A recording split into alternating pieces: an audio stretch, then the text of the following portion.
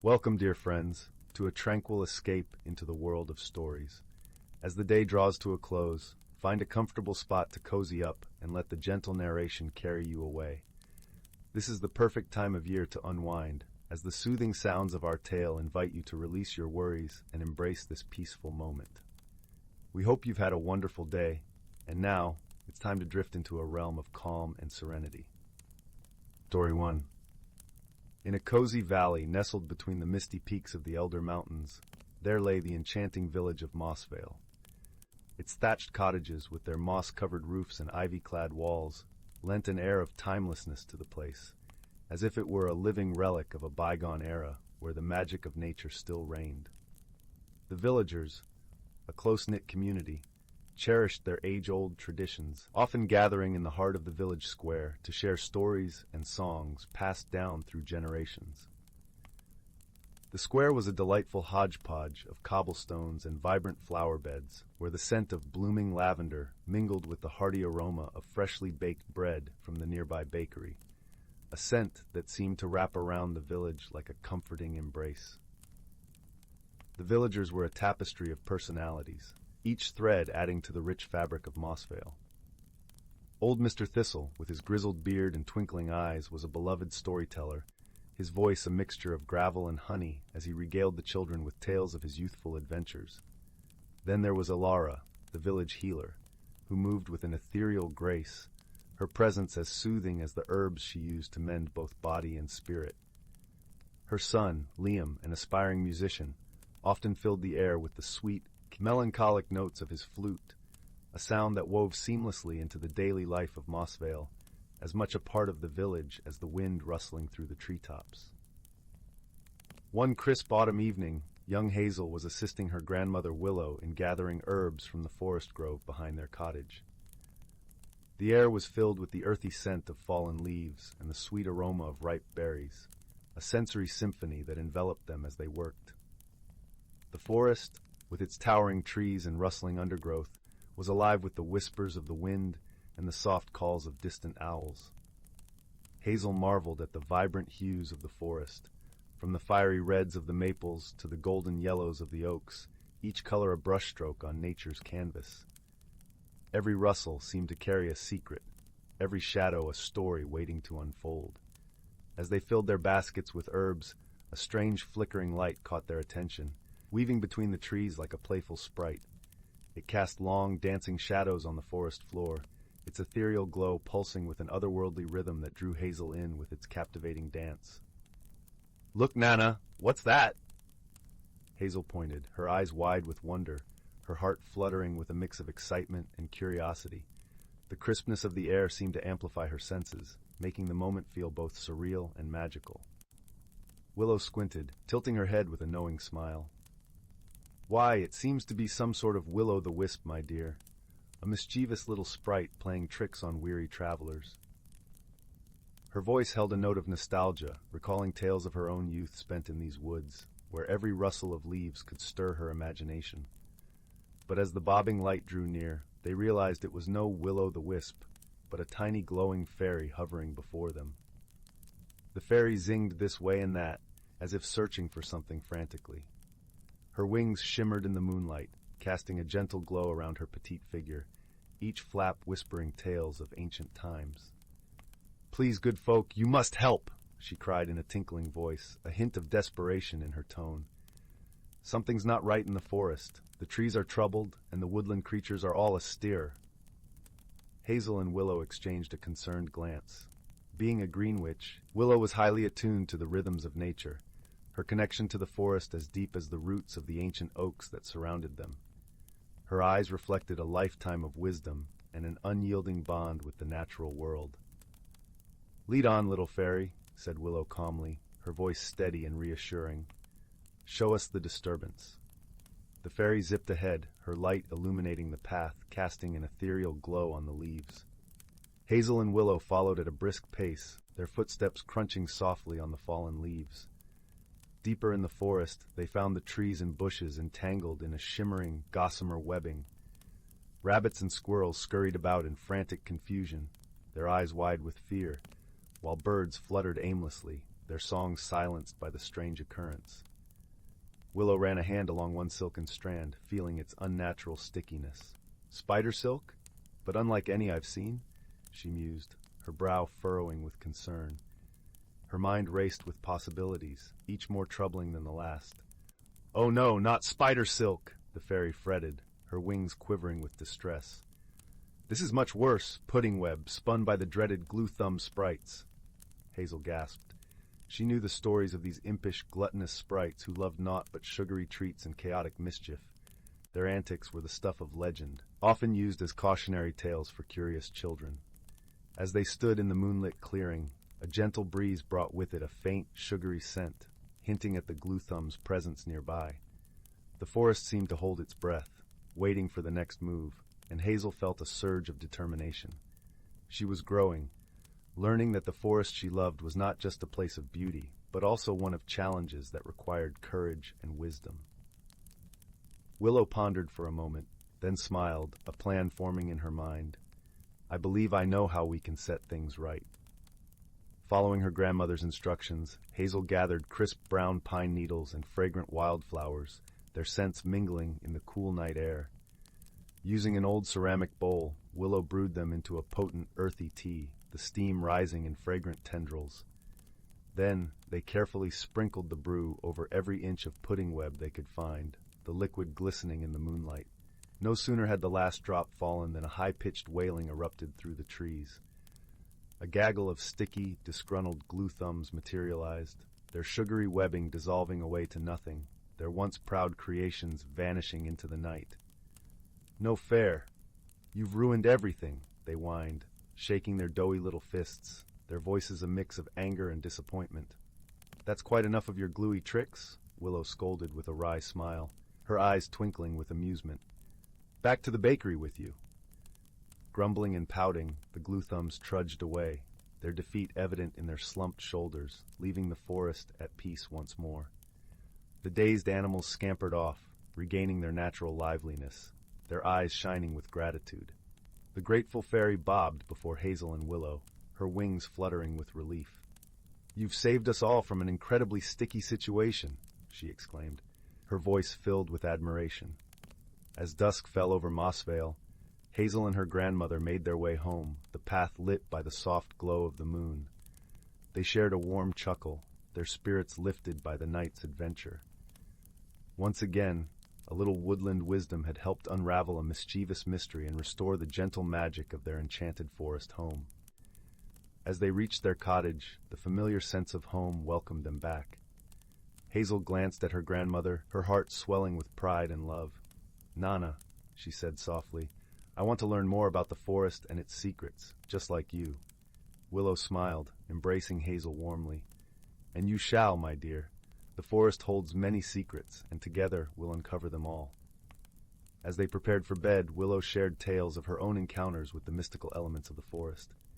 She recounted the time when a wise old owl had guided her to a hidden grove of silvered mushrooms that glowed under the moonlight, or when a playful brook spirit had taught her how to coax the best flavors from the herbs she gathered. Each story added another layer to Hazel's understanding of the forest's mysteries and the bond she shared with her grandmother. Before drifting off to sleep, Hazel spent a moment by the window, gazing out at the forest that seemed to shimmer under the moon's gentle glow.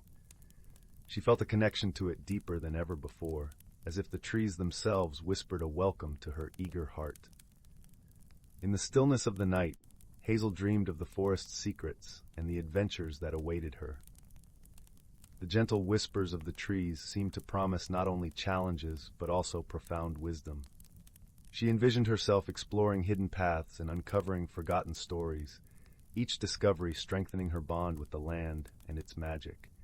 With that promise, they entered their cozy home, the warmth of the hearth enveloping them, knowing that in the heart of Mossvale, magic and wisdom would always light their way. The embers crackled softly in the hearth, casting a gentle glow around the room as Hazel drifted to sleep, dreaming of the secrets waiting to be discovered in the forest she loved so dearly. The night wrapped around the village, a cloak of serenity, as Mossvale and its cherished inhabitants slumbered peacefully, cradled in the arms of the enchanting valley. Story 2. Nestled within the lush, emerald folds of the Whispering Woods lay the quaint village of Willowbrook. It was a place where cobblestone paths wound through clusters of timber-framed cottages, their roofs snugly blanketed in mossy green. In Willowbrook, the air was perpetually infused with the aroma of honeyed pastries and the gentle melodies of birdsong, creating an atmosphere as comforting as a warm quilt on a chilly night.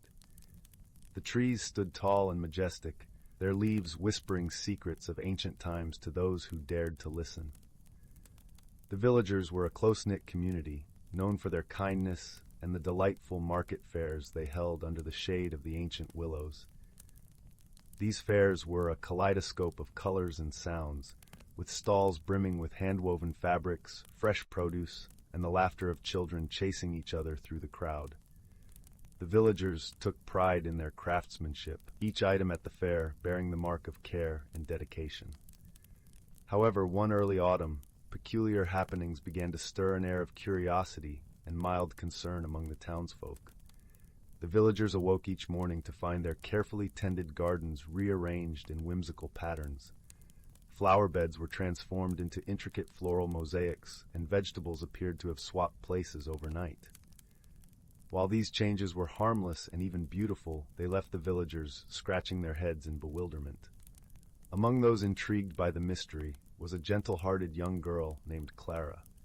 Clara lived in a cozy cottage at the edge of the village with her grandmother, a wise woman who often shared tales of magical creatures that dwelled in the forest. The cottage, with its ivy-clad walls and a porch lined with vibrant potted plants, was a haven of warmth and stories. Clara was known for her curious nature and her ability to notice things others might overlook. Her eyes twinkled like stars whenever she solved a riddle or uncovered a secret, and she approached this new mystery with the same eager spirit. One crisp morning, as the sun painted the sky in hues of gold and amber, Clara set out to investigate. She wandered through the village, her senses attuned to the subtleties of her surroundings.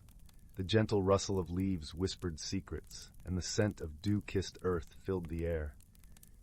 As she passed by the gardens, she noticed tiny footprints, no larger than a sparrow's, imprinted in the soft soil.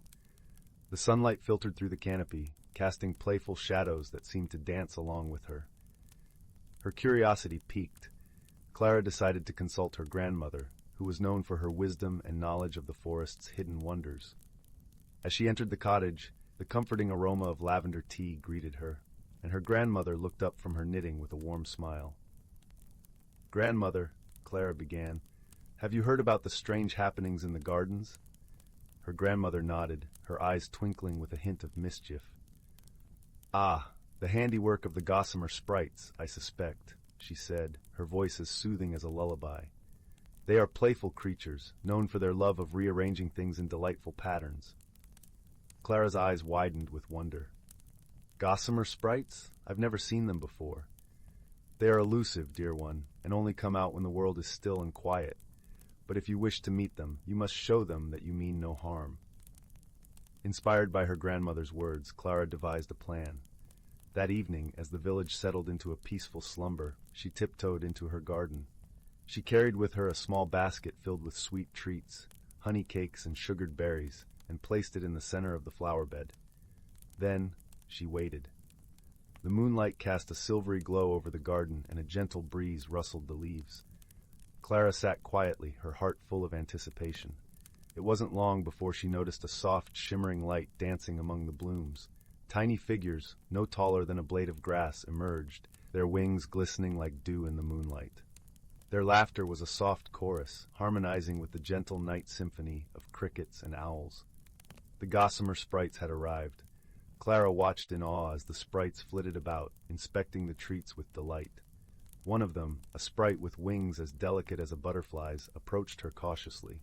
Clara smiled warmly and spoke in a gentle tone. "Hello, little friends. I've left these treats for you. I hope you enjoy them." The sprite's eyes, bright as starlit skies, regarded her with curiosity. Then, with a graceful nod, it gestured for the others to join in the feast. As they nibbled on the treats, Clara noticed how their laughter sounded like the tinkling of tiny bells. Feeling a sense of camaraderie, Clara spoke again. I was wondering if you might share why you've been rearranging our gardens." The sprite fluttered closer, its voice as soft as a whisper in the wind. "We mean no harm. We simply wish to leave a touch of beauty, a gift of whimsy, for the kind-hearted folk of Willowbrook." Clara nodded in understanding, her heart warmed by their intentions. "Your patterns are indeed beautiful, but perhaps you could show us how to create them ourselves, so we can work together." The sprite's wings shimmered with joy at the idea. "We would be delighted to teach you, dear Clara." From that night on, the villagers of Willowbrook awoke not to puzzling rearrangements, but to collaborative creations. Clara and the sprites worked hand in hand, crafting gardens that were not only beautiful, but also a testament to the harmony between humans and magical creatures. The villagers learned to appreciate the sprites' artistry, and the sprites, in turn, found joy in sharing their talents. As the seasons turned and the leaves transformed into a tapestry of fiery colors, the mystery of the whimsical gardens became a cherished story, passed down through generations. Clara, with her keen sense of observation and kind heart, grew up to be a wise mentor herself, teaching others the value of friendship and understanding. Years later, on a particularly blustery autumn day, Clara decided to hold a special gathering in the village square to celebrate the harmony between the villagers and the sprites. The square, with its towering willows draped in golden leaves, became a canvas for shared creativity. Villagers young and old joined hands with the sprites to fashion a magnificent floral tapestry, each petal and leaf placed with care and intention. It was a scene of vibrant beauty that spoke of unity and mutual respect. As the villagers admired their collaborative masterpiece, Clara spoke to them, her voice resonating with the wisdom she had gathered over the years.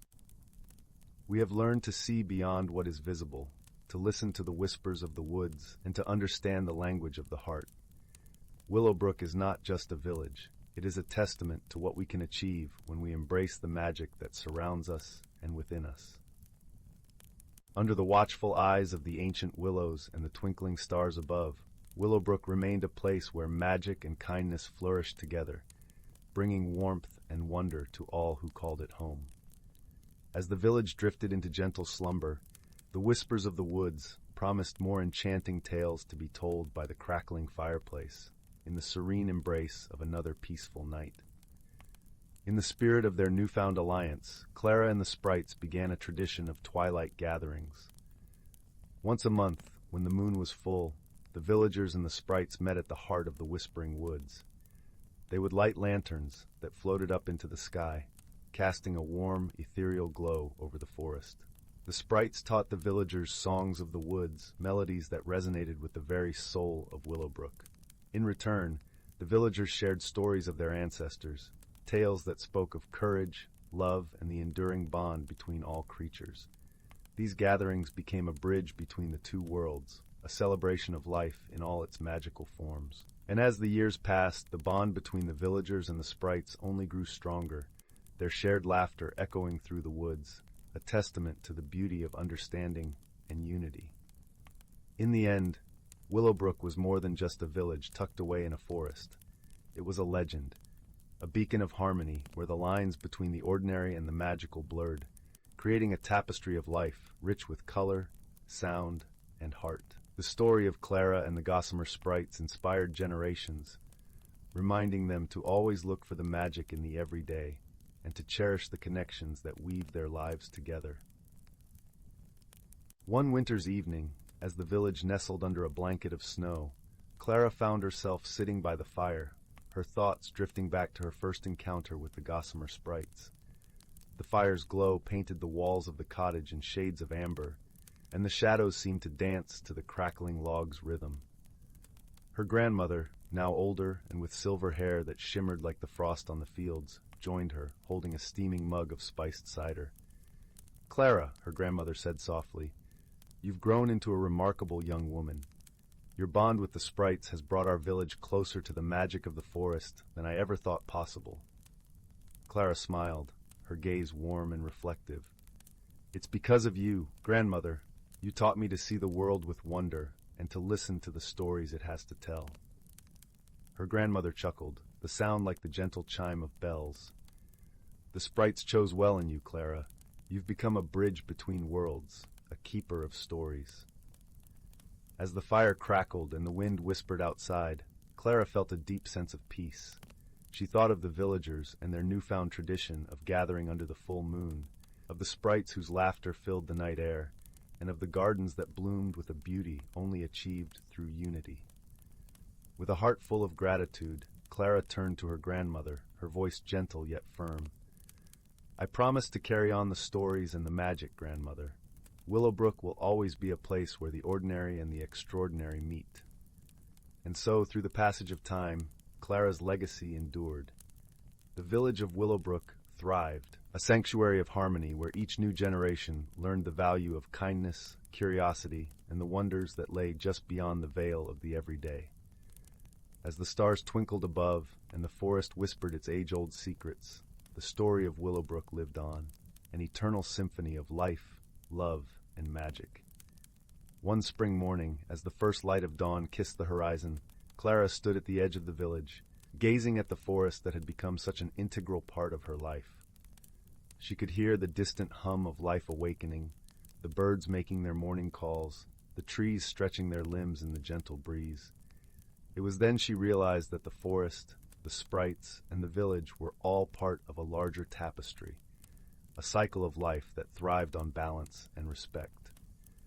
Determined to honor this connection, Clara initiated the Willowbrook Conservatory, a gathering of villagers and sprites dedicated to preserving the natural beauty and magic of the forest. Together, they learned more about the forest's secrets, documenting flora and fauna, and ensuring that both the magical and mundane aspects of the woods were cherished and protected. Under Clara's guidance, the conservatory flourished, becoming a place of learning and wonder. Children from Willowbrook and neighboring villages visited to learn about the symbiotic relationship they shared with the forest. The sprites, delighted by this new partnership, shared their knowledge of hidden trails and enchanted groves, ensuring that the bond between them and Willowbrook only deepened. As the years passed, Clara's influence reached far beyond the village. Willowbrook became a beacon of harmony, a place where people from all over came to witness the exquisite dance of nature and magic. Visitors left with their hearts full, eager to spread the lessons of Willowbrook to their own corners of the world. And so the legacy of Clara and the Gossamer Sprites continued to thrive, a living testament to the power of understanding, unity, and the unending magic of the world around them. The story of Willowbrook, with its rich tapestry of life, love, and possibility, remained a guiding light, illuminating the path for generations to come. One summer evening, as the sun dipped below the horizon, casting a warm glow over the village, Clara gathered the villagers for a special announcement. The air was alive with anticipation, the scent of blooming wildflowers mingling with the crisp evening breeze. Lanterns hung from the branches of the ancient willows, their light flickering like 1,000 stars. Clara stood before her fellow villagers, her eyes reflecting the soft glow of the lanterns. "Friends," she began, her voice carrying the weight of countless stories and shared memories, "we have journeyed far, learning and growing together. Our bond with the forest and the sprites has taught us the beauty of harmony and respect." She paused, allowing her words to settle in the hearts of those gathered. "Tonight, I propose we take another step forward. Let us create a sanctuary, a place where the magic of the forest and the spirit of Willowbrook can flourish, a place where future generations can learn, grow, and continue the legacy we have built." The villagers erupted in applause, their hearts swelling with pride and hope. Inspired by Clara's vision, they set to work, crafting a sanctuary at the heart of the Whispering Woods. With the guidance of the sprites, they planted trees that would grow tall and strong, providing shelter and sustenance for all who called the forest home. As the sanctuary blossomed, it became a haven for creatures of all kinds. Birds nested in the branches, their songs filling the air with melody. Squirrels darted among the trees, their playful antics bringing smiles to the faces of those who watched. Even the shy deer ventured into the sanctuary, their graceful presence a testament to the peace that reigned. Under Clara's watchful eye, the sanctuary became a place of healing and renewal. Villagers and sprites worked side by side, tending to the land and nurturing the delicate balance that sustained them all. Together, they forged a bond that transcended the boundaries of their world, a testament to the enduring power of unity and love. And so, as the sun set on another day in Willowbrook, the villagers gathered around the sanctuary, their hearts full of gratitude for the life they had created together. As the stars twinkled above and the gentle breeze whispered through the trees, they knew that the magic of Willowbrook would live on, a beacon of hope and wonder for all who sought its embrace. Story 3. In the heart of the whispering woods, where the leaves murmured secrets and the air was perfumed with the scent of pine and earth, there lay a hidden world that few knew existed. This world thrived beneath the sprawling roots of ancient trees, where soft moss cushioned the ground and fire danced like tiny stars in the dusky light. It was a place where the ordinary laws of nature bent to the will of magic, a sanctuary for creatures who walked the delicate line between myth and reality. The Whispering Woods was known for its ethereal beauty, a place where the boundary between the physical and magical realms blurred into a harmonious dance. The canopy above was a mosaic of green and gold, filtering sunlight into a delicate lacework of shadows that played upon the forest floor. The air was alive with the melody of bird song, each note weaving into the symphony of rustling leaves and the distant babble of a hidden brook. Every step within these woods was a journey through a world that was both familiar and wondrously new. In this enchanting enclave, there lived a young fox named Leora. Her fur gleamed like autumn leaves caught in the sunlight, a brilliant tapestry of russet and gold. Leora was known for her kind heart and curious spirit, traits that sometimes led her into adventures that others might shy away from. Beneath the canopy of the Whispering Woods, she had made a home among the winding burrows and hidden hollows, reveling in the stories the forest had to tell. Leora's days were filled with exploration and discovery, each moment an opportunity to learn more about her home and its inhabitants. She was a friend to all, from the smallest insect weaving patterns in the dew-drenched grass to the majestic deer that wandered gracefully through the glades. Her heart held an innate understanding of the forest's rhythms, and she moved with a grace that mirrored the wind's gentle caress through the trees. One crisp morning, as the forest stirred from its slumber beneath a blanket of mist, Leora embarked on her daily exploration. Her paws brushed against the cool earth, leaving delicate prints that quickly faded into the soft loam. The chill of the morning air wrapped around her, invigorating her senses as she paused to drink from a sparkling stream, its waters as cold and clear as crystal. A gentle breeze carried the scent of blooming wildflowers and distant rain, enveloping her in the forest's embrace. It was on this morning that Leora discovered something truly extraordinary, a small, glistening sphere nestled among the roots of a towering oak. The sphere was no larger than a pebble, yet it shimmered with an ethereal light that seemed to pulse with every heartbeat of the forest. Leora's eyes widened with awe as she gently nudged it with her nose. Instantly a warmth spread through her, like the first rays of dawn breaking through the darkness. The sphere felt alive, as if it held within it a piece of the forest's soul. Curiosity piqued, Leora decided to carry the sphere with her, tucking it safely beneath her paw. As she continued her journey, she noticed subtle changes around her. The colors of the forest deepened, each hue more vibrant than before. The sounds of the woodland creatures became a harmonious symphony, a melody that resonated with the rhythm of her heart. It was as though the sphere had awakened a hidden magic within the forest, revealing its wonders in a way she had never experienced. As the day unfolded, Leora met with her dear friend, an owl named Orin. Orin was wise and gentle, his feathers a soft mosaic of browns and creams. He perched upon a low branch, his large eyes twinkling with curiosity as he watched Leora approach. "Good morning, Leora," Orin hooted softly, his voice as soothing as the rustle of leaves. "What brings you such joy today?" Leora carefully placed the sphere before him, her voice a whisper of excitement. "Look what I've found, Orin. It's magical, isn't it?" Orin studied the sphere with a keen eye, nodding slowly. "Indeed, it is a thing of beauty. But be wary, Leora. Magic, while wondrous, can also be unpredictable." Leora nodded, understanding the wisdom in Orin's words. Yet, She could not help but feel that the sphere had come to her for a reason, a gift from the forest itself. Together, they pondered the sphere's purpose, their minds weaving possibilities as the forest bathed in the warm glow of the afternoon sun. As shadows lengthened, Leora felt a gentle tug at her heart, as though the sphere were guiding her towards something yet unseen. Perhaps it wishes to show us something, Leora mused aloud, her gaze drifting toward the depths of the forest. Orin nodded, his eyes reflecting the golden light. Then let us follow where it leads. With the sphere nestled safely in her fur, Leora and Orin journeyed deeper into the woods, their path lit by the soft glow of the sphere. The forest seemed to welcome them, the trees parting gracefully to reveal a trail that wound through the heart of the whispering woods. As they walked, the air grew warmer, filled with the sweet scent of wildflowers and the gentle hum of bees. The light around them shimmered, casting playful patterns upon the ground. Leora felt a sense of peace envelop her, a deep connection to the forest and all its inhabitants. Their journey led them past a grove of ancient trees, their trunks thick with the wisdom of ages.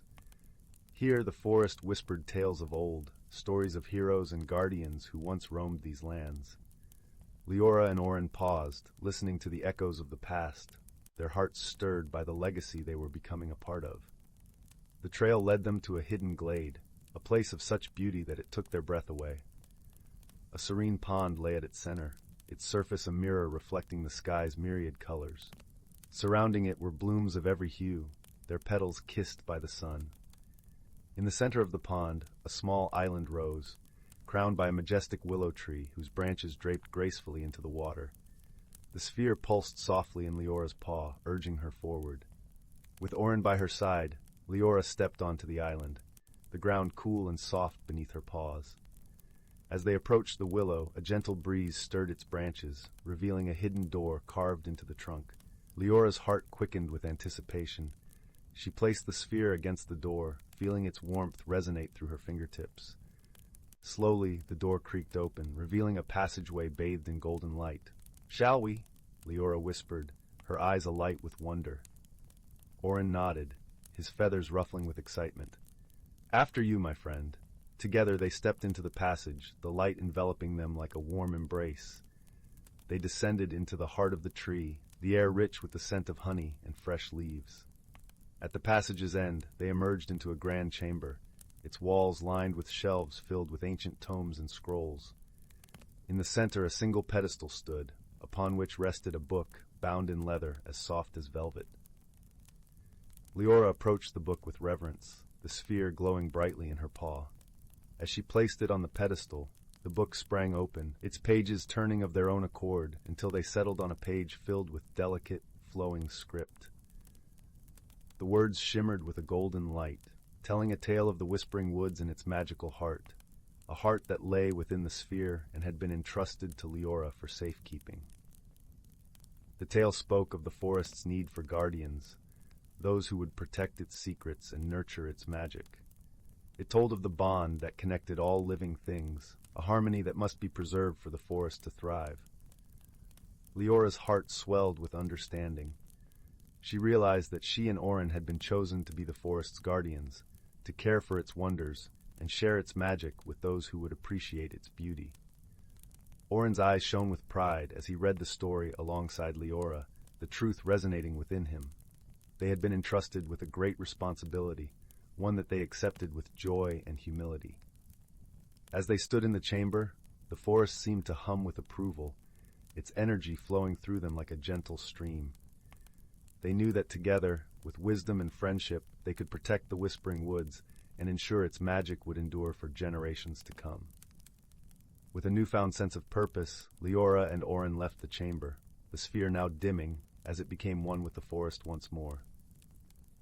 They returned to the glade, the beauty of the world around them more vibrant than ever.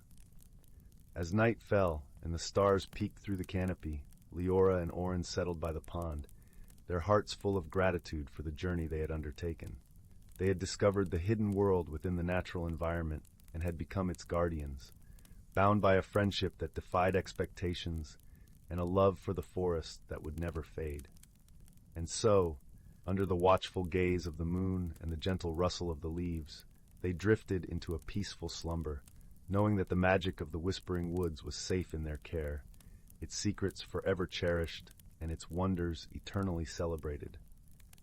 The forest, in its infinite wisdom, had chosen well, entrusting its heart to those who would protect it with the purity and strength of their bond. As Leora and Orin slept, the Whispering Woods continued to thrive, a sanctuary of magic and mystery, its secrets whispered only to those with hearts pure enough to hear. As dawn approached, the forest began to awaken, the first light of day casting a gentle glow through the trees. Leora stirred, blinking sleep from her eyes as she listened to the gentle chorus of morning.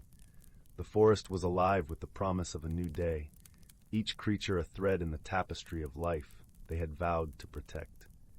A sense of fulfillment warmed her heart, a knowledge that their journey was just beginning.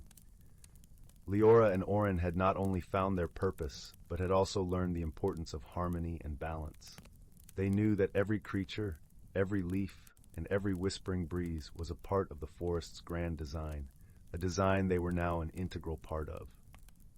That morning, as the dew sparkled on the grass and the sun rose to paint the sky with hues of rose and gold, Leora and Orin set out on their first day as guardians.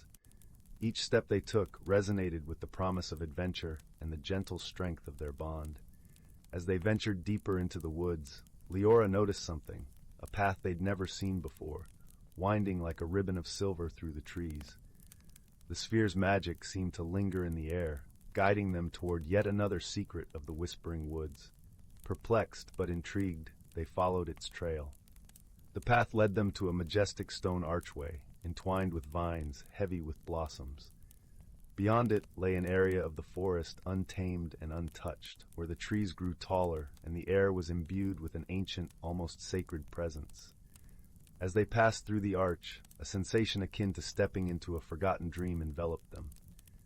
In this secretive alcove, they discovered a circle of elder beings, ancient guardians of the forest who had watched over the woods for centuries. Their presence was both formidable and reassuring, their eyes wise with the knowledge of countless seasons. One of the elders, a venerable stag with antlers like the branches of a great oak, stepped forward. His voice, deep and resonant, echoed through the clearing. "Welcome, young guardians. You have been chosen not by chance, but by the very heart of the forest."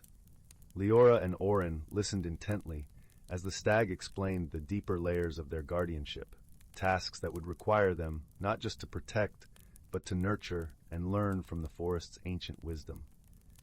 They were to become part of a lineage of protectors, learning the forest's secrets and sharing them with those who could be trusted.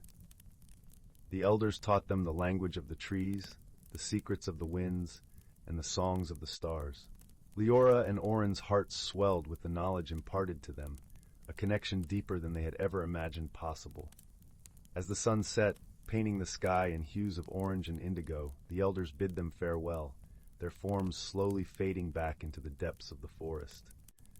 Leora and Orin returned to their glade, the weight of their newfound wisdom both humbling and exhilarating.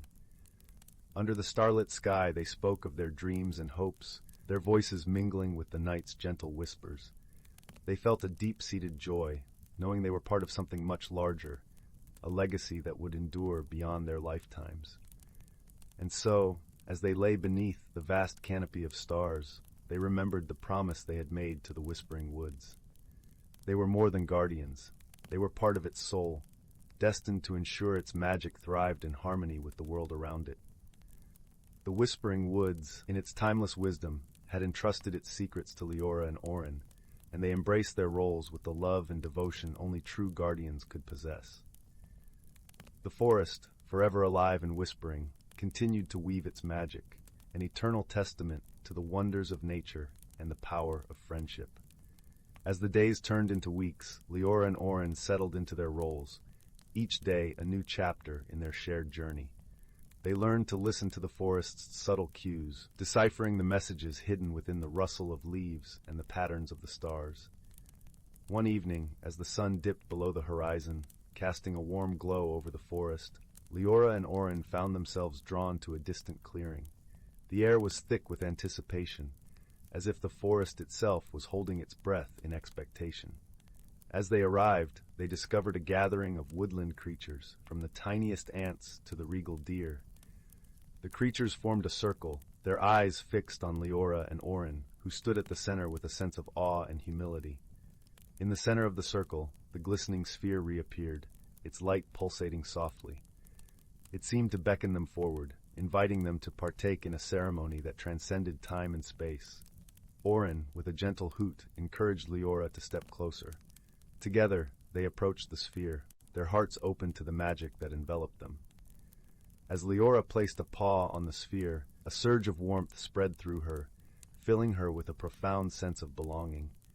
The sphere responded to their touch, its light expanding to encompass the entire clearing.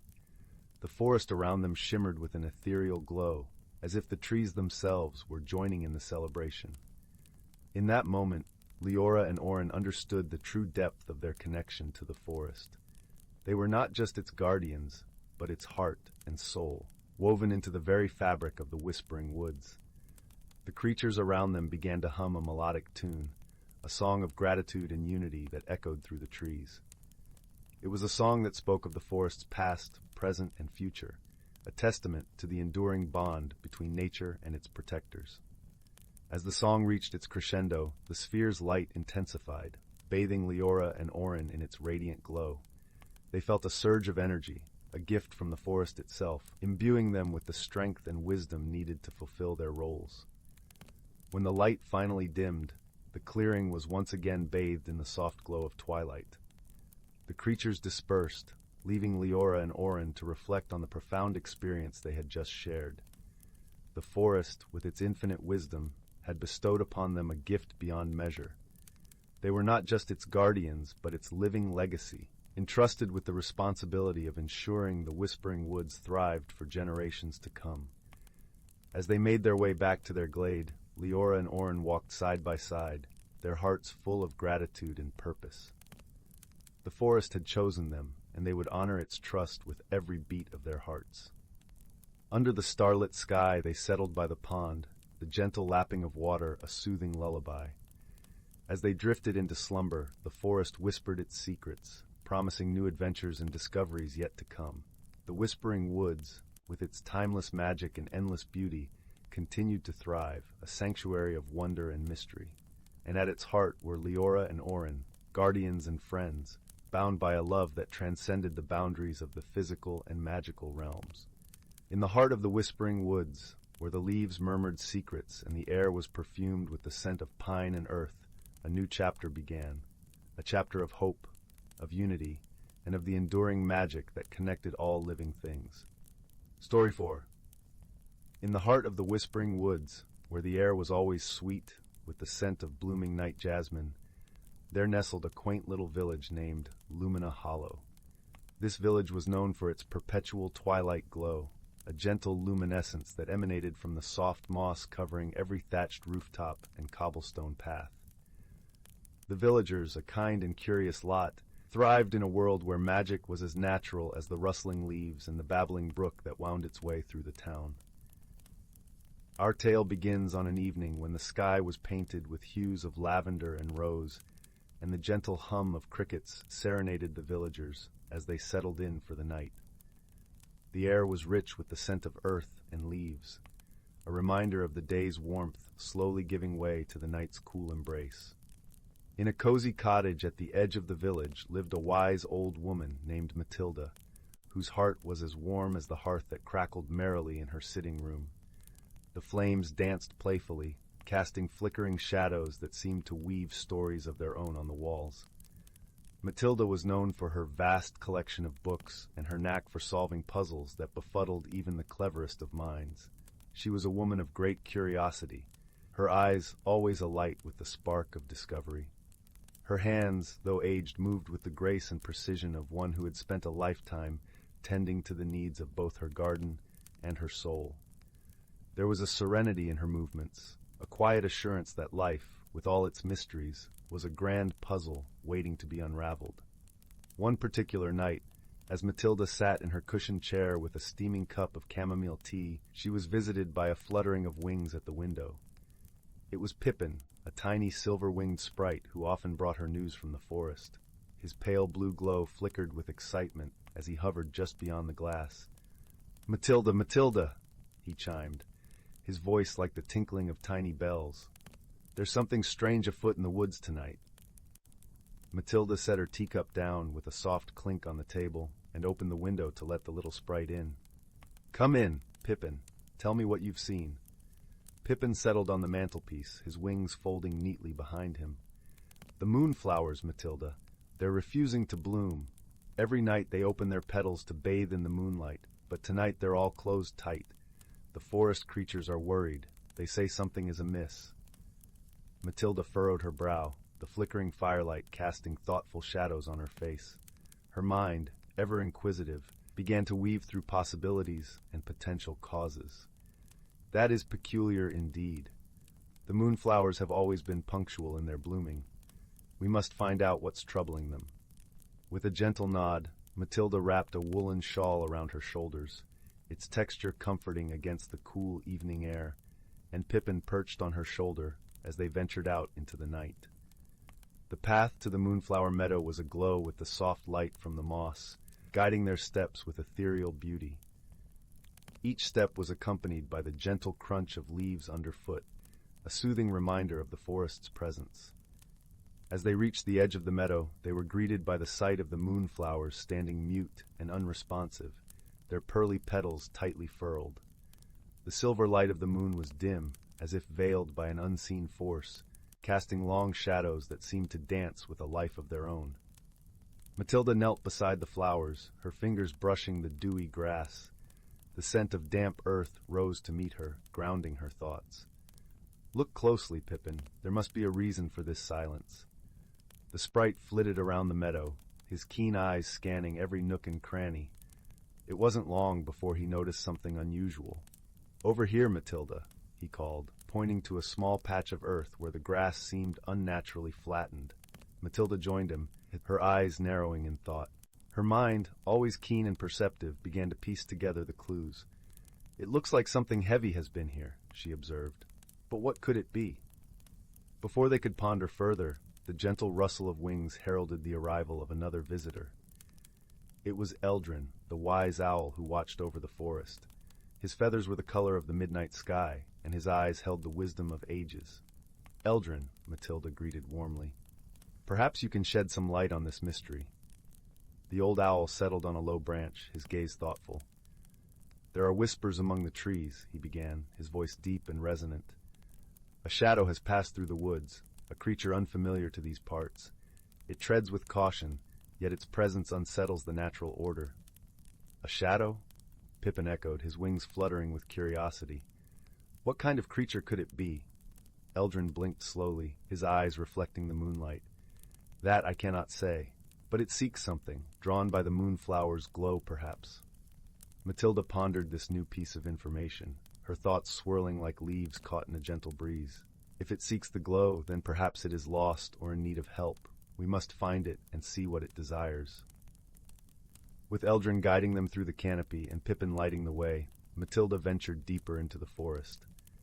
The trees, ancient and wise, seemed to whisper secrets as they passed, their leaves brushing together in a symphony of rustling. The air was alive with the songs of nocturnal creatures, each adding their voice to the chorus of the night. As they moved deeper into the woods, they came upon a grove where the trees grew in a perfect circle. Matilda paused, recognizing the place as the Circle of Whispers, a sacred meeting place for creatures of the forest. The air here was thicker, charged with the energy of countless gatherings. The whispers of past meetings seemed to echo in the wind, brushing against their skin like a gentle caress. In the center of the grove, they found the creature that had caused the disturbance. It was unlike any Matilda had seen, lying curled at the base of an old oak. It was large and covered in iridescent scales that shimmered with every hue imaginable. Its eyes, though closed, seemed to hold a sadness that tugged at Matilda's heart. Approaching cautiously, Matilda spoke in soft tones. "Hello, friend. We mean you no harm. What brings you to our woods?" Slowly, the creature opened its eyes, revealing a deep, oceanic blue. "I am Lyra," it murmured, its voice a gentle rumble. "I come from the sea, drawn by a melody I cannot forget. I seek the source, yet I find only silence." Matilda listened, her heart full of empathy. The weight of Lyra's loneliness echoed in her own soul, a reminder of the times she had felt the vastness of the world pressing down on her. The moonflowers, perhaps, their glow is like a song to those who can hear it.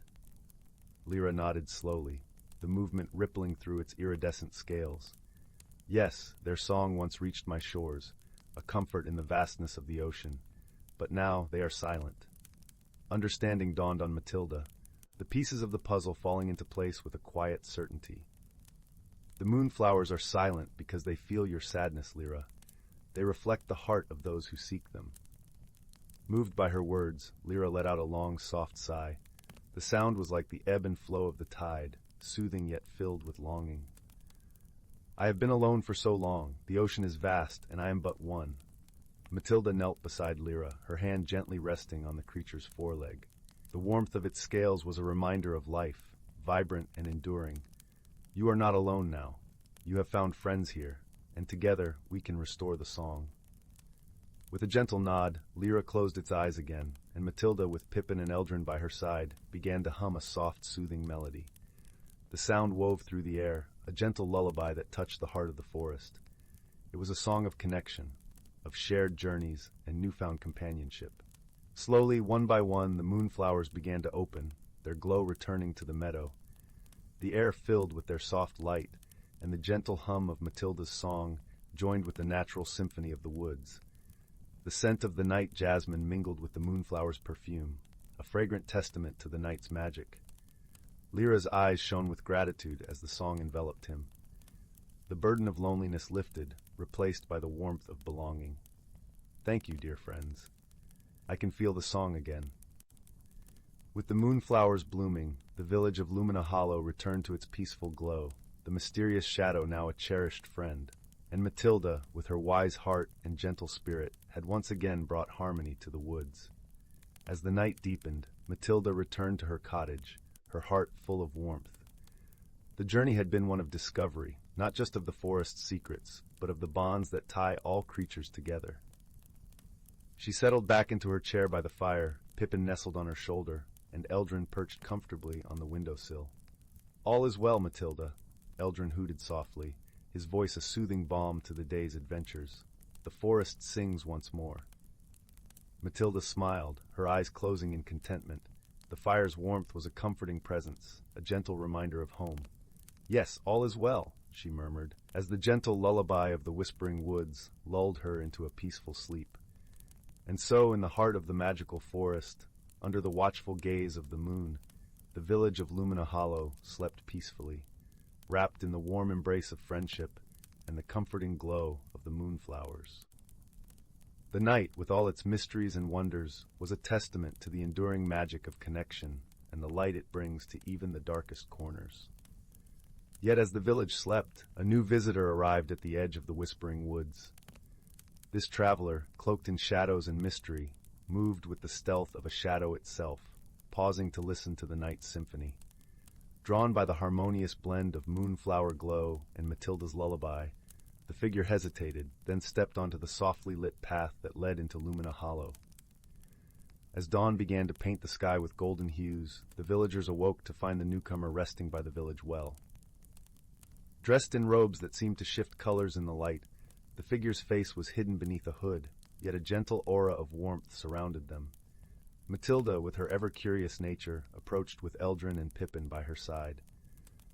"Welcome to Lumina Hollow," Matilda greeted, her voice kind and inviting. "What brings you to our village at such an early hour?" The stranger lowered their hood, revealing a face both ageless and wise. "I am a seeker of songs and stories." They answered, their voice a harmonious blend of notes. "The melody of this place called to me across the winds.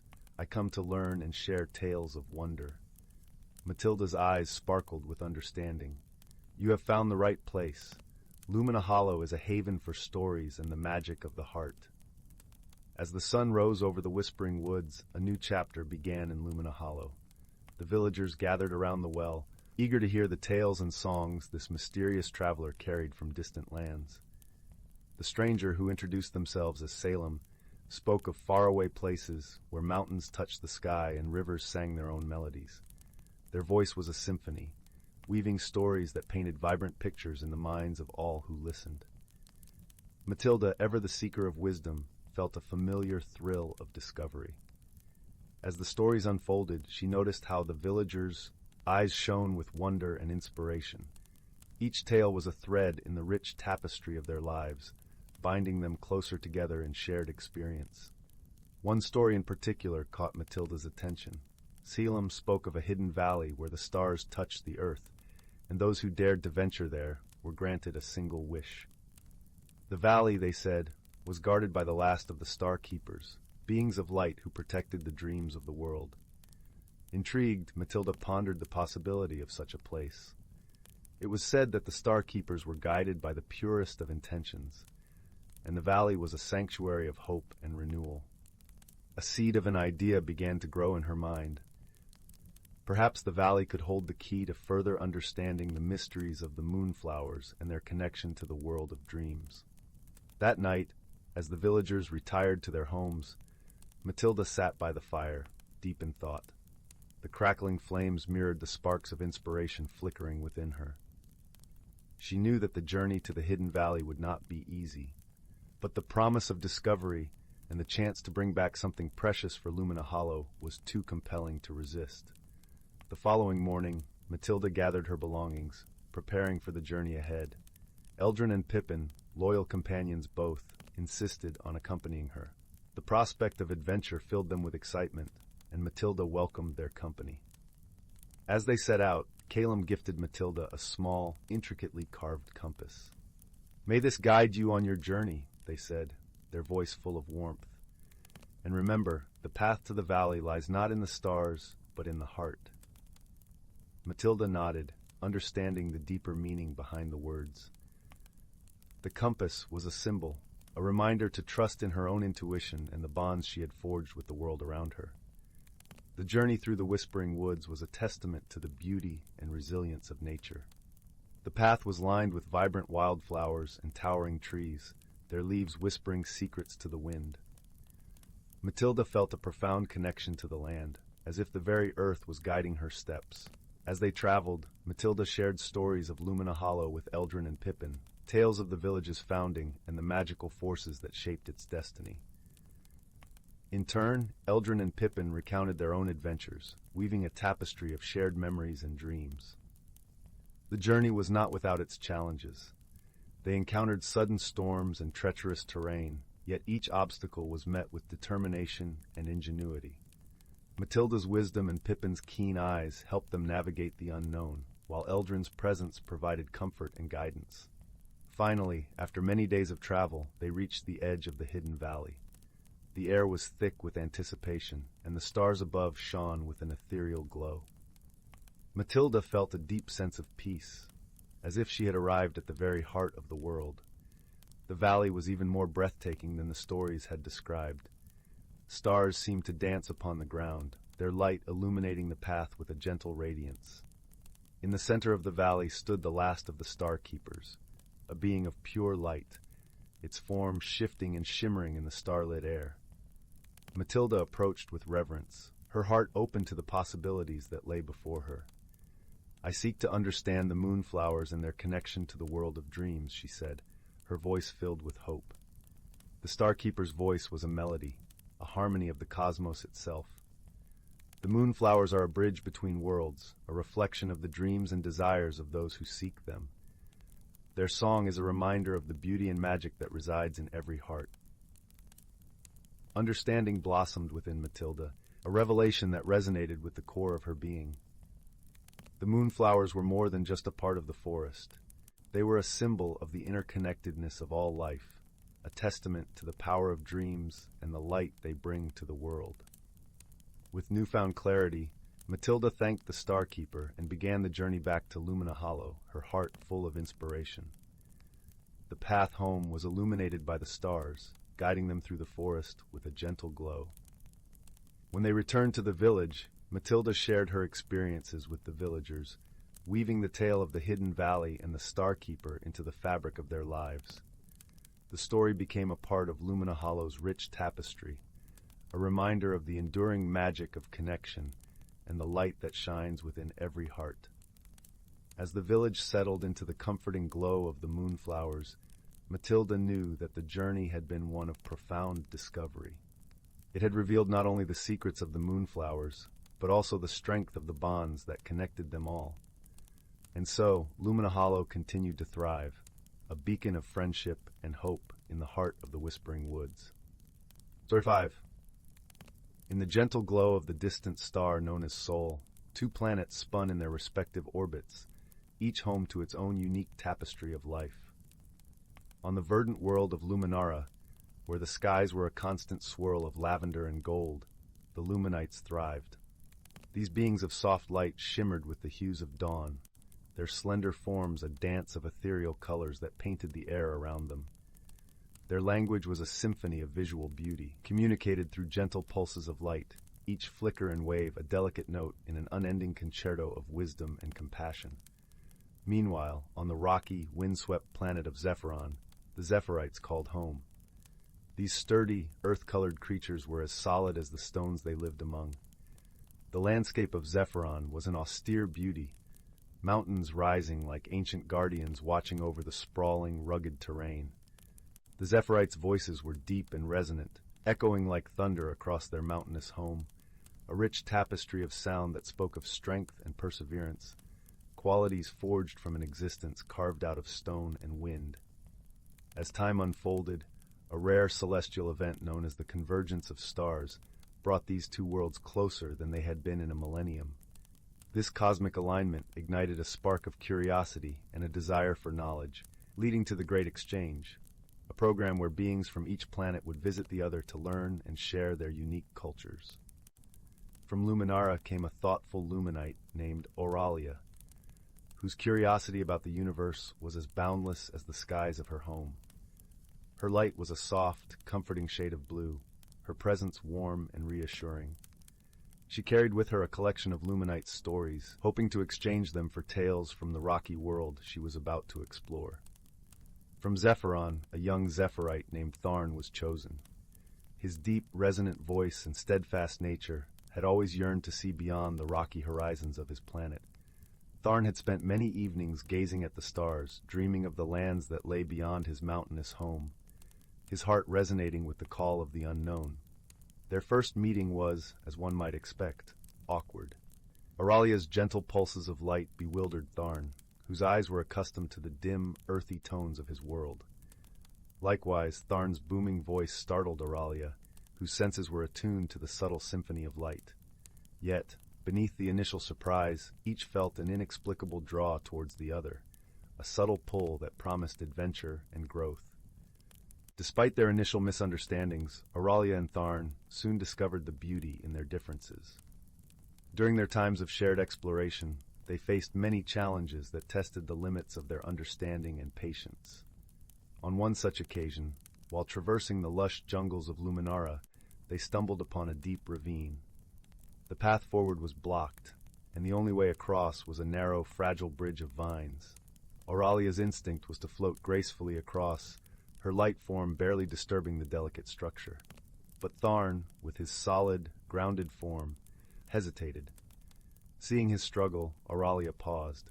In that moment, she realized that not everyone could glide through life as she did. Some needed a firmer footing, a different path. Tharn, she pulsed softly, her light a comforting glow in the deepening dusk. Perhaps together we can find a way across. Tharn nodded, his voice a rumble that seemed to blend with the distant thunder of their surroundings. Together, he agreed, his tone steady and reassuring. The solution came in the form of a new path they forged together. Auralia used her light to guide, illuminating hidden footholds and sturdy branches, while Tharn, with his strength, reinforced the bridge with additional supports. They crossed the ravine not as separate beings, but as a team, each complementing the other's strengths. Their journey continued with a myriad of adventures, each leaving them with a deeper understanding of one another. They learned to appreciate the different ways they experienced the universe: light and sound, softness and strength. As they traveled, they encountered other Luminites and Zephyrites who were part of the Great Exchange, each with their own stories and experiences to share, weaving a larger tapestry of connection between the two worlds.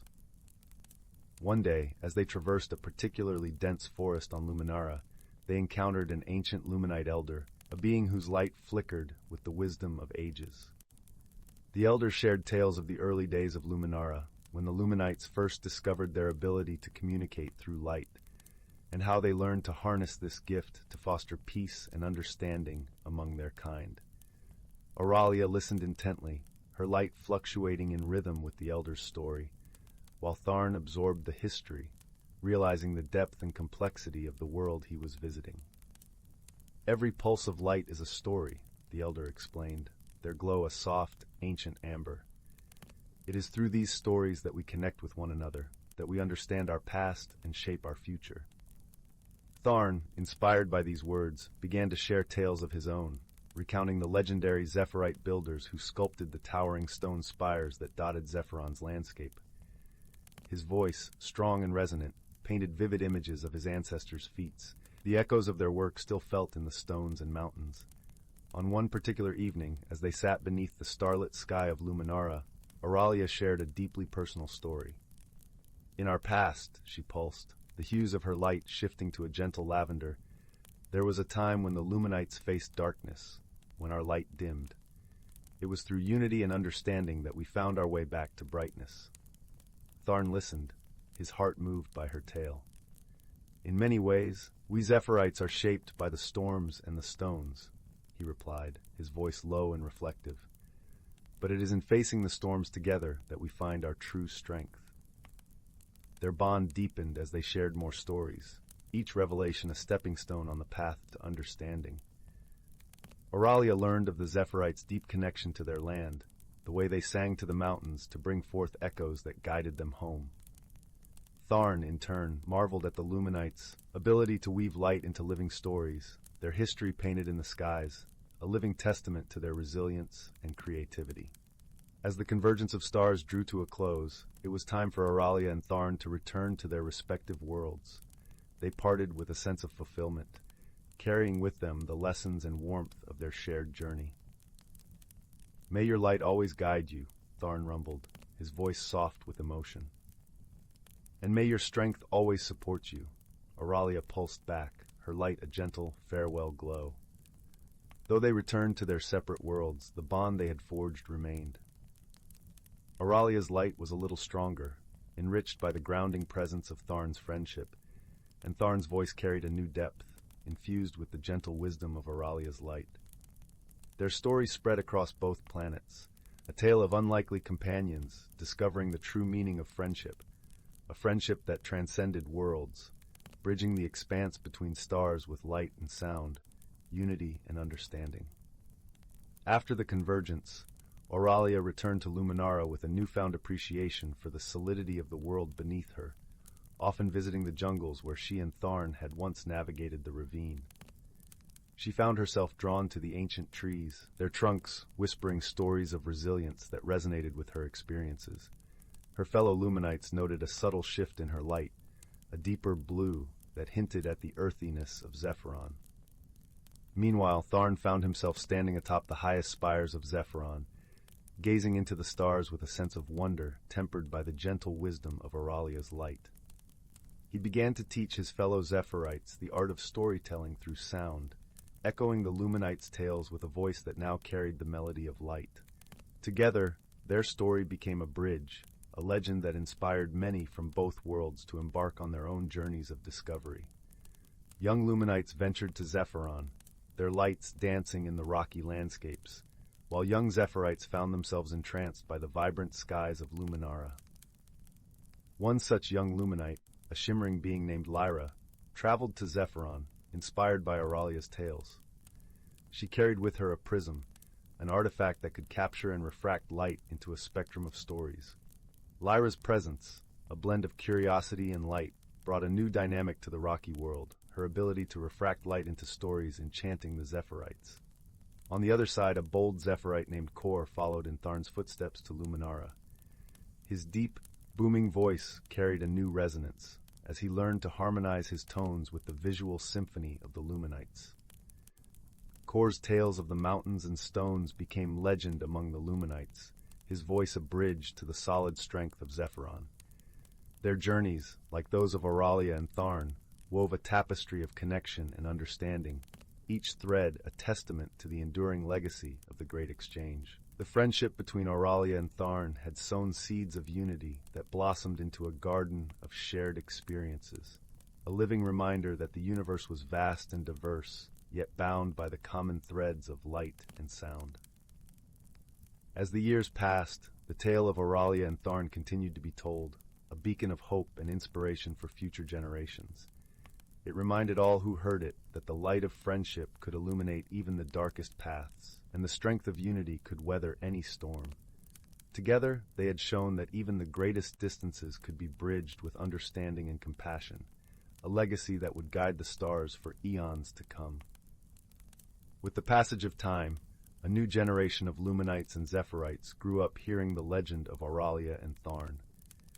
Inspired by their tale, a group of young explorers from both planets decided to embark on their own journey, seeking to uncover new mysteries and strengthen the bonds between their worlds. Among them was a Luminite named Seraph, whose light was a vibrant orange, and a Zephyrite named During, whose voice carried the undertones of a gentle breeze. Their mission was to explore the uncharted regions of both planets, to map out new paths and discover hidden wonders that could enrich the understanding of their intertwined cultures. As they set out, the memory of Auralia and Tharn's adventures guided them, their legacy a compass that steered the new explorers toward unity and collaboration. In the unexplored depths of Zephron's caverns, Seraph's light illuminated ancient carvings on the walls, stories etched in stone by generations long past. Durin's voice, resonating through the caverns, brought the stories to life, the echoes weaving a tapestry of sound and light that revealed the history of a forgotten age.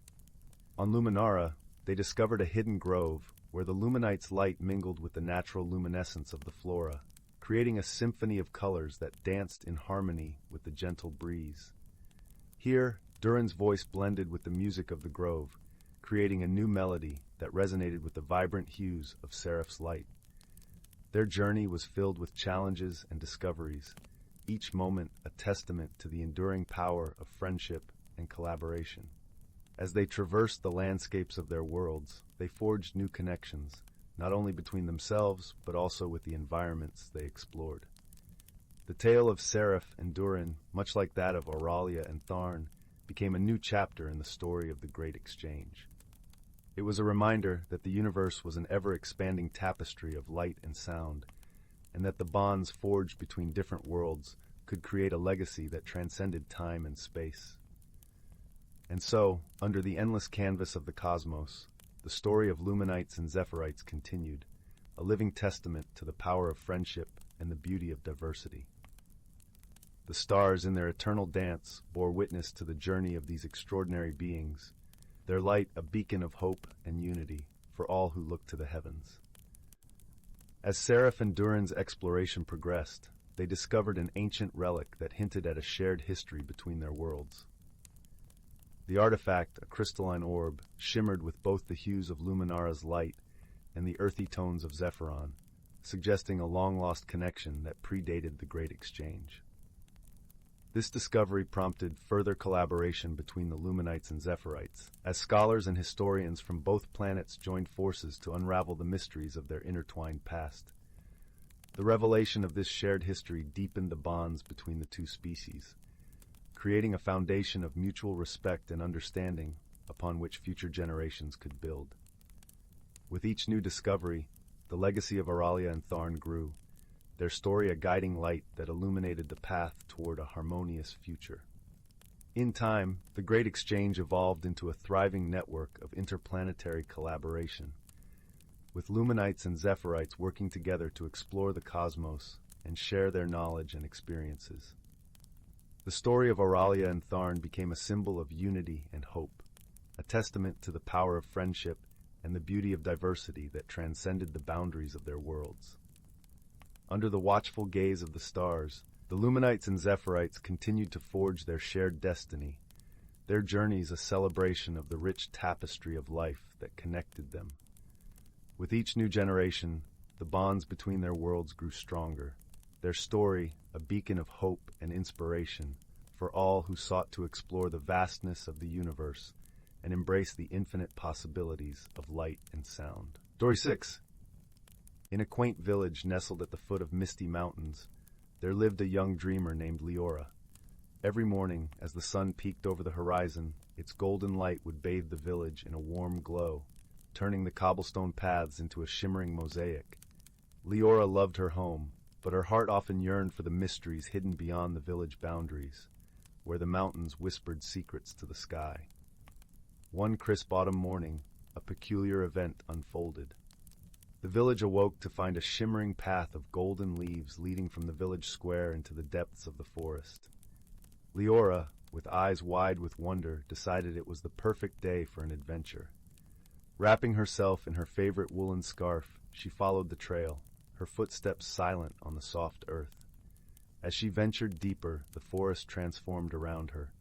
The trees stood tall and ancient, their boughs adorned with glistening dew that twinkled like stars in the dappled sunlight. The air was filled with the sweet scent of pine and the gentle rustle of leaves that whispered stories of old. Leora's heart fluttered with excitement and a touch of nervousness, but she pressed on, her curiosity outweighing her fears. Soon she came upon a clearing where a gentle stream wound its way through smooth, moss-covered stones. Beside the stream sat an extraordinary sight, a circle of mushrooms, each one a different shade of the rainbow, and dancing atop them were tiny, luminescent creatures with gossamer wings. "Welcome, dear traveler," chimed a voice as soft as a breeze. Elara blinked in surprise as one of the creatures, a sprite with wings like the morning sun, fluttered closer. "I am Lumina, guardian of the glimmering grove," the sprite introduced herself, her voice a gentle melody. Elara smiled, feeling a warmth spread through her. "Hello, Lumina. I've never seen anything like this before," Elara marveled, taking in the enchanting scene around her. Lumina's eyes sparkled with delight. "Few have ventured this far, for the path is hidden to all but the truly curious and brave," she said. "Would you like to join our dance and learn the secrets of the forest?" Without hesitation, Elara nodded, stepping into the circle of mushrooms. As she did, the forest seemed to exhale, and the air around her shimmered with magic. The sprites began to twirl and spin, their laughter like the tinkling of tiny bells. Elara joined in, her movements guided by the music that seemed to spring from the very earth beneath her feet. As they danced, Lumina shared tales of the forest, of ancient trees that remembered the dawn of time and streams that sang of distant lands. Elara listened with rapt attention, her heart swelling with the joy of discovery. When the dance came to an end, Lumina bestowed upon Elara a single, radiant feather. "This is a token of your courage and the friendship you have shown us," Lumina said. "May it remind you to always seek the unknown, for there is beauty in every corner of the world." With a grateful heart, Elara accepted the feather, feeling its warmth against her palm. She knew the day was drawing to a close, and it was time to return to her village. Lumina and the sprites accompanied her to the edge of the forest, where the golden leaf path began. "Thank you for the adventure," Elara said, her voice filled with gratitude. "I will cherish this day forever." Lumina nodded, her wings catching the last rays of the sun. "Remember, Elara, the world is vast and full of wonders. Never stop exploring." With a final wave, Elara made her way back to the village, her heart light and her spirit renewed. As she entered her home, she placed the feather on her windowsill, where it caught the moonlight and glowed softly, a beacon of the adventures yet to come. And so, as the village slept under a blanket of stars, Elara drifted into dreams filled with luminescent sprites and enchanted forests, her soul humming with the song of courage and exploration. In her heart, she knew that the world was her canvas, waiting for her to paint it with her dreams. Story 7. Once upon a time, in a quaint village nestled between rolling hills, there lived a young girl named Lily. Like most children her age, Lily loved playing outdoors and exploring the wonders of nature. One crisp autumn afternoon, while chasing a kaleidoscope of falling leaves, she stumbled upon a peculiar sight. Beneath a towering oak tree lay a tarnished metal box, half buried in the earth. Curiosity piqued, Lily knelt and began brushing away the soil, revealing an ornate pattern etched into the lid. As her small fingers traced the intricate design, something extraordinary happened. the box began to glow with a warm, golden light. Startled yet entranced, Lily watched as the light pulsed in rhythm with her heartbeat. She instinctively knew this was no ordinary box. It held a magic unlike anything she had ever encountered. Just then, a rustling in the nearby bushes caught her attention. Out hopped a sprightly rabbit with eyes that twinkled like starlight. "Greetings, young one," the rabbit spoke, its voice soft and melodic. "I am Sage, guardian of the luminous box. You have awakened an ancient power." Lily's eyes widened in wonder. "A talking rabbit? But how is this possible?" Sage chuckled. "In this world, anything is possible for those with open hearts and curious minds. The luminous box has chosen you as its new keeper, a role of great responsibility." As if on cue, a wise old owl swooped down from the branches above. "Fear not, little one," the owl hooted. "We shall guide you on this journey. I am Athena, keeper of knowledge." And so began Lily's extraordinary adventure. With Sage and Athena as her companions, she learned that the luminous box held the power to illuminate the truths hidden within all living things. Its magic could reveal the innermost thoughts, fears, and desires of anyone who gazed into its radiant depths. However, with such power came a great challenge: using it wisely and with compassion. For the box's light could be a beacon of understanding or a harsh glare that exposed too much.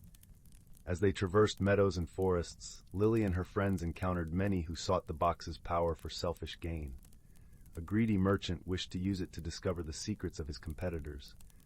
A bitter recluse hoped to expose the flaws of those who had wronged him. In each instance, Sage and Athena gently guided Lily towards a path of empathy and kindness. They taught her that true wisdom came not from exploiting others' vulnerabilities, but from embracing them with open hearts. One day, they came upon a village engulfed in turmoil. Neighbors had turned against one another, fueled by mistrust and suspicion. Lily knew the luminous box could reveal the truth behind their conflicts, but she also understood the risk of causing further harm. With Sage and Athena's counsel, she decided to approach the villagers not with the box's power, but with a listening ear and a compassionate spirit. One by one, she heard their stories, their fears, and their hopes. As the villagers opened up, they began to recognize the common threads that bound them together. The petty grievances that had once seemed insurmountable faded, replaced by a newfound understanding and desire for reconciliation. In that moment, Lily realized the true magic of the luminous box. It had illuminated not the secrets of others, but the depths of her own heart. She had learned that wisdom often lies not in revealing truths, but in creating an environment where truths can be shared freely and without judgment. From that day forward, Lily carried the luminous box not as a tool of revelation, but as a reminder of the power of empathy, compassion, and open-hearted listening. She continued her journey, sharing its gentle light with those in need of understanding and acceptance. And whenever the weight of her responsibility felt overwhelming, Sage and Athena were there to remind her that the greatest magic of all was the ability to touch the hearts of others with kindness and wisdom. As the evening sun dipped below the horizon, painting the sky in hues of amber and rose, Lily would often sit beneath the old oak tree, recounting her adventures to the fireflies that danced among the branches. And in their twinkling lights she saw the warm glow of the luminous box, a testament to the extraordinary magic that can be found in the most ordinary of places, if only one has the courage to look with an open heart. Story 8. In the heart of the whispering woods, where the trees wore cloaks of emerald leaves and the air was sweet with the scent of honeysuckle, a quaint village lay nestled amidst the gentle hills. This village, wrapped in the tender embrace of nature, was home to creatures both ordinary and magical, living together in harmony. One evening, as the golden sun dipped below the horizon, casting a warm glow over the land, a peculiar event occurred. The villagers awoke to find that all the colors in their world had shifted. The sky was a soft lavender instead of blue, the grass was a vivid shade of turquoise, and the roses in the village gardens bloomed in hues of vibrant orange and indigo. The change was not alarming, but it was certainly curious. Among the villagers was young Aiden, a thoughtful boy with eyes the color of a summer storm and a heart full of curiosity. His best friend, a small, wise fox named Bramble, trotted by his side, her fur a fiery red that seemed to shimmer in the twilight. Together they were known for their adventures throughout the Whispering Woods, often unraveling small mysteries and helping their neighbors. Perplexed by the sudden color change, Aiden and Bramble decided to visit the village's revered sage, the gentle owl known as Elder Moonfeather. His home was a cozy hollow in a towering oak tree, lined with soft moss and illuminated by the glow of dozens of tiny fireflies. As they approached, Elder Moonfeather greeted them with a warm hoot, his eyes twinkling like twin stars. "Ah, Aiden and Bramble, what brings you to my humble abode on such a peculiar evening?" Aiden explained the situation, describing the kaleidoscope of colors that had transformed their village. Elder Moonfeather listened intently, nodding his feathery head. "Such a phenomenon is rare indeed," he mused, "but not unheard of. Long ago, a similar event occurred, and it was said to be the work of the Prism Spirit." Bramble's ears perked up at the mention of the Prism Spirit, a legendary creature known for weaving rainbows across the sky. "Do you think the Prism Spirit is responsible for this?" she asked, her voice full of wonder. Elder Moonfeather chuckled softly. "The Prism Spirit is known to play tricks, but never with ill intent. It is likely a playful reminder of the beauty and change. To understand its message, you must visit the Crystal Cavern, where the spirit dwells." Determined to solve the mystery, Aiden and Bramble set off at dawn, guided by the gentle light of the morning sun. The path to the Crystal Cavern wound through the heart of the forest, where every leaf whispered secrets of the past, and every shadow danced in harmony with the light. As they traveled, they encountered various woodland creatures who offered guidance. A family of deer pointed the way with graceful nods, while a chorus of birds sang tunes that filled the air with music, lifting their spirits and keeping them on course. Finally, Aiden and Bramble reached the entrance of the Crystal Cavern, a majestic archway draped with ivy and glistening with dew. Inside, the cavern sparkled with countless crystals, each reflecting light in a dazzling array of colors. At the heart of this wondrous place, the Prism Spirit awaited. The spirit, a luminous being woven from the colors of the rainbow, greeted them with a radiant smile. "Welcome, young seekers. I trust you have enjoyed the vibrant transformation of your world?" Aiden nodded, his curiosity piqued. "We have, but we seek to understand your message. Why have you changed the colors of our village?" The Prism Spirit's laughter was like the tinkling of wind chimes. "Sometimes, the world needs a gentle reminder of the beauty found in change and diversity. Colors, like life, are ever-changing, and each hue brings its own joy. My gift to your village is a celebration of this truth." Bramble, wise in her own right, added, "And perhaps your gift encourages us to see the world anew, with fresh eyes and open hearts." "Precisely," the Prism Spirit replied, glowing with approval. "Embrace the changes, and you will find beauty where you least expect it." With their questions answered and their hearts full, Aiden and Bramble thanked the Prism Spirit and began their journey home. As they walked, the colors of the forest seemed even more vibrant, each shade telling a story of its own. When they returned to the village, they shared the Prism Spirit's message with their friends and neighbors. The villagers, inspired by the revelation, began to see their world in a new light, appreciating the tapestry of colors that had painted their lives. As the sun set once more, casting its gentle glow over the land, Aiden and Bramble sat by the edge of the village, watching the colors of the sky shift and blend like a living masterpiece. They realized that, like the changing colors, each day brought its own unique beauty, and it was up to them to embrace it with open hearts and curious minds. And so, with a sense of peace and wonder, they drifted into sleep, comforted by the knowledge that the world was a place of endless possibility, just waiting to be discovered. Story 9.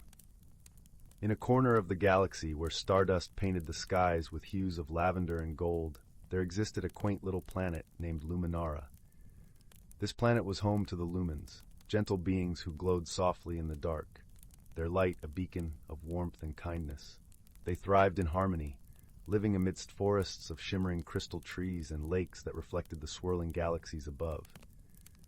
One evening, as the Lumens prepared for their nightly glow gathering, a time when they would sing and share stories, a peculiar event disrupted the gentle rhythm of their lives. A streak of fiery light tore through the velvet sky, crashing into the heart of their tranquil forest. The lumens, curious and concerned, gathered around the smoking crater that had formed amidst the crystal trees. From the crater emerged a creature unlike any they had ever seen. It was a mechanical being, a construct of metal and wires, with eyes that flickered like tiny screens. It was a Arzan, a species known across the cosmos for their technological prowess and analytical minds. Its name was Quarren, and it had crash-landed on Luminara due to a navigation error in its spaceship. The Lumens, despite their initial apprehension, approached Quarren with gentle curiosity. Their leader, a wise elder named Solara, extended a glowing hand in greeting. "Welcome, traveler," she said, her voice as soothing as a lullaby. "You are among friends here." Quarren, though grateful for the hospitality, felt out of place. The Arzan were a solitary species, and the concept of friendship was as foreign to it as the lush, vibrant world it now found itself in. It communicated through a series of beeps and mechanical whirs, which the lumens found both fascinating and perplexing. Despite their differences, Solara invited Quarren to stay and recover. The lumens, in their gentle way, offered their help in repairing its ship. Quarren, though hesitant, accepted, knowing it had little choice but to rely on these strange, glowing beings. Days turned into weeks, and as the lumens worked to help Quarren rebuild its spaceship, they also shared their world with it. They showed Quarren the beauty of Luminara, the way the crystal leaves sang in the wind, the way the moonlight danced upon the lakes. In return, Quarren shared its knowledge of the stars and the stories of its travels through the cosmos. Yet misunderstandings were inevitable. The lumens, who thrived on emotion and intuition, often found Quarren's logical nature perplexing. One day, as they gathered by the lakeside, a young lumen named Lyra expressed her sadness over a wilting crystal tree. Quarren, in its analytical way, suggested cutting it down to make room for new growth. Lyra was taken aback, interpreting Quarren's suggestion as cold and unfeeling. Solara, sensing the tension, gently intervened. "Quarren did not mean to hurt you, Lyra," she soothed. "To the Arzan, logic is their language, just as light is ours. Let us listen with understanding, and we might learn something new." Quarren, realizing its mistake, attempted to explain. "In my world, we seek efficiency and order. I did not understand the emotional bond you share with the trees. I am sorry if I caused you distress."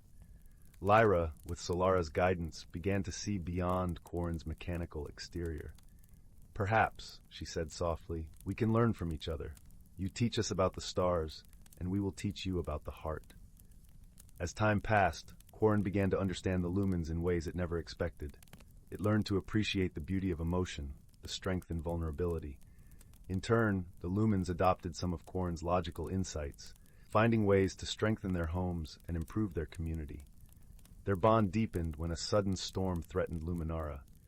Dark clouds loomed, and fierce winds howled through the crystal trees. The lumens, unaccustomed to such violent weather, were frightened. Quarren, with its knowledge of technology, suggested constructing a temporary shelter using materials from its spaceship. Together, lumens and Arzan worked side by side, their efforts a testament to their growing friendship. Quarren's careful calculations ensured the shelter was strong, while the lumens infused it with their light, creating a space of warmth and safety. As the storm raged outside, they huddled together, sharing stories and laughter, their fears dissipating in the glow of their companionship. Quarren, feeling a strange warmth in its circuits, realized it had found something it never knew it was missing, a sense of belonging. When the storm finally passed, leaving the air crisp and clean, Quarren's ship was finally ready. The lumens gathered to bid farewell, their hearts heavy yet full of gratitude for the lessons learned and the bonds forged. Before departing, Quarren addressed the lumens, its voice filled with newfound emotion. "I came to your planet as a stranger, and I leave as a friend. You have taught me the beauty of connection, the power of understanding. For that, I am eternally grateful." Solara smiled, her light brighter than ever. "And you have shown us the stars, Quarren. May your journey be safe, and may you carry our light with you wherever you go." With that, Quarren's ship ascended into the azure skies, its path marked by the shimmering luminescence of its newfound friends. The lumens watched until the ship was but a speck against the vast tapestry of the universe. their hearts aglow with the knowledge that true friendship transcends all boundaries, be they of stars, species, or worlds. And so, in the gentle embrace of Luminara's nights, the Lumens continued their glow gatherings with stories of a mechanical being who taught them to see the stars and themselves anew. Story 10. In a quaint little village, nestled between rolling hills and sprawling meadows, there lived a young girl named Clara. Her eyes sparkled with the curiosity of 1,000 questions, and her laughter echoed like the tinkling of wind chimes on a breezy spring day. Clara was known throughout the village for her kind heart and her insatiable love for stories of old, particularly those whispered of magic hidden in the most mundane of places. One crisp autumn morning, when the air was filled with the scent of ripe apples and fallen leaves, Clara decided to help her grandmother tidy up the attic. It was a treasure trove of forgotten trinkets and dusty heirlooms, each with a story waiting to be told. As Clara carefully sorted through a box of her grandmother's old belongings, her fingers brushed against something cool and smooth. She pulled it out to reveal a simple, unadorned teacup. Its porcelain was worn, and a delicate crack ran along its side, but there was something about it that caught her attention. Intrigued, Clara took the teacup down to her grandmother, who was stirring a pot of fragrant stew in the kitchen. "Grandmother," she inquired, "what's the story behind this teacup?" Her grandmother paused, a gentle smile spreading across her face. "Ah, that teacup," she said, her voice like a soft melody. "It once belonged to your great-grandmother. It's said to have a bit of magic in it, though no one knows exactly how or why. Perhaps it was the love poured into every cup of tea she served, or the warmth of countless shared moments." Clara's eyes widened with wonder. She held the teacup gingerly, her imagination swirling with possibilities. That night, as the moon cast its silver light through her window, she placed the teacup on her bedside table, hoping to uncover its secrets. The following morning, the first light of dawn crept over the horizon, painting the sky in hues of pink and gold. Clara awoke to find the teacup glowing softly. She gasped, rubbing her eyes in disbelief. As she reached out to touch it, a gentle hum resonated through the room, as if the teacup were whispering a song only she could hear. Driven by curiosity and a sense of adventure, Clara decided to take the teacup with her on a journey through the village and into the surrounding forest, where whispered tales spoke of magic dwelling beneath ancient oaks and babbling brooks. She hoped to discover the teacup's purpose and unlock its hidden magic. As she ventured deeper into the forest, the world around her seemed to come alive. The rustling leaves sang in harmony with the gentle breeze, and the sun dappled the forest floor in a dance of light and shadow. Clara walked with a light heart, her mind filled with the melody of the teacup's hum. Along the way, she met a squirrel named Oliver, whose bushy tail twitched with excitement. Oliver was known for his wisdom and wit, and his eyes twinkled with mischief. "Where are you off to, young Clara?" he chirped, scampering up a tree. "I'm trying to uncover the secret of this teacup," Clara replied, showing him the glowing porcelain. Oliver peered at it with great interest. "Ah, a teacup of wonder indeed. You must seek out the wise old owl, Eldrin. He knows the secrets of the forest and may guide you on your quest." Thanking Oliver, Clara continued her journey until she reached a grand oak tree, its branches stretching towards the heavens. Perched high above was Eldrin, the owl with eyes as deep and wise as the forest itself. "Greetings, Clara," Eldrin hooted, his voice a soothing lullaby. "I see you found something quite special." Clara nodded eagerly. "Yes, Eldrin. I wish to learn its magic." Eldrin fluffed his feathers thoughtfully. "Magic is not always as it seems, dear child. It often resides in the most unexpected places and reveals itself through simple acts of kindness and love.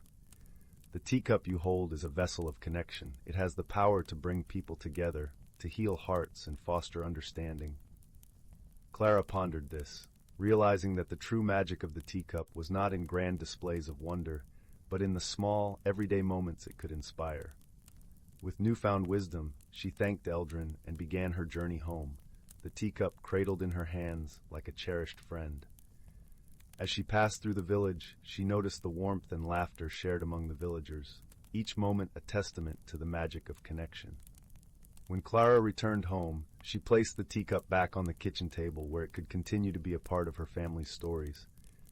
Her grandmother smiled knowingly, understanding that Clara had discovered something precious. That night, as Clara drifted off to sleep, she felt a profound sense of peace. She knew that the magic of the teacup would always be with her, in every cup of tea shared, every story told, and every heart touched by its gentle glow. And so, the teacup's quiet magic continued to weave its way through the lives of those who held it, a reminder that the most extraordinary secrets often lie in the simplest of things, waiting to be discovered by those with open hearts and a willingness to see beyond the ordinary. Story 11. In a small, hidden village, nestled within the protective embrace of the Whispering Woods, there lived a kind-hearted young girl named Maribel. The village was known to few, and spoke of in hushed tones by those who'd wandered too close. In this enchanting realm, each morning greeted its inhabitants with the gentle hum of nature's symphony, where the leaves rustled like a lullaby and the streams chuckled softly as they tumbled over smooth stones. Maribel's days unfolded with a comforting rhythm. She would spend her mornings in the flower-filled meadow, where she tended to the garden of herbs and blooms that her grandmother had nurtured before her. Her afternoons were filled with stories shared by the village's elders, and her evenings often found her curled up by the hearth, a book in one hand and a cup of warm chamomile tea in the other. However, something curious had begun to unfurl within the village, a mystery that whispered through the leaves and danced upon the breeze. It started with a peculiar glow that would flicker through the trees each night, casting a soft, otherworldly light across the village. The villagers, though not fearful, were puzzled. They had grown accustomed to the serene predictability of their lives, and this strange luminescence was unlike anything they had known. One evening, as Maribel sat by the fire, her cat, Thistle, curled comfortably in her lap, she pondered the mystery. She could feel a gentle tug at her curiosity, as if the very air around her was urging her to seek out the source of the glow. And so, with a steadfast heart and a mind open to wonder, she decided that the following night she would venture into the woods to unravel the secret that lay hidden beneath the starlit canopy. As the next day gave way to twilight, Maribel prepared for her adventure. She tucked a small lantern into her satchel, its flame flickering softly like a guardian against the night. With Thistle trailing quietly at her heels, she stepped into the cool embrace of the forest, its earthy scent wrapping around her like a comforting shawl. The forest was alive with the gentle sounds of nocturnal creatures. The hooting of owls mingled with the rustle of leaves, and the soft chorus of crickets serenaded her as she walked. Maribel's heart thrummed with excitement, a gentle rhythm that matched the pulse of the woods. Her footsteps were careful and light, her eyes keenly observing the path ahead. As she ventured deeper, the glow became more pronounced, casting a delicate shimmer across the leaves and illuminating the path like a ribbon of moonlight. It was then that Maribel noticed a small figure flitting just ahead. It was no larger than her hand, and its wings shimmered like dewdrops in the early morning sun. "Hello there," Maribel called softly, her voice a gentle melody that blended with the sounds of the forest. The tiny creature turned, its eyes bright with curiosity. It was a fae, a guardian of the woods, its presence both a surprise and a delight. "Good evening, Maribel," the fae replied, its voice tinkling like a bell. "I see you have come to discover the source of the light." Maribel nodded, her face aglow with wonder. "Yes, I have. Can you tell me what it is?"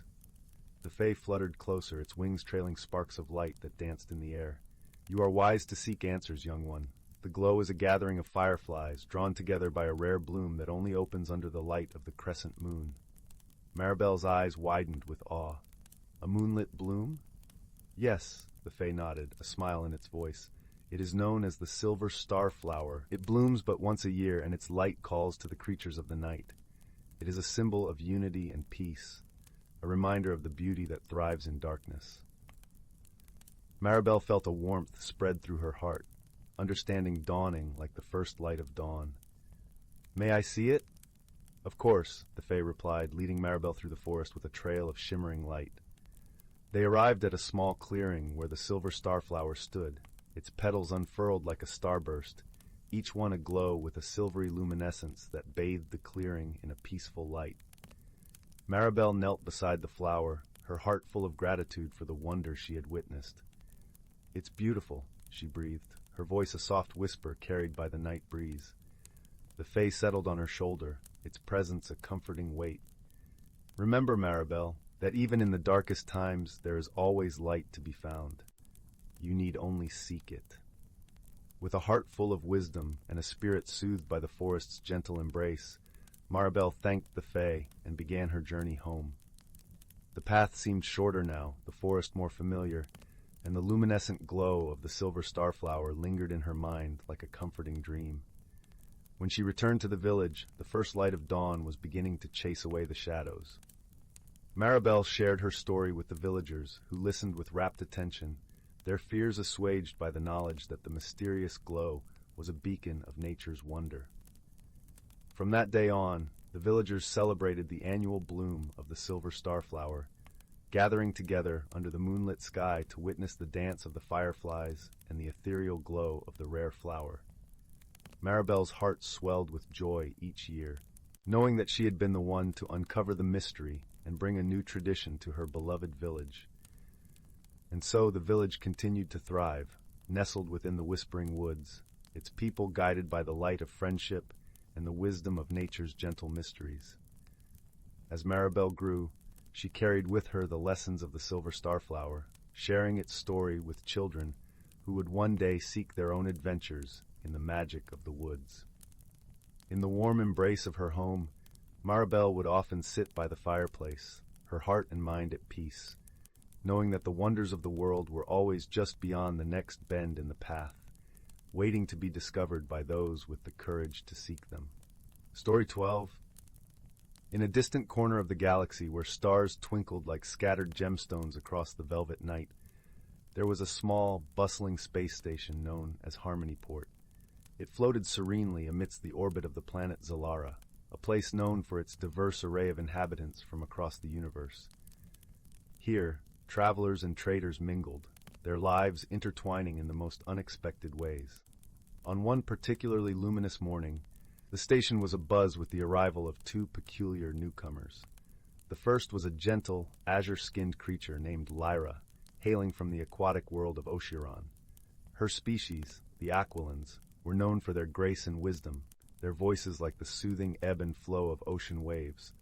Lyra had a deep love for music and often carried a small luminescent harp that she would play to calm her mind. The second newcomer was a lively flame-haired Terran named Jax, who had journeyed from the bustling cities of Earth. Jax was an engineer, always tinkering with gadgets and dreaming up clever inventions. His hands were never idle, constantly in search of something to fix or improve. Despite his fiery hair, he had a warm, welcoming smile that endeared him to those he met. Their paths crossed quite by chance in the central plaza of Harmonyport, amidst the vibrant stalls of interstellar merchants. A small misunderstanding over a misplaced toolkit led to their first encounter. Jax, absorbed in his thoughts, had accidentally picked up Lyra's harp case instead of his own toolkit, both of which were identical in size and shape. "Excuse me." Lyra's voice was soft yet firm as she approached Jax, her harp case cradled protectively in her arms.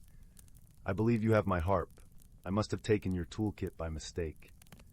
Jax looked up, his face a mix of surprise and embarrassment. "Oh, wow, I'm so sorry. I was just in a rush and didn't notice. Here, let's swap them back." With laughter in their eyes, they exchanged their belongings, a simple act that would mark the beginning of an unexpected friendship. As they conversed, they discovered a shared curiosity about the universe and a mutual respect for each other's talents. Jax was fascinated by Lyra's tales of Oceron, with its endless oceans and singing sea creatures, while Lyra found herself intrigued by Jax's stories of Earth's bustling life and technological marvels. As the days passed, their friendship blossomed, but not without its challenges. The differences in their cultures and ways often led to misunderstandings. Lyra's quiet, contemplative nature sometimes clashed with Jax's more impulsive tendencies. There was a moment when Jax, in his eagerness to help, attempted to repair Lyra's harp without asking first, unintentionally detuning it. Lyra, though understanding his intentions, couldn't hide her dismay. "Jax, I know you wanted to help," she said gently, her large, expressive eyes meeting his. "But it's important to ask before you act, especially with something so personal." Jax nodded, his expression earnest and apologetic. "You're right, Lyra. I'm really sorry. I didn't think it through. Can I help you retune it?"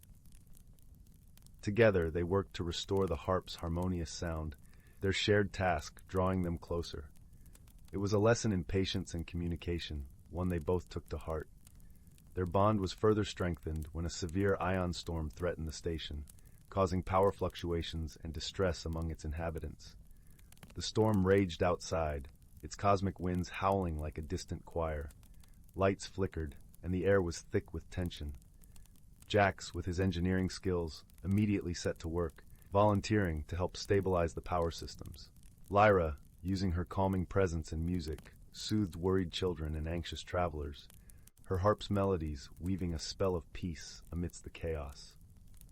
When the storm finally passed, leaving the station intact and its people safe, Jax and Lyra found themselves sitting together in the quiet aftermath. The air was cool and crisp, carrying the faint scent of ozone. "You were amazing out there," Jax said, his voice filled with admiration. "I don't think I could have kept calm without your music." Lyra smiled softly, her fingers gently plucking the harp strings. "And I couldn't have done it without you keeping the lights on. It seems we make quite the team." It was in these shared challenges and tender moments of mutual support that they discovered the true meaning of friendship. They learned to appreciate their differences, understanding that it was these very contrasts that made their bond strong and resilient. As their time on Harmony Port drew to a close, Lyra and Jax stood together on the observation deck, gazing out at the vast expanse of stars. They knew their paths would soon diverge, each returning to their respective worlds, but their hearts were forever intertwined by the experiences they had shared. "Promise we'll meet again," Jax said, his voice wavering with emotion. Lyra nodded, her eyes sparkling like the distant constellations. "We will, Jax. Until then, let's keep our memories close." With a gentle embrace and a shared promise, they parted ways, each carrying a piece of the other's world within them. And so, in the quiet corners of the universe, two unlikely companions discovered a friendship as boundless and beautiful as the stars themselves. A friendship that taught them the value of understanding, patience, and the simple, profound joy of being there for one another, no matter the distance or difference. Story 13. In the heart of the whispering woods, where the trees hummed gentle lullabies and meandering brooks murmured secrets to the wind, nestled the quaint village of Lullaby Hollow. The village was adorned with charming cottages, each with thatched roofs that appeared to be wearing soft, mossy hats. Tiny, twinkling lanterns hung from the eaves, casting a warm, golden glow that bathed the cobblestone streets in a perpetual twilight. One tranquil evening, as the sun dipped below the horizon, painting the sky with strokes of lavender and soft peach, a peculiar series of events began to unfold. It started with the sound of flitting wings, a whisper of feathers against the stillness of the dusk. The villagers soon noticed that their favorite trinkets and little tokens, small things of sentimental value, were mysteriously disappearing. A silver spoon here, a delicate lace handkerchief there, and even the mayor's prized button collection vanished without a trace. Among the villagers was a young girl named Amara, whose heart was as warm as the hearth on a winter's night. Amara had a remarkable gift. She could listen to the whispers of the forest and understand its gentle murmurs. When her own small music box, a cherished melody keeper gifted by her grandmother, went missing, Amara decided it was time to unravel the mystery. With a cloak wrapped snugly around her shoulders, Amara set out at dawn. Her path was marked by the soft crunch of leaves underfoot and the sweet scent of blooming night jasmine, lingering in the crisp morning air. She was joined by her loyal companion, a sprightly squirrel named Pip, whose eyes twinkled with mischief and curiosity. "Something peculiar is afoot, Pip," Amara mused, as they followed the winding trail that led deeper into the forest. The trees seemed to lean in, eager to share their secrets. As they walked, Amara listened intently, her senses attuned to the forest's gentle symphony. It wasn't long before they came upon a glade where the morning light danced through the canopy, creating a mosaic of shadows and light on the forest floor. In the center of this glade stood an ancient oak, its gnarled branches stretching wide like welcoming arms. Amara paused, feeling the presence of something magical. It was then that she noticed a tiny creature perched on one of the lower branches, a fae with wings that shimmered like dew-kissed cobwebs in the early light. The fae's eyes sparkled with a knowing kindness, and it beckoned Amara closer. "Welcome, kind heart," the fae said in a voice that was both melodic and soothing. "I am Elara, guardian of this glade. You seek what has been lost, do you not?" Amara nodded, her eyes wide with wonder. "Yes, Elara. The village has been missing small treasures, and I must find them." Elara fluttered her wings, and a soft, tinkling sound filled the air. "Fear not, for all is not as it seems. The trinkets have been taken by the wind sprites, mischievous but harmless creatures who adore collecting things that shimmer and shine." Pip, who had been quietly listening, chattered in surprise. "But why would they take our things?" Elara smiled gently. "The sprites are preparing for the Festival of Light, a celebration that fills the night with stars and laughter. They meant no harm, and would gladly return what they borrowed, if only they knew it was missed." Amara's eyes softened. "Then perhaps we can help them see the value these items hold for us." With Lyra's guidance, Amara and Pip devised a plan. They gathered the villagers in the glade that evening, under the watchful gaze of the ancient oak. Each villager brought a small lantern, their light flickering like tiny stars against the growing dusk. As the lanterns were lit, Amara spoke to the forest, her voice gentle and full of hope. "Dear wind sprites, we cherish our treasures for the memories they hold. Join us tonight, and let us share in your celebration." The gentle breeze carried her words, and soon the glade was filled with the soft rustle of wings. The wind sprites, tiny and ethereal, appeared, their eyes wide with wonder at the gathering below. Moved by the villagers' kindness, the sprites danced through the air, returning the missing trinkets, each one glowing softly in their tiny hands. The villagers watched in awe as the sprites wove through the lanterns, creating a tapestry of light and joy. That night, under a sky strewn with stars, the Festival of Light became a celebration of understanding and friendship. Amara and her fellow villagers learned that sometimes the things we hold dear can be shared, and through sharing, new bonds are forged. As the last of the lanterns flickered out and the villagers made their way home, Amara felt a warm sense of fulfillment. The mystery had been solved not through confrontation, but through compassion and open hearts. With Pip nestled on her shoulder, Amara returned to her cottage, the music box tucked safely in her pocket. She knew that the Whispering Woods would always guard its secrets, but she also knew that with kindness and understanding, even the most puzzling mysteries could be solved. And so, in Lullaby Hollow, peace was restored, and the village slept soundly, cradled in the gentle embrace of the night, dreaming of the magic that lay in the simplest acts of kindness. Story 14. In the heart of an ancient forest where the whisper of leaves is a symphony and the glimmer of sunlight dances upon the dew-laden moss, there lay a secret kingdom, hidden from the eyes of those who hurried through life, too quick to notice the magic around them. This was a realm where nature and enchantment wove an intricate tapestry, where every creature, great and small, played their part in maintaining the delicate balance of life.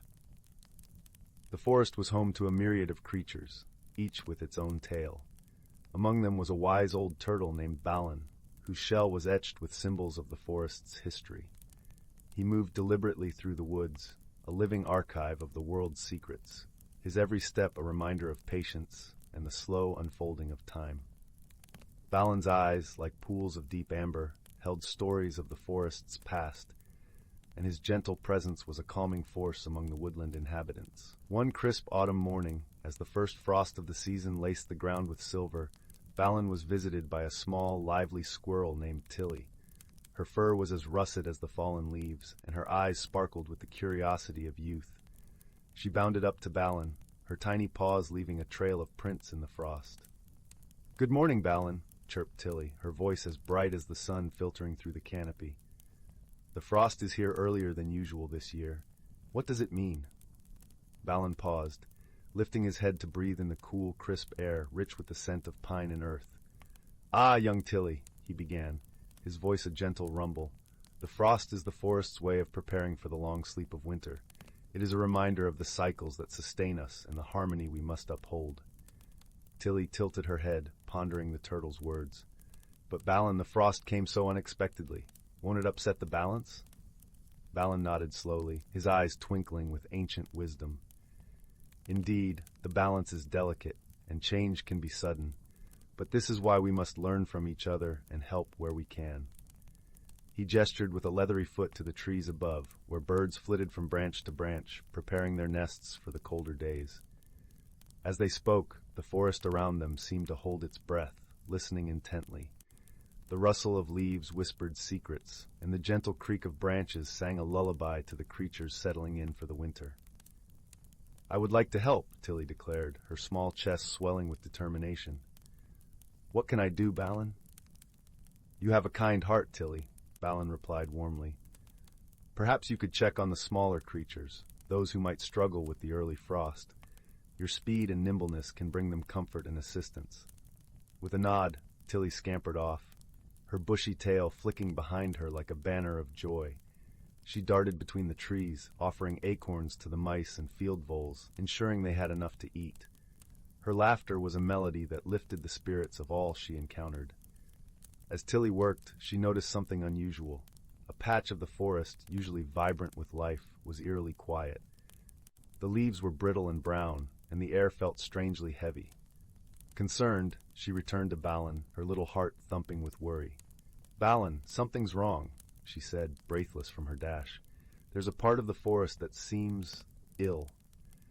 Balin's eyes darkened with concern as he considered her words. "Show me, Tilly," he urged gently. Together they made their way to the afflicted area. Balin observed the fading trees, the dry earth, and the absence of birdsong. He sighed, a sound like the rustle of old parchment. "This is a sign of imbalance," he murmured. "Something has disrupted the natural order here." Tilly looked up at Balin, her eyes wide. "Can we fix it?" The old turtle nodded slowly. "We must call upon the wisdom of the forest, the trees, the wind, the very soil beneath our feet. They hold the knowledge we need." As Balin spoke, he began to hum a low, melodic tune, a song that resonated with the earth. The sound was a gentle vibration that spread through the ground, reaching out to the roots and the creatures below. Tilly joined in, her high-pitched chirps blending with Balin's deep hum. The forest responded. The trees swayed gently, their leaves rustling in agreement. The breeze picked up, carrying the song further, until it reached the farthest corners of the woodland realm. Slowly, the air seemed to lighten, and the warmth returned to the ground. From the shadows emerged a group of elder creatures, a stately deer with antlers like twisted branches, an owl with eyes the color of moonlight, and a fox whose coat shimmered like the setting sun. They gathered around Balin and Tilly, their presence a testament to the unity and strength of the forest community. "The balance has been restored," the deer spoke, his voice as deep as the roots of the oldest oak. "We must remain vigilant and support each other through these changes." The owl nodded, its feathers rustling softly. "The seasons shift, and we must adapt, using our collective wisdom." The fox, with a playful glint in its eyes, added, "And perhaps a little magic and mischief along the way." With the guidance of the elders, the forest healed. The patch of land, once sickly and silent, began to thrive again. The creatures of the forest, from the smallest beetle to the largest stag, worked together, each playing their part in the grand symphony of life. As autumn gave way to winter, the forest settled into a peaceful slumber. Snow blanketed the ground like a soft white quilt, and the air was crisp and clear. Balin, tucked safely into his cozy burrow, reflected on the lessons of the past season. He knew that the forest's true strength lay in the bonds of friendship and the wisdom shared across generations. And in her nest high above, Tilly snuggled into her bed of leaves, her heart full of the warmth and love of her forest family. She drifted into dreams filled with adventures and laughter, knowing that she was part of something much greater than herself. A world where harmony and magic were not just found, but created by those who believed in the power of togetherness. And so the forest slept, wrapped in the gentle embrace of winter, dreaming of spring's promise and the endless dance of the seasons. Story 15. Once upon a time, in the quaint and whimsical village of Willowbrook, nestled between emerald hills and a shimmering, whispering river, there unfolded a gentle mystery. Willowbrook was no ordinary village. It was a place where magic danced lightly upon the breeze, and where the trees seemed to hum with ancient secrets. The cobbled streets were lined with cottages that wore their thatched roofs like hats tipped at a jaunty angle, and the air was perpetually scented with the comforting aroma of freshly baked bread and honeysuckle. In this charming village lived a young woman named Clara, known for her curious spirit and warm heart. Clara had a small, snug cottage at the edge of the village, adorned with blooming lavender and twinkling lanterns that glowed like stars come evening. Her days were filled with tending to her garden, and her evenings with listening to the gentle lullaby of the river. One crisp autumn morning, as the golden leaves fell like a gentle rain, Clara noticed something peculiar. As she opened her door to greet the day, she found a trail of silvery, shimmering powder leading from her doorstep into the nearby forest. It sparkled in the morning light, casting little rainbows on the ground. Intrigued, Clara decided to follow the trail, wrapping herself in a soft woolen shawl to ward off the morning chill. The path wound deeper into the heart of the forest, where the air was filled with the earthy scent of moss and the soft rustle of leaves overhead. Clara walked quietly, her breath forming little clouds in the crisp air. As she ventured further, she spotted something unusual. Tiny footprints, no larger than a child's hand, accompanied the trail of shimmering powder. Clara paused, kneeling to examine the footprints more closely. They were unlike any creatures she had ever seen, delicate and shaped like stars. Her heart filled with a gentle wonder as she pondered what kind of creature might leave such a trail. As she stood to continue her journey, a soft, melodic voice drifted through the trees. "Curious, aren't they?" it said, with a warmth that wrapped around Clara like a blanket. Startled, Clara turned to find an old wise owl perched on a low branch, its feathers a tapestry of browns and creams, eyes twinkling like polished amber. "Good morning," Clara greeted, bowing her head respectfully. "Do you know what these footprints belong to?" The owl chuckled, a sound like leaves rustling.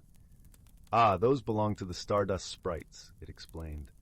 "They are playful, elusive creatures, known for spreading joy and a bit of mischief wherever they go, but it is rare to see their traces so close to the village." Clara's eyes widened with wonder. "Why have they come this close, do you think?" she asked. The owl tilted its head thoughtfully. "Perhaps they need help, or maybe they are trying to tell us something. Follow the trail, and you may find the answer." Thanking the owl, Clara continued along the trail, her heart fluttering with excitement and curiosity. The gentle crunch of leaves underfoot accompanied her, creating a soothing rhythm. As she walked, the forest seemed to come alive, the trees whispering secrets to one another. After a while, Clara arrived at a small, sun-dappled clearing. In the center stood a vibrant, magical tree, its bark shimmering with the same silvery hue as the powder. Beneath its branches, a group of tiny, luminous figures danced and laughed. The Stardust Sprites. They were no taller than a teacup, with wings like gossamer and eyes that sparkled with mischief and kindness. The sprites noticed Clara's arrival and paused in their dance, hovering in the air like delicate petals caught in a breeze. One of the sprites, with hair like spun gold and a voice like a tinkling bell, flew closer and spoke. "Thank you for following our trail, dear Clara. We have a small problem that only someone as kind-hearted as you can help us solve." Clara smiled warmly, her eyes filled with curiosity. "How can I assist you?" she asked. The sprite explained, "A wind spirit from the north has lost her way and has been causing the leaves to fall too early, disrupting the flow of the seasons. She is confused and frightened, and we need your help to guide her back to her path." Touched by the plight of the wind spirit, Clara nodded. "Of course I will help," she said gently. "But how will I find her?" The sprite clapped its tiny hands in delight. "We will show you the way. Follow us and bring along your kindness and wisdom." With the sprites fluttering like a constellation of stars around her, Clara set off deeper into the forest. The path was illuminated by the soft glow of the sprites, and the forest seemed to lean in, listening to the unfolding adventure. Clara felt a sense of peace and purpose, knowing she was about to help someone in need. Soon, they reached a secluded glen where the air felt different, charged with a restless energy. In the center, a gentle whirl of wind danced, swirling leaves and petals in a graceful, chaotic ballet. This was the wind spirit, her presence felt even before she was seen. Clara approached softly, speaking in soothing tones. "Hello, dear spirit," she called out, her voice carrying a warmth that could melt the frostiest of hearts. "I am Clara, and I am here to help you find your way." The wind spirit paused in her dance, the air settling around her like a cloak. Slowly, she became visible. A figure of ethereal beauty, her form shifting like the breeze. Her eyes, though filled with confusion, held a flicker of hope. "I have lost my way," the wind spirit whispered, her voice a gentle sigh. "The currents have changed, and I cannot find the path back to my dance among the northern skies." Clara nodded, understanding the fear of being lost. "Do not worry," she said kindly. "You are not alone. We will help you." She turned to the sprites, who hovered nearby, their wings shimmering like moonlight. "Can you show us the way back to the northern winds?" The golden-haired sprite nodded eagerly. "We can guide her to the edge of the forest where the northern winds begin their journey. There, Clara, your kindness will be the beacon she needs to find her path." With determination and gentle guidance, Clara, the sprites, and the wind spirit traveled through the forest. As they walked, Clara shared stories of Willowbrook, of its warm hearths and kind-hearted villagers, soothing the wind spirit's worries with tales of friendship and home.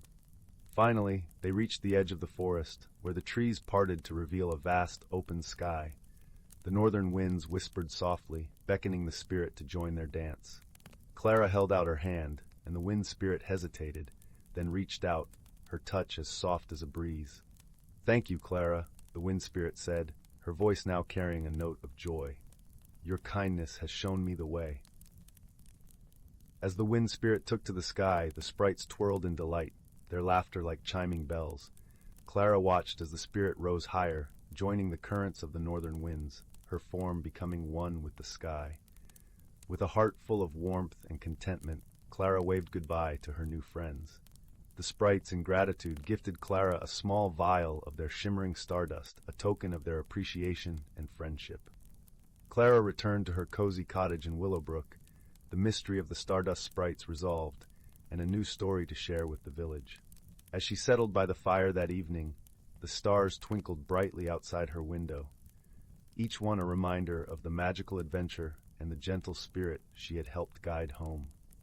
And so, in the peaceful village of Willowbrook, the days continued to unfold in a tapestry of magic and kindness, where even the smallest creatures had a place, and every mystery unraveled with gentle wisdom and a touch of stardust. Story 16. In a quaint village nestled at the edge of a vast, whispering forest, there lived a young boy named Oliver. His hair was the color of warm chestnuts, and his eyes sparkled with the curiosity of 1,000 questions. The villagers often spoke of the Enchanted Glade, a mysterious place deep within the forest, where moonbeams danced like silver ribbons, and the air was always sweet with the scent of blooming flowers, no matter the season. For as long as Oliver could remember, the Enchanted Glade had been the stuff of legends. Stories passed down through generations spoke of its beauty and the magical creatures that called it home.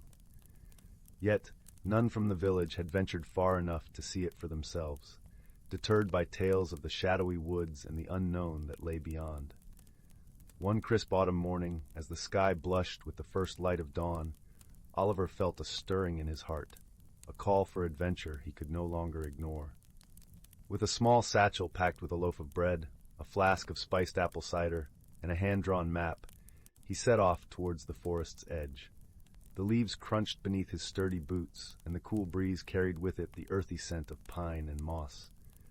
As Oliver stepped into the forest, a world of wonder unfolded before him. Sunlight filtered through the canopy, casting dappled patterns on the forest floor, where vibrant wildflowers peeked out from the undergrowth. The air was alive with the gentle hum of life, chirping crickets, the distant call of an owl, and the soft rustle of leaves, whispering secrets only the forest knew. With each step, Oliver's heart beat with excitement and a touch of nervousness.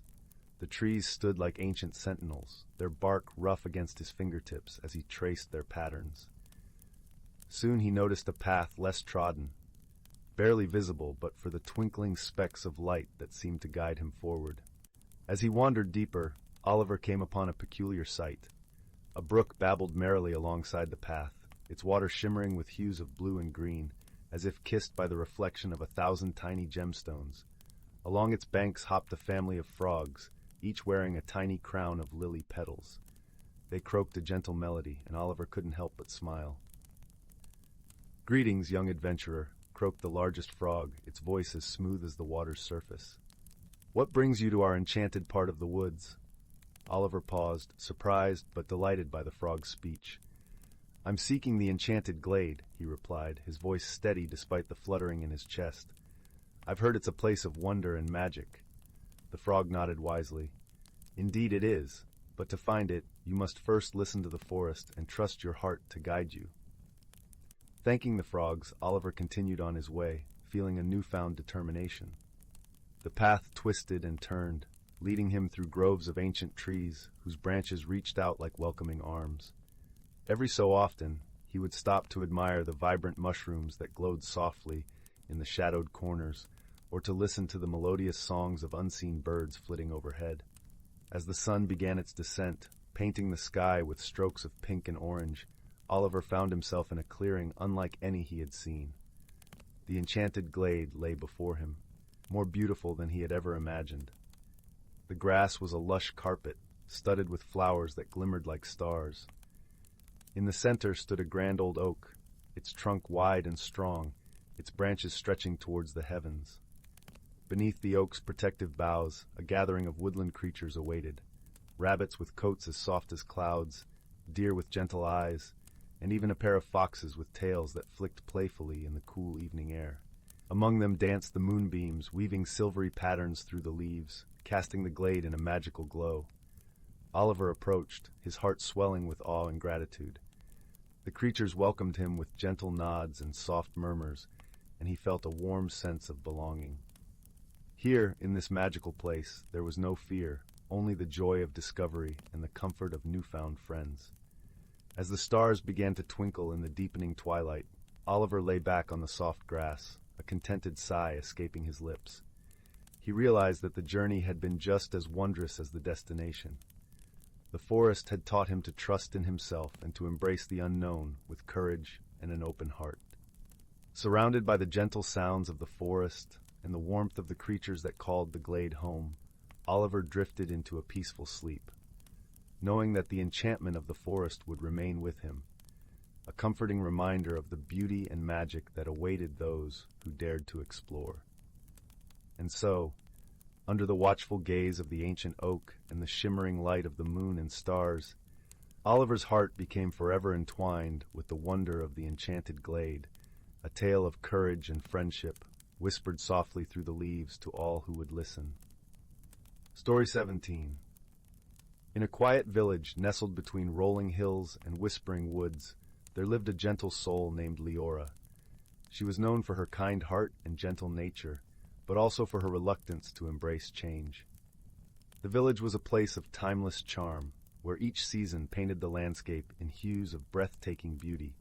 Yet Elara found solace in the familiar rhythm of her days, tending to her small garden and weaving intricate tapestries that told stories of old. One tranquil morning, as the golden sun began to peek through the lacework of leaves, Elara discovered something curious in her garden. Among the dew-kissed petals, there was a single seed unlike any she had ever seen. It shimmered with hues of deep indigo and emerald, as if it held the essence of twilight and dawn in its core. Intrigued yet cautious, Elara decided to plant it in the center of her garden, silently hoping it would bring something new and beautiful into her life. Days turned into weeks, and the seed remained dormant, cocooned within the earth. Elara tended to it diligently, her curiosity mingling with patience, a gentle reminder that some things take time to unfold. One evening, as the village was gently wrapped in a blanket of twilight, Elara noticed a soft glow emanating from where the seed lay. Her heart fluttered with excitement and trepidation as she approached the glowing spot. To her amazement, a delicate sprout had emerged, its leaves shimmering like stars caught in a gentle breeze. It was unlike any plant in her garden, ethereal and mesmerizing. Leora felt a bond growing between her and this magical sprout, a connection that mirrored the stirrings of change within her own heart. As the sprout grew, so did Leora's understanding of herself. She found herself drawn to the vibrant colors of the world outside her garden, the laughter of children playing by the stream, the songs of birds weaving through the trees. Her tapestry threads began to carry the hues of sunsets and the whispers of the wind, reflecting the beauty she had begun to embrace. One evening, while Leora was admiring the now blooming plant, a gentle voice called out to her from the shadows of the garden. It was Talia, the village's wise storyteller, known for her wisdom and tales that danced like fireflies in the night. "You've nurtured something extraordinary, Leora," Talia said, her voice a melody of warmth and understanding. "But remember, true growth comes from within." Leora nodded, her heart swelling with gratitude and realization. The magical plant had mirrored her own transformation, a gentle reminder that change, though daunting, could lead to unexpected beauty. With Thalia's guidance, Leora began to embrace the changes in her life with an open heart. She ventured beyond the boundaries of her village, exploring the mysteries of the forest and the serenity of the mountains. Each step was a dance of discovery, each breath a song of newfound freedom. As the seasons turned, the magical plant in her garden flourished, its blossoms a tapestry of colors, as vibrant and diverse as Leora's newfound spirit. The villagers marveled at its beauty, but it was Leora's transformation that truly inspired them. Her journey had become a story of courage and growth, whispered by the wind and celebrated by the stars. In the gentle embrace of twilight, Leora sat by her garden, the air filled with the soft scent of blooming flowers and the melody of crickets serenading the night. She closed her eyes, her heart full of peace and gratitude, knowing she had discovered something truly magical within herself. As the stars began to twinkle in the velvet sky, Leora knew that her journey was far from over. With each sunrise, she would continue to grow, to learn, and to embrace the beauty of change, guided by the wisdom of experience and the love of friends who had walked beside her.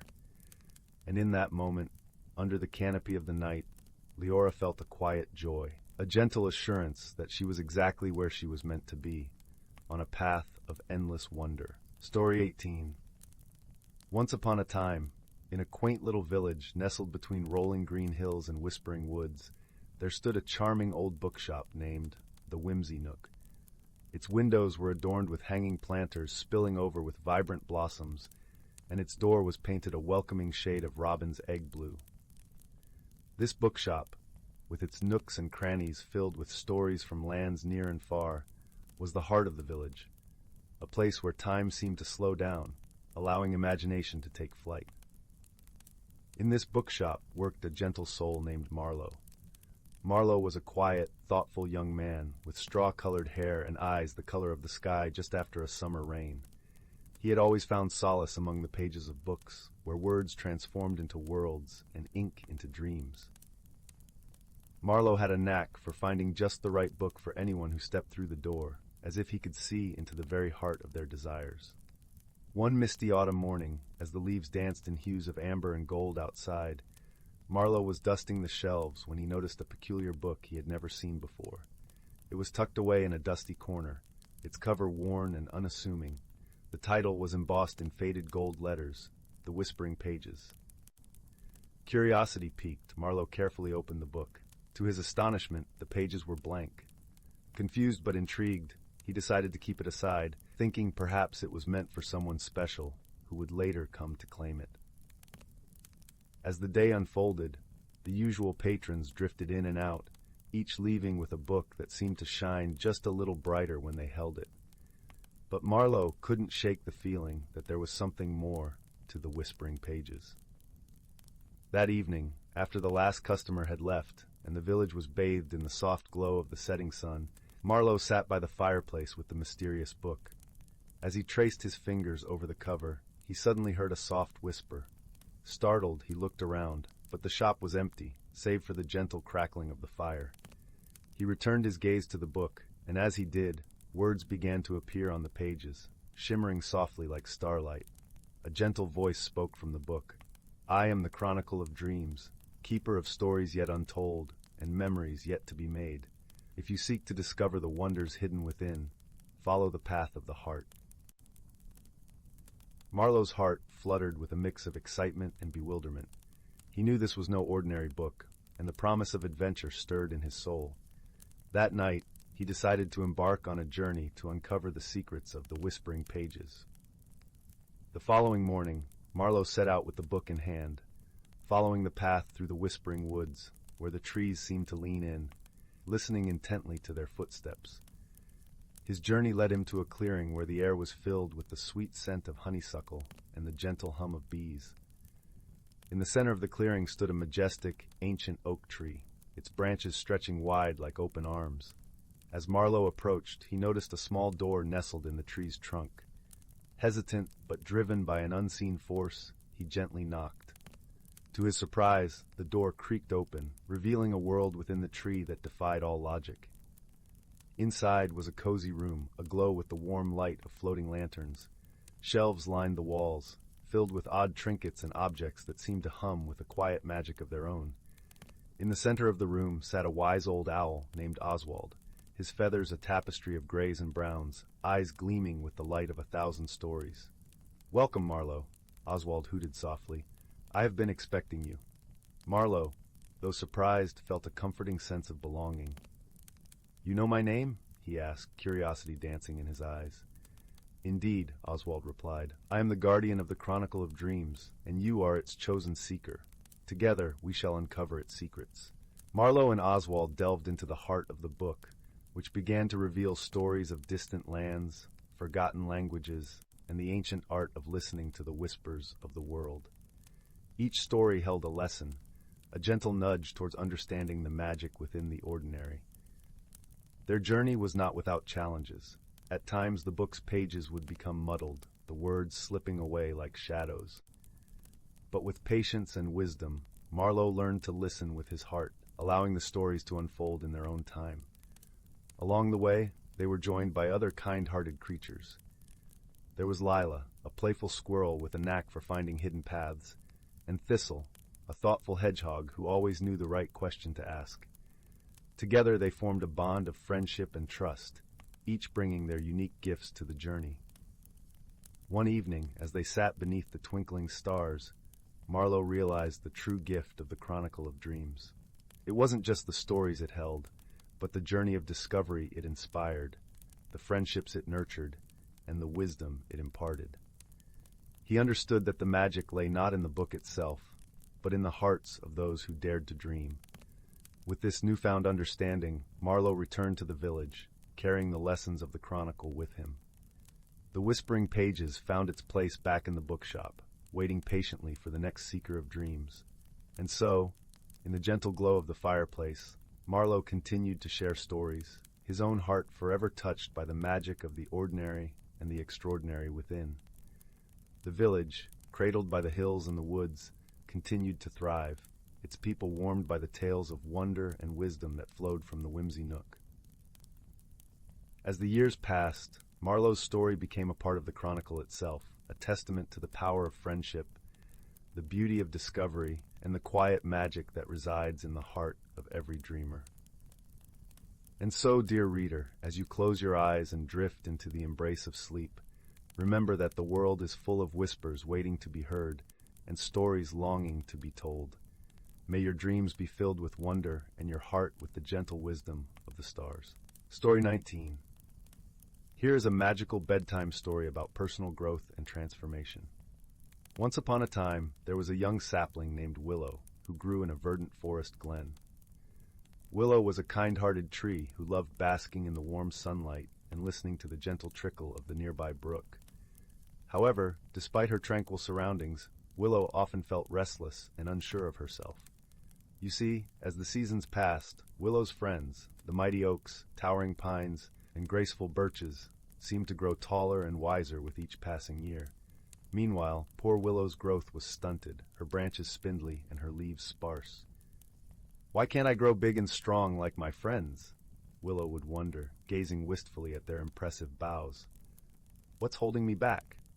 Willow's close friend Maple, an elder tree cloaked in fiery autumn splendor, sensed the sapling's sadness. With a rustling of her crimson leaves, she spoke in a soothing whisper. "My dearest Willow, you mustn't compare yourself to others. We all bloom in our own time and in our own unique way. Your path may be different, but it holds purpose and beauty if you stay true to your roots." Though Maple's words brought some comfort, Willow still yearned for the magic that would help her grow and transform. One midsummer's eve, as Willow drowsed under the twinkling stars, she was awakened by a wondrous sight. Glowing orbs of pale green light drifted amid the ferns and wildflowers, swirling in mesmerizing patterns. Willow watched, entranced, as the mysterious lights coalesced into the shape of a radiant forest nymph. "Do not be afraid, gentle Willow," the nymph spoke in a melodious voice. "I am a spirit of growth and renewal. If you are open to change and face your fears, I can share a great gift with you." Scarcely able to believe her luck, Willow gratefully accepted. The nymph waved her hand, and suddenly the air was alive with swirling sparkles of verdant green light. The magical particles settled onto Willow's branches, causing tiny emerald buds to blossom along her slender limbs. "To grow strong, you must first shed your old form," the nymph explained. As if by unseen hands, Willow's leaves began drifting away on the breeze, revealing glossy new foliage unfurling from the emerald buds. Her once frail branches thickened and arched upward with vigor. Emboldened by this incredible transformation, Willow felt a wellspring of energy pulsing through her from her deepest roots up to her highest boughs. A shower of glittering gold sparks burst from her branches, signifying her newfound courage and vitality. "Thank you, radiant nymph," exclaimed Willow, marveling at her growth. "I finally feel alive and strong, ready to embrace my true self." The nymph smiled warmly. "The magic was within you all along, dear Willow. By daring to change and opening yourself to new experiences, you've blossomed into your most brilliant, authentic form." From that day forward, Willow stood tall among her friends, her boughs heavy with emerald foliage and her spirit resilient.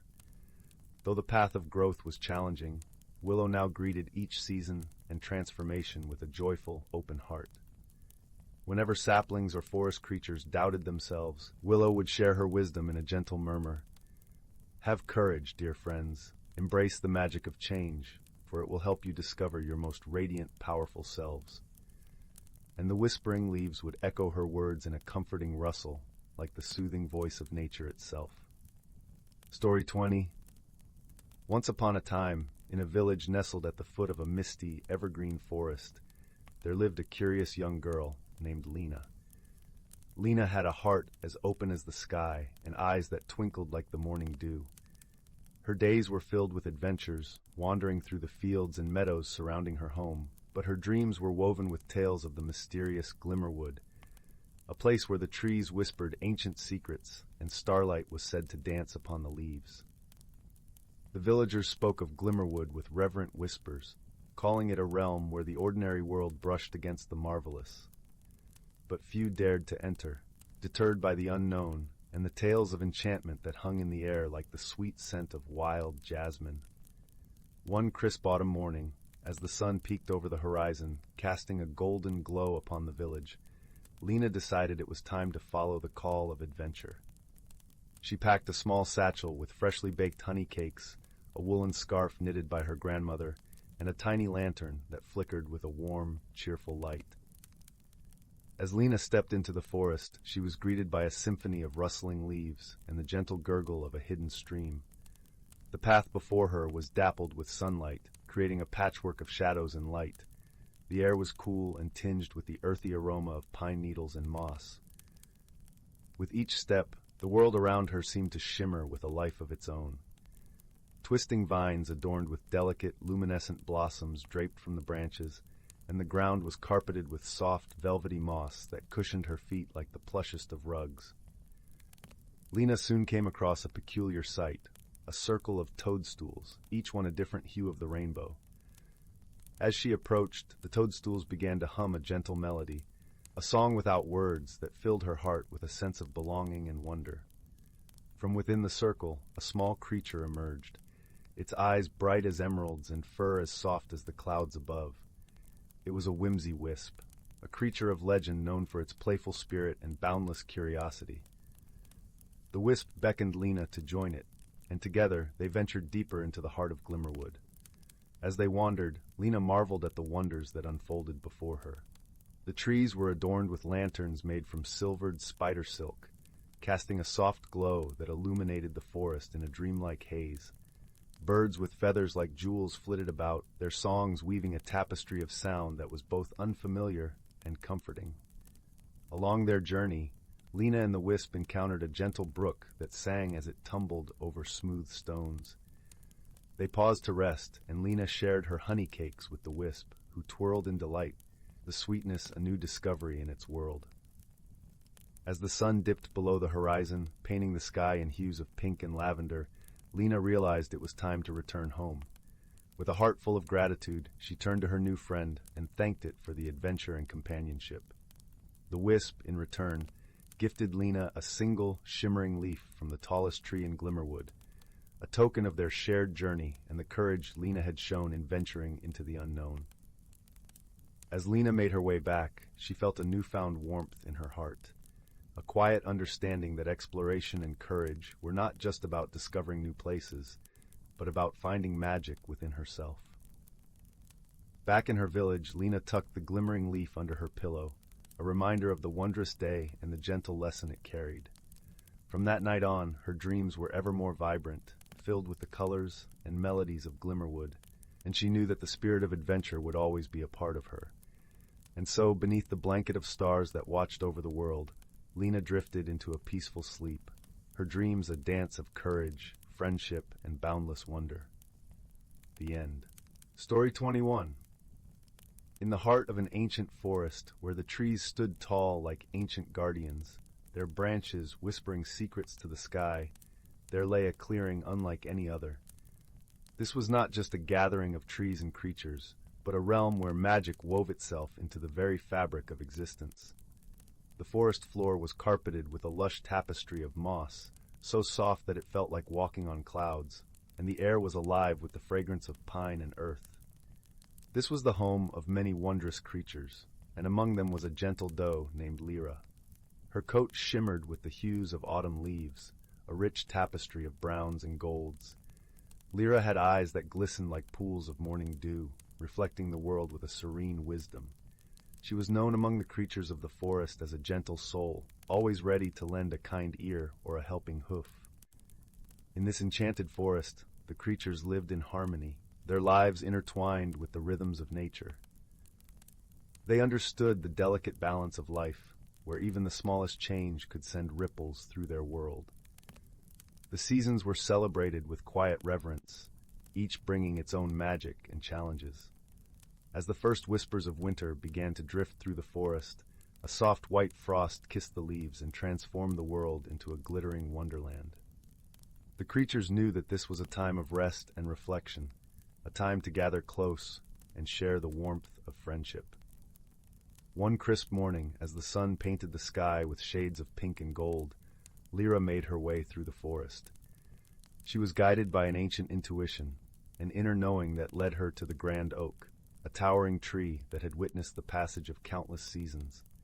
Its roots were deeply entwined with the earth, and its branches reached out to the heavens, cradling nests of birds and catching the whispers of the wind. Gathered beneath the grand oak were the creatures of the forest, wise old owls with feathers like moonlight, squirrels with bushy tails, and rabbits with ears that twitched at the slightest sound. They had come together for the winter's wisdom gathering, an annual tradition where stories were shared and lessons learned. As Elara joined the circle, the elder owl, a creature whose eyes held the knowledge of ages, began to speak. His voice was a gentle breeze rustling through the leaves, carrying tales of the forest's past. He spoke of the time when the balance had been disturbed, when a great storm had threatened to tear the forest apart.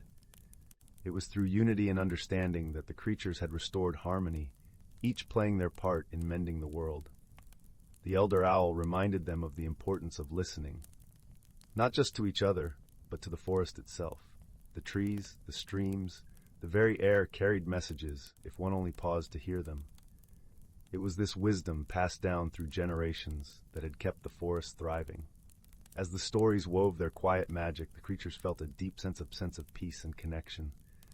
They knew that the forest was not just their home, but a living entity that embraced them all in its gentle embrace. Suddenly, the air shimmered with an ethereal glow, as if the forest itself had decided to join the gathering. A soft snow began to fall, each flake a delicate crystal that danced through the air. It was the forest's way of reminding them of the beauty and change in the cyclical nature of life. Lyra felt a warmth spreading through her, a quiet joy that resonated with the wisdom shared that day. She understood that her role, like that of every creature, was to live in harmony with the world around her, to cherish the seasons and the lessons they brought.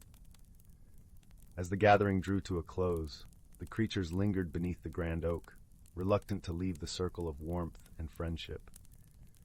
But they knew that the magic of the gathering would stay with them, woven into their hearts like a gentle lullaby.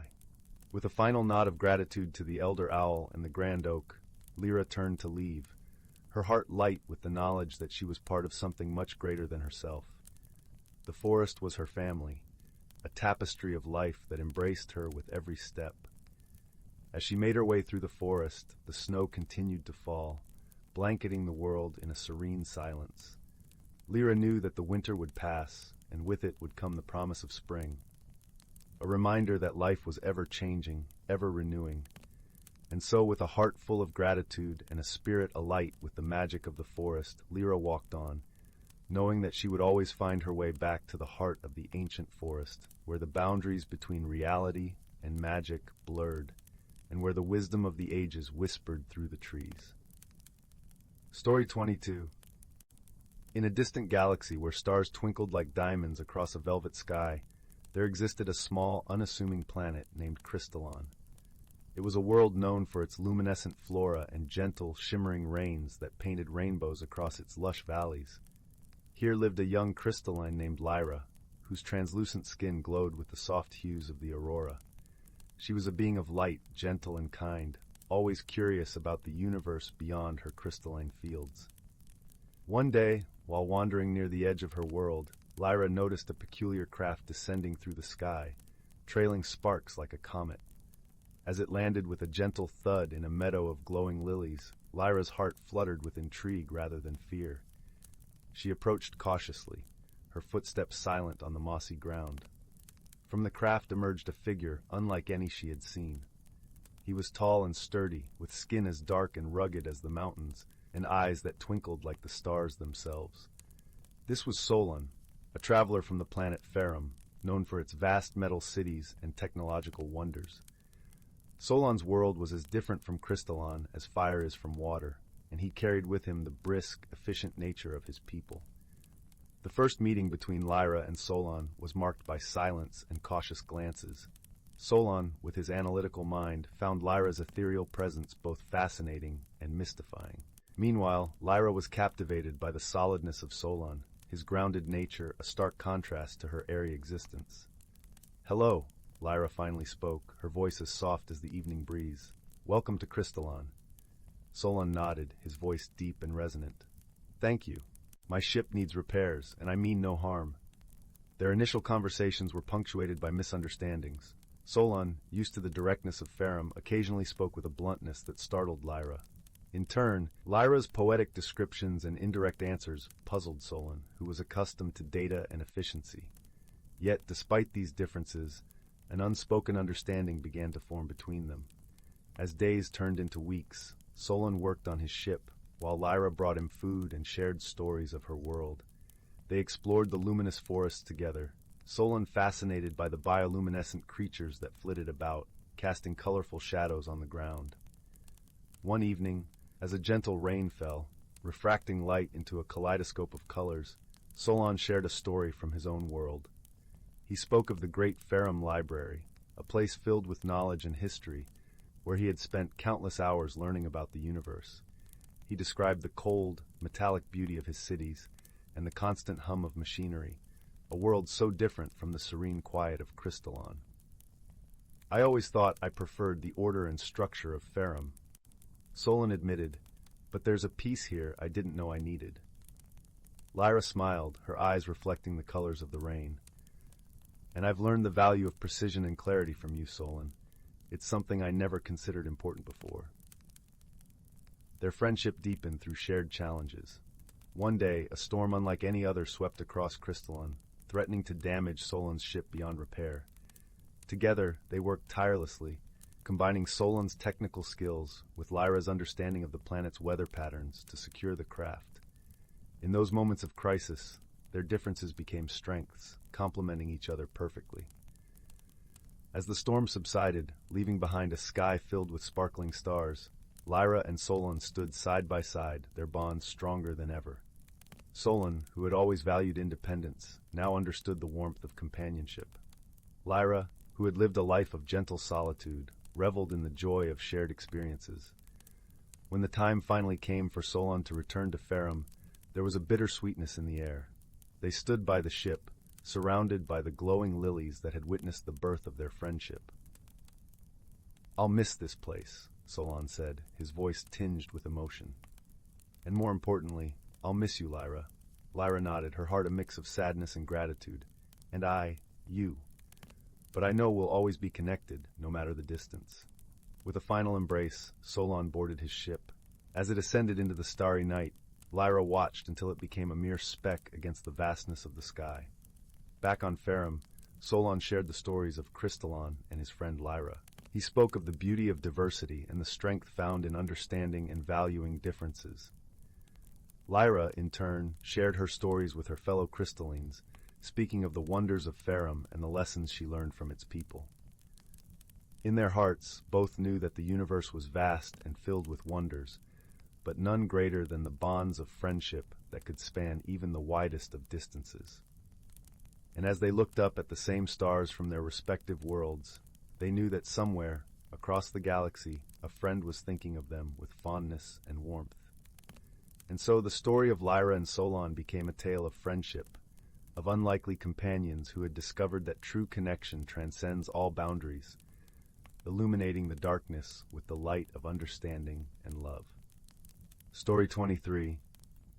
In a quaint village nestled between whispering pines and shimmering streams, there lay a place called Willowbrook. The village was known for its cozy cottages with thatched roofs, gardens bursting with lavender and honeysuckle, and the most enchanting thing of all, the ever-present hum of magic in the air. It was a gentle, comforting magic that wrapped around the villagers like a warm shawl on a chilly night. At the heart of Willowbrook stood the great oak, a tree so ancient it was said to have witnessed the birth of the stars. Its gnarled branches stretched protectively over the village square, where townsfolk gathered to share stories and laughter. Beneath its vast canopy, an unusual mystery began to unfold. One crisp morning, as the first light of dawn painted the sky in hues of rose and gold, the villagers awoke to find something peculiar. Tiny footprints, no larger than a sparrow's, trailed through the dew-kissed grass, leading from the great oak to the edge of the whispering woods. The footprints were delicate and intricate, as though made by a creature not of this world. The villagers, though curious, were not alarmed. They had seen many wondrous things in their time. Still, a gentle murmur of intrigue rippled through the community. Who could be leaving these footprints, and why? Among those pondering the mystery was young Finn, an observant boy with an inquisitive mind and a heart full of kindness. Finn lived with his grandmother, a wise woman known for her stories of the olden days and her knack for understanding the language of the forest. Her cottage, nestled at the edge of the woods, was a sanctuary of warmth, filled with the scent of baking bread and herbs drying by the hearth. Determined to uncover the source of the footprints, Finn sought the counsel of Elder Tamsin, the village's revered sage. With a beard as silver as moonlight and eyes twinkling with the knowledge of ages, Elder Tamsin was always ready to lend his wisdom to those who sought it. "Ah, young Finn," Tamsin greeted with a smile as they sat beneath the great oak. "What brings you to my humble abode?" Finn explained the mystery, his eyes bright with curiosity. Elder Tamsin listened intently, nodding as he beard thoughtfully. "Perhaps," Tamsin mused, "these footprints belong to the leaflings, tiny guardians of the forest. They are playful and shy, seldom seen by human eyes. But if they are venturing close to our village, There must be a reason. Intrigued by the possibility, Finn decided to visit the Whispering Woods at twilight, when the veil between the human world and the magical realm was thinnest. As the sun dipped below the horizon, painting the sky in deep indigos and violets, Finn set out with a lantern in hand. The forest was alive with the rustle of leaves and the soft calls of night creatures. The air was cool and fragrant, carrying the scent of earth and pine. Finn followed the trail of footprints, his heart beating with a mix of excitement and anticipation. As he ventured deeper into the woods, he came upon a clearing bathed in the gentle glow of moonlight. There he saw them, tiny figures darting among the ferns, their skin glistening like dewdrops in the night. They were the leaflings, no taller than a child's hand, with wings as delicate as gossamer. They moved with the grace of a breeze, their laughter a soft, tinkling sound that blended with the whispering trees. Finn watched, entranced, as the leaflings gathered around a small, shimmering pool at the center of the clearing. It was then he noticed the source of their concern. A single wilting flower drooped at the water's edge, its petals dull and lifeless. Understanding dawned upon Finn. The leaflings were trying to save the flower, a precious bloom that held significance to their kind. But they needed help, and perhaps a touch of human ingenuity. Carefully, Finn approached the leaflings, bowing his head in respect. He spoke softly, offering his assistance. The leaflings, sensing his sincerity, welcomed him with open hearts. Together, they devised a plan. Finn fetched a little vial of enchanted dew that his grandmother kept for special occasions, a gift from the forest itself. With a gentle hand, Finn sprinkled the dew upon the wilting flower, watching as it absorbed the magic like a thirsty traveler quenching their thirst. Slowly, the flower began to revive, its petals regaining their vibrant hue and releasing a sweet, intoxicating fragrance into the night. The leaflings danced with joy, their wings shimmering like stars as they circled the now flourishing bloom. In gratitude, the leaflings presented Finn with a tiny silver leaf, a token of friendship and a reminder of the magic that connects all creatures, great and small. Finn tucked the leaf into his pocket, his heart swelling with warmth and happiness. As dawn broke over Willowbrook, Finn returned to the village, the mystery solved and his spirit alight with the joy of newfound friends. The villagers gathered once more beneath the great oak, eager to hear his tale.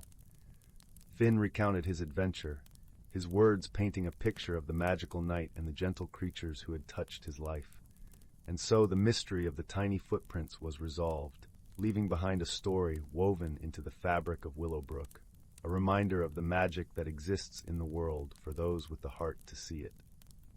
As the sun set, casting a golden glow over the village, Finn sat by the hearth with his grandmother, the warmth of the fire embracing them. The silver leaf glinted softly in the flickering light, a symbol of friendship and the magic of kindness. And in Willowbrook, where the stars shone a little brighter and the air hummed with enchantment, the villagers drifted to sleep, their dreams filled with the gentle wonders of their magical world. Story 24. Once upon a time, nestled in a village where the hills rolled gently like waves and the air was sweet with the scent of wildflowers, there stood a little cottage with a roof thatched in golden straw. This was the home of a young boy named Finn, whose eyes sparkled with curiosity, as bright as the stars that twinkled in the night sky. In this village, life was simple and slow, with days spent tending gardens, telling stories, and celebrating the small joys that each day brought. One misty morning, as the sun began to stretch its rays over the dew-kissed fields, Finn found himself wandering along the edge of the village. His bare feet padded softly on the cool grass, and the gentle hum of bees provided a peaceful melody to his thoughts. It was on this morning that Finn discovered something quite peculiar. A book, nestled in the hollow of an old oak tree, its cover adorned with intricate patterns that shimmered in the dappled sunlight. Curiosity piqued, Finn carefully pulled the book from its resting place. As he held it, he felt a warmth spread through his fingertips, as if the book itself were alive. The pages, yellowed with age, whispered secrets of the past as they fluttered in the breeze. But it was the first page that caught Finn's attention. There, in elegant script, was a single phrase: "The world is more than it seems." Intrigued, Finn hurried back to his cottage. the book clutched against his chest. That evening, by the light of the flickering fireplace, he began to read. The words on the pages told of a world where ordinary objects held extraordinary secrets, where the mundane was infused with magic to those who knew how to look for it. As Finn read, he noticed something incredible. The room around him began to shift. Colors grew more vibrant, and the crackling of the fire took on a melodic tone. It was as if the book had opened his eyes to the hidden wonders of the world. Finn realized that this was no ordinary book. It was a guide to seeing the magic in everyday life. Eager to explore these newfound wonders, Finn set out on a journey through the village. With each step, he saw the world anew. The cobblestones beneath his feet glistened like the scales of a dragon, and the leaves above whispered tales of far-off lands. But Finn soon learned that seeing the magic was just the beginning. To truly understand it, he needed guidance. It was then that Finn met the first of his helpers, a wise old turtle named Thistle, who lived by the village pond. Thistle's shell was etched with patterns that seemed to shift and dance in the sunlight.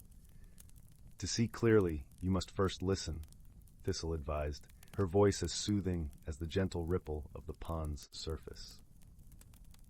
Following Thistle's advice, Finn spent his days listening to the stories of the wind and the songs of the birds.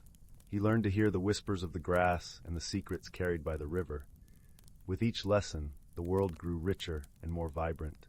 As Finn's journey continued, he encountered another helper, a lively squirrel named Pip, whose boundless energy was matched only by his quick wit.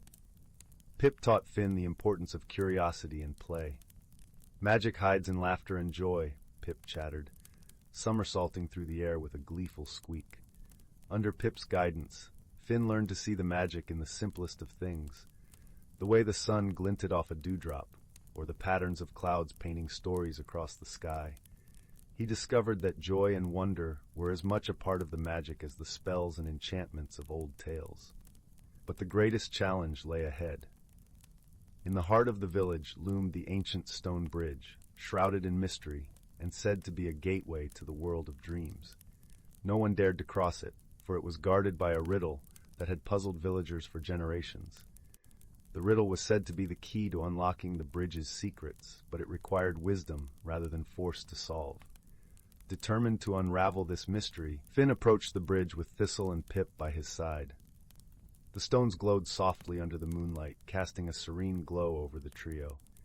As Finn stepped forward, the riddle echoed in his mind.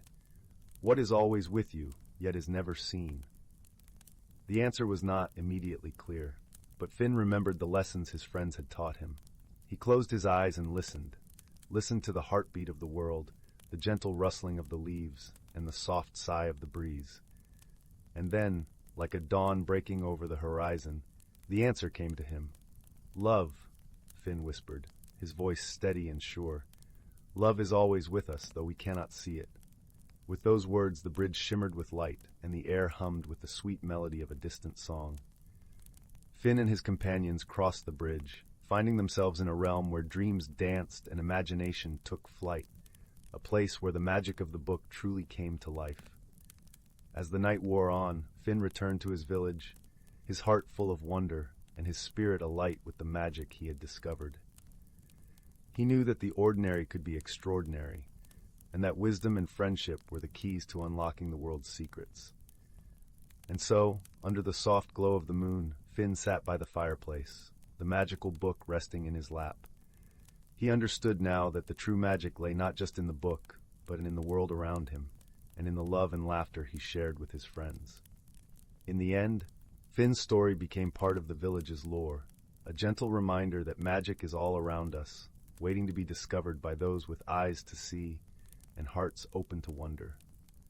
And as the stars twinkled above, the village slept, wrapped in the comforting embrace of dreams, knowing that the world held more magic than they had ever imagined. Story 25. In a quaint little village, cradled by rolling emerald hills and kissed by the golden rays of a perpetually setting sun, there lived a curious young girl named Amara. Her heart brimmed with the warmth of 100 sunsets, and her spirit sparkled with the same mystery that danced in the evening sky. Amara loved nothing more than exploring the whispering woods that lay just beyond her home. a place where time seemed to stretch like the silken threads of a spider's web. One afternoon, as the sky blushed with the promise of twilight, Amara set off on a new adventure. She followed a path less traveled, a narrow trail shaded by towering oaks whose leaves rustled like the pages of an ancient book. The air was sweet with the aroma of wild honeysuckle, and the soft earth beneath her feet was alive with the stories of those who had walked before her. As she ventured deeper, the forest seemed to come alive with an enchanting symphony. The gentle lilt of a babbling brook harmonized with the chirping of crickets, and the occasional hoot of an owl lent a soothing bass to the melody. It was then that Amara noticed something unusual. A soft, glowing light flickered through the trees, beckoning her with its gentle allure. Intrigued, Amara followed the light, her heart racing with excitement and a touch of trepidation.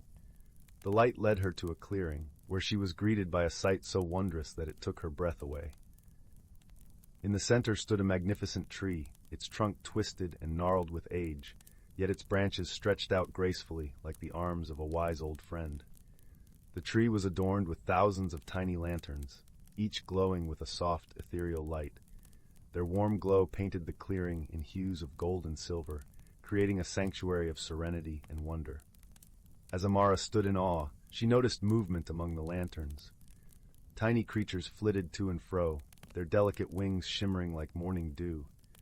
They were the lantern fae, known in village lore as the keepers of the forest light. Each fae cradled a lantern in their hands, their laughter a delicate chime that echoed through the clearing. One of the fae, a particularly sprightly one with wings as blue as a summer sky, flitted down to greet Amara. "Welcome, dear wanderer," the fae chimed, their voice as soft as a breeze. "I am Elara, and we're delighted you found our grove." Amara smiled, feeling warmth spread through her chest. "It's beautiful," she whispered, her eyes wide with wonder. Elara twinkled with delight. "You've a kind heart to see it so.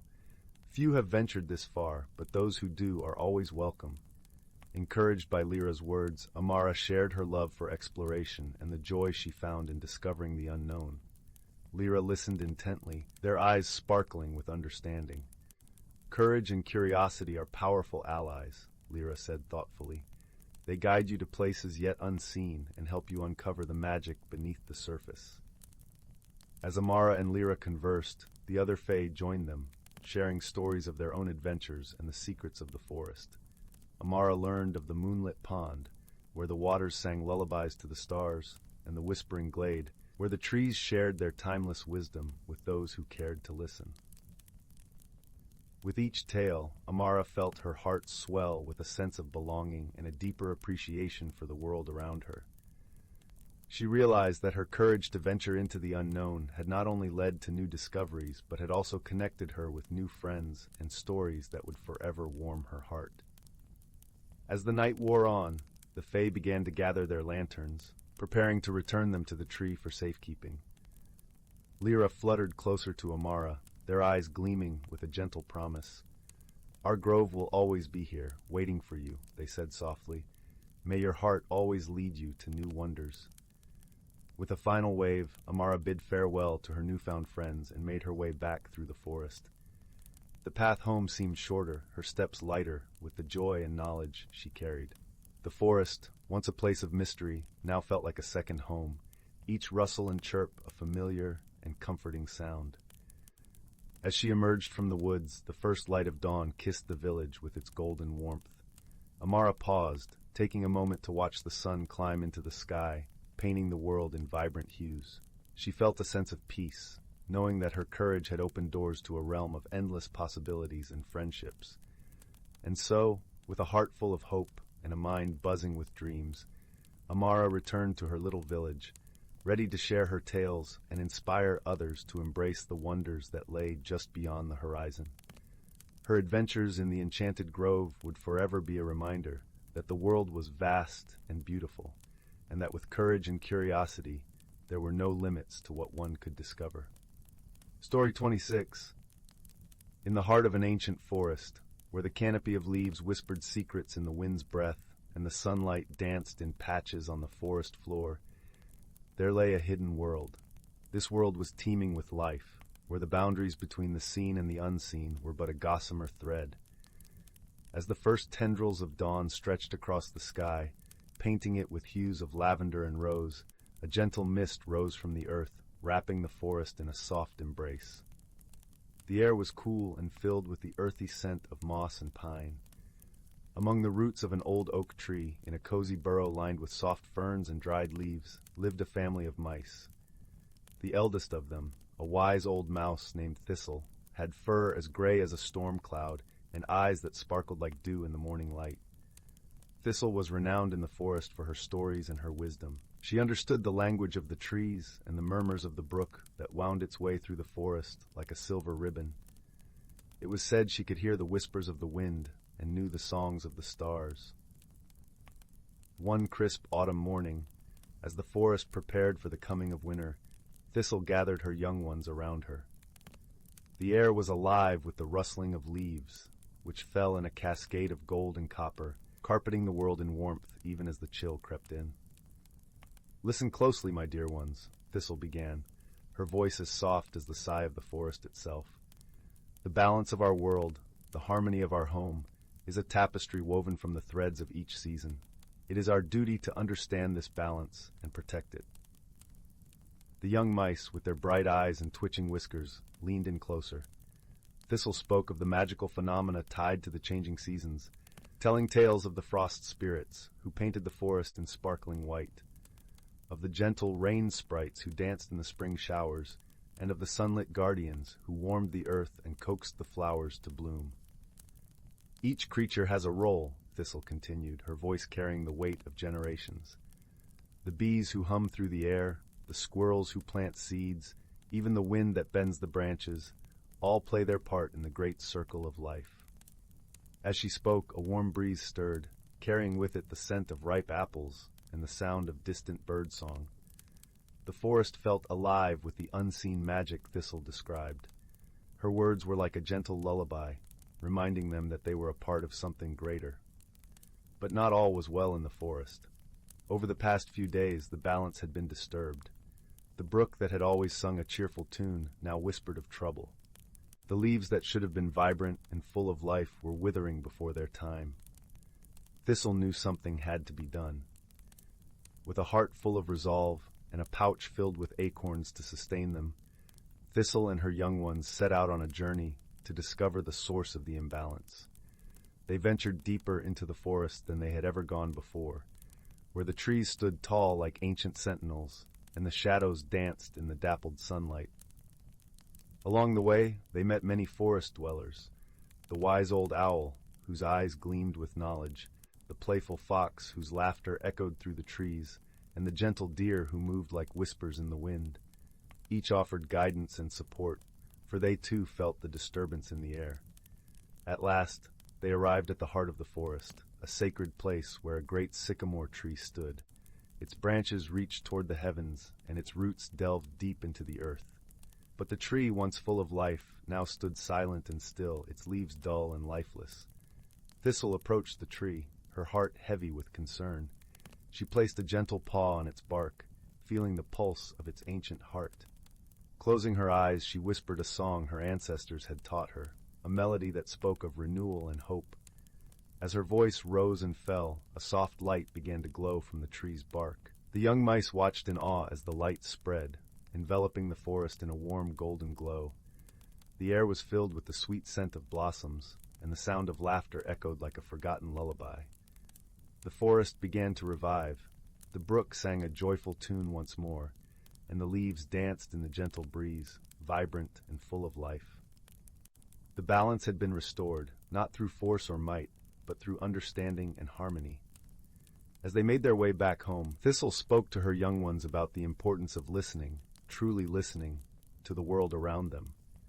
"The forest speaks in many voices," she said softly. "It is our duty to heed its call and protect its delicate balance." That night, as the moon bathed the forest in silver light and the stars twinkled like scattered diamonds, Thistle and her family nestled into their warm burrow. The gentle sounds of the forest wrapped around them like a comforting blanket, and the promise of peaceful dreams carried them into slumber. And so, In the heart of the ancient forest, where magic and reality intertwined, the hidden lives of natural creatures continued in harmony. Through wisdom, friendship, and a deep respect for the world around them, they ensured that the forest would thrive for generations to come. Story 27. Once upon a time, in the quaint village of Willowbrook, nestled at the edge of an ancient whispering forest, there lived a gentle, inquisitive boy named Finn. Willowbrook was a place where time seemed to linger softly, where cobblestone paths wound past cozy cottages with thatched roofs, and where the air was sweet with the scent of blooming wildflowers and freshly baked bread. Finn lived with his grandmother, a wise woman who often spoke of the mysteries hidden in the world. She had a small, cluttered shop filled with peculiar trinkets and old books, each with a story of its own. It was in this shop that Finn spent many of his days, dusting shelves and listening to his grandmother's tales of wonder and magic. One blustery afternoon, as the golden autumn leaves danced outside, Finn stumbled upon a curious object while tidying the shop. It was a small, intricately carved wooden box, no larger than his hand. Delicate patterns of vines and stars wound around its surface, and it seemed to hum softly, almost like a distant melody. "What's this, Grandma?" Finn asked, holding up the box. His grandmother paused, her eyes twinkling with a secret knowledge. "Ah, you've found the box of echoes," she said, her voice warm and full of memories. "It's a special thing, that box. They say it holds the echoes of forgotten dreams and long-lost whispers." Intrigued, Finn gently opened the box, revealing a shimmering mist that swirled within. As he peered closer, he felt a gentle tug, as if the mist were inviting him to step inside. With a deep breath and a heart full of curiosity, Finn accepted the invitation. In an instant, the world around him changed. He found himself standing in a lush, verdant meadow that stretched as far as the eye could see. The air was filled with the sweet fragrance of honeysuckle and the soft, melodious hum of bees. Above, the sky was a brilliant tapestry of blues and golds, and a gentle breeze whispered through the tall grasses, carrying with it a sense of peace and promise. As Finn marveled at this new world, he was joined by a curious companion. Out from the tall grass bounded a small, fluffy creature, with ears like soft clouds and eyes as bright as the morning sun. It was a creature of pure joy, and it introduced itself as Nimbus, the guardian of the meadow. "Welcome, Finn," Nimbus chirped, its voice like a tinkling bell. "The box of echoes has brought you here for a reason. There is something you must discover, something that will change you." Eager to uncover the mystery, Finn set off with Nimbus by his side. They wandered through fields of wildflowers where butterflies danced like living jewels, and along streams that sang as they meandered through the land. Everywhere they went, the meadow seemed to come alive with stories and secrets. As the sun dipped low on the horizon, painting the sky with hues of lavender and rose, Finn and Nimbus came upon an ancient oak tree, its branches sprawling wide and its roots deep and knowing. Beneath the tree sat a wise old turtle named Sage, whose shell was adorned with patterns that seemed to shift and change like the seasons. Sage welcomed them with a slow, knowing smile. "Ah, young Finn and dear Nimbus," he said in a voice as soothing as a gentle brook. "You seek the heart of the meadow, where the true magic lies." Finn nodded, his heart alight with anticipation. "How do we find it?" he asked. Sage closed his eyes, listening to the whispers of the wind. "The heart of the meadow is not a place, but a moment," he explained. "It is found in the act of listening, of opening your heart to the stories around you." With this wisdom, Finn realized that the journey was not about reaching a destination, but about embracing the journey itself. He sat beneath the ancient oak, closed his eyes, and listened deeply. He heard the rustling of leaves, the distant call of a nightingale, and the gentle rustle of the grass as it swayed in the breeze. In that moment of stillness, Finn felt a warmth spread through him, a connection to the world that was both comforting and profound. He understood that every sound, every whisper, was a thread in the tapestry of life, and by listening, he became a part of it. When Finn opened his eyes, he found himself once again in his grandmother's shop, the box of echoes resting quietly in his hands. He felt different, as if the meadow had left a lasting imprint on his heart. His grandmother smiled knowingly. "Did you find what you were looking for, Finn?" she asked gently. Finn nodded, his eyes bright with understanding. I did, Grandma. I learned that sometimes the greatest magic is simply in listening and being present. From that day on, Finn carried the lessons of the meadow with him, sharing its wisdom with those around him. He discovered that the world was full of echoes waiting to be heard, and that by listening with an open heart, one could uncover the extraordinary hidden within the ordinary.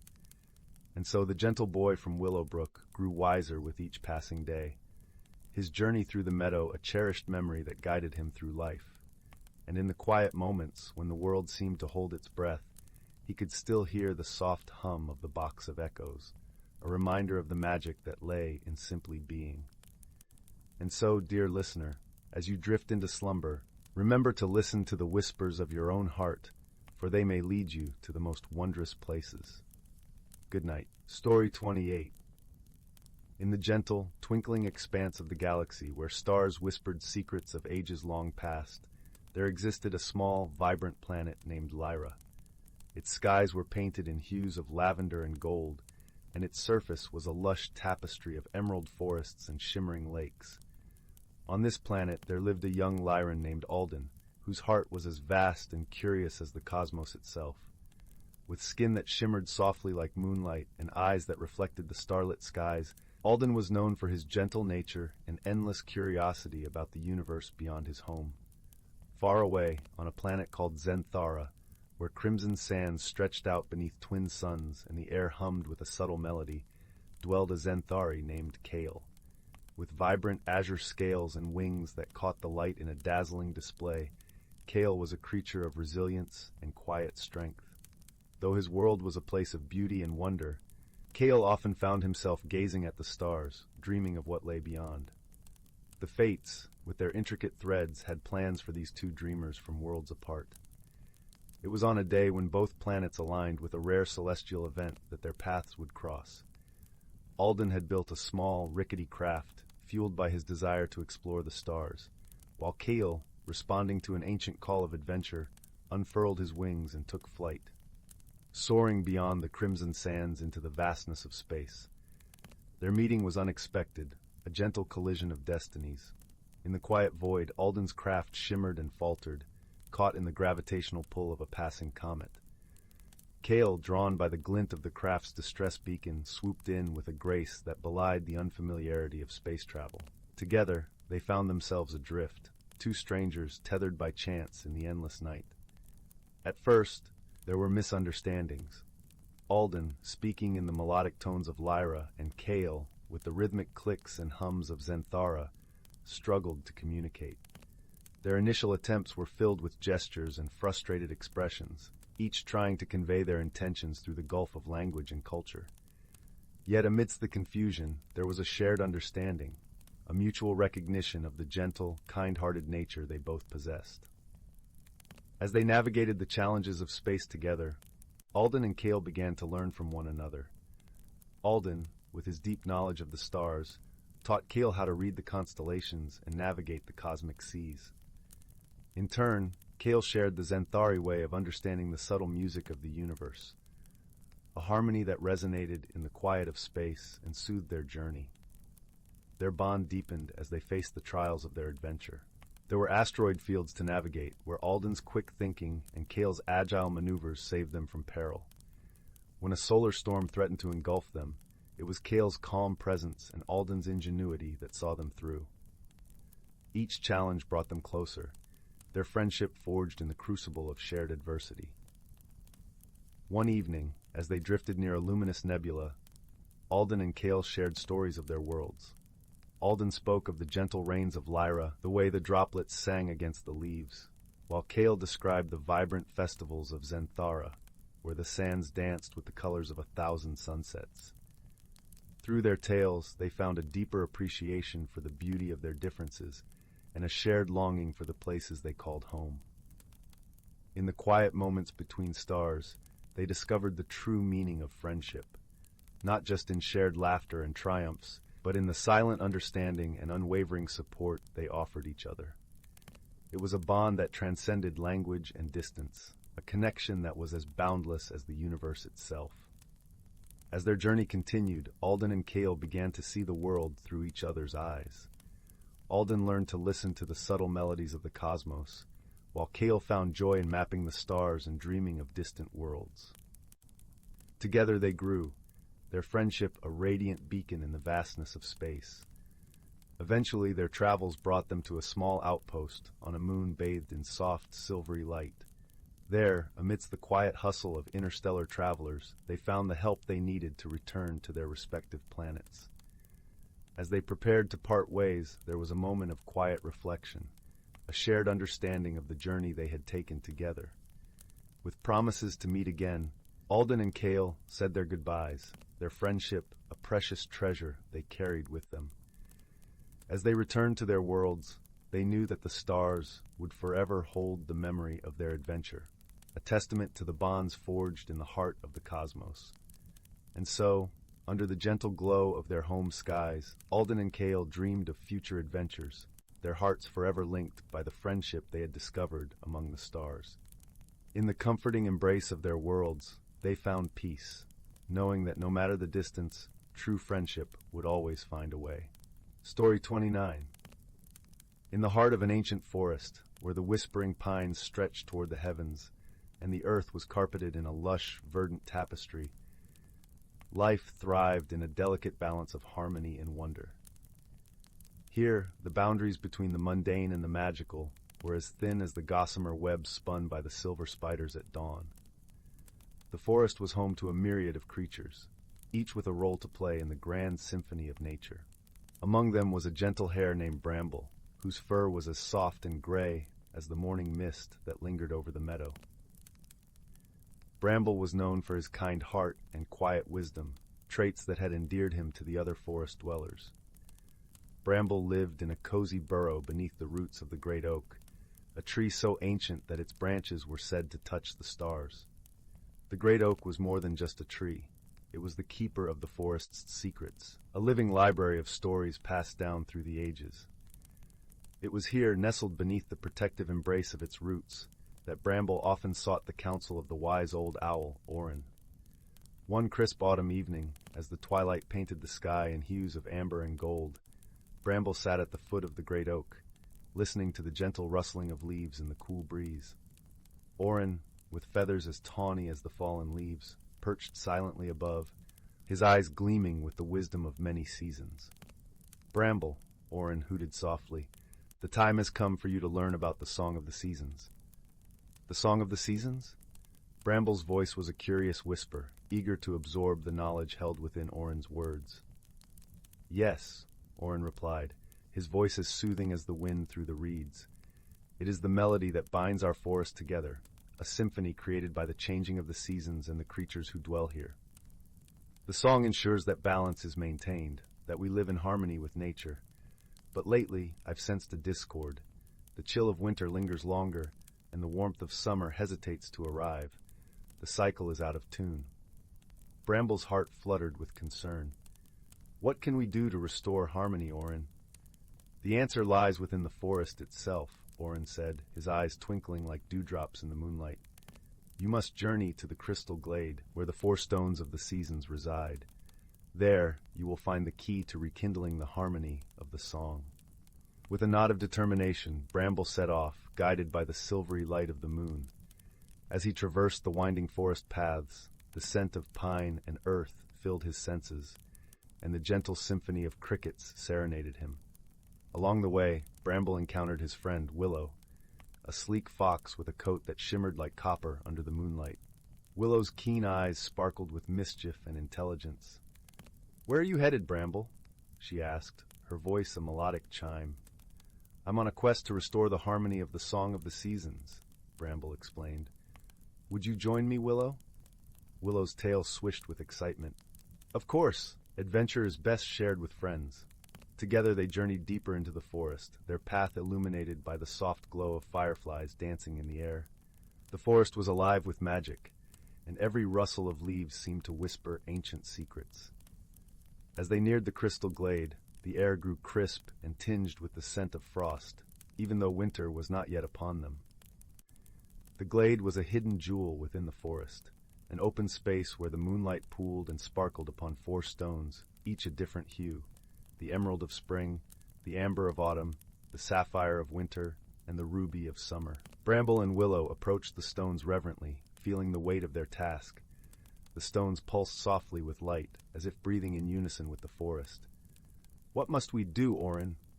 Bramble whispered, sensing the owl's presence even though he was not visibly there. "Place your paw upon the stones, one at a time," Orin's voice echoed in their minds, "and listen to the song they sing." Bramble and Willow exchanged a glance, then stepped forward together. Bramble placed his paw on the emerald stone first, and a gentle warmth spread through him, bringing with it the scent of blooming flowers and the sound of birdsong.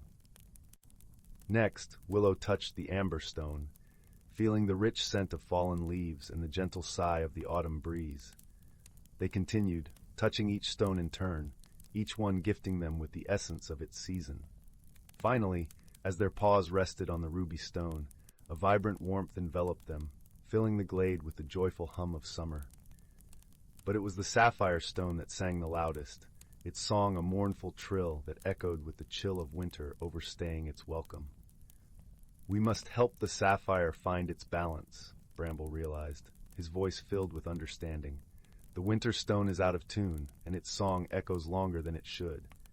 Together, Bramble and Willow focused their hearts and minds on the sapphire stone, pouring their warmth and friendship into its song. As they did, they felt the chill begin to ease, the melody shifting from a mournful lament to a harmonious chord that resonated through the forest. The song of the seasons rose in a crescendo, a beautiful symphony that wove through the trees, restoring balance and harmony. The forest sighed with relief, its creatures awakening to the renewed rhythm of life. Bramble and Willow stepped back, their hearts light with the knowledge that they had helped preserve the delicate balance of their home. The stones glowed softly, their colors bright and true, a testament to the harmony they had restored. As they made their way back through the forest, the first hints of dawn began to paint the sky in shades of pink and gold. The world was alive with the promise of a new day, the song of the seasons, a gentle melody that whispered of peace and unity.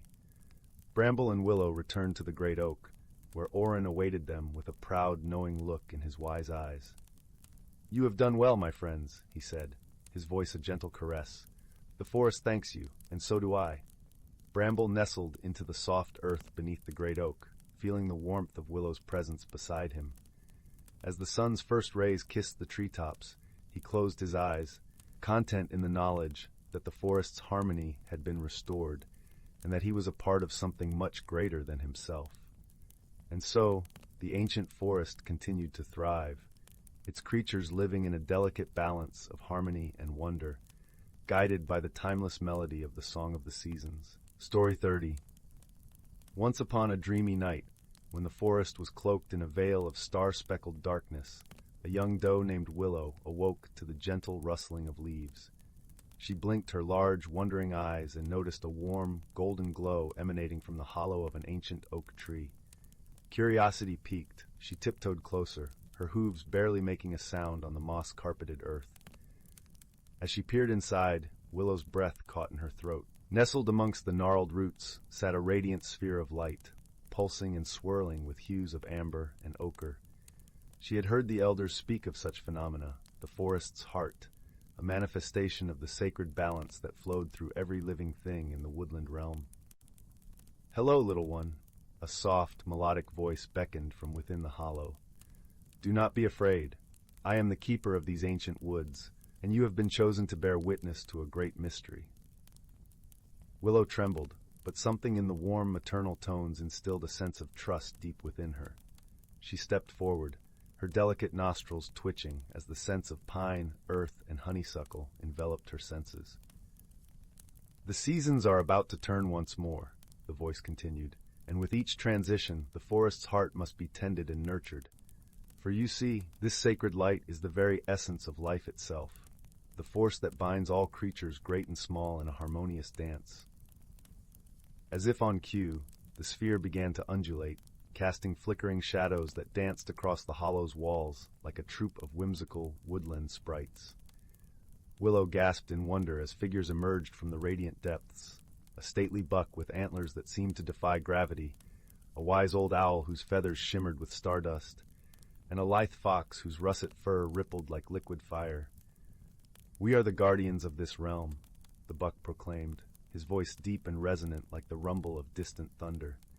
"For generations beyond count, we have safeguarded the forest's heart, ensuring that the cycle of life continues unbroken." The owl ruffled her wings, her piercing gaze fixing upon Willow. "You have been chosen, young one, for your heart is pure and your spirit strong. The time has come for you to join our sacred vigil and learn the ways of the ancient ones." Willow's heart raced with a mixture of trepidation and exhilaration. She knew the gravity of such a calling, for the elders had spoken of the guardians in hushed, reverent tones. To be entrusted with this sacred duty was both a great honor and a tremendous responsibility. I will do my best," she stammered, dipping her head in respect. "Teach me, wise ones, and I shall heed your lessons with all my being." And so, under the watchful gaze of the forest's heart, Willow's training began. The buck taught her the secrets of the woodlands, the intricate tapestry of life that wove through every moss-draped branch and vibrant wildflower. The owl imparted the wisdom of the ages, revealing the delicate balance that sustained the realm and the dire consequences should that balance be disrupted. As the seasons ebbed and flowed, Willow bore witness to the most extraordinary of sights. In the spring, she watched in rapturous awe as the forest's heart blossomed with vibrant hues of emerald and jade, ushering in a verdant rebirth that swept across the land. Tiny buds unfurled, birds serenaded the dawn with joyous melodies, and new life burst forth in a celebration of nature's infinite potential. With summer's arrival, the sacred light radiated warmth and vitality, where painting the woodland tapestry with rich hues of golden sunrays and azure skies. Willow frolicked through fields of swaying wildflowers, their fragrant petals caressing her velvet coat as she drank from crystal-clear streams and basked in the life-giving rays. As autumn's chill crept into the air, the forest's heart transformed once more, this time igniting with a blaze of crimson and amber. Willow marveled at the breathtaking displays of fiery foliage, the leaves swirling in mesmerizing dances as they bid farewell to the waning sun. It was a season of letting go, of surrendering to the inevitable cycle of change. Yet even as winter's icy grasp descended upon the realm, the forest's heart remained steadfast, its radiant glow now a soothing, pearlescent shimmer. Willow learned that beneath the frozen stillness, life persevered, slumbering until the first hints of spring's return. She watched in hushed reverence as tiny snowflake crystals drifted from leaden skies, each one a breathtaking work of artistry crafted by unseen hands. Through it all, the guardians remained ever vigilant, tending to the forest's heart and ensuring that the delicate equilibrium was never disrupted. And as the years melted away like snowflakes on a warm breeze, Willow grew in wisdom and stature, her once youthful curiosity blossoming into a deep, abiding reverence for the sacred cycles that sustained all life.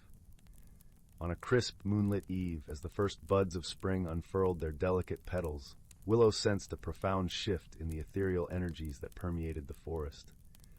The forest's heart pulsed with a radiant intensity, and the guardians gathered around her, their eyes shining with pride and bittersweet joy.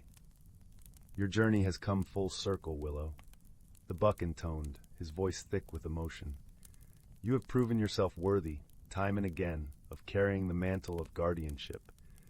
The forest's heart has chosen you to take your rightful place among us." Tears of humility and gratitude glistened in Willow's eyes as she bowed her head. "I am humbled beyond words, dear friends.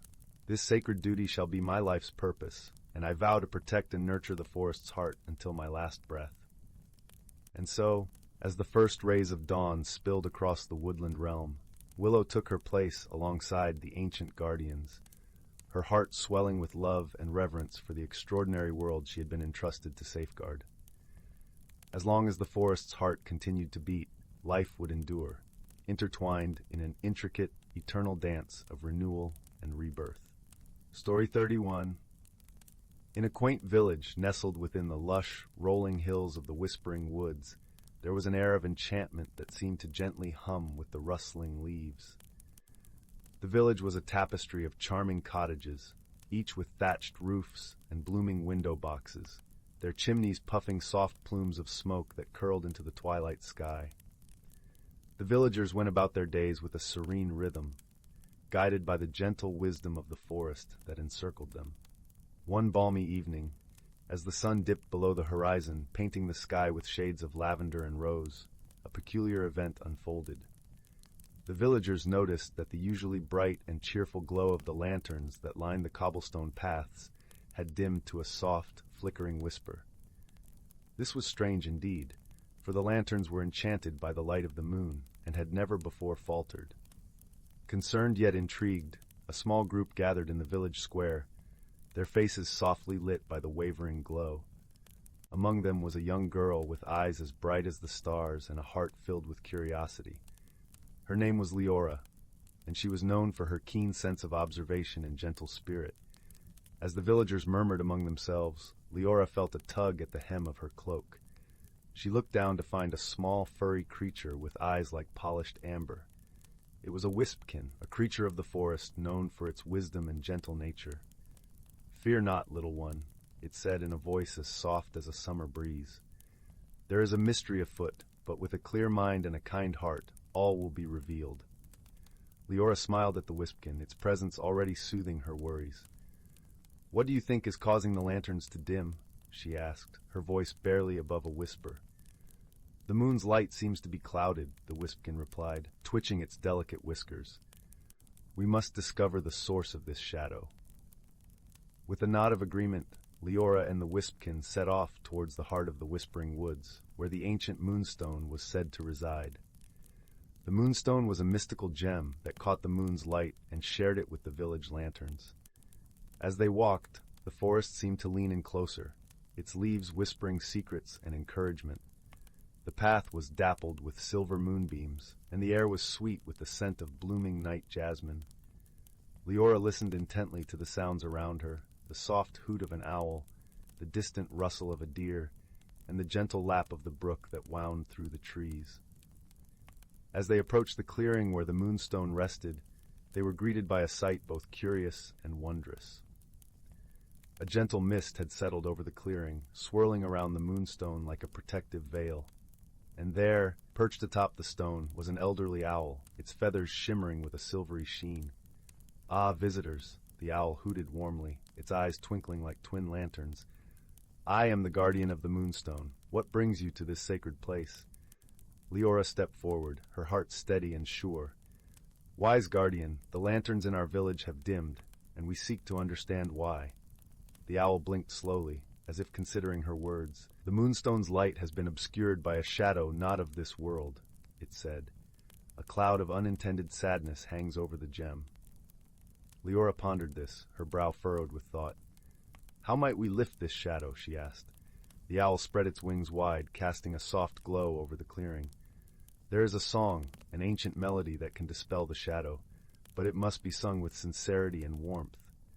Leora's heart swelled with determination. She had heard tales of this song, a lullaby that mothers sang to soothe their children, and she knew the melody by heart. With the wispkin nestled at her feet and the guardian's watchful gaze, she began to sing. Her voice wove through the night like a gentle river, each note imbued with the tender love she felt for her home and its people. As the song unfolded, the shadow began to lift, unraveling like a mist at dawn. The moonstone shone brighter with each verse, casting a radiant light that danced through the forest. When the last note faded, the clearing was bathed in pure moonlight, and the village lanterns once more glowed with their familiar brilliance. The guardian owl nodded approvingly, its eyes soft with gratitude. "You have done well, dear child. Your kindness and courage have restored the light." Elara smiled, her heart full of warmth and peace. "Thank you, guardian, and thank you, dear wispkin, for guiding me." The wispkin bowed, its eyes sparkling with delight. "The light of friendship is the brightest of all," it said, before scampering back into the forest. Together, Elara and the owl watched as the village below twinkled like a mirror of the stars above, the lanterns a beacon of hope and harmony. With her heart light and her spirit at ease, Elara returned home, where she knew her dreams would be sweet and her village safe. And so, The whispering woods whispered once more of the gentle girl and her wise companions, whose song of love had lifted the shadow and brought light to the night. Story 32. Once upon a time, in a quaint village nestled between the lush emerald hills and the sparkling azure sea, lived a young boy named Finn. The village, with its cobblestone streets and stone cottages adorned with colorful flower boxes, was a place where time seemed to move a little slower. The scent of blooming honeysuckle and the salty tang of the ocean breeze wove through the air, creating a tapestry of smells that was both comforting and invigorating. Finn was a curious soul, with eyes the color of the summer sky and hair that tumbled in copper waves around his freckled face. He spent his days exploring the meadows and woods that surrounded the village, always searching for something new and wondrous. Despite his adventurous nature, Finn was a gentle boy, known for his kind heart and the ready smile that lit up his face like sunshine breaking through clouds. One golden afternoon, as the sun dipped lazily toward the horizon, painting the sky in hues of orange and pink, Finn set out on one of his explorations. The air was warm and carried the melodious songs of birds settling in for the night. Finn's feet took him along a path he hadn't traveled before, one that led him deeper into the heart of the forest, where the trees grew tall and ancient. As Finn wandered, he came upon a clearing where a small pond shimmered under the fading light. The surface was as smooth as glass, reflecting the sky above. It was there, at the water's edge, that Finn noticed something unusual. Half buried in the soft earth was an old, intricately carved wooden box. Its surface was adorned with swirling patterns that seemed to shift and change when touched by the light. Intrigued, Finn knelt beside the box, brushing away the dirt and leaves that clung to it. As he opened the lid, a soft glow emanated from within, bathing his face in a gentle golden light. Inside, nestled on a bed of velvet, was a small, ornate compass. Unlike any Finn had seen before, this compass had no cardinal points. Instead, its needle spun slowly, almost lazily, as if it were searching for a direction all its own. Finn felt a strange pull toward the compass, a sense that it was meant for him. He picked it up gently, feeling its warmth seep into his skin. As he held it, he realized the needle had stopped its aimless spinning and now pointed steadily toward a thicket of trees on the far side of the clearing. Curiosity piqued. Finn decided to follow where the compass led. The sun had dipped below the horizon, and the world was cloaked in the soft, silvery light of the rising moon. The forest seemed to come alive in the moonlight, shadows dancing and whispering secrets as Finn walked.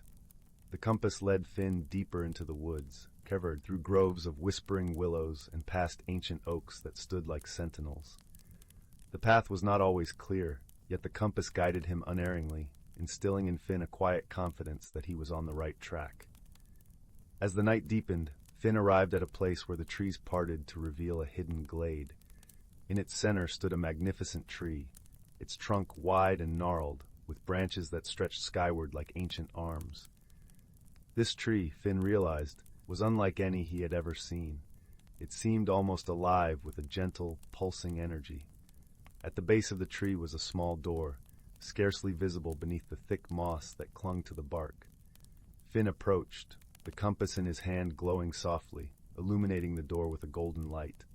Encouraged by the compass's gentle urging, Finn reached out and turned the small wrought iron handle. The door creaked open to reveal a spiral staircase winding down into the earth. Finn hesitated for only a moment before stepping inside, the compass lighting his way as he descended. The air was cool and fresh, filled with the earthy scent of moss and damp stone. At the bottom of the staircase, Finn found himself in a cavernous chamber, its walls shimmering with luminescent crystals that bathed the space in a soft, otherworldly glow. In the center of the chamber stood a large stone table, upon which lay an array of curious objects: a glass orb, a feather that shimmered with iridescent colors, and a small silver bell. Finn was drawn to the orb, feeling a connection as though it was calling out to him. As he reached for it, a gentle voice echoed through the chamber. "Welcome, young adventurer." Startled, Finn looked around but saw no one. "Who are you?" he asked, his voice echoing softly against the stone walls. "I am the keeper of this place," the voice replied, rich and warm like honeyed tea. "You have been chosen by the compass to find the hidden world within our own." Finn listened, intrigued and a little awestruck. The keeper continued, "This place is a sanctuary for those who seek knowledge and understanding. Each object here holds a secret, a piece of wisdom for those who can perceive it. Your journey has only just begun." With those words, the chamber seemed to shimmer and change, the walls fading away to reveal a landscape unlike any Finn had ever seen. Rolling hills of lush grass stretched into the distance, dotted with flowers that glowed in vibrant colors. In the sky, 3 moons hung, casting a triad of shadows on the ground. Finn stepped forward, feeling the cool dew on his bare feet. The air was alive with the sense of fresh grass and blooming flowers, and a gentle breeze ruffled his hair. It was a world of magic and wonder, and Finn knew instinctively that it was a place where he could learn and grow. As he ventured further into this new realm, Finn met many creatures, each with their own stories and wisdom to share. There were the Lumina, gentle beings of light who taught him about the power of inner peace and balance. There were the Sylphs, who danced on the wind and whispered secrets of the skies.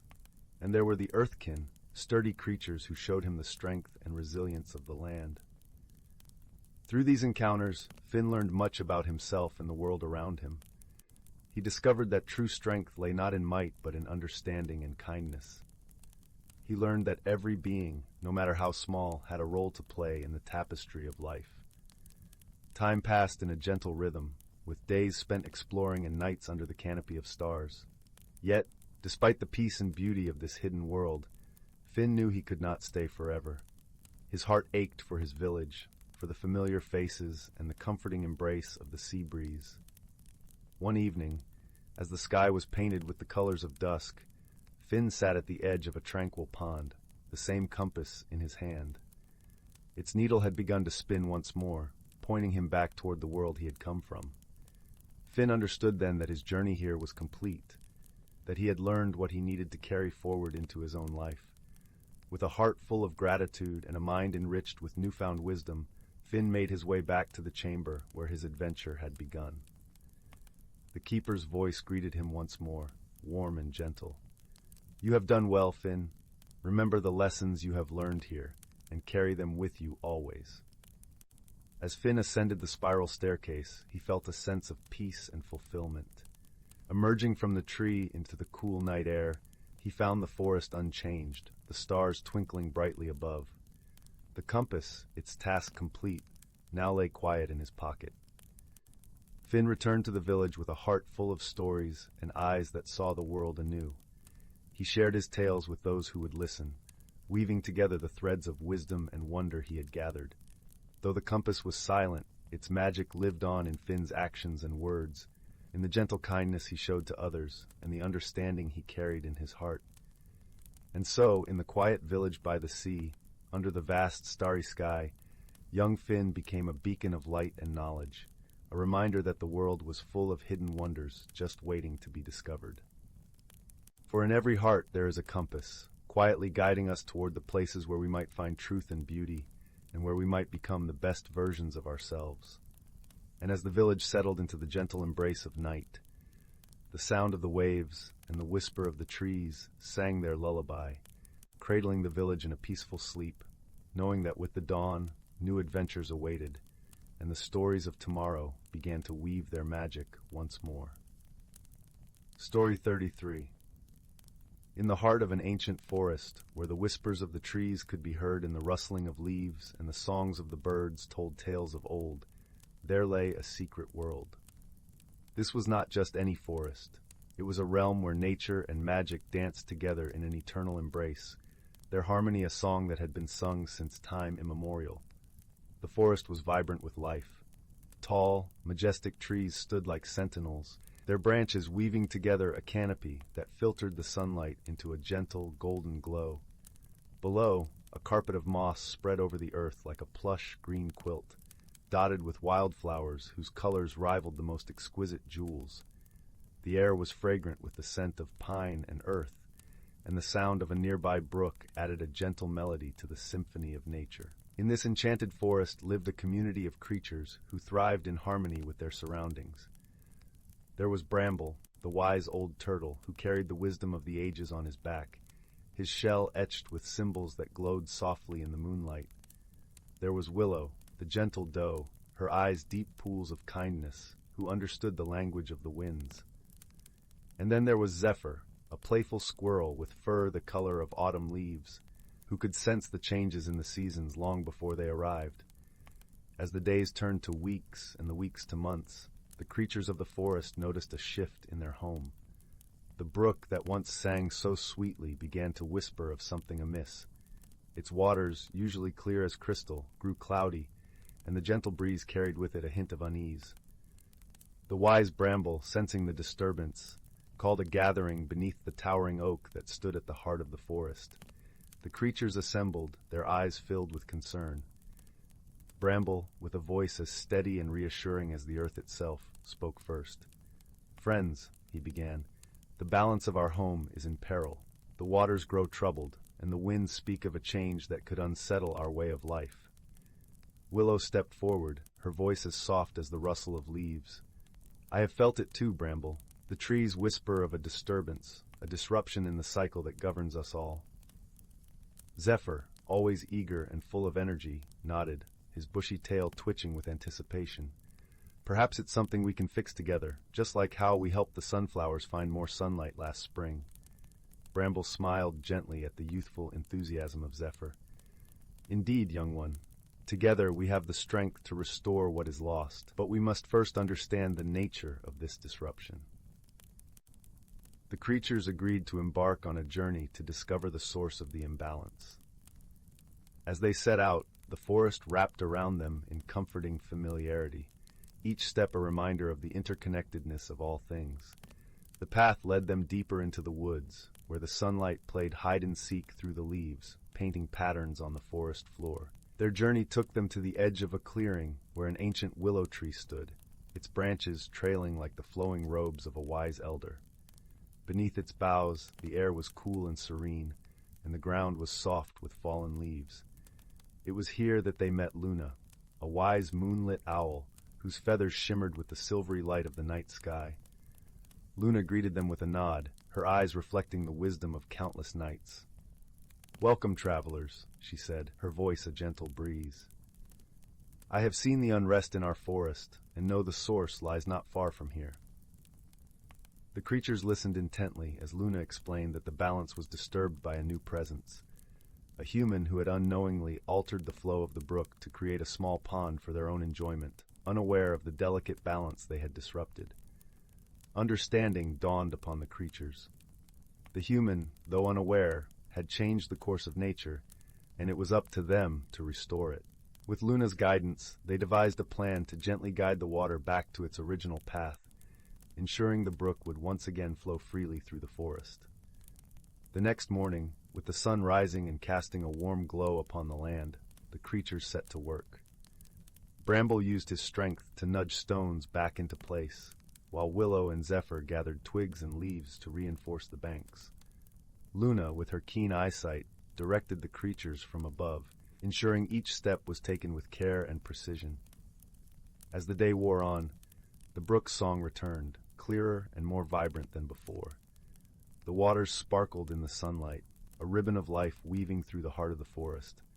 The creatures stood back and watched as the balance was restored, their hearts swelling with a quiet joy that echoed through the trees. In the days that followed, the forest thrived once more. The brook sang its gentle lullaby, the winds whispered sweet nothings among the leaves, and the creatures of the forest returned to their daily lives, grateful for the harmony they had preserved.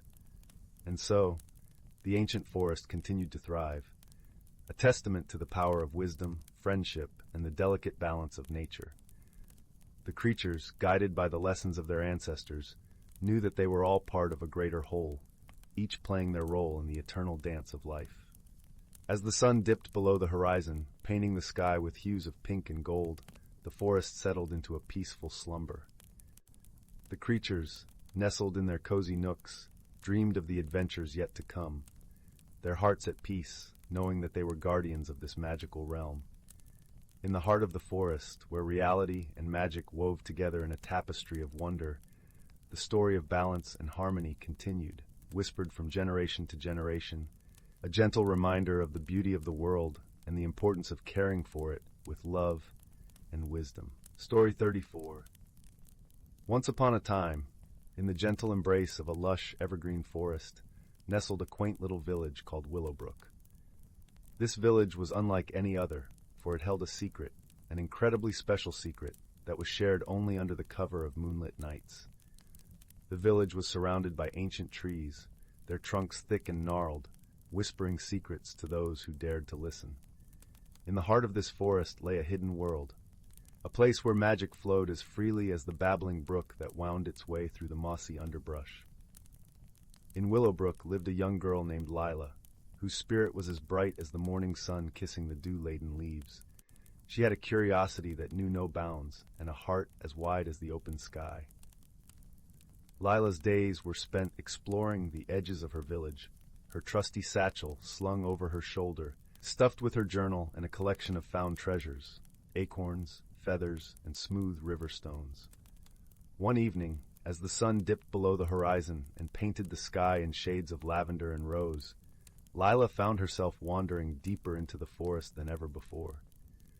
The air was cool and carried the scent of pine and earth. Her footsteps were soft against the carpet of fallen leaves, and as she walked, she could hear the distant hoot of an owl and the rustling of small creatures settling in for the night. Lila's heart quickened with excitement and a touch of apprehension as she ventured into uncharted territory. She had heard whispers from the villagers about a hidden glen, a place that none had seen but all believed existed. A place where magic lay waiting, cloaked in the ordinary. Her imagination danced with possibilities as she climbed over a fallen log and into a part of the forest that seemed untouched by time. As she walked, the forest around her began to change. The trees grew taller, their branches forming an intricate canopy above. The ground beneath her feet felt softer, as if welcoming her into a secret embrace. And then she saw it, a soft, ethereal glow emanating from beyond a thicket of ferns. Intrigued, Lila pushed through the ferns and gasped at the sight before her. There, nestled in the heart of the forest, was the Glen of Legends. It was a place of breathtaking beauty, where the air shimmered with a golden light that seemed to dance among the leaves. Flowers bloomed in vibrant colors, their petals glistening with dew that sparkled like diamonds. A gentle stream wound its way through the glen, its waters singing a melody that harmonized with the murmurs of the forest. In the center of the glen stood an ancient oak, its trunk wide and strong, its branches reaching skyward as if cradling the stars themselves. It was here that Lila felt the pulse of magic most strongly, a gentle thrum that resonated with the beat of her own heart. As she approached the oak, Lila noticed something unusual nestled among its roots, a small, intricately carved wooden box. It was adorned with delicate patterns of leaves and vines, and it seemed to glow faintly, as if lit from within by an unseen light. With careful hands, Lila lifted the box, feeling a warmth radiate from it, and a sense of wonder filled her soul. She opened the box and found nestled within it a single, shimmering feather. It was unlike any feather she had ever seen, its colors shifting from deep indigo to brilliant gold, and it felt as light as a whisper. Attached to the feather was a note, written in elegant script. To the one who finds this gift, the feather of whimsy is yours to hold. With it comes the power to glimpse the unseen, to walk between realms, to dance with the wind. Use it wisely, with a heart pure and kind. Lila's eyes widened with awe and curiosity. She held the feather gently, feeling its magic weave through her fingertips, and in that moment she knew her life was about to change in ways she could scarcely imagine. With the feather tucked safely into her satchel, Lila returned to Willowbrook, her mind abuzz with questions and possibilities. As night fell and the village settled into slumber, she lay awake, contemplating the adventure that lay ahead. The following morning, the village awoke to a day as bright and inviting as Lila's spirit. She shared her discovery with her closest friend, Finn, a boy with a heart as steadfast as the mountains and a smile that could light up the darkest of days. Together, they pondered the feather's potential and the journey that awaited them. "Do you think it really works?" Finn asked, his eyes wide with wonder.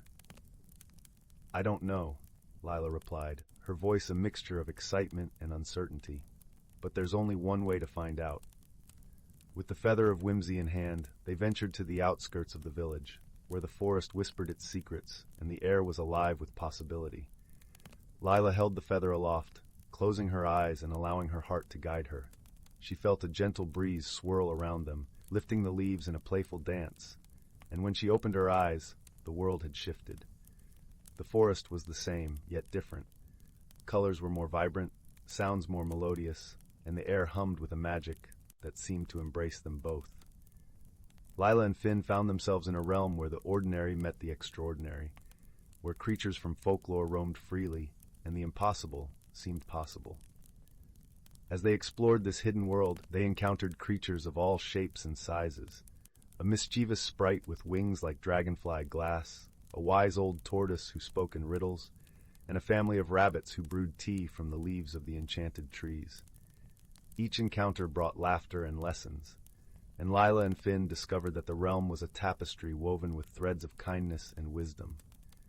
Days turned into weeks, and Lila and Finn became familiar faces in the magical realm. They learned to navigate its wonders, guided by the feather of whimsy and the friendships they forged along the way.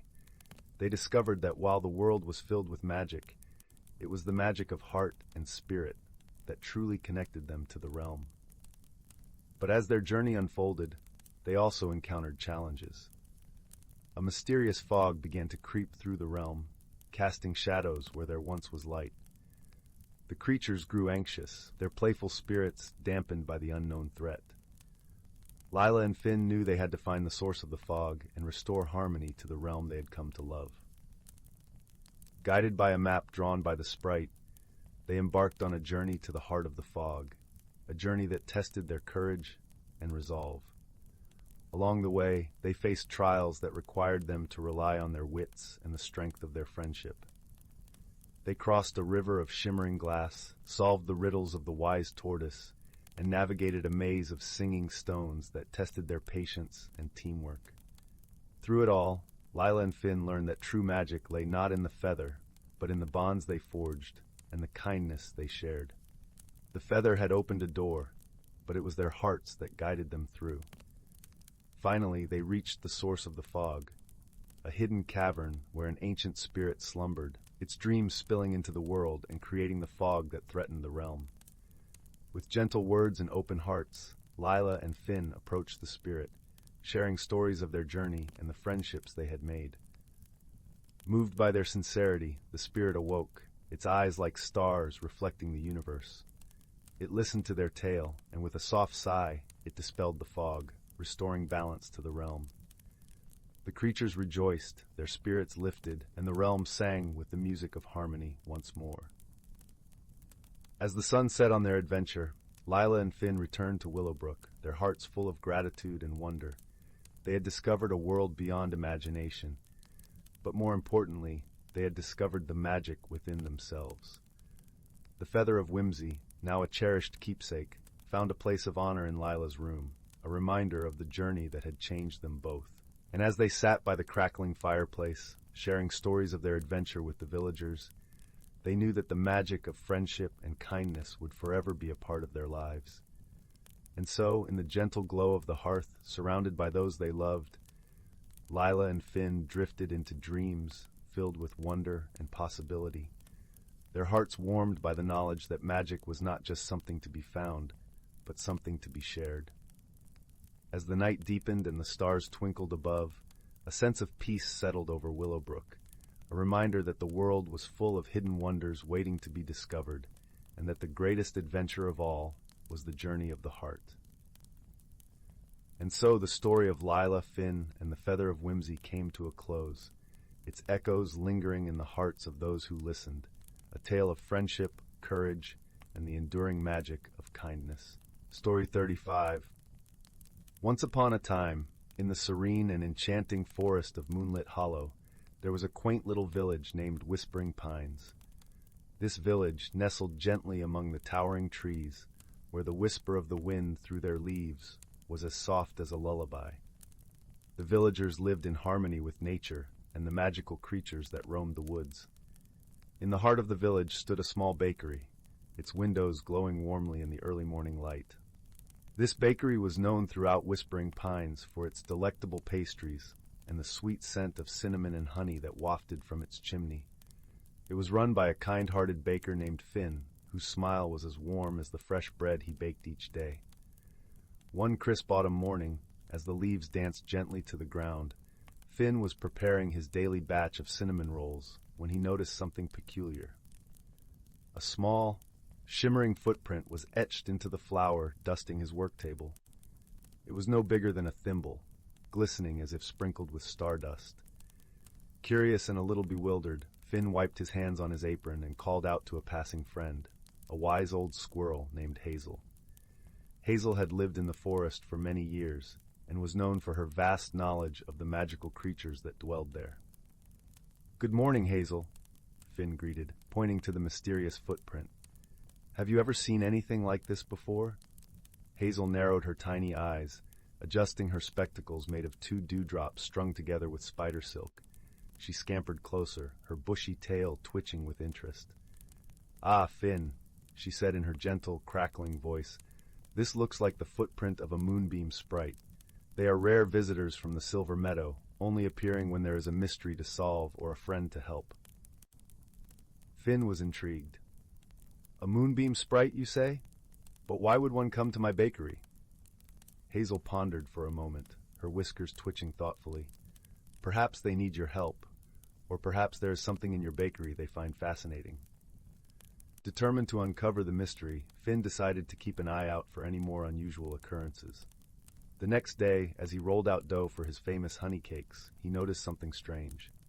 His jar of golden honey was nearly empty, yet he hadn't used any since the previous day. He scratched his head, glancing around the cozy bakery, as if expecting answers to appear from the flour-dusted air. That evening, as the villagers gathered for the weekly storytelling circle around the fire, Finn shared his puzzling discoveries. The children listened wide-eyed, and the elder villagers nodded knowingly, some recalling tales of moonbeam sprites from their own youth. One villager, a gentle old woman named May, spoke up. "I remember when I was a girl, a sprite visited our home. They are drawn to kindness and warmth. Perhaps, Finn, they are attracted to the joy your bakery brings to the village." Encouraged by May's words, Finn decided to leave a small offering for the sprite.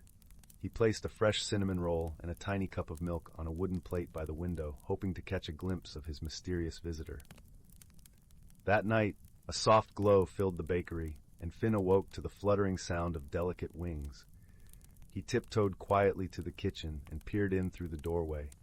There, illuminated by the silvery moonlight streaming through the window, was a tiny sprite, no taller than a teacup, with wings that shimmered like 1,000 stars. The sprite moved gracefully, sipping the milk and nibbling on the cinnamon roll with delight. Not wanting to startle the creature, Finn simply watched, his heart filled with wonder. In the days that followed, the mysterious occurrences became a delightful routine. The sprite would visit each night, leaving behind trails of sparkling footprints and a sense of enchantment that lingered long after dawn. One morning, as Finn was sweeping the bakery floor, he stumbled upon a small, gleaming pebble tucked beneath the counter. It glowed softly with an inner light, pulsing gently like a heartbeat. Finn picked it up, feeling a warmth spread through his fingers. He showed the pebble to Hazel, who gasped in astonishment. "Finn, this is a heartstone, a gift from the moonbeam sprite. It is said to bring joy and prosperity to its keeper." Finn smiled, his heart swelling with gratitude. He placed the heartstone on the shelf above his work table, where it cast a gentle light across the room, infusing the bakery with a warmth that echoed the sprite's visits. With each passing day, the bakery flourished, its fame spreading beyond Whispering Pines. Villagers from neighboring towns came to taste Finn's pastries, drawn by the stories of the magical bakery blessed by a moonbeam sprite. As autumn gave way to winter, the sprite's visits became less frequent, until one night they stopped altogether. Though Finn missed the nightly glow and the sparkle of tiny footprints, he felt a deep sense of peace and fulfillment. The heartstone remained, a lasting reminder of the sprite's friendship and the magic that had touched his life. And so, Whispering Pines continued to thrive, its heart warmed by the kindness and mystery that had once graced its beloved bakery. And in the quiet moments of the evening, as the village settled into slumber, Finn would often gaze at the heartstone, feeling the gentle pulse of its light, a comforting reminder that magic and friendship were always just a heartbeat away. And so, with the fire crackling gently in the hearth, the villagers would drift into dreams, their hearts filled with warmth and wonder, knowing that sometimes the smallest mysteries hold the greatest magic of all. The end. Once upon a time, in the serene and enchanting forest of Moonlit Hollow, there was a quaint little village named Whispering Pines. This village nestled gently among the towering trees, where the whisper of the wind through their leaves was as soft as a lullaby. The villagers lived in harmony with nature and the magical creatures that roamed the woods.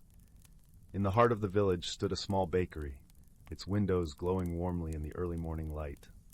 This bakery was known throughout Whispering Pines for its delectable pastries and the sweet scent of cinnamon and honey that wafted from its chimney.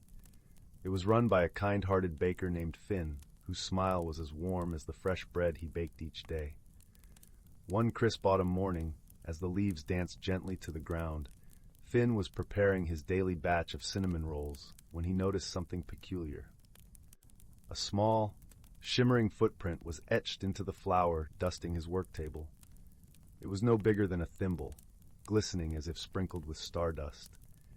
Curious and a little bewildered, Finn wiped his hands on his apron and called out to a passing friend, a wise old squirrel named Hazel. Hazel had lived in the forest for many years and was known for her vast knowledge of the magical creatures that dwelled there. "Good morning, Hazel," Finn greeted, pointing to the mysterious footprint. "Have you ever seen anything like this before?" Hazel narrowed her tiny eyes, adjusting her spectacles made of 2 dewdrops strung together with spider silk. She scampered closer, her bushy tail twitching with interest. "Ah, Finn," she said in her gentle, crackling voice, "this looks like the footprint of a moonbeam sprite. They are rare visitors from the Silver Meadow, only appearing when there is a mystery to solve or a friend to help." Finn was intrigued. "A moonbeam sprite, you say? But why would one come to my bakery?" Hazel pondered for a moment, her whiskers twitching thoughtfully. "Perhaps they need your help, or perhaps there is something in your bakery they find fascinating." Determined to uncover the mystery, Finn decided to keep an eye out for any more unusual occurrences. The next day, as he rolled out dough for his famous honey cakes, he noticed something strange. His jar of golden honey was nearly empty, yet he hadn't used any since the previous day. He scratched his head, glancing around the cozy bakery, as if expecting answers to appear from the flour-dusted air. That evening, as the villagers gathered for the weekly storytelling circle around the fire, Finn shared his puzzling discoveries. The children listened wide-eyed, and the elder villagers nodded knowingly, some recalling tales of moonbeam sprites from their own youth. One villager, a gentle old woman named May, spoke up. "I remember when I was a girl, a sprite visited our home. They are drawn to kindness and warmth. Perhaps, Finn, they are attracted to the joy your bakery brings to the village." Encouraged by May's words, Finn decided to leave a small offering for the sprite. He placed a fresh cinnamon roll and a tiny cup of milk on a wooden plate by the window, hoping to catch a glimpse of his mysterious visitor. That night, a soft glow filled the bakery, and Finn awoke to the fluttering sound of delicate wings. He tiptoed quietly to the kitchen and peered in through the doorway. There, illuminated by the silvery moonlight streaming through the window, was a tiny sprite, no taller than a teacup, with wings that shimmered like 1,000 stars. The sprite moved gracefully, sipping the milk and nibbling on the cinnamon roll with delight. Not wanting to startle the creature, Finn simply watched, his heart filled with wonder. In the days that followed, the mysterious occurrences became a delightful routine. The sprite would visit each night, leaving behind trails of sparkling footprints and a sense of enchantment that lingered long after dawn. One morning, as Finn was sweeping the bakery floor, he stumbled upon a small, gleaming pebble tucked beneath the counter. It glowed softly with an inner light, pulsing gently like a heartbeat. Finn picked it up, feeling a warmth spread through his fingers. He showed the pebble to Hazel, who gasped in astonishment. "Finn, this is a heartstone, a gift from the moonbeam sprite. It is said to bring joy and prosperity to its keeper." Finn smiled, his heart swelling with gratitude. He placed the heartstone on the shelf above his work table, where it cast a gentle light across the room, infusing the bakery with a warmth that echoed the sprite's visits.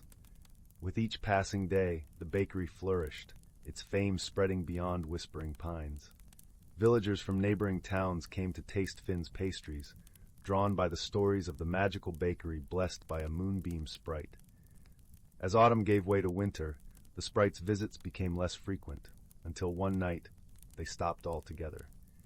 Though Finn missed the nightly glow and the sparkle of tiny footprints, he felt a deep sense of peace and fulfillment. The heartstone remained, a lasting reminder of the sprite's friendship and the magic that had touched his life. And so, Whispering Pines continued to thrive, its heart warmed by the kindness and mystery that had once graced its beloved bakery. And in the quiet moments of the evening, as the village settled into slumber, Finn would often gaze at the heartstone, feeling the gentle pulse of its light, a comforting reminder that magic and friendship were always just a heartbeat away. And so, with the fire crackling gently in the hearth, the villagers would drift into dreams, their hearts filled with warmth and wonder, knowing that sometimes the smallest mysteries hold the greatest magic of all. The end. Story 36. In the heart of the ancient forest, where the air carried whispers of timeless secrets and the sun's rays danced gently through a canopy of emerald leaves, there was a world hidden from the hurried eyes of humankind. This was a place where the natural creatures thrived, living in harmony with the rhythm of the earth and the mystical forces that cradled their lives. As the first light of dawn painted the skies in hues of rose and gold, a gentle breeze rustled through the leaves, awakening the forest to a new day. Among the towering oaks and whispering pines, there lived a wise old tortoise named Sylvan. Sylvan's shell bore the markings of countless years, each line a testament to the wisdom and stories passed down through generations. His eyes, deep and knowing, reflected the peace of the forest that had been his home for centuries.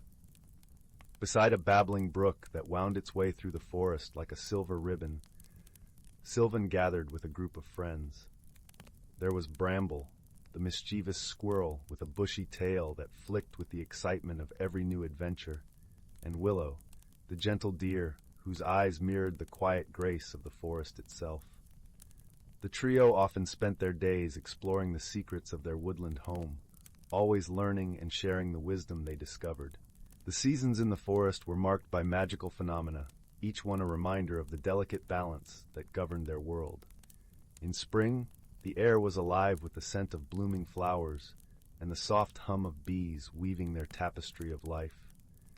Summer brought warm breezes that carried the fragrance of sun-ripened berries and the laughter of the brook, while autumn painted the forest in rich shades of amber and crimson, the leaves crunching underfoot like whispers of the past.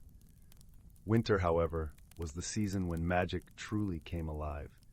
As snow blanketed the earth in a soft, shimmering quilt, the forest creatures would gather around Sylvan, eager to hear his tales of the snow sprites, ethereal beings who danced upon the snowflakes, weaving their magic to prepare the world for spring's return.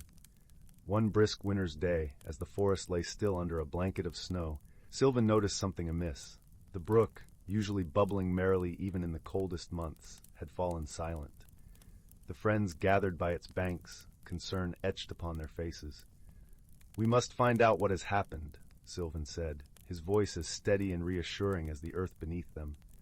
"The brook is the lifeblood of our forest. Without it, the balance will be lost." Bramble, ever the swift and daring one, scampered along the brook's edge, searching for clues. Willow followed, her gentle presence calming the forest around them. Together, they discovered a fallen tree, its branches blocking the flow of the water. "We must free the brook," Willow said softly, her voice as soothing as a lullaby. "But how? The tree is too heavy for us alone." Sylvan pondered this, his mind as deep and vast as the forest itself. "We must call upon the wisdom of the seasons," he said finally. "Nature has always shown us the way." As if in response to his words, a gentle snowfall began, each flake glistening like a promise in the winter air. The snow sprites, invisible to most, danced among the branches, their laughter a melody that only the heart could hear. Under Sylvan's guidance, the friends worked together with the forest. Bramble, with his nimble paws, dislodged smaller branches from the blockage, while Willow used her strength to shift what she could. The snow sprites, sensing the harmony of their efforts, lent their magic, causing the ice to shimmer and crack, freeing the brook from its icy prison. With a joyful rush, the water flowed once more, its song filling the forest with life and laughter. The balance was restored, and the friends gathered around Sylvan, their spirits as light as the snowflakes that danced in the air.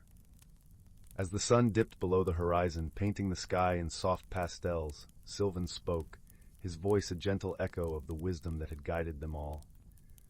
The forest thrives on balance, and we are each a part of that harmony. Together, we can overcome any challenge, for the earth gives us strength and our friendship gives us courage. With hearts full of gratitude and a deeper understanding of their place in the world, the friends settled down for the night. The crackling of a nearby fire warmed the air, and the soft glow of moonlight filtered through the trees, casting a peaceful luminescence upon the forest floor. In the quiet of the night, as stars twinkled like ancient guardians in the velvet sky, Sylvan's voice carried a final, gentle message. Remember, dear friends, that we are all connected, each creature, each tree, each breath of wind. In this connection lies the true magic of our world. And with that, the forest sighed a contented breath, cradling its creatures in a tranquil embrace. As dreams of whispering leaves and dancing snowflakes filled their minds, the friends knew that, whatever the season, the magic of their world would always endure, as long as they walked together in harmony and friendship. And so, within the heart of that ancient forest, under the watchful gaze of the moon and stars, the natural world continued its timeless dance, a testament to the enduring strength of balance, wisdom, and love. Story 37. Once upon a time, nestled deep within the heart of an ancient forest, where the whispers of the wind told secrets of old, and the canopy of emerald leaves formed a protective embrace around the earth, there existed a world unseen by most. This was a realm where the boundaries between reality and magic danced like the flickering shadows cast by a gentle fire. Here, the creatures of the forest lived in a harmony as delicate and intricate as a spider's web glistening with morning dew. Within this enchanted woodland, the seasons were not merely changes in weather, but rather magical phenomena that wove through the fabric of life, each bringing its own unique rhythm and energy. The forest was home to a myriad of creatures, both great and small, each playing their part in maintaining the delicate balance of their world. In a cozy burrow, nestled beneath the roots of an ancient oak tree, lived a wise old badger named Thistle. His fur, a patchwork of silver and black, told stories of countless seasons past. Thistle was the keeper of wisdom, a role passed down through generations of his kind. His eyes, as deep and knowing as the night sky, had witnessed the turning of leaves and the melting of snows, the blooming of wildflowers and the ripening of berries. One crisp autumn morning, as the air was filled with the earthy scent of fallen leaves, Thistle awoke to find a soft, shimmering light filtering through the entrance of his burrow. This was the time of year when the autumnal glow, a magical phenomenon that occurred only once every few years, graced the forest. The glow was a gentle, golden light that emanated from the leaves themselves, whispering secrets of the past to those who would listen. The creatures of the forest gathered in the clearing, their eyes wide with wonder as the light danced across their faces. Among them was a young squirrel named Pippin, whose heart was as light and curious as a feather caught in a summer breeze. Pippin was new to the forest, having arrived only that spring, and he was eager to learn the ways of his new home.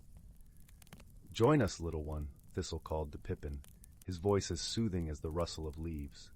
"Today, we shall listen to the stories of the autumnal glow and learn of the harmony it brings to our world." As the creatures settled around Thistle, the glow began to weave its tale, a tapestry of light and sound that enveloped them. They saw visions of the forest through the ages, the birth of towering trees from tiny seeds, the gentle flow of streams carving their paths through the land, and the dance of the seasons as they painted the landscape with their vibrant hues. As the visions faded, Thistle began to speak, his words carrying the wisdom of the ages.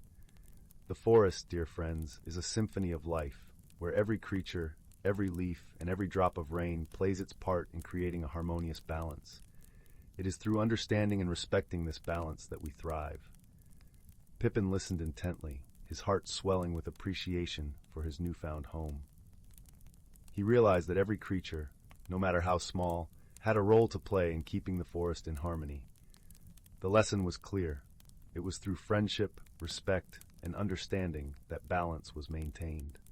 With the arrival of winter, the forest donned its cloak of pristine white. The snowflakes fell like whispered promises, blanketing the earth in a peaceful hush. Thistle and Pippin, along with their friends, prepared for the long, cold months ahead, gathering food and sharing warmth in their cozy homes. As the seasons turned and the days grew longer, spring arrived with a joyous burst of life. The forest awoke from its slumber, and Pippin, now wiser and more in tune with the rhythms of his home, felt a deep sense of belonging. He had learned the importance of harmony and balance, not only in the forest, but in his heart as well. And so the ancient forest continued to thrive, a testament to the power of wisdom and friendship. As the sun dipped below the horizon, painting the sky in hues of orange and pink, the creatures of the forest nestled into their homes, their hearts filled with peace and contentment. In the heart of the woodland, beneath the ancient oak, the autumnal glow would return, continuing to share its stories with those who wished to listen. And in the gentle embrace of the forest, the creatures found their place, living in harmony with the world around them, forever guided by the wisdom of the seasons. Story 38. In a galaxy where stars shimmered like scattered gems in a velvet sky, the planet of Luminara glistened with ethereal beauty. Its crystalline forests and azure rivers were home to the Luminae, a gentle species known for their bioluminescent skin that glowed in hues of calming blues and greens. Among them was a young Luminae named Ori, whose heart was as bright as her skin. Ori loved to wander the forests at dusk when the world was bathed in twilight, and the symphony of night creatures began their serenade. On one such evening, as the soft breeze carried the scent of blooming starflowers, Ori stumbled upon a curious sight, a small, silver spaceship nestled awkwardly among the towering crystals. Its metallic surface reflected the moonlight, casting a silvery glow over the clearing. Cautiously, Ori approached, her glow intensifying with both curiosity and apprehension. Suddenly, the ship's door hissed open, and out tumbled a being unlike any she had ever seen. He was short and stout, with a shell-like exterior that shimmered with a spectrum of colors under the moonlight. His large eyes blinked in surprise as he noticed Ori, and he raised a hand, a universal gesture of peace. "Greetings," he said, his voice resonating like the gentle hum of wind chimes. "I am Kor from the planet Terracor. My ship has malfunctioned, and I seem to be stranded."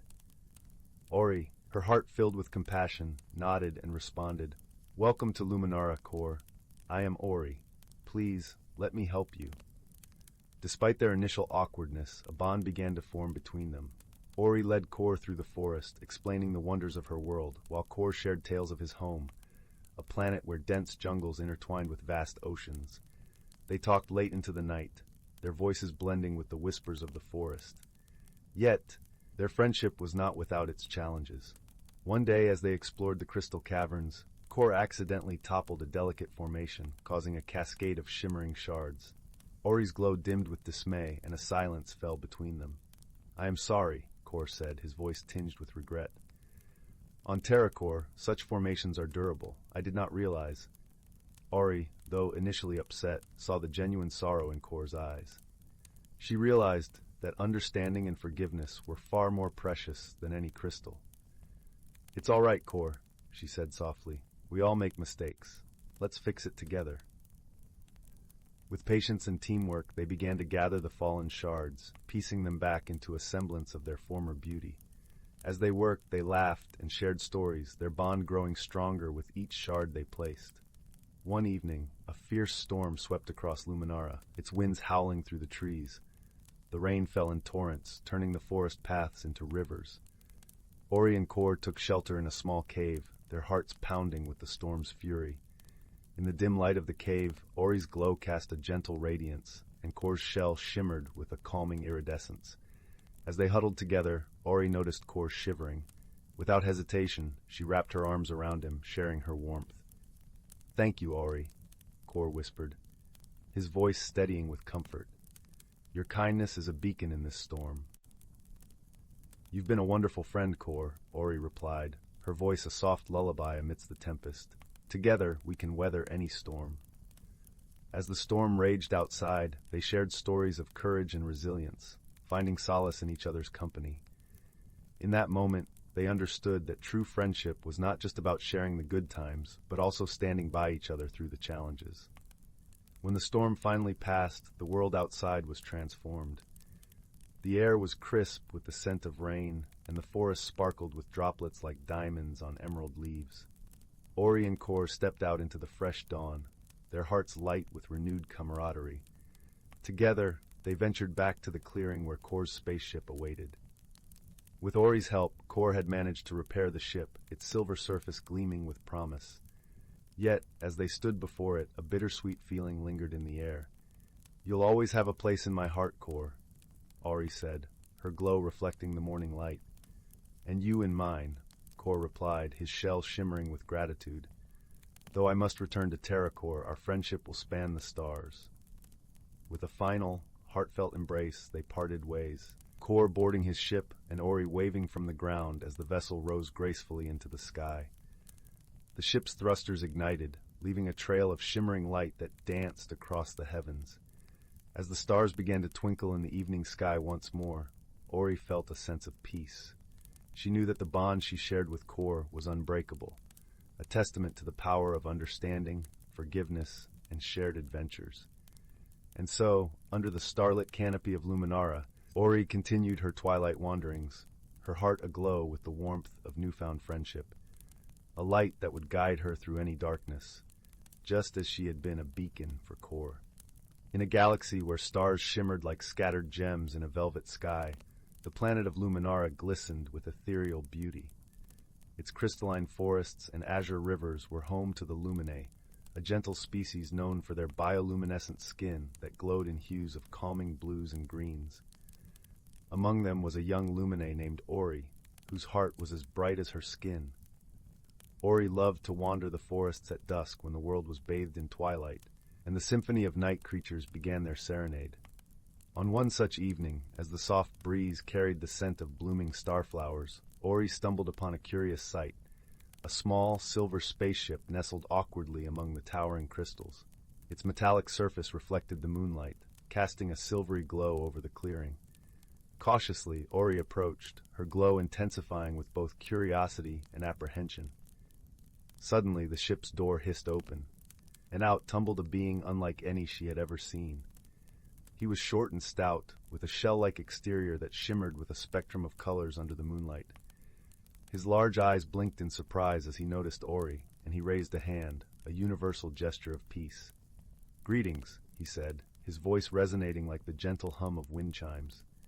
"I am Kor from the planet Terracor. My ship has malfunctioned, and I seem to be stranded." Ori, her heart filled with compassion, nodded and responded, "Welcome to Luminara, Kor. I am Ori. Please, let me help you." Despite their initial awkwardness, a bond began to form between them.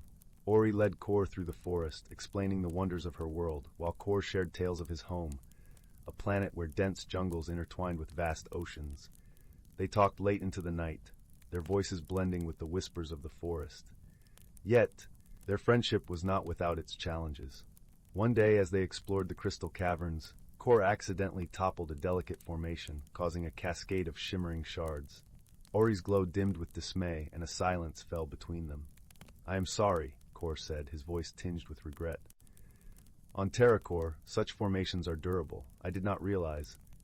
Ori, though initially upset, saw the genuine sorrow in Kor's eyes. She realized that understanding and forgiveness were far more precious than any crystal.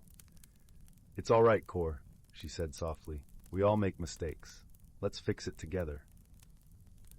With patience and teamwork, they began to gather the fallen shards, piecing them back into a semblance of their former beauty. As they worked, they laughed and shared stories, their bond growing stronger with each shard they placed. One evening, a fierce storm swept across Luminara, its winds howling through the trees. the rain fell in torrents, turning the forest paths into rivers. Ori and Kor took shelter in a small cave, their hearts pounding with the storm's fury. In the dim light of the cave, Ori's glow cast a gentle radiance, and Kor's shell shimmered with a calming iridescence. As they huddled together, Ori noticed Kor shivering. Without hesitation, she wrapped her arms around him, sharing her warmth. "Thank you, Ori," Kor whispered, his voice steadying with comfort. "Your kindness is a beacon in this storm." "You've been a wonderful friend, Kor," Ori replied, her voice a soft lullaby amidst the tempest. "Together, we can weather any storm." As the storm raged outside, they shared stories of courage and resilience, finding solace in each other's company. In that moment, they understood that true friendship was not just about sharing the good times, but also standing by each other through the challenges. When the storm finally passed, the world outside was transformed. The air was crisp with the scent of rain, and the forest sparkled with droplets like diamonds on emerald leaves. Ori and Kor stepped out into the fresh dawn, their hearts light with renewed camaraderie. Together, they ventured back to the clearing where Kor's spaceship awaited. With Ori's help, Kor had managed to repair the ship, its silver surface gleaming with promise. Yet, as they stood before it, a bittersweet feeling lingered in the air. "You'll always have a place in my heart, Kor," Ori said, her glow reflecting the morning light. "And you in mine," Kor replied, his shell shimmering with gratitude. "Though I must return to Terracor, our friendship will span the stars." With a final, heartfelt embrace, they parted ways, Kor boarding his ship and Ori waving from the ground as the vessel rose gracefully into the sky. The ship's thrusters ignited, leaving a trail of shimmering light that danced across the heavens. As the stars began to twinkle in the evening sky once more, Ori felt a sense of peace. She knew that the bond she shared with Kor was unbreakable, a testament to the power of understanding, forgiveness, and shared adventures. And so, under the starlit canopy of Luminara, Ori continued her twilight wanderings, her heart aglow with the warmth of newfound friendship, a light that would guide her through any darkness, just as she had been a beacon for Kor. Story 39. Once upon a time, in the vast expanse of the universe, where stars twinkled like a million lanterns in the velvet sky, there were two distant planets, each with its unique inhabitants. One was the lush, emerald-covered planet of Verdantia, home to the gentle Verdantians, creatures resembling elegant deer with shimmering leaf-like antlers that glowed softly in the moonlight. The other was the arid, rust-colored world of Farum, inhabited by the Ferites, sturdy beings with metallic skin and eyes that sparkled like polished gemstones. Despite the vast distance separating their worlds, a series of cosmic events had aligned to bring together two unlikely companions. From Verdantia came Lyra, a curious and kind-hearted Verdantian, whose antlers glowed with the soft light of 1,000 tiny stars. From Farum came Zeph, a resourceful and resilient Ferrite, whose metallic skin gleamed like polished copper. Their meeting was not by chance, but by the workings of an ancient interstellar tradition known as the Convergence. A rare event when the gravitational forces of their planets aligned perfectly, creating a temporary bridge of shimmering light connecting the two worlds. It was said that during the convergence, those who dared to cross the bridge would gain wisdom and insight beyond their wildest dreams. Lyra, with her adventurous spirit, and Zeph, driven by a desire to understand the universe beyond his own world, both embarked on this mystical journey. They met at the bridge's midpoint, where the air was thick with shimmering particles of stardust, and the silence was punctuated only by the gentle hum of cosmic energies. At first, their encounter was marked by misunderstanding. Lyra, with her gentle grace and ethereal presence, found Zeph's sturdy metallic form intimidating. Meanwhile, Zeph, accustomed to the harsh conditions of Farum, mistook Lyra's delicate appearance for fragility. They exchanged polite, cautious greetings, both unsure of what to make of the other. Their initial attempt to communicate was fraught with confusion. Lyra spoke in soft, melodic tones, her words like a gentle breeze rustling through leaves, while Zeph's voice had the resonance of deep, rolling thunder. Each struggled to understand the other's language, and their efforts were met with awkward silences and hesitant gestures.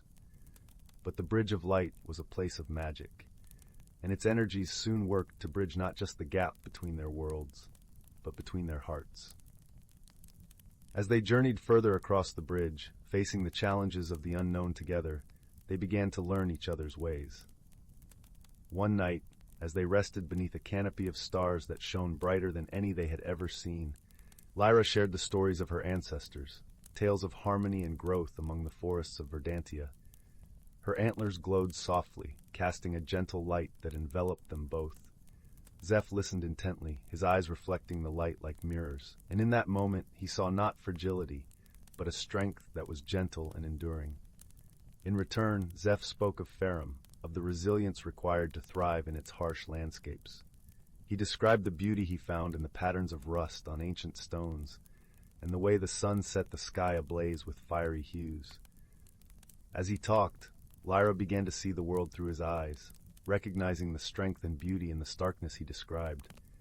Their bond deepened as they faced shared challenges. The bridge was not without its trials, and they encountered storms of cosmic energy that threatened to sweep them away. In those moments, they leaned on each other for support, Lyra's wisdom guiding them through the storm's chaos, and Zeph's strength anchoring them against its force. Through these trials, they found comfort in each other's presence. Lyra discovered that Zeph's solid form was a source of warmth and protection, while Zeph found solace in Lyra's gentle light, which calmed his heart and soothed his spirit. As the convergence drew to a close and the bridge began to fade, Lyra and Zeph stood at its end, looking back at the journey they had shared. They had come to understand that friendship was not about sameness, but about embracing each other's differences and finding strength in unity. With a newfound appreciation for their own worlds and each other's, they prepared to return to their planets. As they parted, they exchanged a promise to carry the lessons they had learned into their lives, ensuring that the Bridge of Light would remain, not in the sky, but in their hearts.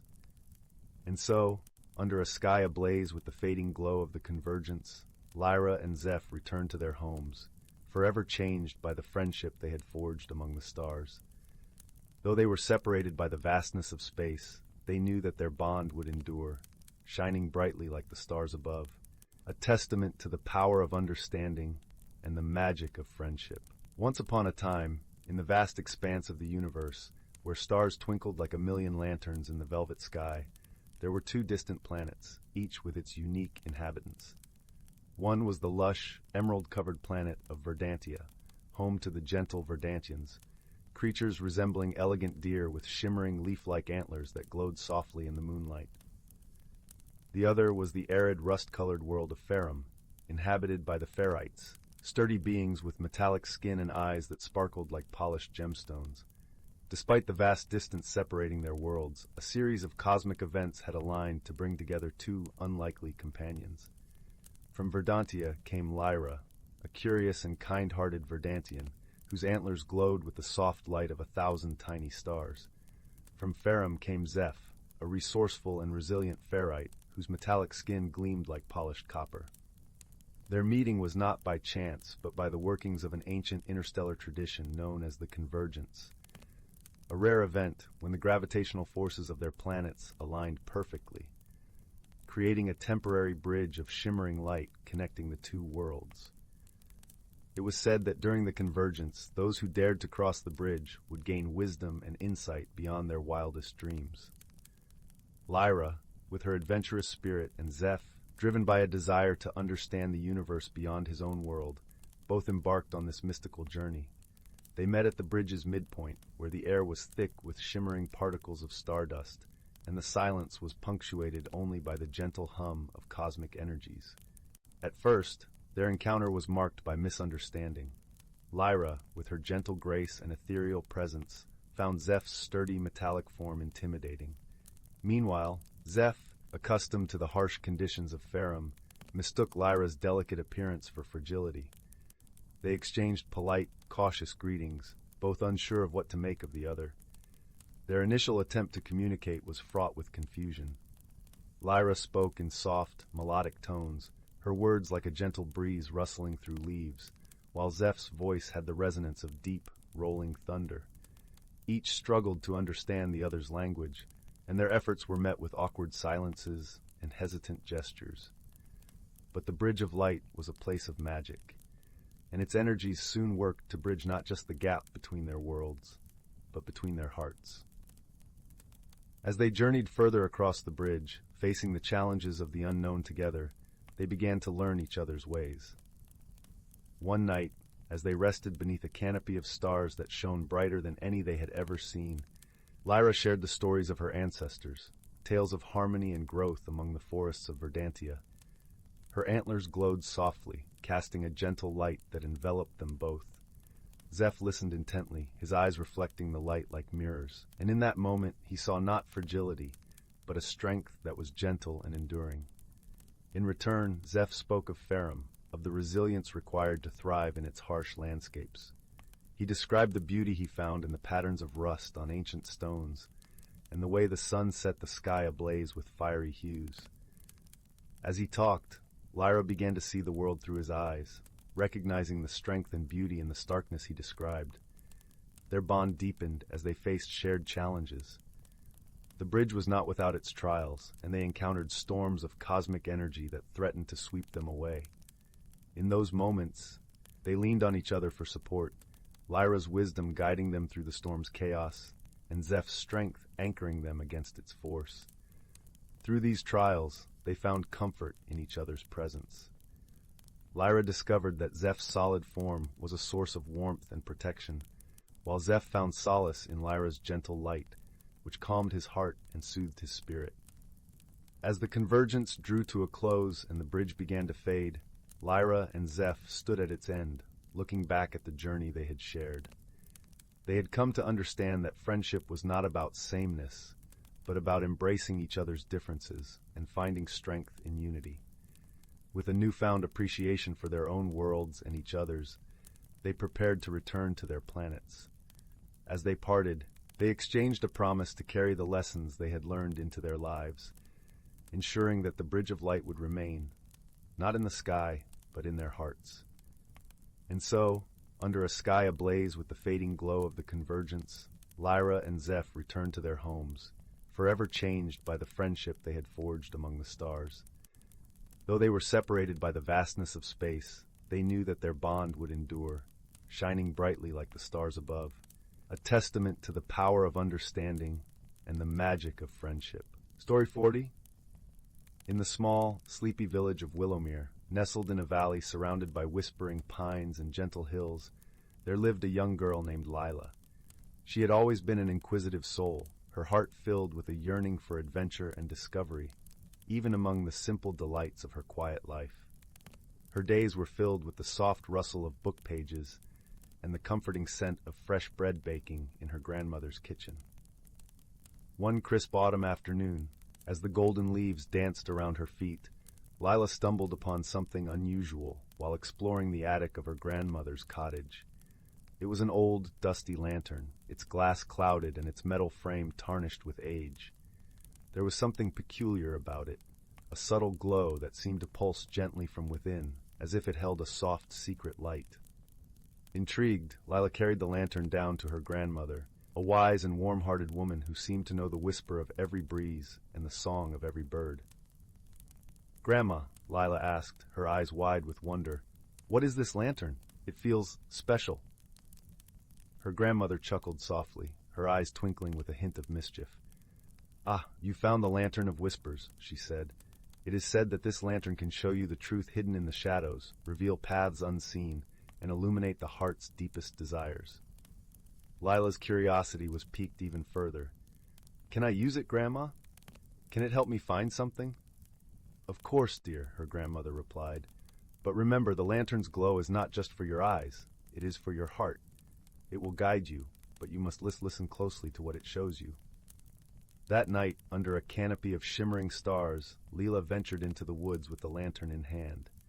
As she walked, the forest around her seemed to come alive, the leaves whispering secrets and the cool breeze carrying the scent of pine and earth. She noticed how the lantern's light cast gentle dancing shadows that flickered and played among the trees.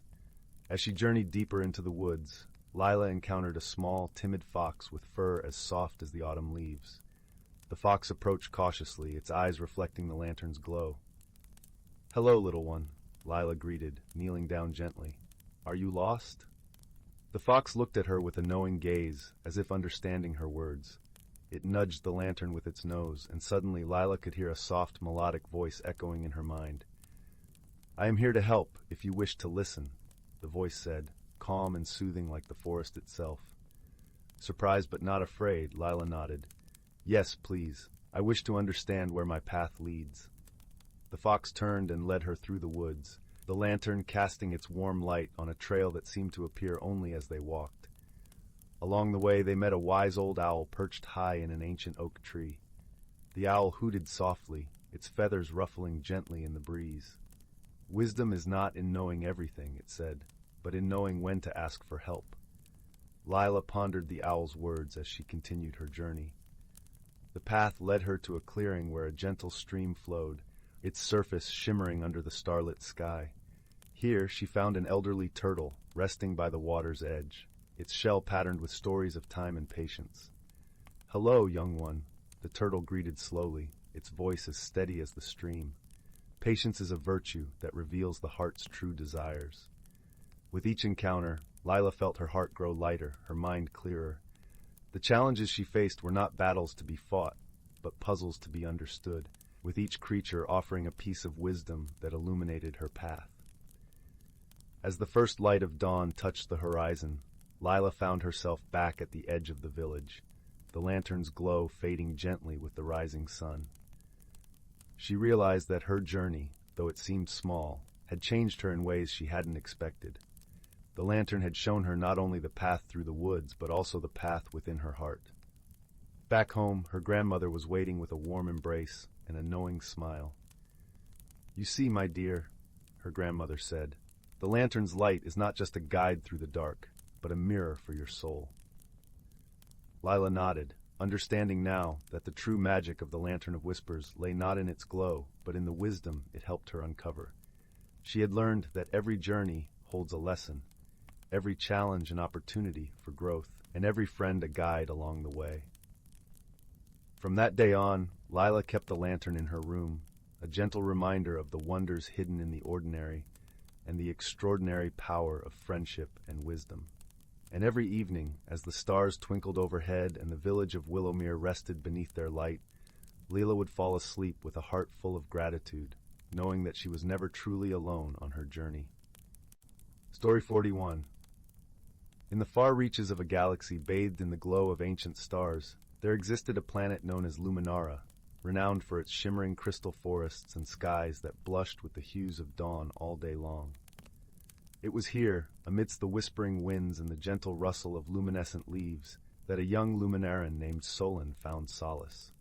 Solon was a creature of light, with skin that glowed softly, reflecting the vibrant colors of his world.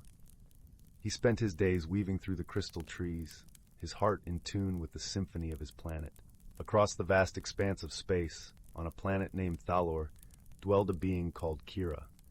Thalor was a world of deep oceans and endless horizons, where the tides danced to the rhythm of its twin moons. Kira, a Thalorian, was akin to the sea itself, fluid and adaptable, with eyes that mirrored the ocean's depths and a voice that ebbed and flowed like the tide. She cherished her home, yet harbored a yearning for the mysteries that lay beyond her watery realm. Fate, in its whimsical fashion, decided that Solon and Kira's paths would intertwine. The Luminaran Council, a group tasked with maintaining the harmony of the galaxy, called for emissaries from each planet to partake in the celestial convergence, a rare gathering of diverse species to foster understanding and peace. Solon, with his innate curiosity, volunteered to represent Luminara. Kira, driven by her desire to explore, was chosen by her people on Thalor. Their meeting, however, was not as harmonious as intended. Solon, accustomed to the gentle warmth of his light-infused world, found the Thalorians' watery embrace disconcerting. Kira, in turn, was baffled by Solon's luminous presence, which seemed to cast shadows she had never known in her liquid life. Their differences, initially a source of discomfort, led to misunderstandings. Solon's light occasionally blinded Kira, who relied on subtle shifts in light to navigate. Kira's fluid nature seemed to Solon unpredictable and elusive.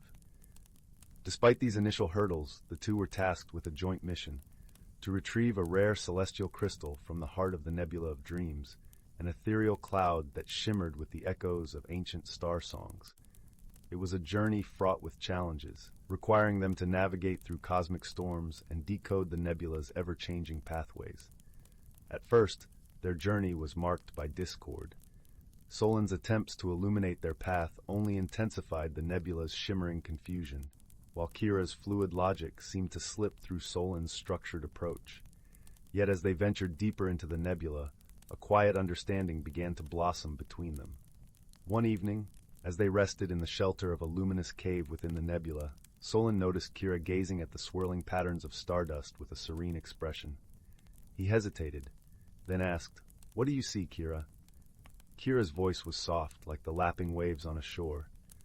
"I see a dance, Solon. The stars are telling stories, weaving memories of worlds we haven't yet imagined." Solon, intrigued, focused not on the light, but on the movement. He began to perceive the subtle dance of the stardust, the gentle ebb and flow that he had overlooked. "I think I understand," he murmured, his voice a warm glow in the cool air. "It's like a melody, isn't it? Each note distinct, yet part of a greater harmony." Kira smiled, her eyes reflecting his light with newfound warmth. "Yes, exactly. We see differently, but together we can create a symphony." From that moment, their journey shifted. Solon learned to dim his light, allowing Kira to guide them through the nebula's hidden paths. In turn, Kira began to appreciate the clarity Solon's light brought to the nebulous corridors. They faced cosmic whirlwinds and navigated the labyrinth of stardust, each challenge strengthening the bond between them. As they reached the heart of the nebula, the celestial crystal awaited, a magnificent gem pulsing with the light of 1,000 sunsets. Yet, it was guarded by an ancient creature, a guardian of dreams who spoke in riddles and echoes. The guardian's voice resonated through the chamber. "Only those who see as one may claim the crystal. What is your truth?" Solon and Kira exchanged a glance, their past misunderstandings now a testament to their growth. Solon spoke first, his light a gentle embrace around them both. "We are different, yet our differences weave a tapestry of unity." Kira continued, her voice a soothing current. "In our shared challenges, we've discovered the true meaning of friendship. Together, we see the world in all its facets." The guardian, satisfied with their answer, allowed them to take the crystal. As they held it together, the gem emitted a radiant glow, a fusion of light and liquid, of Solon's warmth and Kira's depth. Returning to their respective worlds, Solon and Kira were celebrated not just for their success, but for the wisdom they had gained. They had discovered that friendship was a dance of understanding, a melody of shared experiences, and a tapestry woven from differences and commonalities. As they stood on the brink of their worlds, under the same endless sky, Solon and Kira knew that their bond transcended the stars themselves. And so, with hearts full of gratitude and eyes turned to the galaxy above, they whispered a promise to the winds and waves, a vow that would echo through the ages, a promise of friendship eternal. Story 42. Story 43? In the heart of an ancient forest, where the canopy of towering oaks whispered secrets in the language of rustling leaves, there lay a world unseen by hurried eyes. Here the boundary between the earthly and the enchanted was as thin as a spider's silk, shimmering with the dew of dawn and the gold of setting sun. This was a realm where the natural creatures lived hidden lives, weaving tales of harmony and balance in concert with the rhythm of the seasons. As the first blush of spring unfurled across the forest, a gentle awakening stirred among its denizens. The air was laced with the sweet scent of blooming wildflowers, and the babble of brooks was a lullaby for all who dwelled within. Among them was a wise old tortoise named Berwin, whose shell was etched with the stories of centuries. Berwin moved slowly, but his mind was sharp as the breeze that danced through the budding branches.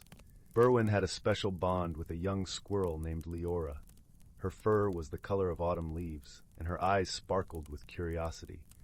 Leora loved to scamper through the treetops, her heart beating in time with the flutter of new leaves. She was always eager to learn, and Berwin, with his ancient wisdom, was her favorite teacher.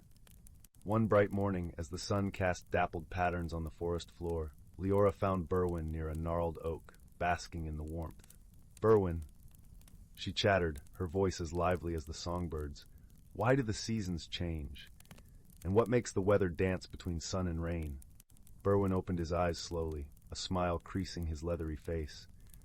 "Ah, Leora, that's a tale old as the forest itself," he began, his voice deep and soothing, like the murmur of distant thunder.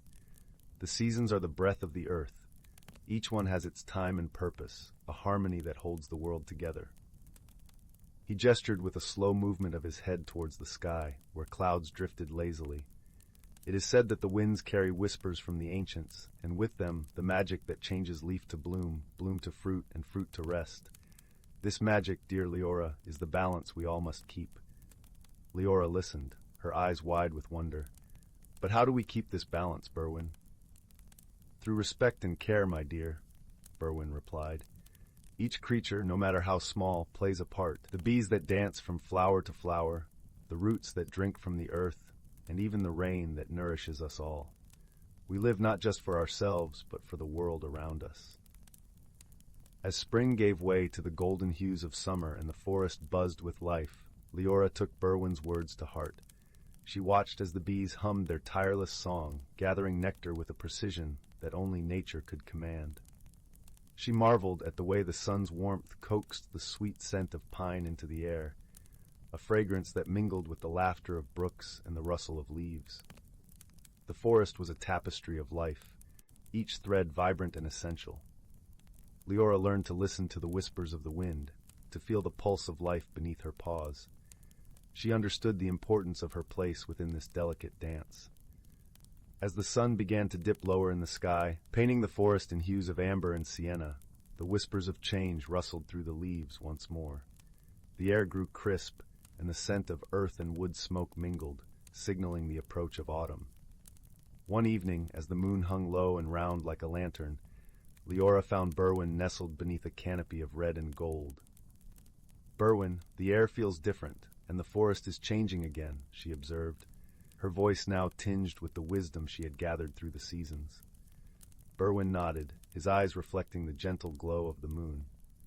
"Yes, Leora, the earth is preparing to rest, and soon the world will be blanketed in the quiet of winter. It is a time for reflection and renewal." Leora settled beside him, the crisp leaves crunching softly beneath her. "And when will spring return, bringing its magic and life?" "In time, dear Leora," Berwin said softly. "The world turns in its gentle rhythm, a cycle that teaches us patience and trust. We must honor the gifts of each season, for they are the heartbeats of the earth." As the stars twinkled like fireflies in the vast expanse above, Leora understood the deep truth in Berwin's words. The forest, with all its hidden lives and magical phenomena, was a testament to the power of balance and harmony. Each season brought its own gifts and lessons, a reminder that life was a wondrous journey, best traveled with kindness and wisdom. With this knowledge cradled in her heart, Leora curled up beside Berwin, their breaths mingling in the cool night air. Together they listened to the lullaby of the forest, a melody as timeless as the stars above. And so, beneath the watchful gaze of the moon, the ancient forest continued its eternal dance. A sanctuary of peace and magic, where creatures great and small lived in harmony with the world and each other. Story 44. Once upon a time, in the distant reaches of the galaxy, there existed a small buzzing spaceport known as Nexus Station. It was a place where travelers from countless planets came together, each bringing the peculiarities of their home worlds. Among the throng of beings, two very different creatures found themselves drawn into an adventure neither had anticipated. First was Tali, a delicate creature from the verdant world of Lusharia. She resembled a walking blossom, with petals that shimmered in hues of blue and violet, and a voice that echoed like the gentle rustle of leaves. Lusharians were known for their affinity with nature and their ability to communicate with all living things. Tali had come to Nexus Station in search of rare seeds to bring back to her planet's gardens. Then there was Drox, a sturdy, metallic being from the industrious planet of Farron. Drox's body was a marvel of engineering, a patchwork of gears and glowing circuits. Faronians were skilled in technology, but not known for their emotional depth. Drox had arrived at the station on a quest to find new alloys that could withstand the harshest conditions. On a particular day, as the chaos of the spaceport swirled around them, Tali and Drox collided in a busy market corridor. Tali's seeds scattered across the shiny floor, while Drox's metallic limbs clattered as he tried to regain his balance. "Oh dear," Tali exclaimed, her petals bristling with embarrassment. "I'm so sorry." Drox, adjusting his optics, replied in a voice that hummed like a gentle engine. "No, it was my fault. I wasn't watching where I was going." As they both stooped to collect Tali's scattered seeds, a misunderstanding unfolded. Drox, unfamiliar with the organic delicacy of Lusharian flora, accidentally crushed a seed under his metal fingers. Tali gasped softly, a hint of sorrow in her eyes. "That was a rare one," she murmured, her voice tinged with disappointment. Drox, feeling a pang of something unfamiliar, guilt, offered, "I'll help you find another. I've seen a vendor selling seeds just down the corridor." Reluctantly, Tali agreed, and together they ventured deeper into the market. Along the way, Drox's candid curiosity about the seeds sparked a conversation. Tali shared stories of her lush home, where the air was sweet with the scent of blossoms, and the sky danced with colors at dawn and dusk. In return, Drox spoke of Faron, where the skies were often hidden behind a veil of smog, but the night was illuminated by the glow of factories and the rhythmic hum of machinery. Their differences were vast, yet as they talked, a bridge of understanding began to form. Tali marveled at Drox's tales of invention and innovation, while Drox found himself enchanted by Tali's descriptions of a world so full of life and color. Their quest for the seed vendor led them to the outskirts of the market, where a small, unassuming stall was nestled between towering crates of exotic goods. The vendor, a wizened old Gricthorian with a voice like gravel, eyed them with suspicion. "What do you want?" he croaked, his three eyes blinking out of sequence. Tali stepped forward, her demeanor gentle yet firm. "We're looking for a Lusharian seed, a rare one. Would you happen to have any?" The Gricthorian grumbled, rummaging through his collection. Eventually, he produced a small, shimmering seed that seemed to pulse with a gentle light. "This is what you're looking for, but it's not cheap," he warned. Drox, understanding the importance of the seed, offered to pay with a portion of the precious Feronian alloys he had brought to trade.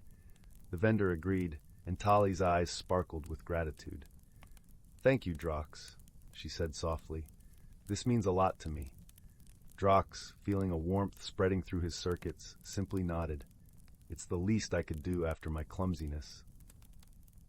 As they returned to the heart of the spaceport, a sudden announcement crackled through the station's speakers. A solar storm was approaching, threatening to disrupt travel and communication throughout the sector. Panic rippled through the crowd, and travelers hurried to secure passage before the storm hit. Tali and Drox found themselves caught in the throng, but instead of being swept away by the chaos, they grew more determined to stick together. In the midst of the frenzy, they discovered that the storm's arrival would trap them at Nexus Station for several days. With no choice but to wait out the storm, Tali and Drox decided to make the best of their situation. They found refuge in a quaint corner of the station, a small garden dome where exotic plants from various worlds grew under artificial sunlight. It was here, surrounded by the calming presence of greenery, that they began to truly understand one another. In the serene atmosphere of the garden dome, Tali taught Drox about the art of Lusharian meditation, a practice that involved tuning into the symphony of life around them. As Drox attempted to still his mechanical mind, he experienced a strange new sensation, a sense of peace and connection he had never known. In return, Drox shared the wonders of Feronian technology with Tali, demonstrating how his internal systems worked and explaining the intricacies of his design. Tali, fascinated by the precision and ingenuity, found herself seeing Drox not just as a machine, but as a reflection of the beauty that could be found in creation of all kinds. As the days passed, the storm outside raged on, but inside the garden dome, a bond was forming. They laughed and shared stories, their initial misunderstandings giving way to a deeper appreciation for each other's perspectives. One evening, as they watched the swirling vortex of the storm through the dome's transparent ceiling, Tali turned to Drox with a thoughtful expression. I've learned so much from you, Drox. You've shown me that even things that seem cold and mechanical can have a warmth all their own. Drox, feeling an unexpected emotion welling up, replied, "And you've taught me that even a being of metal and circuits can find beauty in the natural world. I think we make quite the team." Their mutual support became evident when a sudden power outage plunged the station into darkness. Panic threatened to erupt among the stranded travelers, but Tali and Drox, guided by their newfound friendship, sprang into action. Using his internal battery, Drox provided a temporary source of light and power, while Tali, with her calming presence and gentle words, reassured those around them. Together they organized a safe, comfortable space for everyone to wait until the power was restored. In that moment, under the dim glow of Drox's lights and the comforting rustle of Tali's petals, the travelers of Nexus Station found solace. It was a testament to the unlikely bond between a being of metal and a creature of petals, and the strength they found in each other's company. Finally, as the solar storm subsided and the station's systems flickered back to life, Tali and Drox prepared to part ways. Their journey together had come to an end, but the friendship they had forged would linger in their hearts. As they stood at the threshold of the garden dome, Tali offered Drox a small, vibrant blossom from her world. "To remember our time together," she said with a smile. Drox accepted the gift, carefully placing it within a compartment in his chest. "And this," he said, handing Tali a small, sparkling gear from his own body, "to remind you of our shared adventure." With a final embrace, they promised to keep in touch across the stars, knowing that no distance could diminish the friendship they had discovered. As Tali and Drox departed, each to their own world, they carried with them the lessons they had learned, that true friendship transcends differences, that understanding can overcome any misunderstanding, and that even the most unlikely companions can find harmony in each other's presence. And so in the vastness of the galaxy, under the endless tapestry of stars, Tali and Drox's story continued to echo, a gentle reminder of the beauty found in friendship and the warmth of a bond forged through shared trials and heartfelt understanding. Story 45. Story 46. In the vast tapestry of the cosmos, where stars shimmered like scattered diamonds on velvet, there existed a small, uncharted planet known to the galaxy as Lumina. It was a place where the sky blushed in hues of lavender and gold, and the air was sweet with the fragrance of blooming star lilies. Here, amidst floating isles of verdant green and serene lakes reflecting the galaxy's glow, a peculiar meeting was about to unfold. Aboard a starship crafted from the crystalline sands of her home planet, the young explorer Lyra soared through the galaxy with a heart full of curiosity. Lyra was a being from the planet Celestara, where the inhabitants were known for their luminous skin and their gentle, empathetic nature. Her mission was to map the uncharted territories of the universe, but more than anything, she longed to understand the diverse forms of life that inhabited it.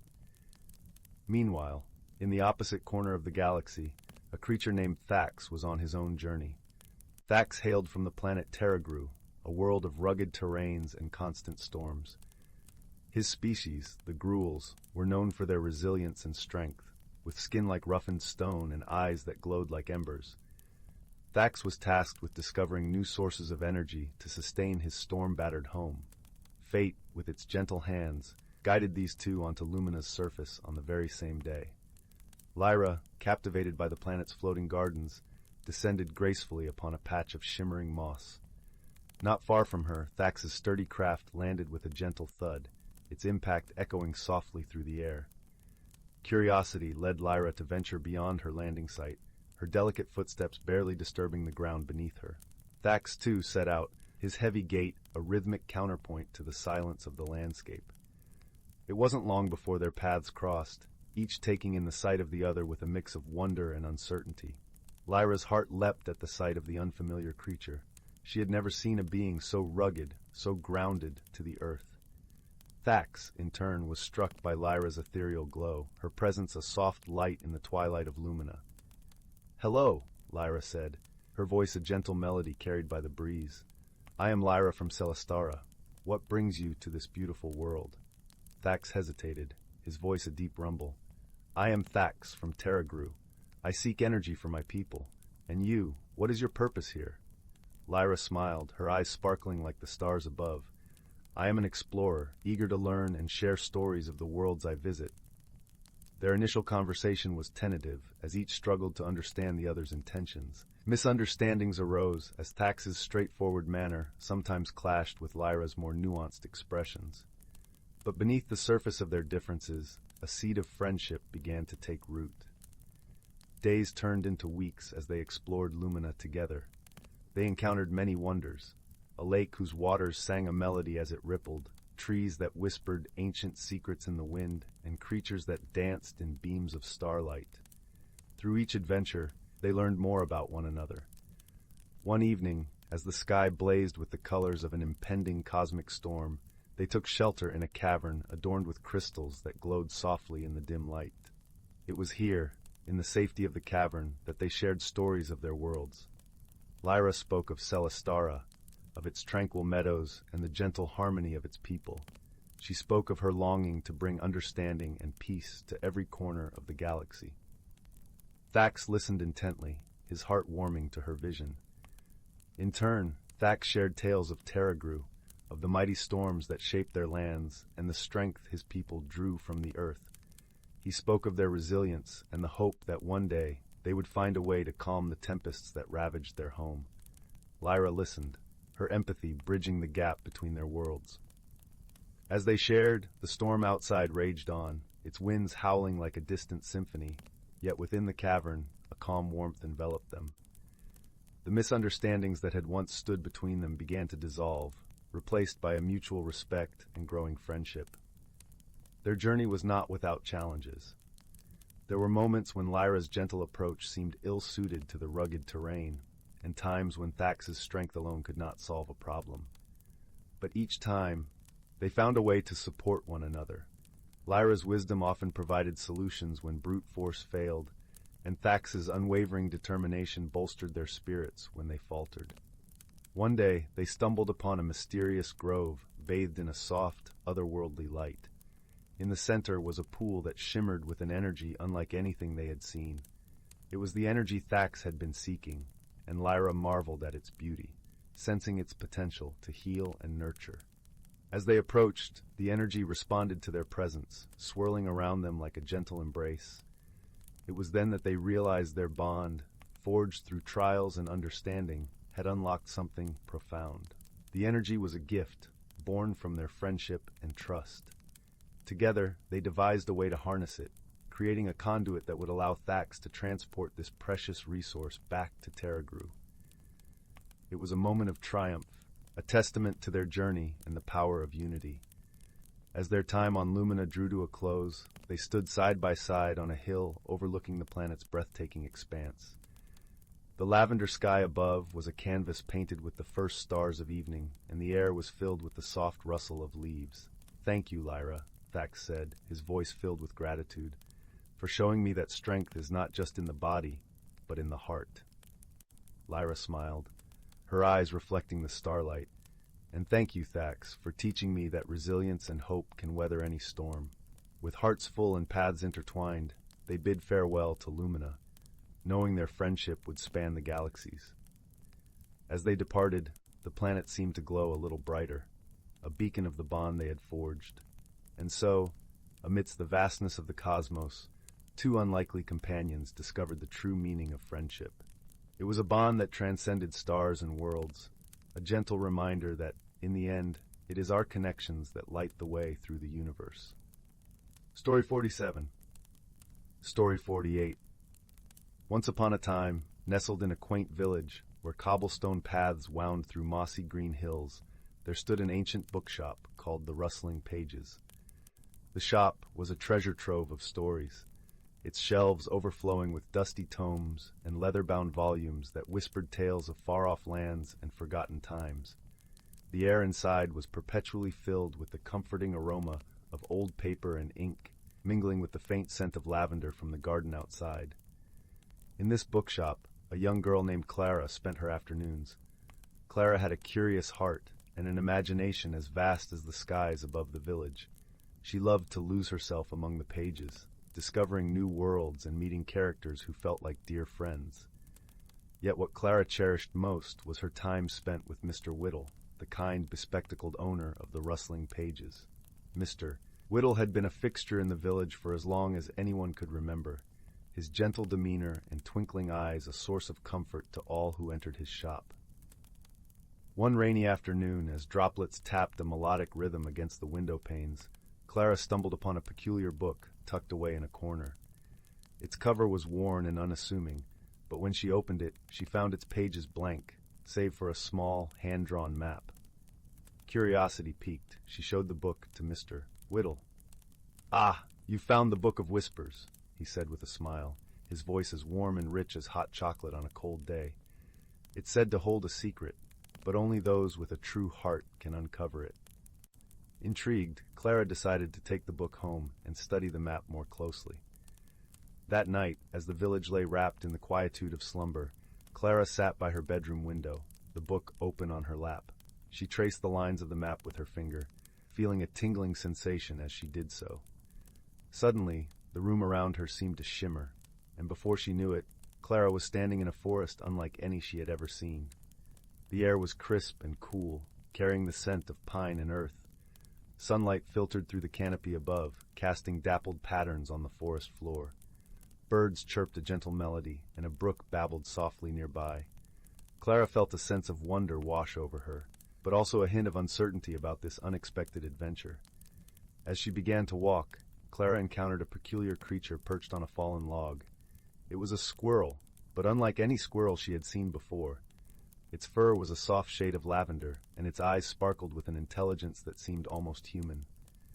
"Welcome, traveler," the squirrel chirped, its voice as light as a summer breeze. "I am Sylvie, guardian of the Whispering Woods. What brings you here?" Clara explained her discovery of the book and the map, her voice tinged with both excitement and bewilderment. Sylvie listened attentively, her bushy tail twitching thoughtfully. "The Book of Whispers has brought you here for a reason," Sylvie said. "Many seek its secrets, but few are chosen. You must journey to the heart of the forest to uncover what you seek. Fear not, for I shall accompany you." With Sylvie as her guide, Clara ventured deeper into the woods. They were soon joined by another unexpected companion, a wise old owl named Osric, who had a penchant for riddles and an encyclopedic knowledge of the forest's lore. His feathers were a patchwork of browns and whites, and his eyes gleamed with kindness. Together, the trio navigated the forest's winding paths, each step bringing them closer to the heart of the forest. Along the way, they encountered various creatures, each with their own stories and wisdom to share. There was a family of rabbits who spoke of the importance of community, a fox who taught them the value of patience, and a chorus of frogs who sang songs about the beauty of the present moment. As they journeyed, Clara found herself growing more attuned to the forest, her senses sharpening to the world around her. She felt a deep connection to the land and its inhabitants, a bond that seemed to strengthen with each passing moment. Eventually, the group arrived at a serene glade, bathed in the soft glow of twilight. At its center stood an ancient tree, its trunk wide and gnarled, its branches stretching skyward as if in silent prayer. Clara knew instinctively that they had reached the heart of the forest. "Here lies the secret of the Book of Whispers," Sylvie said, her voice barely a whisper itself. "But to uncover it, you must look within your own heart." Clara approached the tree, her heart beating in time with the gentle rustling of its leaves. She closed her eyes and took a deep breath, feeling the earth beneath her feet and the life that pulsed around her. In that moment of stillness, Clara understood. The secret was not a tangible thing, but a realization, a deeper understanding of herself and the world. She saw the importance of kindness, the strength in wisdom, and the magic in friendship. Her journey had been one of discovery, not only of the forest's wonders, but of the light within her own heart. When Clara opened her eyes, the glade seemed to shimmer with a newfound radiance. She turned to Sylvie and Osric, gratitude filling her words as she thanked them for their guidance and companionship. With a gentle smile, Sylvie nodded. "The forest is always here, as are we, should you ever need us again." As the first stars began to twinkle in the evening sky, Clara found herself back in her bedroom, the Book of Whispers resting quietly on her lap. She felt a warmth inside, a comforting glow that she knew she would carry with her always. And so, Clara's days of adventure were not confined to the pages of books alone, but lived on in her heart, a testament to the magic of discovery, friendship, and the gentle wisdom of the world around her. As she drifted off to sleep, the forest's melody lingered in her dreams, a lullaby of whispers guiding her into the night. Story 49. Story 50. Once upon a time, in a quaint village nestled between rolling hills, there lived a young girl named Lily. Like most children her age, Lily loved playing outdoors and exploring the wonders of nature. One crisp autumn afternoon, while chasing a kaleidoscope of falling leaves, she stumbled upon a peculiar sight. Beneath a towering oak tree lay a tarnished metal box, half buried in the earth. Curiosity piqued, Lily knelt and began brushing away the soil, revealing an ornate pattern etched into the lid. As her small fingers traced the intricate design, something extraordinary happened. The box began to glow with a warm, golden light. Startled yet entranced, Lily watched as the light pulsed in rhythm with her heartbeat. She instinctively knew this was no ordinary box. It held a magic unlike anything she had ever encountered. Just then, a rustling in the nearby bushes caught her attention. Out hopped a sprightly rabbit with eyes that twinkled like starlight. "Greetings, young one," the rabbit spoke, its voice soft and melodic. "I am Sage, guardian of the luminous box. You have awakened an ancient power." Lily's eyes widened in wonder. "A talking rabbit? But how is this possible?" Sage chuckled. "In this world, anything is possible for those with open hearts and curious minds. The luminous box has chosen you as its new keeper, a role of great responsibility." As if on cue, a wise old owl swooped down from the branches above. "Fear not, little one," the owl hooted. "We shall guide you on this journey. I am Athena, keeper of knowledge." And so began Lily's extraordinary adventure. With Sage and Athena as her companions, she learned that the luminous box held the power to illuminate the truths hidden within all living things. Its magic could reveal the innermost thoughts, fears, and desires of anyone who gazed into its radiant depths. However, with such power came a great challenge, using it wisely and with compassion. For the box's light could be a beacon of understanding or a harsh glare that exposed too much. As they traversed meadows and forests, Lily and her friends encountered many who sought the box's power for selfish gain. A greedy merchant wished to use it to discover the secrets of his competitors. A bitter recluse hoped to expose the flaws of those who had wronged him. In each instance, Sage and Athena gently guided Lily towards a path of empathy and kindness. They taught her that true wisdom came not from exploiting others' vulnerabilities, but from embracing them with open hearts. One day, they came upon a village engulfed in turmoil. Neighbors had turned against one another, fueled by mistrust and suspicion. Lily knew the luminous box could reveal the truth behind their conflicts, but she also understood the risk of causing further harm. With Sage and Athena's counsel, she decided to approach the villagers not with the box's power, but with a listening ear and a compassionate spirit. One by one, she heard their stories, their fears, and their hopes. As the villagers opened up, they began to recognize the common threads that bound them together. The petty grievances that had once seemed insurmountable faded, replaced by a newfound understanding and desire for reconciliation. In that moment, Lily realized the true magic of the luminous box. It had illuminated not the secrets of others, but the depths of her own heart. She had learned that wisdom often lies not in revealing truths, but in creating an environment where truths can be shared freely and without judgment. From that day forward, Lily carried the luminous box not as a tool of revelation, but as a reminder of the power of empathy, compassion, and open-hearted listening. She continued her journey, sharing its gentle light with those in need of understanding and acceptance. And whenever the weight of her responsibility felt overwhelming, Sage and Athena were there to remind her that the greatest magic of all was the ability to touch the hearts of others with kindness and wisdom. As the evening sun dipped below the horizon, painting the sky in hues of amber and rose, Lily would often sit beneath the old oak tree, recounting her adventures to the fireflies that danced among the branches. And in their twinkling lights she saw the warm glow of the luminous box, a testament to the extraordinary magic that can be found in the most ordinary of places, if only one has the courage to look with an open heart. Story 51. Story 52. Story 53. Story 54. Story 55. In a quaint village nestled between rolling hills and whispering woods, there lay a place where magic wound itself into the very fabric of everyday life.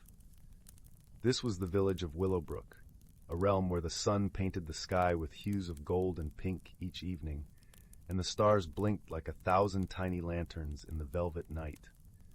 Willowbrook was known for its peculiar charm and gentle enchantments, but lately it had become the stage for a puzzling mystery that left even the wisest of villagers scratching their heads. Strange occurrences had begun to unfold, candles flickering without a breeze, teapots whistling tunes without a flame, and gentle chimes sounding from the old oak tree by the square, though no one was there to ring them. Among the kind-hearted inhabitants of Willowbrook was a young girl named Lila. She had eyes the color of the morning sky and a heart as warm as freshly baked bread. Lila loved the village and its quirky magic, but the recent oddities piqued her curiosity. Determined to uncover the source of the strange happenings, she set out with her faithful companion, a wise old tabby cat named Oliver, whose whiskers twitched with an air of knowing far beyond his years. As dusk painted the sky in lavender hues, Lila and Oliver began their investigation. They wandered through the cobblestone streets, where lanterns flickered with a soft glow, casting playful shadows on the walls of quaint cottages. The air was filled with the scent of honeysuckle and the distant sound of a babbling brook. Their first stop was the bakery, where the sweet aroma of cinnamon buns greeted them warmly. Mrs. Pumpernickel, the baker, was kneading dough with a smile as wide as a crescent moon. "Ah, Lila, dear, come to solve our little mystery, have you?" She chuckled, wiping flour from her hands. "Yes, Mrs. Pumpernickel," Lila replied, her voice a gentle melody. "We've noticed the odd happenings and thought perhaps we might find some clues." Mrs. Pumpernickel leaned closer, her eyes twinkling like the stars. "Well, I've noticed the bread rising faster than usual, almost as if it has a mind of its own. Perhaps it's the work of the mischievous brownies." Brownies were small, magical creatures known for their playful antics and love of baked goods. Lila nodded thoughtfully. "We'll keep that in mind. Thank you, Mrs. Pumpernickel." With Oliver padding silently by her side, Lila continued to the village square, where the ancient oak tree stood. Its leaves rustled softly, whispering secrets only the wind could hear. As they approached, a gentle chime echoed through the air, though the tree's branches were still. Intrigued, Lila looked up and spotted a tiny, shimmering figure perched among the leaves. It was a sprite, its wings glistening like dewdrops in the morning sun. "Hello there," Lila called softly, her voice filled with wonder. The sprite fluttered down, landing gracefully on Lila's outstretched hand. "Greetings, child of Willowbrook," it chimed, its voice like the tinkling of distant bells. "I am Sylvan, guardian of this tree. What brings you to my realm?" "We seek to understand the strange occurrences in our village," Lila explained gently. "Do you perhaps know what might be causing them?" Sylvan's wings fluttered with delight. "Ah, the magic of Willowbrook has been mischievous of late. The brownies have been restless, their playful spirits heightened by the full moon's approach. They mean no harm, only seeking to share their joy." Lila's eyes brightened with understanding. "Perhaps we can find a way to help them channel their energy without causing confusion." With a nod of agreement, Sylvan whispered a plan to Lila. They would host a moonlit festival for the brownies, a celebration where their antics could be welcomed and enjoyed. That evening, as the moon rose full and bright, Lila and the villagers gathered in the square. Lanterns were hung from every branch, casting a soft, inviting glow. Tables were set with sweets and treats, and music filled the air, an enchanting melody that beckoned all magical creatures to join in the revelry. As the brownies appeared, their giggles like the rustle of leaves, they danced and played, their joy contagious. Lila watched, her heart full as she saw the village come alive with laughter and light. Even Oliver, usually reserved, found himself pawing at a stray ribbon with uncharacteristic abandon. The festival continued deep into the night, a celebration of magic and harmony. As the first light of dawn painted the horizon, the brownies thanked the villagers with a gentle breeze that wrapped them in warmth and contentment. With the mystery resolved and balance restored, Leela returned home, her heart as light as the morning mist. As she drifted into a peaceful slumber, she knew that in Willowbrook, where magic and kindness intertwined, there would always be a place for wonder and friendship. And so, beneath the gentle gaze of the moon and stars, the village of Willowbrook settled into a tranquil hush, wrapped in the comforting embrace of another enchanting day. Story 56. Story 58. Story 59. Once upon a time, in a world where magic danced through the air like fireflies, there lived a young girl named Willow. She resided in a cozy cottage nestled deep within an enchanted forest, surrounded by towering trees that whispered ancient secrets. One crisp autumn evening, as Willow sat by the crackling hearth, she noticed something peculiar. The flames in the fireplace seemed to flicker with unusual patterns, almost as if they were trying to communicate. Willow rubbed her eyes in disbelief, but the flames continued their intricate dance. Perplexed, Willow sought guidance from her wise mentor, Oakley the ancient oak tree. His gnarled branches swayed gently as he listened to her tale. "Ah, my dear Willow," he said in a voice that rumbled like distant thunder, "it seems the elements themselves have a message for you." Intrigued, Willow returned to her cottage, determined to unravel this mystery. Each night, she studied the fireplace intently, jotting down the patterns she observed in the flames. Soon she began to notice shapes forming, a swirling leaf, a flickering acorn, and other symbols of the forest. One evening, as Willow sat entranced by the dancing flames, a gentle knock sounded at her door. She opened it to find a tiny creature with gossamer wings and a warm, glowing aura. "Greetings, Willow," the creature said in a melodious voice. "I am Ember, a fire sprite, and I've come to shed light on the mystery that's been unfolding before your eyes." Ember explained that the flames were trying to communicate a message from the heart of the forest itself. A dark force had been slowly spreading, threatening the delicate balance of nature. The sprites, nymphs, and other magical beings needed Willow's help to restore harmony. With Ember's guidance, Willow embarked on a quest through the enchanted woods, deciphering clues hidden within the elements themselves. She listened to the whispers of the wind, observed the patterns in the flowing streams, and sought wisdom from the ancient trees. Along the way, she encountered a host of friendly creatures, playful pixies who showed her hidden paths, wise old owls who shared their knowledge, and mischievous gnomes who delighted in offering riddles and puzzles. As Willow's understanding deepened, she learned that the dark force was born from the fear and doubt that had taken root in the hearts of humans who had forgotten their connection to nature. With each step, she rekindled the bond between the natural world and those who had strayed, spreading hope and rekindling the magic that flowed through all living things. Finally, on the night of the autumn equinox, Willow stood before a great willow tree in a moonlit glade. With Ember's guidance and the collective power of the forest creatures, she performed an ancient ritual, calling forth the essence of balance and harmony. As the last notes of the ceremony faded, a warm, gentle light began to emanate from the willow tree, spreading through the forest like a radiant sunrise. The dark force dissipated, and the magic of the woods was restored, stronger and more vibrant than ever before. From that day forward, Willow became a guardian of the forest, working in harmony with the magical beings to ensure that the delicate balance was never again disrupted. And whenever she sat by her hearth, watching the flames dance and flicker, she knew that the heart of the enchanted woods beat strong, whispering its secrets to those who would listen with open hearts and minds. Story 60. In the heart of the ancient verdant wood forest, where the trees whispered secrets older than time itself, lay a hidden world unknown to most.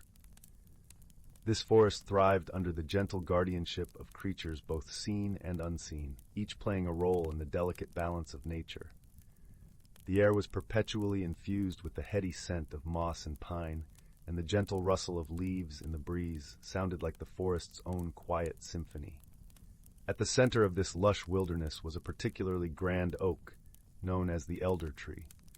Its vast branches stretched towards the sky, and its roots delved deep into the earth, connecting it to all the life surrounding it. This venerable tree was the heart of the forest, a living repository of wisdom and magic. It was said that the elder tree had witnessed the changing of countless seasons, each one leaving its mark in the rings of its trunk. As spring unfurled her emerald banners across the landscape, a gathering began beneath the oak's expansive canopy. This was a time of renewal and celebration, marking the beginning of another cycle of growth and abundance. Creatures of every kind convened here, the nimble-footed deer with their gentle eyes, the wise old owls with feathers as soft as the dusk, and the industrious squirrels, their fur a flash of russet among the greenery. Even the tiniest of beings, like the glittering dragonflies and the industrious ants, found their place in this circle of life. Among these creatures was a young fox named Rowan. With fur as bright as autumn leaves and eyes the color of amber, he was known for his curiosity and kindness. Rowan had grown up hearing the stories of the elder tree and the magic that pulsed throughout the forest, and he dreamed of understanding the mysteries that lay hidden within the woods. On this particular day, the air was alive with the scent of blooming wildflowers and the distant song of the river winding its way through the forest. Rowan found himself seated at the foot of the elder tree, listening intently to the stories being shared. The forest elders, wise creatures who had lived through many seasons, spoke of the importance of harmony and balance, of how every creature, no matter how small, contributed to the whole. As the sun dipped lower in the sky, casting a warm, golden light across the forest floor, an unexpected visitor arrived. It was Zephyr, a gentle spirit of the wind, who often roamed the skies and danced among the treetops. Zephyr's presence was as light as a whisper, and whenever he appeared, the leaves would shimmer and sway, as if greeting an old friend. "Rowan," Zephyr called softly, his voice barely more than a breeze, "come walk with me." Intrigued, Rowan rose to his paws and followed the wind spirit. They moved through the forest, Zephyr guiding him with a playful gust here, a gentle nudge there. The world around them seemed to come alive with vibrant colors and sounds, the call of a distant owl, the trickle of a nearby brook, the soft crunch of leaves underfoot. As they wandered deeper into the woods, Zephyr began to share stories of the seasons and the magic they carried. "Each season brings its own gifts," Zephyr explained. "Spring brings renewal and hope, summer warmth and abundance, autumn wisdom and reflection, and winter rest and resilience. The forest thrives because each season knows its place and purpose." Rowan listened intently, his heart swelling with understanding. He realized that just as the seasons worked together, so too did the creatures of the forest, each with their own role to play in maintaining the harmony of their home. Their journey led them to a clearing where the ground was carpeted with soft, fragrant moss and the sky above was a canvas of twinkling stars. Here Zephyr paused, allowing Rowan to take in the beauty of the world around him. "Remember this, young Rowan," Zephyr continued, his voice gentle and wise. "True strength lies not in power or force, but in understanding and cooperation. The forest flourishes because its inhabitants work together, respecting the balance of nature." Rowan nodded, feeling the truth of Zephyr's words resonate deep within him. He understood now that his own small acts of kindness and curiosity could contribute to the greater good of the forest. He felt a renewed sense of purpose, ready to play his part in this intricate dance of life. As Zephyr prepared to depart, he left Rowan with one final message. "Cherish the stories of the elders, for they are the threads that weave the tapestry of our world. Pass them on, and you will keep the magic of the forest alive for generations to come." With that, Zephyr took to the skies once more, a gentle breeze rustling through the treetops. Rowan watched him go, feeling a serene sense of peace settle over him. He knew that he was part of something much larger than himself, a timeless cycle of life and magic. Returning to the elder tree, Rowan rejoined the gathering of creatures, his heart full of newfound wisdom. As the stars twinkled above and the night wrapped the forest in its tranquil embrace, the stories continued to be shared, each one a testament to the enduring harmony of the natural world. And so, under the watchful gaze of the elder tree, the forest thrived, a sanctuary of life and wonder, where creatures great and small lived in balance with the seasons and with one another. Rowan, with his bright eyes and gentle heart, became a guardian of the forest's secrets, ensuring that the wisdom of the past would light the path for all who followed.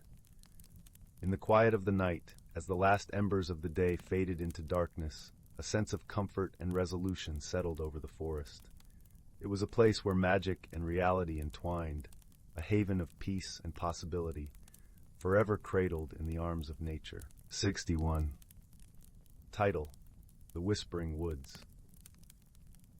In the quaint village of Elderwood, nestled at the foot of the sprawling Misty Mountains, there existed a legend as old as the oaks that towered over the village.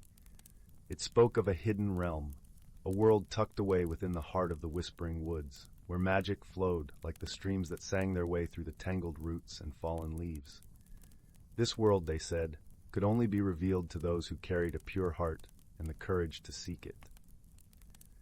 The sun was setting over Elderwood, leaving a trail of pink and gold across the sky as young Finn sat on the stone steps of his grandmother's cottage.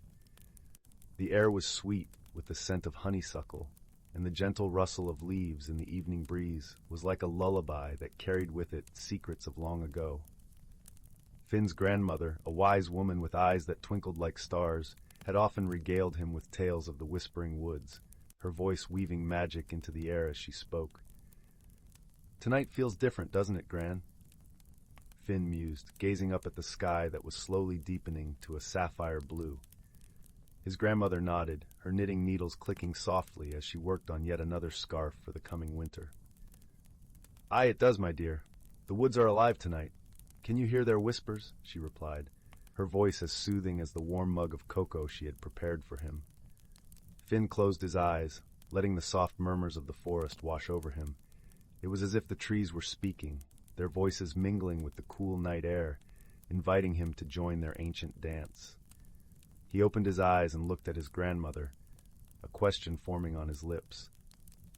Do you think I could find the hidden world?" he asked, his voice barely more than a whisper.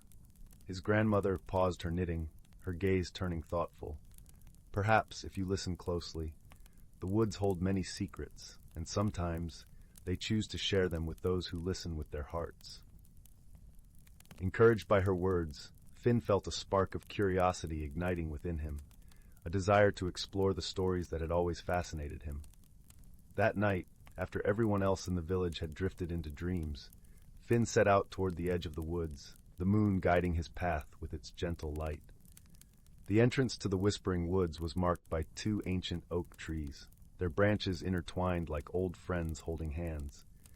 As Finn stepped beneath them, he felt a shiver of anticipation run through him, as if the trees themselves were aware of his presence. The path before him was dappled with moonlight, and the air was filled with the earthy scent of moss and pine.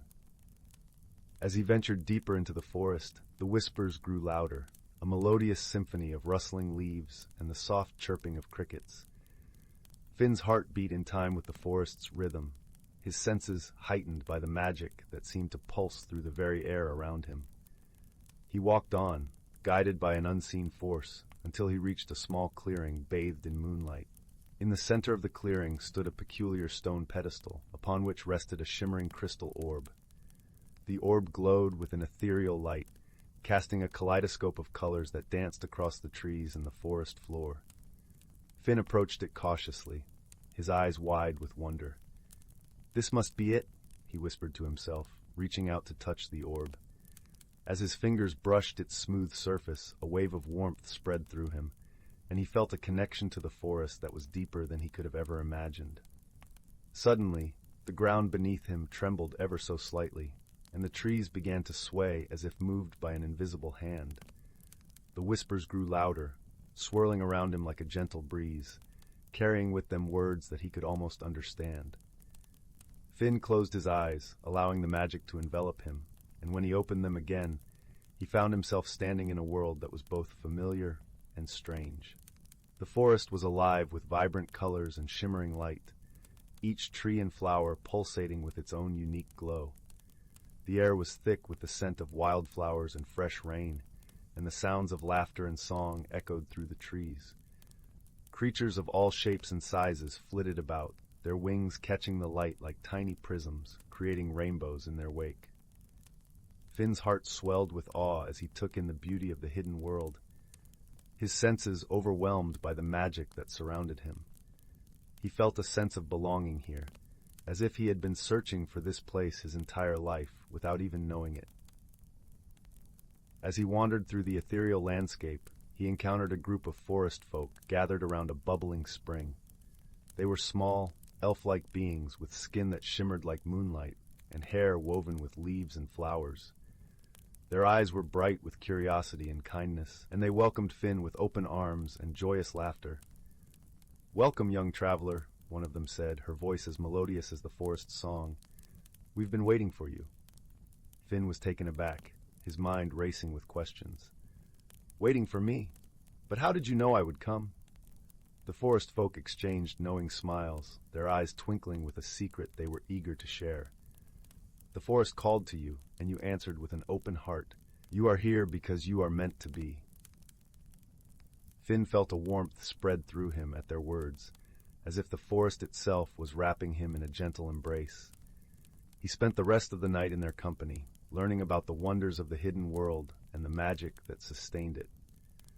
The forest folk shared their stories and songs, their laughter ringing through the trees like a joyful chorus, and Finn felt a sense of peace settle over him like a soft blanket.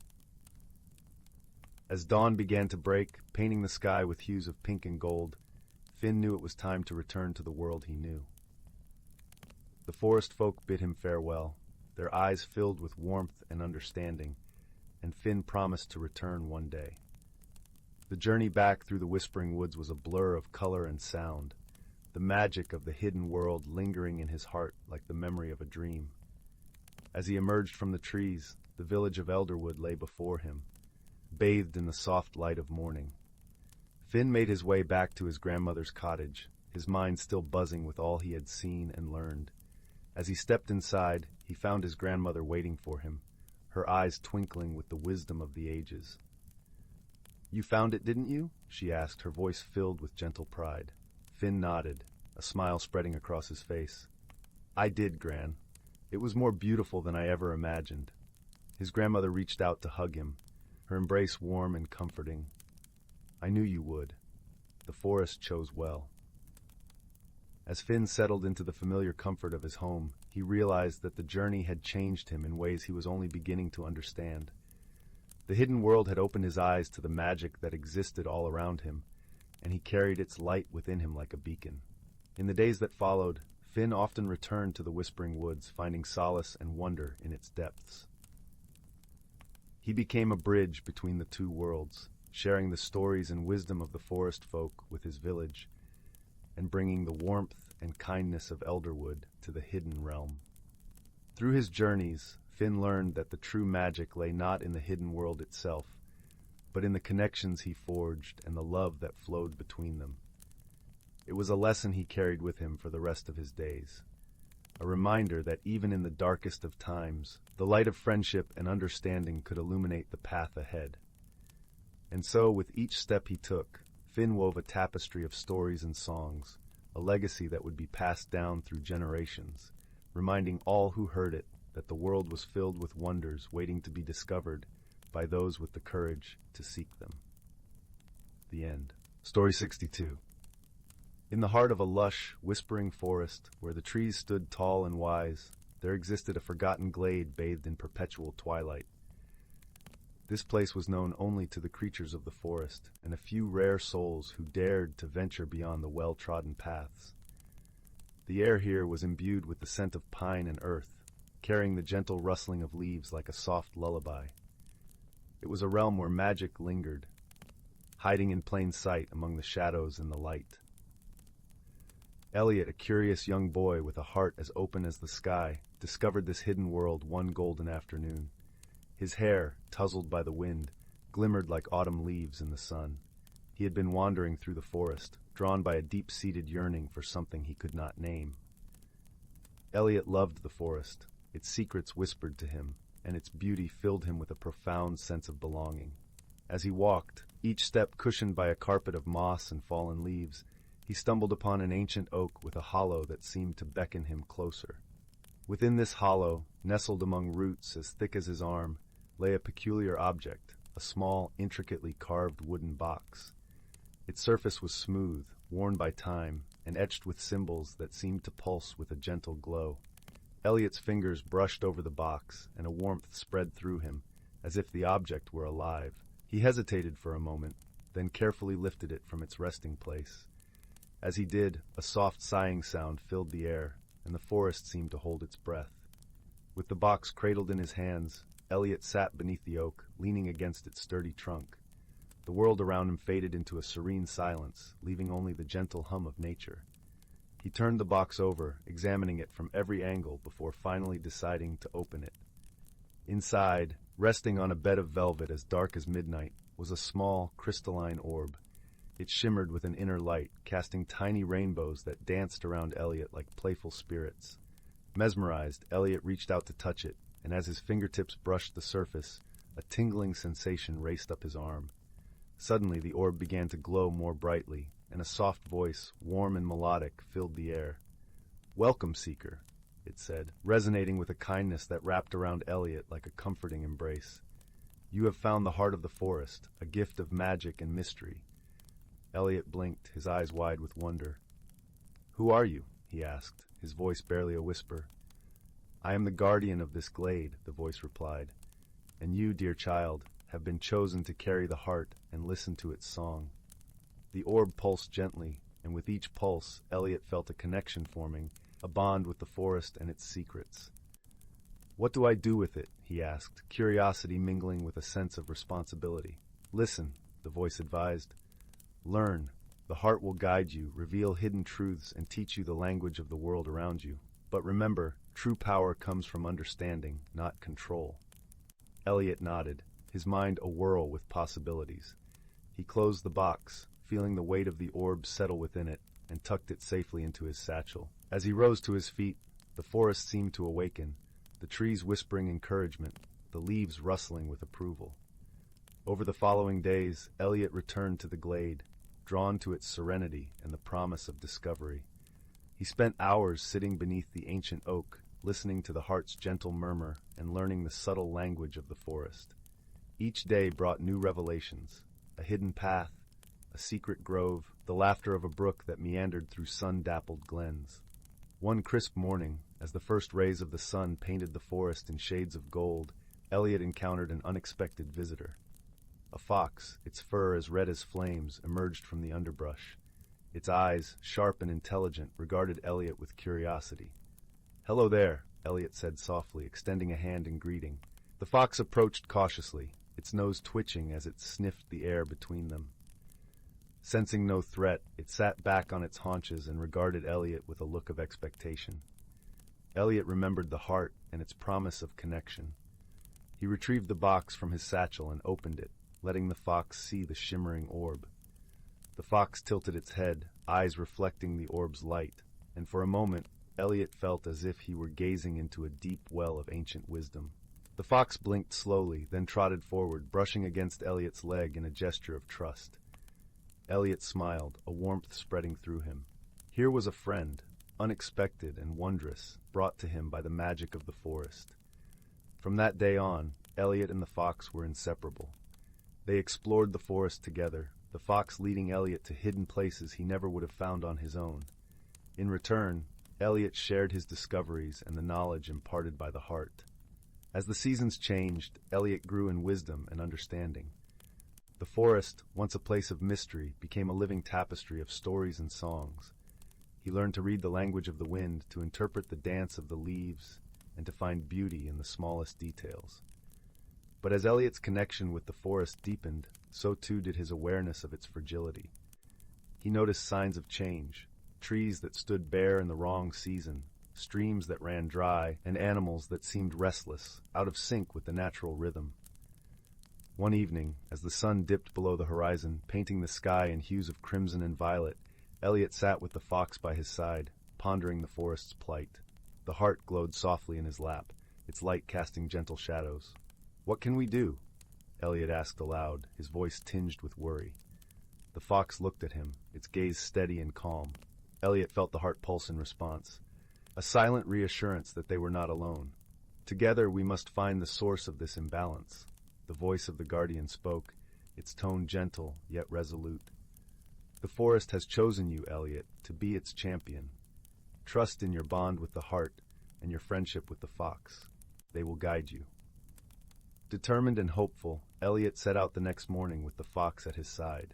They traveled deeper into the forest than ever before, following signs and whispers that only they could perceive. The journey was long and arduous, but Elliot's heart was buoyed by a sense of purpose and the unwavering companionship of his fox friend. As they ventured onward, the forest revealed more of its wonders. A hidden waterfall that sang with the voices of 1,000 dreams, a glen where flowers bloomed in colors more vibrant than any rainbow. Yet alongside these marvels, Elliot also saw the signs of distress, trees that wept sap like tears, birds that called mournfully to the empty sky. One evening, as they rested beneath a canopy of stars, Elliot felt a shift in the air, a subtle change that sent a shiver down his spine. The fox, ever perceptive, rose to its feet, ears pricked and alert. "We're close," Elliot murmured, sensing that the source of the forest's imbalance lay just ahead. Together they pressed on, their path illuminated by the silvery light of the moon. Finally, they arrived at a clearing unlike any other. Here, in the center, stood a tree of immense size and age, its branches stretching wide like the arms of a guardian embracing the world. But this tree, once the heart of the forest, was withering. Its bark was cracked, its leaves brittle and lifeless. Approaching the tree, Elliot felt the heart in his satchel grow warm, its light pulsing in harmony with the tree's faint heartbeat. He understood then that the heart and the tree were connected, two halves of a greater whole. Elliot knelt before the tree, placing the heart upon the earth at its roots. He closed his eyes, reaching out with his mind and spirit to the guardian voice within the orb. "Please," he whispered, "show me how to help." In response, the heart flared with light, and Elliot found himself enveloped in a vision. He saw the forest as it once was, vibrant and alive, its creatures thriving in harmony. But then a shadow fell over the land, a darkness born of neglect and imbalance, threatening to unravel the delicate weave of life. The vision shifted, and Elliot saw himself, the fox by his side, standing as a beacon of hope. He saw the heart, its light spreading across the forest, mending the fractures and restoring balance. Elliot understood. The heart's power was not his to wield, but to share. To heal the forest, he needed to awaken the magic within every living thing, to remind them of their place in the grand tapestry. With newfound clarity, Elliot rose and turned to the fox, his faithful companion. Together they began to circle the great tree, the heart's light guiding their steps. As they moved, Elliot spoke, his voice carrying the ancient words of the forest, words of renewal and rebirth. The fox joined in, its voice a melody that wove through Elliot's words, binding them with the rhythm of nature. Around them the air shimmered, and the forest seemed to sigh in relief, the shadows retreating as light spread like a healing balm. They continued until the first light of dawn touched the clearing, bathing it in gold. The great tree, once withered, now stood tall and proud, its branches laden with leaves that sang with the wind. The balance had been restored, the forest's heartbeat strong and steady. Elliot felt a deep peace settle within him, a warmth that mirrored the light of the heart. He turned to the fox, gratitude shining in his eyes. "Thank you," he said simply, knowing that their friendship had been the key to unlocking the forest's magic. The fox yipped softly, its eyes reflecting the dawn's light, and nuzzled Elliot's hand, a bond unspoken yet deeply felt. Elliot knew that his journey was only beginning. There were more mysteries to uncover, more stories to learn. But he was ready, for the heart of the forest was with him, and the friendship he had forged with the fox was a strength that would guide him through any challenge. As they left the clearing, the forest seemed to embrace them, its song a gentle promise of adventure and discovery. Elliot walked with a light heart, the fox by his side, knowing that together they would keep the magic of the forest alive. And so, beneath the canopy of leaves that whispered secrets only they could hear, Elliot and his fox friend ventured forth, guardians of the hidden world, champions of the magic that danced in the spaces between shadow and light. Together they embraced the mysteries of the forest, finding joy in every step and wonder in every breath. And as the sun rose higher in the sky, painting the world in vibrant hues, they knew that they had found their place in the ever-spinning tapestry of life. Story 63. Story 64. Story 65. Once upon a time, in a quaint village nestled between rolling emerald hills and a shimmering, winding river, lived a young lad named Finn. With tousled auburn hair and eyes that sparkled like the morning dew, Finn was known throughout the village for his boundless curiosity and gentle heart. Finn often wandered to the edge of the village, where the whispering woods began. These woods were a place of legends, filled with tales of enchantment and wonder. The villagers spoke of it in hushed tones, for it was said to be a realm where the ordinary met the extraordinary.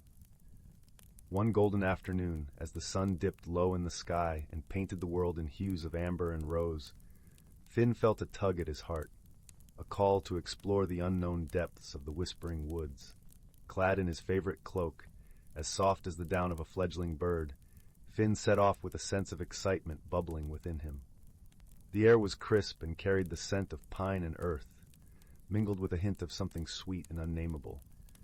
As he ventured deeper, the trees stretched taller, their leaves whispering secrets to one another. Shafts of sunlight danced through the branches, creating patterns on the forest floor that seemed to guide Finn onward. Before long, Finn came upon a glade bathed in a gentle silvery light. In its center stood a tree unlike any he had ever seen. Its bark shimmered like mother of pearl, and its leaves were delicate as lace, whispering with the softest breeze. At the foot of this magnificent tree, a circle of toadstools formed a perfect ring, each cap a brilliant shade of violet. As Finn marveled at the beauty around him, a soft rustle caught his attention. Out from the underbrush hopped a creature so whimsical it seemed plucked from a dream. It was a rabbit, yet not quite. Its fur sparkled as if dusted with stardust, and its eyes twinkled with an intelligence that belied its small size. "Greetings, young adventurer," the rabbit said in a voice like the tinkling of tiny bells. "I am Thistle, keeper of the Whispering Woods. What brings you to our enchanted glade?" Finn, though surprised, felt a warmth in his heart at Thistle's gentle demeanor. "I seek to explore and learn, dear Thistle," he replied, his voice soft and sincere. "I wish to understand the wonders of this place." Thistle nodded, his whiskers twitching with delight. "Then you shall," he said, "but remember, true exploration requires courage and a willingness to see with more than just the eyes." With that, Thistle bounded away, leaving a trail of twinkling lights in his wake. Finn followed, his heart beating with a mix of anticipation and joy. The path wound through the woods, leading Finn to a series of gentle challenges. First, he encountered a brook, where stepping stones gleamed like polished gems. As he crossed, each stone played a note, creating a melody that filled the air with a tranquility that soothed his soul. Next, a clearing opened up before him, where flowers of every hue swayed in a harmonious dance. Finn paused, admiring their beauty, when a breeze carried their soft voices to him. "To find your path, you must listen to the whispers of your heart," they chimed, their petals brushing against him like a comforting embrace. Finally, Finn arrived at a misty meadow where the air shimmered with anticipation. There he met an elder turtle named Sage, whose shell was etched with stories of time long past. "Ah, young Finn," Sage greeted, his voice deep and resonant as a distant drum. "You have journeyed far and learned much, but tell me, what is it you seek most?" Finn pondered Sage's question, feeling the warmth of the sun and the coolness of the grass. "I seek to understand the courage within me," he answered, realization dawning in his eyes like the first light of dawn. Sage nodded, a wise smile gracing his features. "Then know this, dear child," he said. "Courage is not the absence of fear, but the strength to face the unknown with an open heart." With those words, the meadow began to glow softly, as if the very earth was smiling upon Finn. He felt a sense of peace and fulfillment, knowing that his journey had revealed the courage that had always resided within him. As the sun dipped below the horizon, painting the sky with stars, Finn made his way back home, his heart a tapestry of wonder and newfound wisdom. The Whispering Woods had shared their magic with him, and he carried it in his heart, a gentle reminder of the beauty found in exploration and the courage to embrace the unknown. And so, under the watchful gaze of the moon, Finn drifted into a slumber as deep and serene as the night itself, dreaming of adventures yet to come and the friendships formed along the way. Story 66. Story 67. Once upon a time, in a village nestled between rolling hills and whispering forests, there lived a curious young girl named Leela. Her eyes were the color of the morning sky, and her heart was as vast as the ocean. Lila spent her days exploring the meadows and woods around her home, but her dreams were filled with places she had yet to discover. One crisp autumn morning, as the leaves danced in the gentle breeze, Lila stumbled upon an ancient map tucked inside an old book in her grandmother's attic. The map was unlike any she had seen, with swirling lines and shimmering ink that seemed to change color in the light. At its center was a place called the Enchanted Hollow, a realm rumored to be filled with wonder and magic. With a spark of excitement in her heart, Lila decided she would find this mysterious place.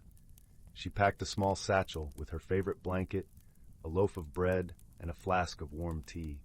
As she stepped outside, the morning sun painted the sky in hues of pink and gold, and she could feel the promise of adventure in the crisp air.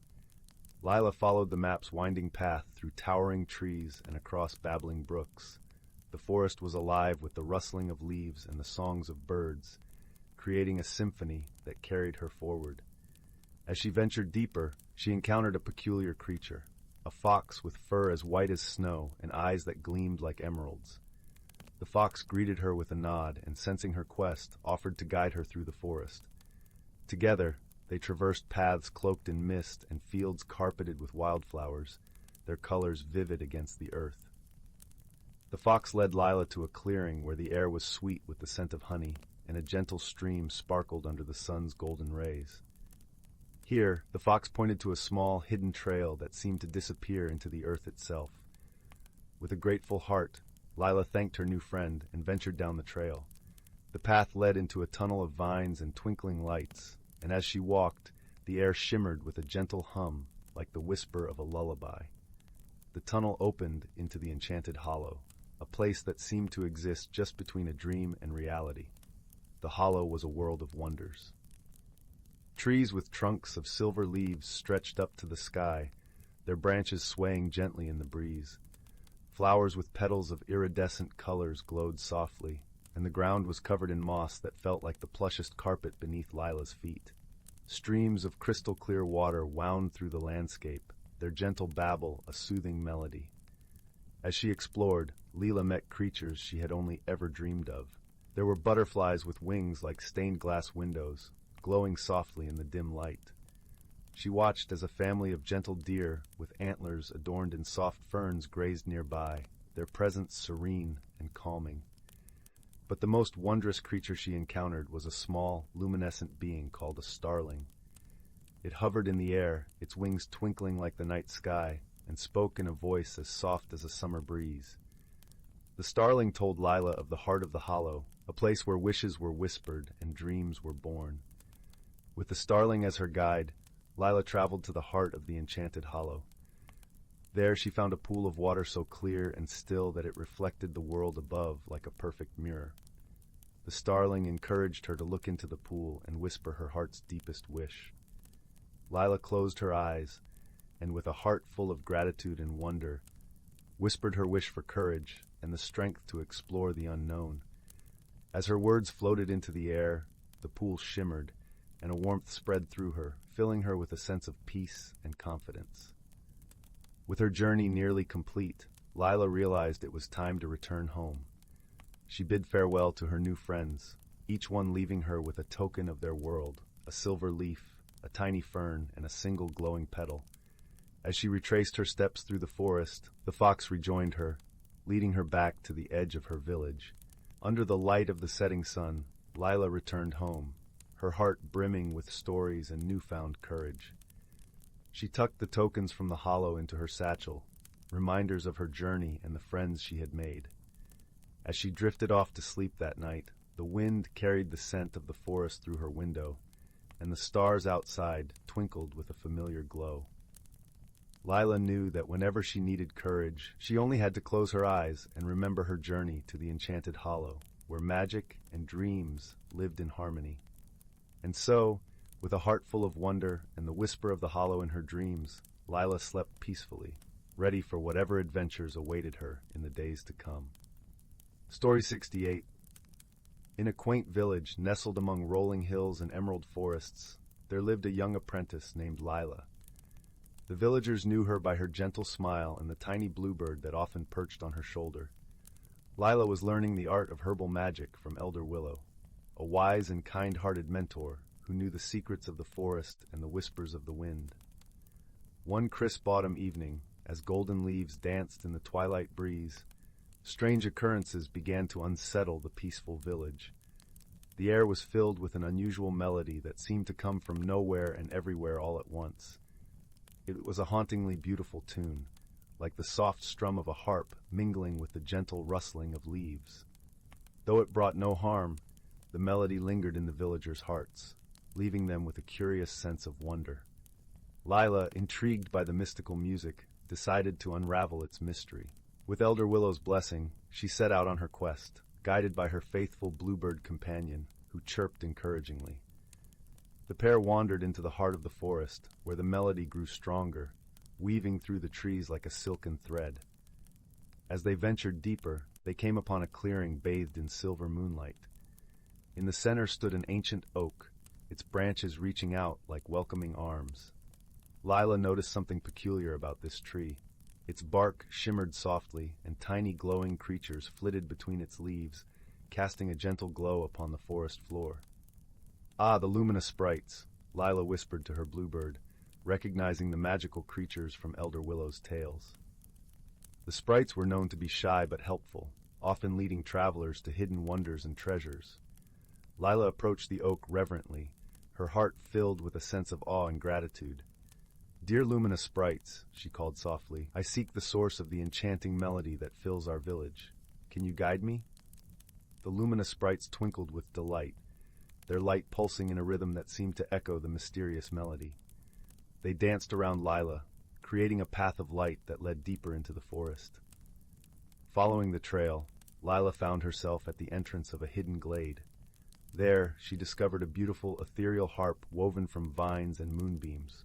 It stood alone, its strings gently vibrating, crafting the melody that had captivated the village. Curious, Lila examined the harp closely. She noticed a small inscription on its base, written in the flowing script of the forest folk. "Harmony of Hearts," it read. Lila realized that the harp was not just a magical artifact, but a conduit for the emotions and wishes of those who listened to its song. Sitting beside the harp, Lila pondered the meaning of its melody. She closed her eyes, allowing the music to wash over her, bringing clarity and understanding. The harp's song was a call for unity and compassion, a reminder of the bonds that held the village together. With newfound insight, Lila decided to share this message with the villagers. She returned to the village, her heart light and her mind clear.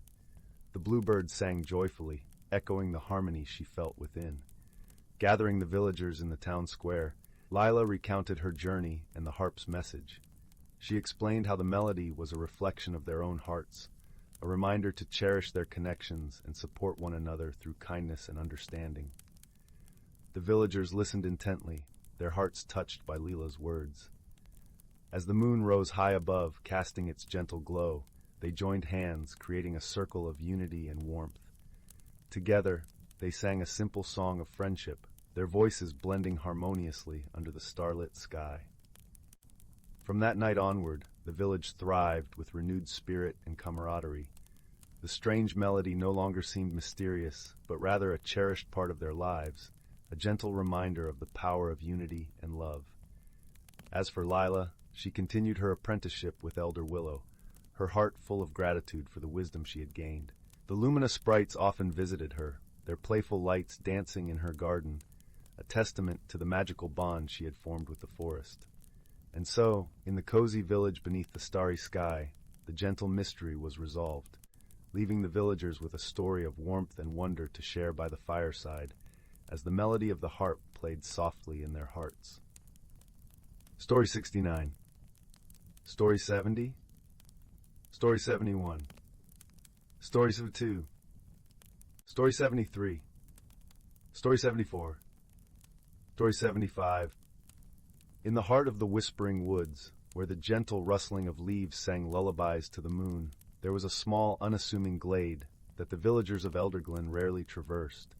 It was a place of serene beauty, where the air was perpetually sweet with the scent of honeysuckle, and the ground was carpeted with soft moss that glimmered like emerald velvet under the sunlight. This glade was the gateway to a hidden world, known only to those with the purest of hearts and sharpest of eyes. One such heart belonged to a young girl named Elara. With hair that tumbled like cascades of sunlight and eyes as bright and curious as a robin's, Elara was the kind of child who saw magic in the mundane. She lived with her grandmother, a wise woman who spun tales of wonder by the fireside, her voice weaving threads of enchantment that captivated young Leora's imagination. It was from these tales that Elara learned of the Enchanted Glade, a place her grandmother described as a realm of endless possibilities, where the boundaries between reality and dreams blurred like the morning mist. One crisp autumn morning, when the world was painted in hues of amber and gold, Elara set off into the woods with a heart full of adventure. She followed the winding path, her feet crunching through a carpet of fallen leaves, until she reached the glade. There, the air was different, thicker, almost palpable, with the promise of secrets waiting to be unveiled. As she stepped into the clearing, the glade seemed to sigh, welcoming her into its embrace. In the center of the glade stood an ancient oak tree, its gnarled branches stretching toward the sky like the arms of an old guardian. Nestled in its roots was a peculiar object, a small, intricately carved wooden box. Elara felt an irresistible pull toward it, as if the box itself was whispering her name. She knelt beside it, tracing the elaborate patterns with her fingertips. The wood was warm and alive under her touch, humming with a gentle energy that resonated with her very soul. With a soft click, the box opened, revealing a shimmering stone, no larger than a robin's egg.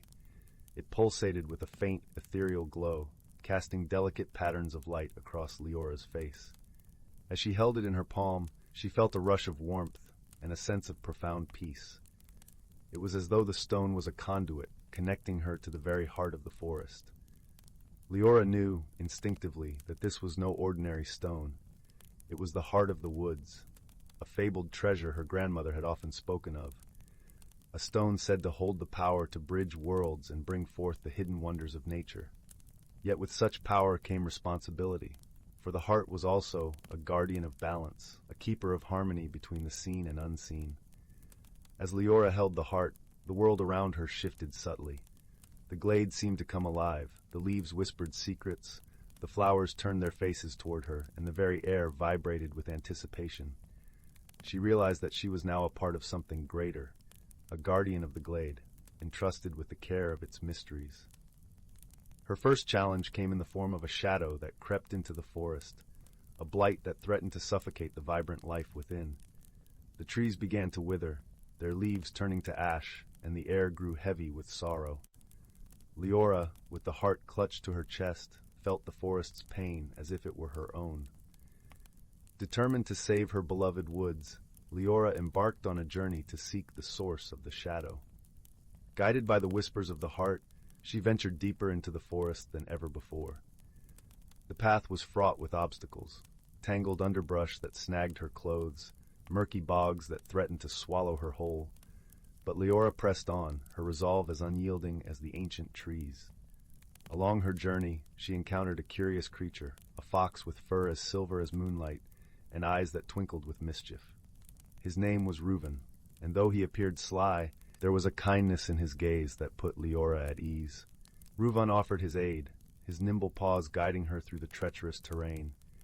Together they formed an unlikely friendship, one forged in shared purpose and mutual respect. As they journeyed deeper into the heart of the forest, Elara learned to listen, not just with her ears, but with her heart. She discovered the language of the woods, the songs of the streams, and the stories etched into the bark of ancient trees. The heart revealed to her the interconnectedness of all things, the delicate web of life that bound every creature to the land they called home. It was this wisdom that led them to the source of the shadow, a dark, twisted entity born of imbalance and greed. It sought to consume the heart, to wield its power for its own ends, and in doing so threatened the very fabric of the forest. Leora understood then that true strength lay not in power, but in harmony. With Reuven by her side, she faced the entity, her heart filled with the light of the heart. She spoke not with words, but with the essence of the forest itself, extending a hand not in conflict, but in understanding. The shadow hesitated, its dark tendrils quivering in uncertainty. In that moment, Leora saw the truth. It was not a creature of malice, but of sorrow, born from the neglect and forgotten dreams of those who had once cherished the woods.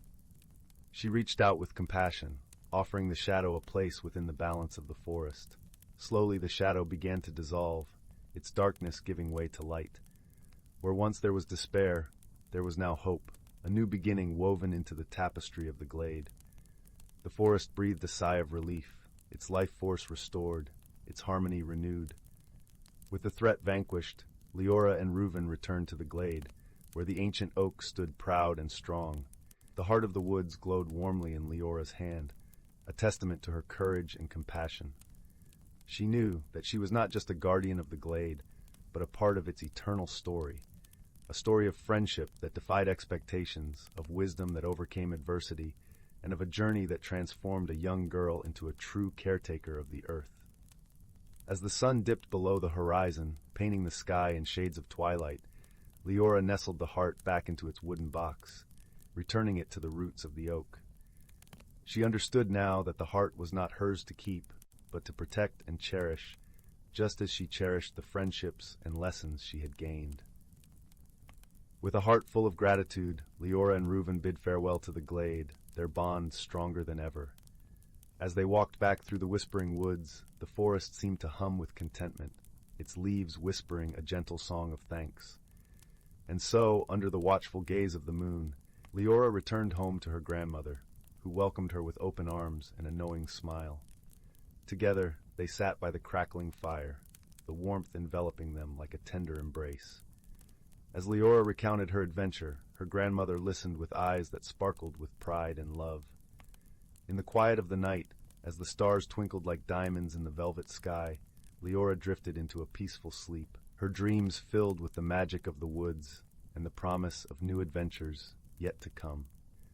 For she knew that as long as there were stories to tell and hearts to guide, the world would always hold a place for those who dared to see beyond the ordinary into the extraordinary realms of wonder and possibility. Story 76. Story 77. Story 78. Once, in the quaint village of Willowbrook, nestled between whispering woods and meandering streams, there lived a young girl named Lila. Her spirit was as bright as the morning sun, and her curiosity as deep as the night sky. Lila lived with her grandmother, Esme, in a cozy cottage at the edge of the village. Their home was filled with the warmth of laughter and the scent of fresh herbs drying by the fireplace. One crisp autumn morning, as leaves painted the ground in shades of amber and gold, Lila set off to explore the woodland paths she'd wandered since she was a tiny child. The forest, with its towering oaks and singing bird life, was a world of secrets and whispers, where every rustle of leaves suggested a hidden tale. While meandering through the familiar trails, Lila stumbled upon a small, peculiar object, partially buried beneath a tangle of roots. It was a thimble, seemingly ordinary, yet it shimmered in the dappled sunlight with a gentle, iridescent glow. Intrigued, she slipped it onto her finger, and at that very moment, a soft, melodious chime filled the air, as if the forest itself was humming a welcoming tune. Unbeknownst to Lila, this was no ordinary thimble. It held a secret, the ability to reveal the true nature of things. As she wandered deeper into the woods, she noticed subtle changes around her. Leaves sparkled with a gloss of hidden patterns, and stones beneath her feet whispered stories of ancient times. Every creature she encountered seemed to gaze at her with knowing eyes, as if acknowledging her newfound gift. Curious and a little overwhelmed, Lila returned to her grandmother, seeking guidance. Esme, with wisdom etched into her gentle smile, listened intently. "Ah, my dear," she said, "you've found the thimble of truth. It chooses its bearer and unveils the unseen. But remember, with great insight comes great responsibility. Emboldened by her grandmother's words, Lila decided to explore her village through the lens of her magical thimble. She soon discovered that the baker's cat, often seen lounging lazily by the window, was actually a guardian of the village's dreams, protecting them from nightmares. The ancient oak in the village square was a keeper of time, its roots entwined with memories of generations past. But it was not long before Lila faced a challenge that would test her wisdom. The village had long suffered from a mysterious ailment affecting the crops, causing them to wither before the harvest. The villagers, though kind and hard-working, were at a loss, and fear of famine loomed. Determined to help, Lila ventured to the heart of the forest, accompanied by her two closest friends, Oliver, a mischievous squirrel with a heart of gold, and Tamsin, a wise old turtle who had seen more seasons than anyone could count. Oliver, with his nimble paws, would dart about, gathering clues, while Tamsin, with her steady pace and thoughtful nature, provided counsel.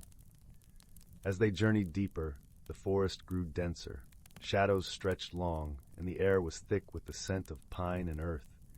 Lila felt the thimble warm upon her finger, guiding her steps to a hidden glen bathed in silvery moonlight. In the center stood an ancient willow, its branches drooping low, whispering secrets in the night breeze. Lila approached, feeling a pull in her heart. She placed her hand upon the willow's gnarled trunk, and the thimble vibrated with a gentle hum.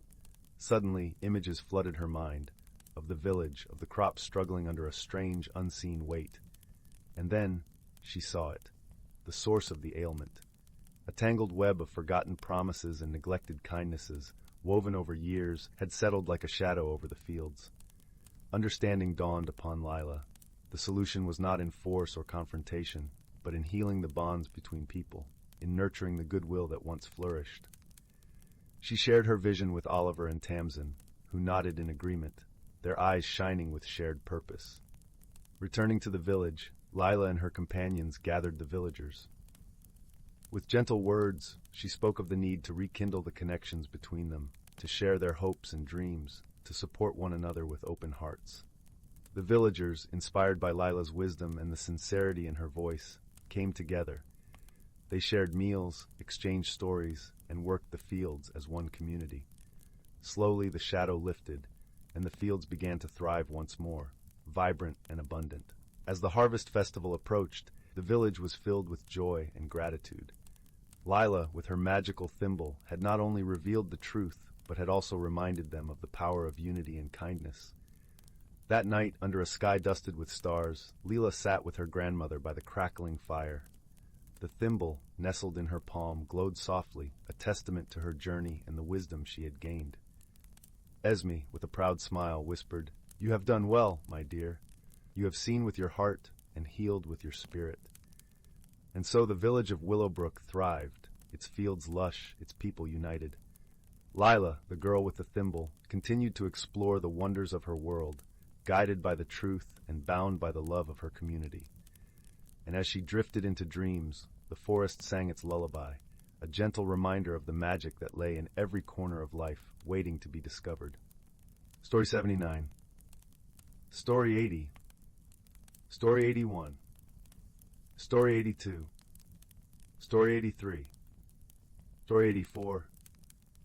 In the heart of an ancient forest, where the canopy of trees weaved a tapestry of emerald and gold, the world whispered in a language older than time. This was the realm of the leaf-shade glade, a hidden sanctuary where the natural and magical worlds danced in harmonious rhythm. Nestled within the underbrush, a small, gentle hedgehog named Brindle began his day. His quills, soft and mossy, blended perfectly with the forest floor, and his eyes sparkled with the wisdom of countless generations. As the first rays of dawn filtered through the leaves, casting dappled patterns upon the earth, Brindle emerged from his burrow with a curious glint in his eye. The forest was alive with the symphony of morning. The rustling of leaves echoed like a gentle lullaby, while the songs of birds painted the air with melodies both sweet and serene. The scent of damp earth and fresh pine mingled with the crisp, clean aroma of the morning dew, creating a tapestry of fragrances that spoke of life's endless cycle. Brindle's journey this morning was to visit his dear friend, a wise old owl named Eldrin, who lived in the ancient oak known as the Sentinel. Eldrin, with feathers that shimmered like silver moonlight, was the keeper of stories and the guardian of the forest's secrets. He had seen many seasons come and go, and his heart beat in time with the land itself. As Brindle made his way through the forest, he paused to greet the other inhabitants. A family of squirrels chattered merrily as they gathered acorns, their bushy tails flicking with excitement. A pair of rabbits nibbled on clover, their noses twitching inquisitively as they watched Brindle pass by. Each creature played its part in the delicate balance of the glade, and Brindle felt a deep sense of belonging as he continued on his path. The sentinel stood tall and proud, its branches reaching skyward like ancient arms embracing the heavens. Eldrin was perched high above, his golden eyes surveying the world with a gaze that seemed to penetrate the very soul of the forest. As Brindle approached, Eldrin hooted softly, a sound that resonated with warmth and welcome. "Good morning, dear Brindle," Eldrin greeted, his voice as smooth as the gentle breeze that rustled the leaves. "What brings you to my perch today?" Brindle settled at the base of the oak, the soft moss cushioning him like a plush pillow. "Good morning, Eldrin. I've come to seek your counsel. The forest feels different today, as if the very air hums with an unfamiliar energy." Eldrin nodded, his eyes thoughtful. "Ah, you sense it too. The balance of our glade is shifting. The seasons are turning, and with them comes a new magic that we must understand." Brindle listened intently, his heart beating in time with the forest's rhythm. "How can we learn to embrace this change, Eldrin?" The wise owl spread his wings, gesturing to the forest around them. "The answer lies in the stories of our ancestors, woven into the land itself. We must walk the path of the elders, learn from their wisdom, and share it with all who call this place home." With Eldrin's words echoing in his heart, Brindle set off on a journey through the glade, guided by the ancient tales whispered by the trees. As he walked, the forest revealed its secrets, each step a chapter in a story older than memory. He traveled to the crystal stream, where the water sang with the voices of those who came before.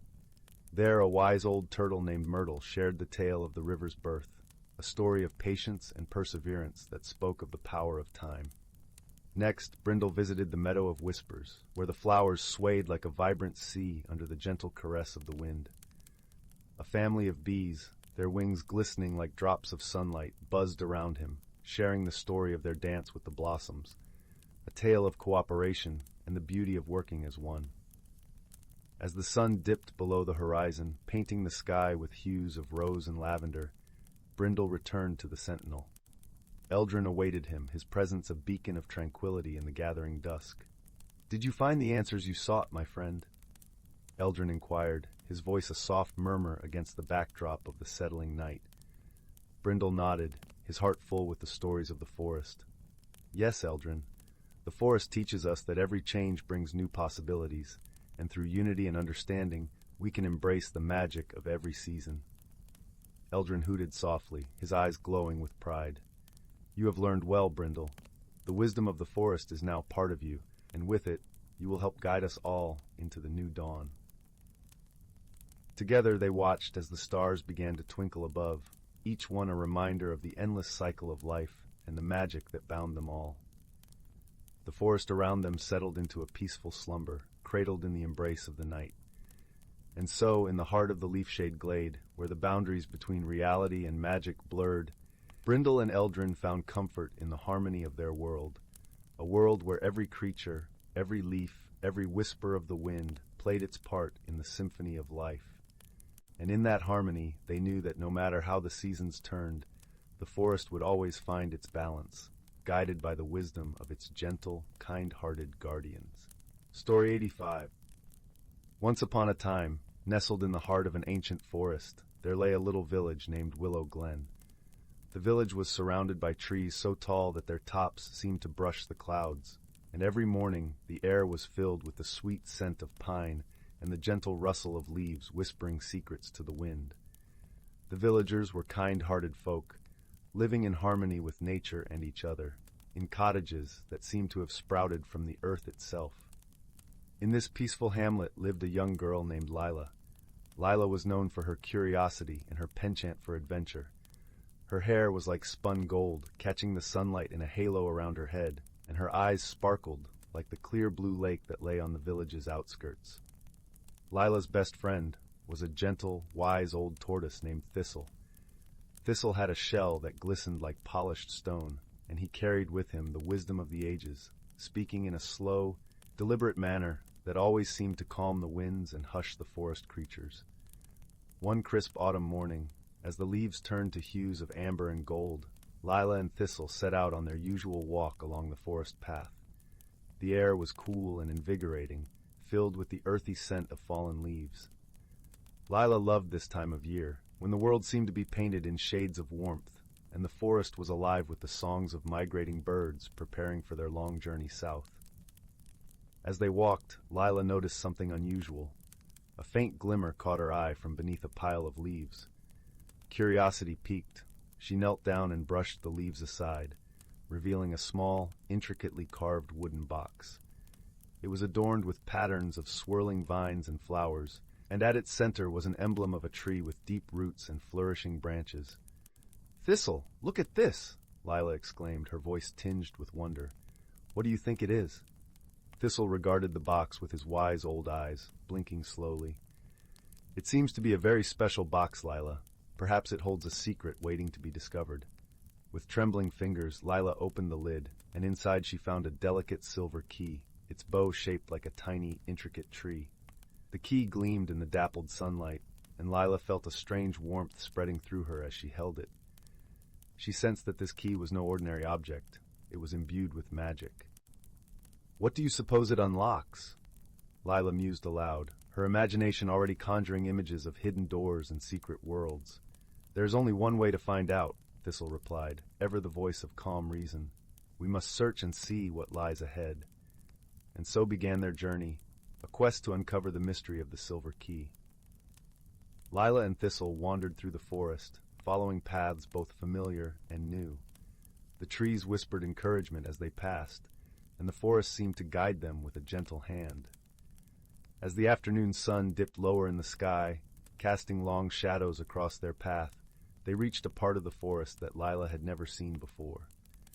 It was a grove of ancient oaks, their trunks thick and gnarled, their branches twisting and reaching toward the heavens like the arms of giants. In the center of the grove stood a massive tree, larger than any Lila had ever encountered. Its bark was a deep, rich brown, and it exuded a sense of timelessness and majesty. Lila approached the tree, drawn by an invisible force. As she laid her hand on its trunk, she felt a gentle thrumming beneath her fingers, as if the tree had a heartbeat of its own. "Do you feel that, Thistle?" Lila whispered, her voice filled with awe. Thistle nodded slowly. "This tree is ancient and wise, Lila. It holds many secrets within its bark." Just then, Lila noticed something extraordinary. Set into the trunk of the tree was a small, ornate lock, crafted in the same style as the key she held. Her heart raced with excitement as she inserted the key and turned it. There was a soft click, and the lock fell away, revealing a hidden door. With bated breath, Lila pushed the door open, and she and Thistle stepped inside. They found themselves in a hidden world, a place of wonder and magic. The air was filled with the scent of wildflowers and the gentle hum of bees. Sunlight filtered through the canopy above, casting patterns of light and shadow on the forest floor. Before them lay a path lined with flowers of every color imaginable, their petals glistening like jewels. The path wound its way through the trees, leading deeper into this enchanted realm. As they walked, Lila marveled at the beauty around her. She saw butterflies with wings that shimmered like rainbows, and birds whose songs were as sweet as the finest melodies. The forest creatures here were unlike any she had seen before, gentle and curious, coming close to greet her and Thistle with friendly eyes. "It's as if this place is waiting for us," Lila said, her voice filled with wonder. "Yes, Lila," Thistle agreed. "I believe this world has been hidden away, waiting for someone who possesses both the key and the heart to appreciate its wonders." The path led them to a clearing where a crystal-clear spring bubbled forth from the earth. The water sparkled in the sunlight, and as Lila and Thistle approached, they saw their reflections gazing back at them, smiling and serene. "This place is magical, Thistle. I feel different here," Lila said, her voice soft with emotion. "Perhaps it is the magic of the forest, or perhaps it is the magic within you that is awakening," Thistle replied with a knowing smile. They spent the afternoon exploring this hidden world, discovering its secrets and marveling at its beauty. As the sun began to set, painting the sky with hues of pink and gold, Lila and Thistle made their way back to the door in the ancient tree. "Do you think we can return here?" Lila asked, a note of longing in her voice. "I believe so, Lila," Thistle said. "As long as you hold the key and the desire in your heart, this place will remain open to you." With a final glance at the enchanted forest, Lila and Thistle stepped through the door and back into their own world. The door closed softly behind them, the lock once again hidden from view. As they walked home, the stars began to twinkle in the night sky, and Lila felt a deep sense of peace and contentment. She knew that she had discovered something truly special, a place where magic and wonder flourished, a hidden world that had awakened something within her. From that day on, Lila and Thistle often returned to the enchanted forest, each visit bringing new discoveries and deepening their friendship. The hidden world became a place of refuge and joy, a reminder of the magic that lay within the natural world and within themselves. And as the years passed, Lila grew into a wise and compassionate young woman, her heart forever touched by the magic of the forest and the gentle wisdom of her dear friend Thistle. She learned that the greatest treasures were not always those that could be seen or touched, but those that lay within the heart, waiting to be discovered. And so, in the quiet village of Willow Glen, beneath the ancient trees and the starry sky, Lila found her own kind of magic, a magic that would stay with her always, as warm and comforting as a crackling fire on a cold winter's night. Story 86, Story 87, Story 88, Story 89, Story 90, Story 91. Once upon a time, in the heart of a sprawling, ancient forest, where the trees whispered secrets only the wind could understand, there lived a community of creatures unlike any other. Nestled beneath the emerald canopy, the forest was a symphony of life, each creature playing its part in a delicate, harmonious tune. The forest was alive with the gentle rustle of leaves, their surfaces glistening with morning dew like tiny jewels scattered across a vibrant green carpet. Rays of sunlight filtered through the dense branches, casting dappled patterns on the forest floor where wildflowers blossomed in a riot of colors, violet, gold, and crimson. In this enchanted place, the animals lived in a world of balance, each one understanding its role in the grand tapestry of life. Among them was a wise old fox named Fendrel, whose fur was the color of autumn leaves, fiery and warm. Fendrel was known far and wide for his wisdom, passed down through countless generations. He was the keeper of the forest's stories and the guardian of its ancient magic. One crisp morning, as the scent of pine mingled with the earthy aroma of damp soil, Fendrel gathered the younger creatures of the forest for a tale. They gathered around him, eyes wide with anticipation, their breaths forming delicate clouds in the cool air. There was Bramble, the curious rabbit with ears as long as the day, and Tilly, the little hedgehog with a coat as soft as the velvet night. "Today," Fendrel began, his voice as soft as the rustling leaves, "I will tell you the story of the season's dance, a magical phenomenon that binds our forest in harmony." The creatures leaned in closer, their hearts beating in time with the gentle rhythm of the forest. "Long ago," Fendrel continued, "the forest was a place of chaos, with each season vying for power, causing the world to swing from bitter cold to scorching heat in the blink of an eye. The trees would crack under the pressure of snow one day, only to be scorched by the relentless sun the next. The creatures were confused and frightened, unable to find their place in such turmoil. The forest seemed to hold its breath, listening to Fendrel's tale. Then came a time when the elders of the forest, wise and ancient as the stars, convened to bring peace to the land. They decided that each season would have its time to reign, ensuring a balance that would allow all life to flourish. Thus the season's dance was born. Fendrel's eyes sparkled like the dew-kissed leaves as he spoke of the dance. Spring would awaken first, painting the world with fresh blooms and gentle rains. Summer followed, with its golden warmth and long, lazy days. Autumn arrived next, wrapping the forest in a tapestry of fiery colors and crisp air. Finally, winter would blanket the world in a soft white silence, allowing the earth to rest and renew. The young creatures sighed in wonder, imagining the dance of the seasons as a gentle, flowing ballet across their beloved home. But, Fendrel cautioned, this balance is delicate. Each being in the forest must respect and contribute to it, for the dance to continue. Our actions, however small, ripple through the forest like a stone tossed into a still pond. Tilly, the hedgehog, spoke up, her voice as soft as a whisper. How can we help, Fendrel?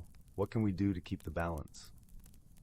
Fendrel smiled, his gaze warm and reassuring. By understanding our place and helping one another, when you share the fruits of the earth, you honor the bounty of summer. When you gather leaves and twigs for the winter, you respect the gifts of autumn. Each act of kindness, each moment of sharing, keeps the dance alive. Bramble the rabbit nodded thoughtfully. So, by living in harmony with each other and the seasons, we ensure the magic continues. Exactly, Fendrel replied, his voice like a gentle caress. And remember, the forest always listens. It sees the kindness in your hearts and rewards it with its own gifts. As Fendrel's tale came to an end, the sun began its slow descent, casting a golden glow over the forest. The creatures lingered, absorbing the serenity of the moment, feeling the interconnectedness of their world more deeply than ever before. The days turned to weeks, and the lessons of the season's dance wove themselves into the fabric of their lives. Each creature took to heart the wisdom of Fendrel's story, nurturing the balance of their world through simple acts of care and camaraderie. In time, the forest flourished, a vibrant testament to the power of harmony and the enduring magic that resided within its ancient boundaries. The creatures thrived, their lives an intricate tapestry of friendship and wisdom, woven together by the timeless dance of the seasons. And under the watchful gaze of the old fox, they knew that as long as they remembered the story of the season's dance, their beloved forest would always remain a haven of peace and enchantment.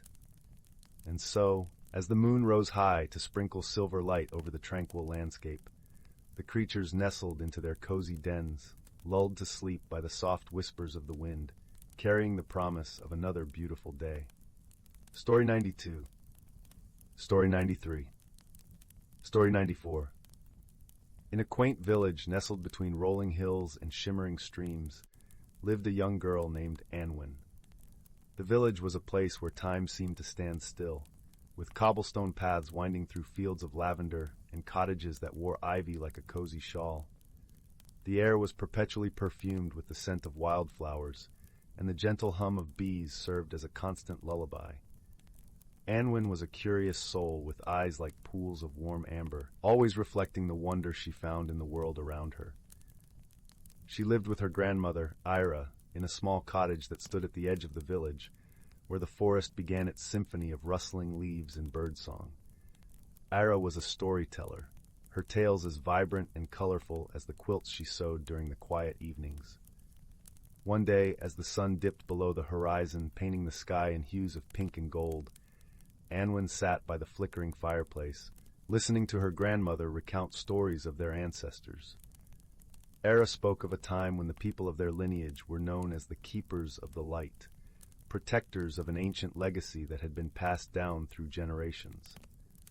Once, Ira began, her voice soft as the firelight danced in her eyes, our ancestors were entrusted with a sacred artifact, a luminous stone that held the power of unity and wisdom. It was said that the stone glowed when the people of the village were united in purpose and love. Anwin's heart swelled with a desire to learn more about this mysterious stone. What happened to it? She asked, her voice barely above a whisper, as if speaking too loudly might chase the story away. Ira sighed, a sound like the wind through autumn leaves. Many years ago, during a time of discord, the stone's light faded and it was lost. Some say it still lies hidden within the forest, waiting for someone with a pure heart to find it and restore its glow. That night, as Anwin lay in her bed, the story lingered in her mind like a sweet melody. She decided that she would venture into the forest to seek the lost stone, feeling a strange pull towards this piece of her heritage. The following morning, a gentle mist wrapped the village in a silvery embrace. Anwin set out at dawn, her grandmother's stories guiding her steps as she entered the forest. The path was carpeted with fallen leaves, their crispness a soft rustle beneath her feet. Sunlight filtered through the canopy, casting dappled patterns on the forest floor, and the air was filled with the earthy scent of moss and pine. As she wandered deeper into the woods, Unwind felt a sense of belonging she had never known. The trees whispered secrets in the wind, and the brook bubbled with laughter, as if welcoming her into their ancient fold. Her heart beat in time with the forest, and she knew she was not alone. After hours of searching, Unwind came upon a clearing surrounded by ancient oaks, their gnarled branches forming a protective circle. In the center of the clearing lay a small mound of stones, covered in moss and wildflowers. Something shimmered faintly beneath the earth, catching the light as she approached. With gentle hands, she uncovered the stones, revealing a luminous rock that seemed to pulse with a gentle inner glow. The stone was warm to the touch, and as she held it, Unwind felt a wave of peace wash over her. It was as if the stone sang a song only her heart could hear, a song of unity, love, and the strength that comes from togetherness. Returning to the village, Unwind felt a newfound connection to her home and her people. The stone's glow brightened with each step, and by the time she reached her grandmother's cottage, it shone with a light that seemed to come from the stars themselves. Elara met her at the door, her eyes brimming with tears of joy.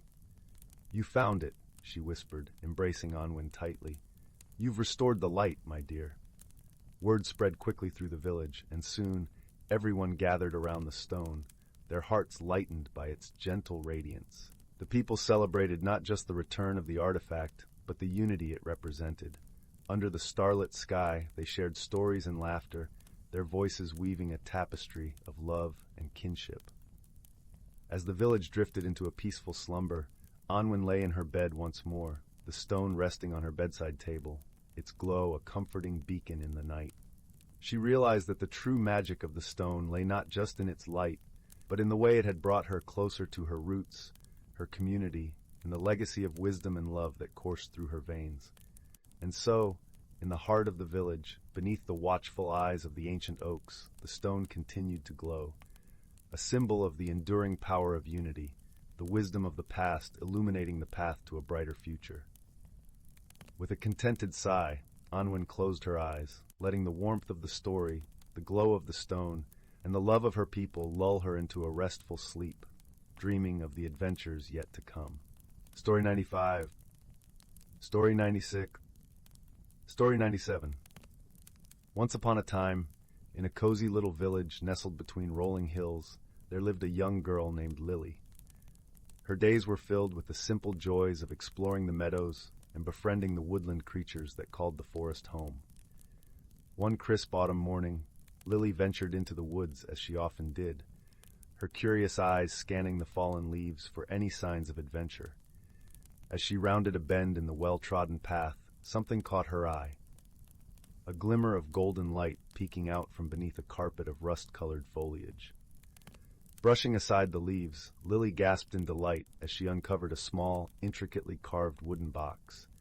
Its surface was adorned with intricate patterns that seemed to shimmer and dance in the dappled sunlight. Lily's fingers traced the intricate markings, and as she did, the lid of the box sprang open with a soft click. Inside, nestled on a bed of velvet, lay a single acorn. But this was no ordinary acorn.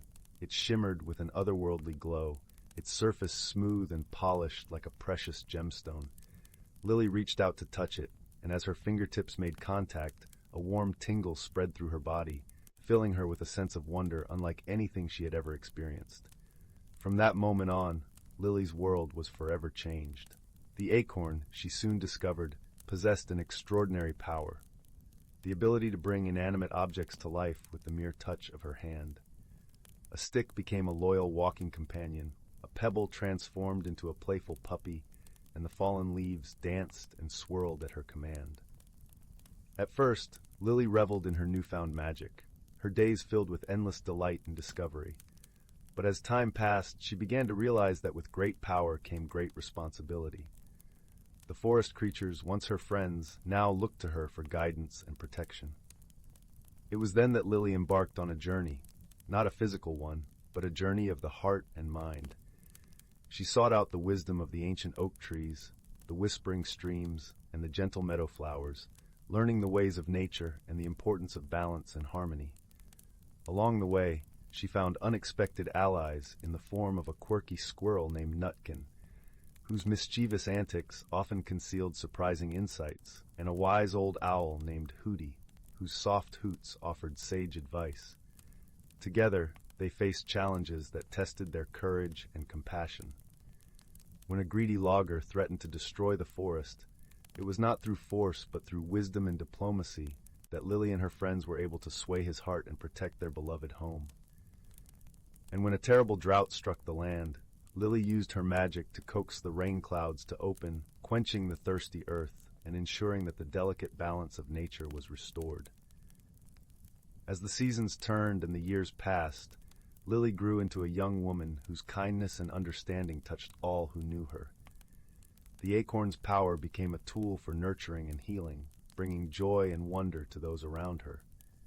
And though the magic of the acorn was extraordinary, Lily knew that her greatest power lay not in the ability to command objects, but in the capacity to love and cherish the world around her, a lesson she carried with her always, like a warm embrace from the forest itself. So, as the night draws to a close and the embers of the fire fade, remember the tale of Lily and the enchanted acorn, a story of discovery, friendship, and the extraordinary magic that can be found in the most ordinary of places, if only we open our hearts to its wonders. Story 98. Story 99. Once upon a time, nestled deep within the heart of a vast and ancient forest, there lay a village unlike any other. This village, known as Luminara, was a place where the air was always sweet, with the scent of blooming wildflowers, and the gentle rustle of leaves whispered secrets of old to anyone who cared to listen. Each cottage was quaintly adorned with climbing ivy and surrounded by vibrant gardens, creating a tapestry of colors that danced in the golden light of the setting sun. In this enchanting village lived a young girl named Anwin. Anwin was known for her boundless curiosity and the sparkle of wonder that never left her hazel eyes. She spent her days exploring every nook and cranny of Luminara, often accompanied by her faithful companion, a clever little squirrel named Thistle.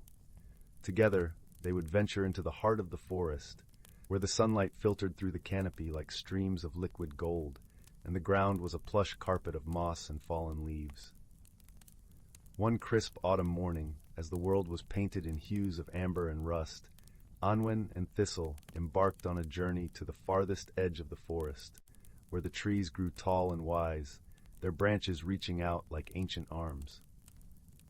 It was said among the villagers that beyond those trees lay a hidden world, a place where magic was as natural as the air they breathed. Anwin's heart danced with excitement at the thought of discovering this realm. As they wandered deeper into the forest, Anwin noticed a peculiar glimmer beneath a pile of freshly fallen leaves. With a gentle brush of her hand, she uncovered an exquisite pendant, its surface shimmering with an iridescent light that seemed to pulse with a life of its own. The pendant was shaped like a teardrop, and within it swirled a myriad of colors, like the northern lights captured in a single drop of dew. "Look, Thistle," Anwin whispered, cradling the pendant in her palm. "It's beautiful." Thistle chittered softly in agreement, his small eyes reflecting the pendant's glow. Anwin felt an inexplicable pull towards the pendant, as if it held secrets waiting to be unveiled. She slipped it around her neck, feeling its warmth spread through her like a gentle summer breeze. As they continued their journey, Anwin felt a strange sensation, as though the forest itself was awakening to her presence. The leaves rustled with a language she could almost understand, and the path seemed to unfold before her, guiding her steps. It wasn't long before they reached the heart of the forest, where the trees formed a natural archway, their branches entwined like the fingers of old friends. Anwin paused at the threshold, her heart pounding with a mixture of anticipation and trepidation. "Do you think this is the entrance, Thistle?" she asked, her voice barely above a whisper. Thistle nodded, his tiny tail flicking with excitement. Together, they stepped through the archway and into a world that defied all imagination. Beyond the archway lay a realm of breathtaking beauty, where the air was filled with the sweet melody of birdsong and the faint tinkling of unseen bells. The sky was a tapestry of swirling colors, painting the world in a perpetual twilight that shimmered with magic. Here the flowers glowed with an inner light, and streams of crystal-clear water wound their way through fields of emerald grass. As Anwin and Thistle explored this hidden world, they encountered creatures that seemed to have stepped out of a dream. Gentle deer with antlers adorned with flowering vines, iridescent butterflies that danced in the air like living jewels, and wise old owls with eyes that held the wisdom of ages. It was in this magical setting that Unwind met Lyra, a kind-hearted fairy with wings that shimmered like sunlight on water. Lyra was perched upon a toadstool, her delicate wings fluttering as she watched them with a curious smile. "Welcome to the Glade of Whispers," Lyra said, her voice as soft as a breeze through the leaves. "We have been waiting for you, Unwind." Unwind blinked in surprise. "You know my name?" Lyra nodded, her eyes twinkling with a light of their own. "The forest speaks of you, young seeker. It senses your heart's desire to understand its mysteries." Unwind felt a warmth spread through her chest at Lyra's words. "I've always felt drawn to the forest," she admitted. "It's like it holds secrets just waiting to be discovered." Lyra's smile widened. "Indeed it does, and you, Anwin, have found the pendant of verity, a magical object that reveals the truth within all things." Anwin glanced down at the pendant, its colors swirling with a gentle luminescence. "What do you mean by reveals the truth?" "The pendant of verity has the power to see beyond appearances," Lyra explained, her voice like the soft rustle of leaves in the wind. "It can unveil the true nature of things, allowing you to understand the world and yourself more deeply." Anwin's heart leapt with curiosity. "How do I use it?" "By listening," Lyra replied simply. "Listen with your heart, and the pendant will guide you." Encouraged by Lyra's gentle wisdom, Anwin placed her hand over the pendant and closed her eyes, focusing on the rhythmic pulse of its light. As she listened, she felt a shift within herself, as if a door had opened to a deeper understanding. In the days that followed, Anwin and Thistle explored the Glade of Whispers, discovering its many wonders and mysteries. With each new encounter, Anwin learned to see beyond the surface, to understand the heart of the creatures and the forest itself. She discovered that the world was a tapestry of interconnected lives, each thread woven with care and purpose. Through her journey, Unwind formed a bond with Lyra, and together they shared stories and laughter beneath the starlit sky. Lyra taught Unwind the language of the forest, the songs of the wind, and the secrets of the streams. In return, Unwind shared tales of her village, of the people she loved, and the beauty of the world beyond the forest. One evening, as the twilight deepened into a velvety night, Lyra revealed to Anwin a hidden grove within the glade. There the trees formed a circle around a shimmering pool of water, its surface reflecting the stars like 1,000 tiny lanterns. "This is the pool of reflection," Lyra said, her voice a soft song. "It holds the memories of the forest, the stories of those who have come before. With the pendant of verity, you can glimpse these memories and learn from them." Anwin knelt beside the pool, her heart filled with a mixture of awe and reverence. She leaned over the water, and as she gazed into its depths, the pendant began to glow with a gentle light. Images danced across the surface, scenes of joy and sorrow, of friendship and courage. Through the memories, Anwen saw the stories of those who had walked the forest paths before her. She witnessed their triumphs and challenges, their moments of kindness and bravery. Each story touched her heart, weaving a tapestry of understanding and compassion.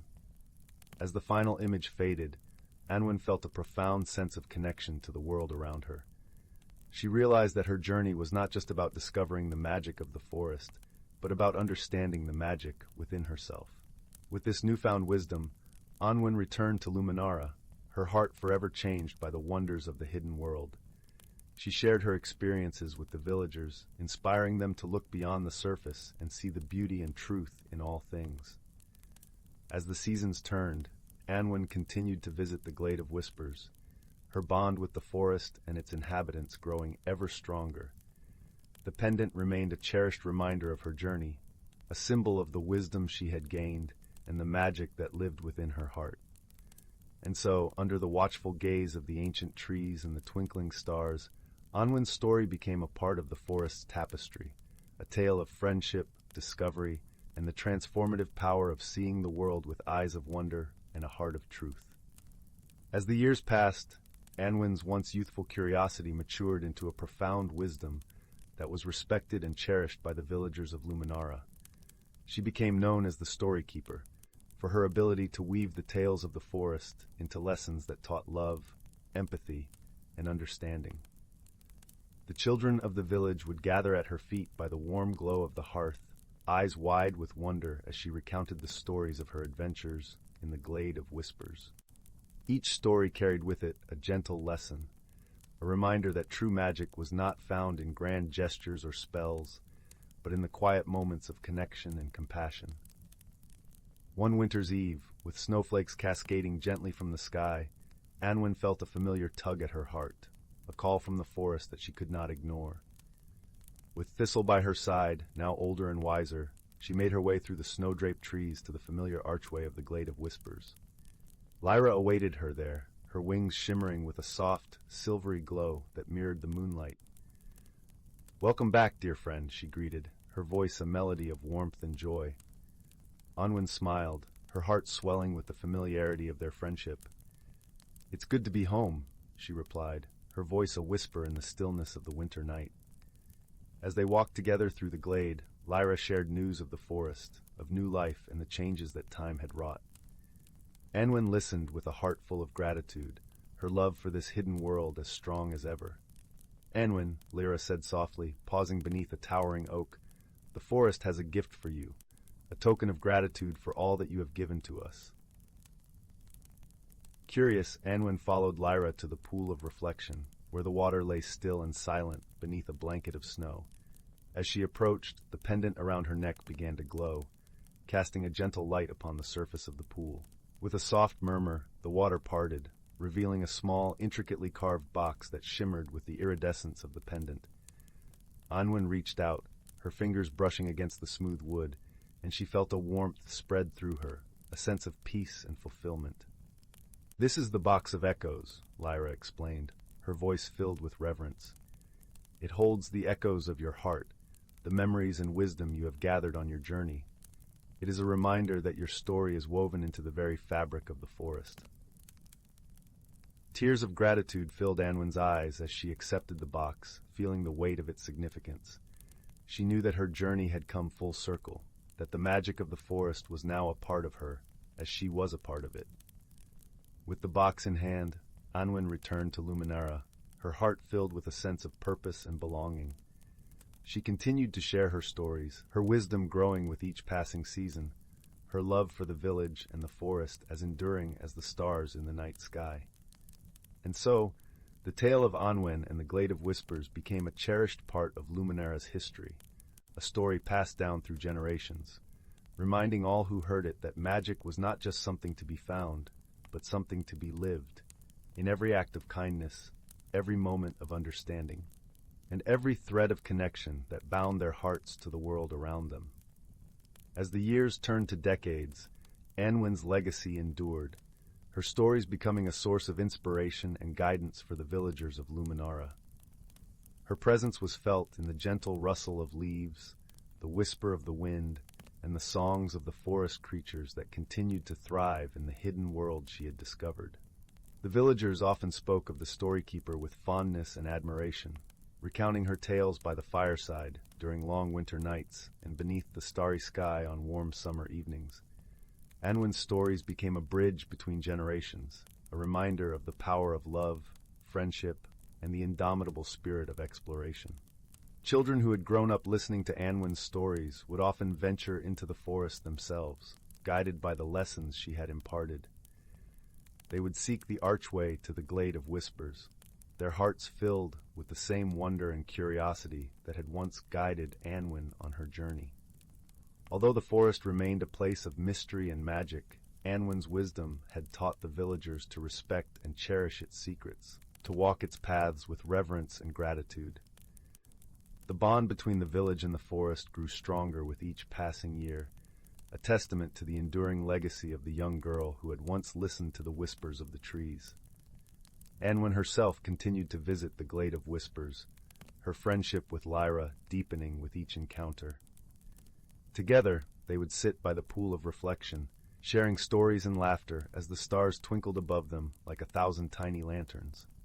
One evening, as the forest was bathed in the silver light of the moon, Lyra placed a gentle hand on Unwind's shoulder. "You have given so much to the forest, dear friend," she said, her voice filled with warmth and gratitude. "Your heart has touched the lives of all who dwell here." Anwin smiled, her eyes reflecting the stars above. "The forest has given me more than I could ever repay," she replied softly. "It has taught me to see the beauty and magic in every moment, to cherish the connections that bind us all." Lyra nodded, her wings shimmering in the moonlight. "Your story is woven into the very fabric of the forest, Anwin. It will continue to inspire and guide those who come after you." With a heart full of gratitude, Anwin returned to Luminara, her spirit forever intertwined with the magic of the forest. The pendant around her neck, the box of echoes in her hand, were cherished reminders of her journey, symbols of the wisdom and love that had shaped her life. As the years passed, Anwin grew older, her hair turning silver like the moonlit sky, her eyes still shining with the same wonder and curiosity that had defined her youth. She remained a beloved figure in the village, her stories a source of comfort and inspiration for all who heard them. Eventually, Anwin's journey came to a gentle close, her spirit at peace with the world she had come to love so deeply. Her passing was marked by a quiet reverence, a celebration of a life well lived, a story well told. The villagers of Luminara gathered by the hearth, their hearts filled with gratitude for the storykeeper who had shared her wisdom and love with them. They spoke of Anwin's legacy, of the magic and beauty she had brought into their lives, and the lessons she had imparted. As the years turned to centuries, Anwin's story continued to be told, a timeless tale of friendship, discovery, and the transformative power of seeing the world with eyes of wonder and a heart of truth. And somewhere deep within the heart of the ancient forest, the Glade of Whispers remained, a hidden world where magic was as natural as the air they breathed, a place where the spirit of Anwin lived on, in the gentle rustle of leaves, the whisper of the wind, and the songs of the forest creatures that continued to thrive in its embrace. In the heart of the lush, emerald-green woods, where the golden sunbeams filtered through the canopy like threads of silk, there lay a small village named Willow Glen. It was a place where time seemed to stand still, wrapped in the gentle embrace of nature's beauty and serenity. The villagers there lived simple, harmonious lives, tending to their gardens and sharing stories by the fireplace. Among the villagers was a young girl named Lila, known for her kind heart and curious spirit. Lila had a way of seeing the world that others often overlooked, finding magic in the mundane and joy in simplicity. Her days were filled with exploration, as she wandered the woods, collecting wildflowers and listening to the whispers of the wind. One day, while following a particularly curious-looking butterfly with wings the color of a late afternoon sky, Lila stumbled upon something extraordinary. Nestled beneath the roots of an ancient oak tree was a small, intricately carved wooden box. It was adorned with swirling patterns, reminiscent of the dancing leaves in autumn. As she carefully picked it up, she noticed it felt warm to the touch and seemed to hum with a life of its own. Lila's heart raced with excitement as she opened the box. Inside was a shimmering, iridescent stone, unlike anything she had ever seen. It glowed softly, casting a gentle light that danced in her eyes. As she held it, a comforting warmth spread through her, as if the stone itself was whispering secrets of forgotten times. Intrigued by her discovery, Lila hurried back to the village to show her best friend, Finn. Finn was a gentle soul with a mind as sharp as a fox's and a heart as vast as the ocean. Together they had shared countless adventures, each one more thrilling than the last. "Lila, where have you been?" Finn called out as she approached, his eyes lighting up with curiosity. "Finn, you won't believe what I found!" Lila exclaimed, holding out the stone for him to see. As Finn took the stone in his hands, his eyes widened in awe. "It's beautiful, Lila. But what is it?" he asked, turning the stone over to admire its luminescent surface. "I don't know," Lila admitted, "but I think it's special. It feels alive." The two friends sat beneath the shade of a willow tree, discussing the stone's origins and pondering its purpose. As they spoke, the stone seemed to pulse softly, as if responding to their words. It was then that Finn noticed something remarkable. "Lila, look!" he said, pointing to the ground. As they watched, the grass around them began to shimmer with the same iridescent glow as the stone, forming a delicate pathway leading deeper into the woods. With hearts full of wonder and a sense of adventure, Leela and Finn decided to follow the glowing path. It twisted and turned through the forest, leading them to places they had never seen before. The air was filled with the scent of wildflowers, and the sounds of birdsong accompanied their journey. As they walked, they noticed that the path seemed to guide them through a hidden world, one that existed just beyond the veil of the ordinary. Trees with leaves of silver and flowers that sang in the breeze surrounded them, and they marveled at the beauty of it all. Eventually, the path led them to a clearing bathed in golden light. In the center stood a magnificent tree, its branches stretching toward the heavens, adorned with blossoms that glowed like stars. "This must be the heart of the forest," Finn whispered, his voice filled with awe. Lila nodded, her eyes shining with wonder. "It's like a dream," she said softly. As they approached the tree, the stone in Lila's hand began to glow brighter, and a gentle voice filled the air around them. It spoke not in words, but in feelings and images, conveying a sense of warmth and belonging. "You have found the stone of harmony," the voice seemed to say. "It is a gift from the forest, a symbol of the bond between nature and those who cherish it." Lila and Finn exchanged a glance, understanding dawning within them. The stone was not just a magical object. It was a reminder of the harmony that existed between all living things, a connection that could be felt in every breath of wind and every rustle of leaves. As they stood beneath the tree, the stone pulsed with a gentle rhythm, and the world around them seemed to come alive. The whispers of the forest became clearer, speaking of ancient stories and timeless wisdom. "We must protect this place," Leela said, her voice filled with determination. "It's a treasure, and it needs to be cherished." Finn nodded, his heart swelling with pride. "Together, we can make sure it stays safe," he agreed. With a newfound purpose, the two friends made their way back to the village, their hearts light with the knowledge of the secret world they had discovered.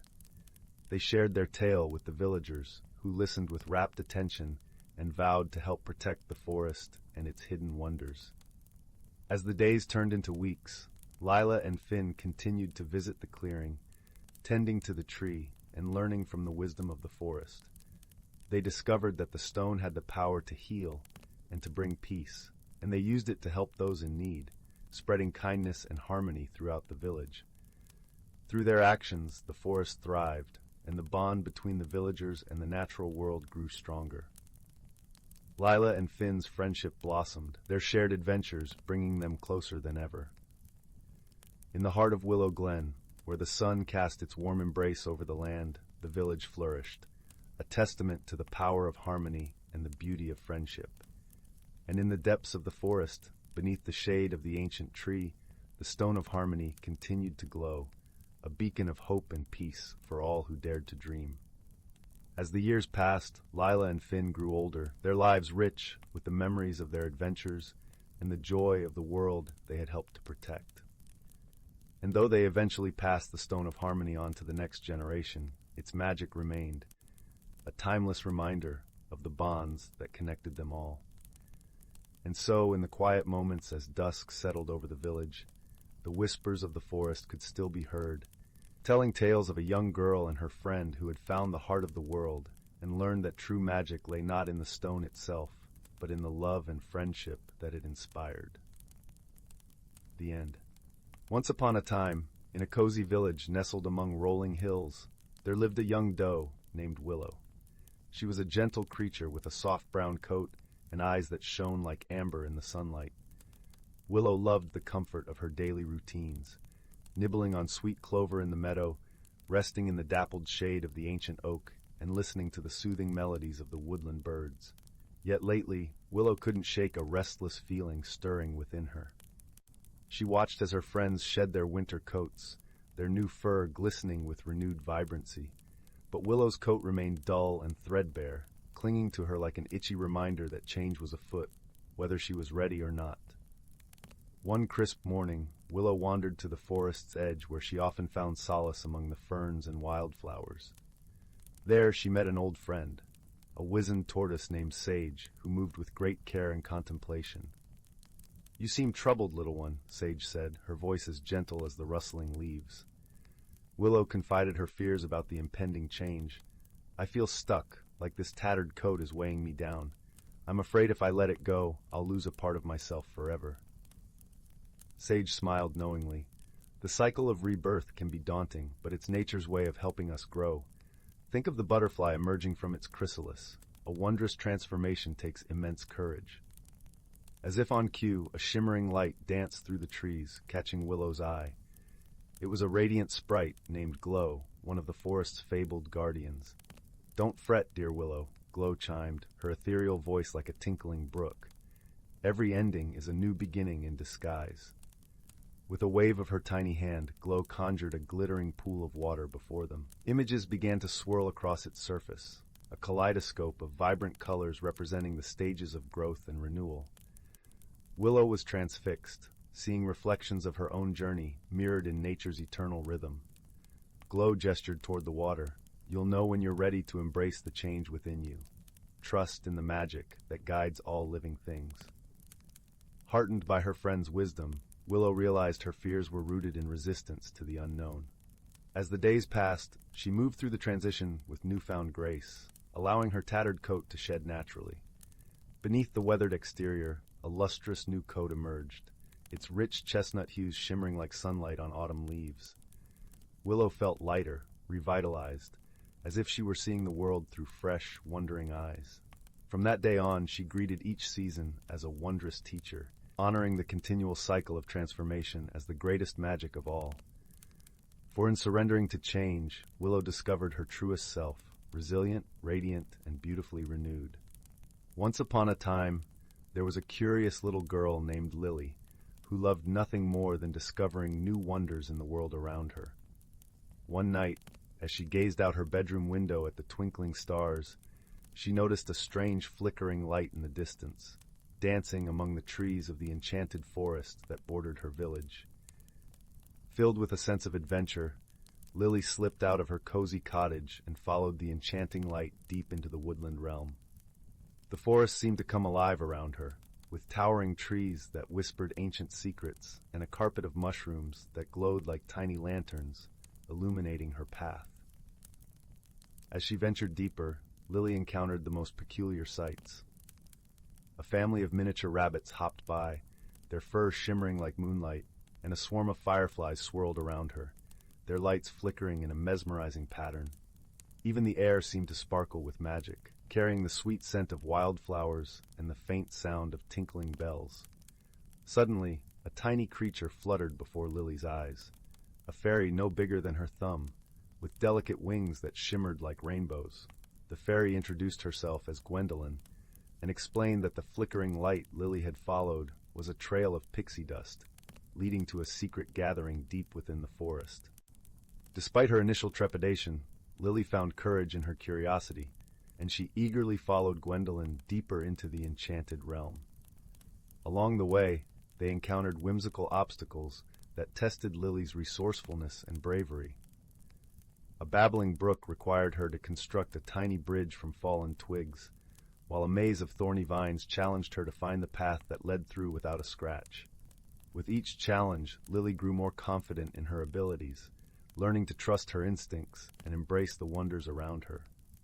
And at every turn, Gwendolyn and the other forest creatures offered gentle guidance and encouragement, reminding Lily that true courage often lies in embracing the unknown with an open heart. Finally, they arrived at a breathtaking clearing, where hundreds of fairies and other mystical beings had gathered for a celebration. Lily watched in awe as they danced and sang under the stars, their laughter and joy filling the air with a magical warmth.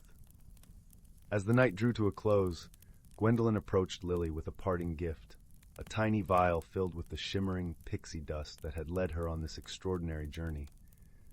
"Keep this close to your heart," the fairy whispered, "and let it remind you that even in the darkest of times, there is always magic and wonder to be found, if you have the courage to seek it out." With a grateful smile, Lily made her way back home, her heart brimming with the memories of her enchanting adventure.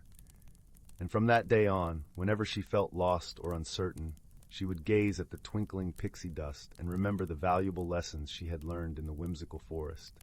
To embrace the unknown with curiosity, to face challenges with bravery, and to always keep her sense of wonder alive. The Whispering Woods and the Enchanted Lantern. In the quiet hamlet of Elderglen, where the stars seemed to hang a little lower and the moonlight painted silver paths on cobblestone streets, there lived a young girl named Lila. Lila had a heart as bright as the sun and an imagination as vast as the night sky. Her favorite pastime was to wander into the Whispering Woods, a forest that bordered the village and held secrets as old as time itself. The villagers often spoke in hushed tones about the forest, spinning tales of enchantments and ancient spirits that roamed its shadowed paths. Despite these whispered warnings, Lila felt an irresistible pull towards the woods, a curiosity that bubbled within her like a brook in spring. One crisp autumn evening, as the sky blushed with the colors of sunset, Lila set out towards the woods, her steps light with anticipation. The air was cool, and the ground beneath her feet was a tapestry of rustling leaves, their colors a medley of gold, crimson, and amber. As she entered the forest, a gentle breeze greeted her, carrying with it the scent of pine and earth, whispering secrets that only the trees could know. Lila walked deeper into the woods, where the trees grew taller and their branches intertwined like old friends sharing stories. She marveled at the way the sunlight danced through the canopy, casting playful shadows on the forest floor. Every rustle of leaves seemed to be a greeting, every chirp of a bird a song just for her. It was here, in the heart of the Whispering Woods, that Lila stumbled upon something extraordinary. Nestled among the roots of an ancient oak was a lantern unlike any she had ever seen. It was crafted from silver and adorned with delicate filigree, its glass panels shimmering with an iridescent glow. As Lila approached, the lantern flickered to life, casting a warm, golden light that filled the clearing. Curious and unafraid, Lila reached out and touched the lantern. To her astonishment, it felt warm and pulsed gently beneath her fingertips, as if it were alive with some kind of magic. Her heart skipped a beat, and a shiver of excitement ran through her. She lifted the lantern from its resting place, feeling its weight settle comfortably in her hands. Suddenly, a soft voice echoed through the clearing as if carried on the breeze. "Welcome, Keeper of the Light," it said, its tone gentle and ancient. Lila looked around, wide-eyed but strangely calm. She saw no one, yet the voice seemed to come from everywhere and nowhere all at once. "Who are you?" Lila asked, her voice barely a whisper. "I am the spirit of the Whispering Woods," the voice replied. "And you, dear child, have found the Lantern of Kindling. It holds the power to reveal the unseen and to guide the lost." Lila's eyes widened with wonder. "What must I do with it?" she inquired, her heart alight with curiosity. "Follow the lantern's glow, and it will lead you on a journey beyond your wildest dreams," the voice answered.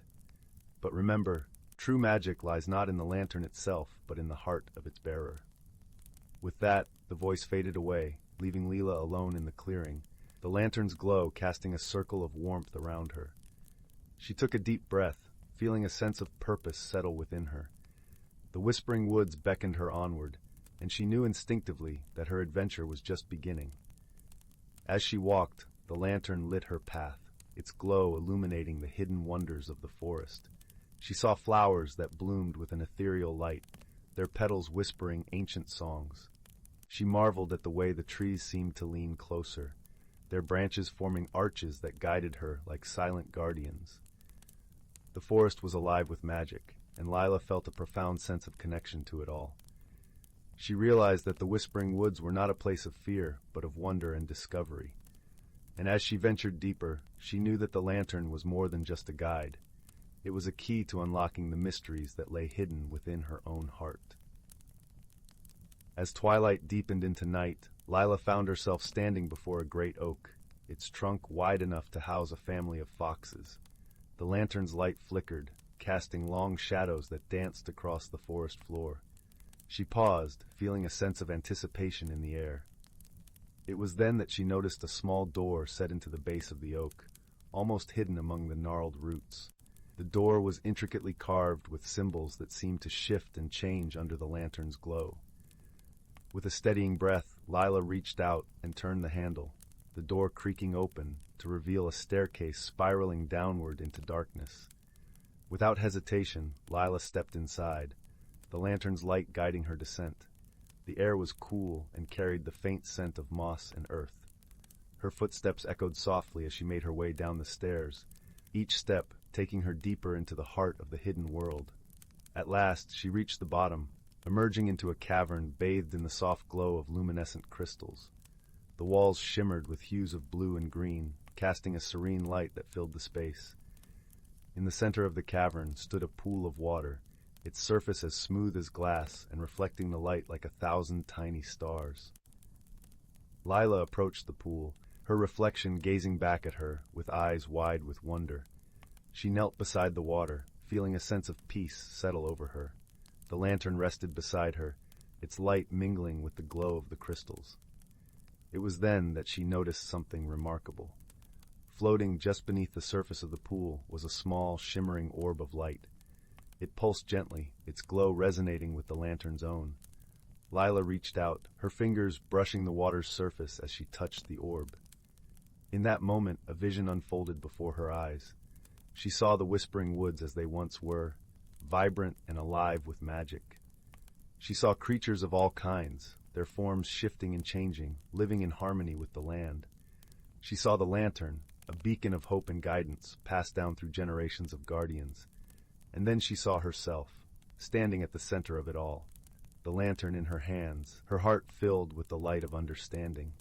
She realized that the lantern was not just a tool, but a symbol of her connection to the world around her, to the magic that flowed through the woods, and to the spirit that watched over it all. As the vision faded, Lila felt a profound sense of clarity and purpose. She understood now that her journey was not just about discovering the secrets of the Whispering Woods, but about discovering her own strength and wisdom. The lantern had shown her the way, but it was her heart that would guide her. With renewed resolve, Lila stood, the orb of light rising from the pool to rest in the palm of her hand. It felt warm and alive, a piece of the forest's magic that she carried within her. She knew that her journey was far from over, but she was ready to face whatever challenges lay ahead. As she made her way back up the staircase, the lantern's glow lighting her path, she felt a sense of gratitude for the adventure that had brought her to this moment. The Whispering Woods were a place of wonder and magic, but they were also a place of growth and transformation, a place where hearts could be kindled and spirits could soar. When she emerged once more into the forest, the first light of dawn was beginning to paint the sky in shades of pink and gold. The woods were waking, their voices a gentle chorus that welcomed the new day. Lila stood for a moment, the lantern in one hand and the orb of light in the other, feeling a sense of peace and belonging. With a smile, she began her journey home, the path ahead bright with possibility. The Whispering Woods had taught her that magic was not just something to be found in the world around her, but something that lived within her heart.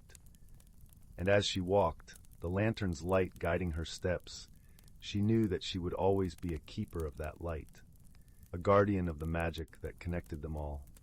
And so Lila's adventure in the Whispering Woods came to an end, but her story was just beginning.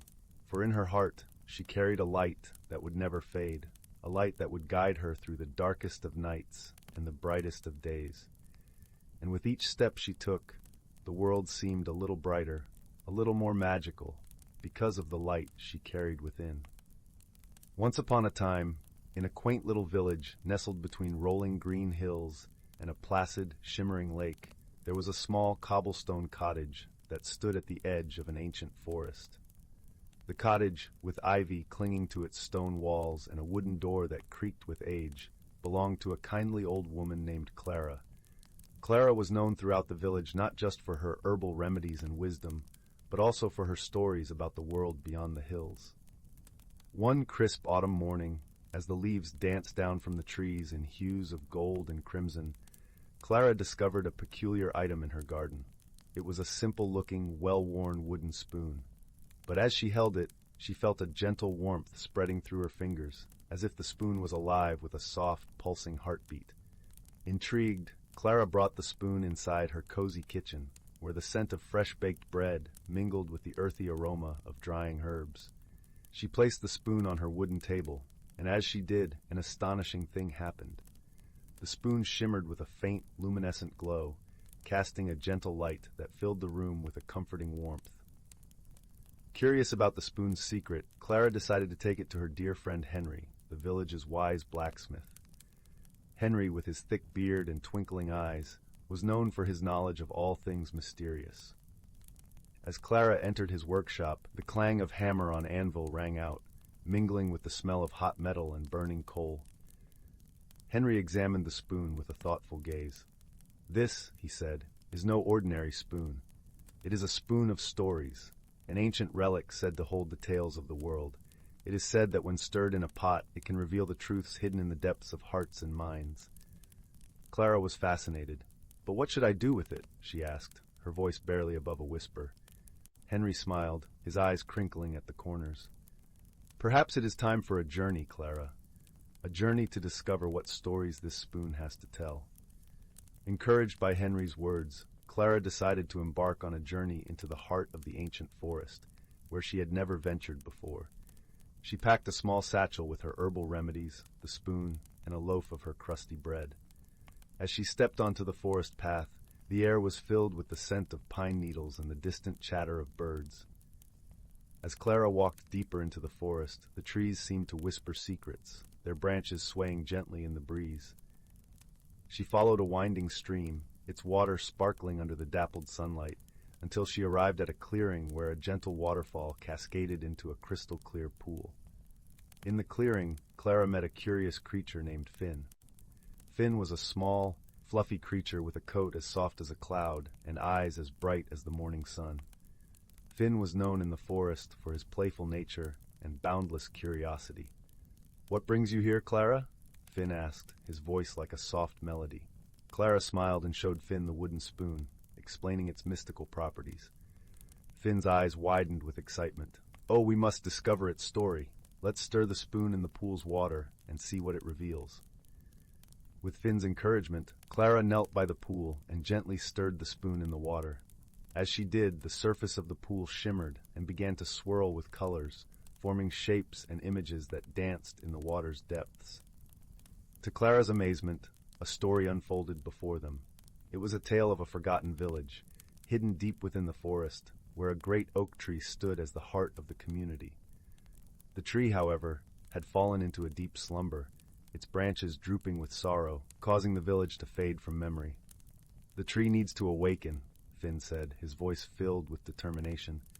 "But how can we help?" Clara pondered, her mind racing through the stories and wisdom she'd gathered over the years. Then it struck her, a memory of a tale told by her grandmother about the power of laughter and joy, and how it could awaken even the deepest slumber. "Laughter!" Clara exclaimed. "We must bring laughter back to the tree." With renewed purpose, Clara and Finn set off to gather the creatures of the forest. They met with the chatty squirrels, the wise old owl, and the mischievous foxes, each eager to help. Together they devised a plan to hold a grand festival beneath the oak tree, filled with music, stories, and joy. As the sun began to set, casting a golden hue over the forest, the festival began. Clara, with her spoon of stories, told tales that made everyone laugh until their sides ached. Finn led games that had the squirrels and foxes dancing and the owl hooting with delight. As the laughter echoed through the forest, a magical thing happened. The great oak tree began to stir, its branches lifting towards the sky, leaves shimmering with vibrant life. The village, hidden in the tree's shadow, slowly reappeared, its people awakening with smiles and gratitude. Clara and Finn watched in awe as the tree, now filled with life and joy, stood proudly at the heart of the village once more. The grateful villagers thanked Clara, Finn, and all the forest creatures for their kindness and wisdom. As the stars twinkled overhead, Clara knew it was time to return home. The journey had changed her, filling her heart with the magic of friendship and the power of laughter. The spoon, now resting in her satchel, had shared its first story, but Clara knew there were many more tales waiting to be discovered. And so, with a warm heart and a gentle smile, Clara returned to her cottage by the lake, where the fire crackled softly in the hearth and the night embraced the village with a blanket of peace. And from that day on, Clara continued to share the stories of the spoon, spreading joy and wonder wherever she went, knowing that the simplest of objects could hold the most extraordinary secrets. The Whispering Woods and the Lantern of Truth. Once upon a time, nestled in the heart of the lush and rolling hills of Oakshire, lay a small, quaint village known as Willowbrook. This village was surrounded by an ancient forest, known to all as the Whispering Woods. The woods were a place of mystery and enchantment, where the trees seemed to murmur secrets to the wind, and the leaves danced in the gentle breeze like 1,000 tiny fairies. In Willowbrook, there lived a young girl named Anwen. With her auburn hair and bright green eyes, she resembled the very woods she loved to wander. Anwen was known for her kind heart and boundless curiosity. She often spent her days exploring the edges of the forest, collecting wildflowers and listening to the gentle symphony of nature. One crisp autumn morning, as the sun painted the sky with strokes of gold and crimson, Anwen set out on a journey deeper into the Whispering Woods than she had ever ventured before. She had heard tales of a hidden world within the forest, a place where magic thrived and the ordinary transformed into the extraordinary. As Anwen walked, the soft crunch of fallen leaves under her feet echoed through the woods. The air was cool and fresh, carrying the earthy scent of moss and the sweetness of ripened berries. Sunlight filtered through the canopy, casting playful shadows that danced around her like old friends. After wandering for what seemed like hours, Anwen stumbled upon a clearing she had never seen. In the center stood a magnificent tree, its trunk wide and gnarled, its branches stretching towards the heavens like the arms of a gentle giant. This tree was unlike any other. Its bark shimmered with a silvery hue, and its leaves glowed with an emerald light. As she approached, Anwen noticed something unusual at the base of the tree, a small, ornate lantern, crafted from bronze and adorned with intricate carvings of stars and moons. The lantern emitted a soft, warm glow, as if harboring a tiny piece of the sun within its confines. Curious, Anwen reached out and touched the lantern. Instantly, she felt a surge of warmth spread through her fingertips and into her heart. The forest around her seemed to hold its breath, as if waiting for something wondrous to unfold. In that moment, the lantern spoke, its voice as gentle as a whisper, yet as profound as a distant echo. "Anwen," it said, "you have found the lantern of truth. With it comes the power to see into the hearts of others and unveil the truths hidden within their souls. But tread carefully, for truth can be both a blessing and a burden." Anwen, though taken aback, was not afraid. She felt a sense of purpose and a quiet determination growing within her. She knew that with great power came great responsibility, and she vowed to use the lantern's gift wisely. As Anwen journeyed back to Willowbrook, the woods seemed to come alive with a newfound energy. Birds sang with greater fervor, and the wind rustled the leaves in a melodious chorus. Anwen felt as if she were part of a grander story, one that was just beginning to unfold. In the days that followed, Anwen learned to wield the lantern of truth with care and compassion. She discovered that truth had the power to heal, to mend broken relationships, and to bring understanding where there was once confusion. With each revelation, Anwen's heart swelled with empathy and wisdom. But as time went on, Anwen also learned that truth could be painful. It could reveal hidden wounds and unearth memories long buried. She realized that not everyone was ready to embrace the truths the lantern unveiled, and she had to learn the delicate art of patience and timing. One evening, as the sun dipped below the horizon and the village was bathed in the soft glow of twilight, Anwen found herself by the village pond. The water was as smooth as glass, reflecting the myriad stars that began to pepper the sky. As she sat there, the lantern of truth by her side, Anwen noticed a figure approaching. It was Rowan, a boy from the village who was known for his quiet demeanor and gentle nature. Rowan and Anwen often shared stories by the pond, their friendship blossoming like the wildflowers that grew along its banks. Tonight, however, Rowan seemed troubled. His brow was furrowed, and his usually bright eyes were clouded with worry. Anwen sensed that something weighed heavily on his heart. "Rowan," she said softly, "what troubles you so?" Rowan hesitated, his gaze fixed on the rippling water. "Anwen," he began, his voice barely a whisper, "there are things I have kept hidden, Things I fear might change the way you see me. Anwen reached for the lantern, its comforting glow casting a gentle light between them. Rowan, the truth is like the stars in the night sky. It is always there, even when hidden behind clouds. Trust that it will guide us, just as it guides the travelers who follow its light. With a deep breath, Rowan spoke of his fears and insecurities, the burdens he had carried in silence. As he spoke, the lantern's light seemed to envelop them both, wrapping them in a cocoon of warmth and understanding. In that moment, Anwen realized that the lantern's true power lay not in revealing truth, but in creating a space where truth could be shared without fear. It was a power that fostered connection, empathy, and healing. As the night wore on, Anwen and Rowan talked until the stars began to fade and the first light of dawn kissed the horizon. They spoke of dreams and fears, of hopes and past regrets, their hearts growing lighter with each word shared. From that day forward, Anwen used the Lantern of Truth not as a tool, but as a bridge, connecting hearts, mending rifts, and fostering friendships that transcended the boundaries of expectation. The villagers came to see the lantern not as a relic of power, but as a beacon of hope and understanding. As the seasons turned and the years passed, Anwen's story became legend in Willowbrook. The Whispering Woods continued to hold their secrets, the leaves dancing to the wind's eternal song. And in the heart of the forest, the ancient tree stood as a reminder of the magic that lay within, and the truth that could transform the world. And so, as the fireside crackles and the shadows lengthen, we find ourselves at the end of our tale. But remember, dear listener, that truth is not just a lantern to be found in enchanted woods. It is a light within us all, waiting to illuminate the paths we walk and the stories we share. With a gentle sigh, the tale comes to a close, leaving behind the warmth of friendship and the glow of understanding.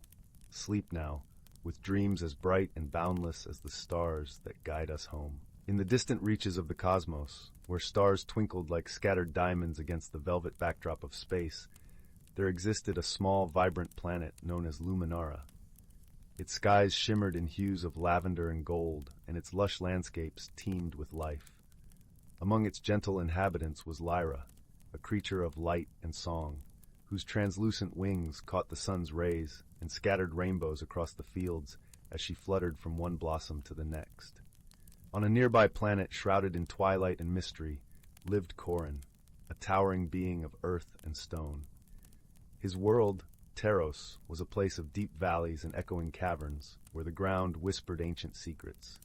Corin's strength was matched by his gentle heart, and he wandered his land with a quiet reverence for the beauty of the stones and the life they cradled. One fateful day, as the stars aligned in a cosmic dance, a curious portal opened between these two worlds. Lyra, drawn by its shimmering allure, darted through the portal, her heart filled with wonder and a touch of trepidation. She found herself in the shadowed realm of Teros, where the air was cool and the scent of earth was rich and comforting. Corin, who had been exploring near the portal's edge, watched in awe as the delicate creature emerged. Her light was a stark contrast to the muted tones of his world, and for a moment they simply stared at one another, two beings from different worlds, brought together by the whims of the universe. Their initial attempts at communication were fraught with misunderstandings. Lyra's melodious trills and chirps seemed like mere music to Corin's ears, while his deep, rumbling tones were too low for her to comprehend fully. Yet there was a spark of curiosity in both their hearts, a desire to bridge the gap between them. Over time, they learned to communicate through gestures and shared experiences. Lyra would guide Corin to the hidden nooks where flowers bloomed in the shadows, their colors vibrant even in the dim light, while Corin showed Lyra the secret paths within the caverns, where crystals glowed with an inner fire. Their bond deepened as they faced challenges together. One day, a fierce storm swept across Teros, its winds howling through the valleys, and its rains turning paths into torrents. Lyra, unused to such weather, found herself struggling against the gale.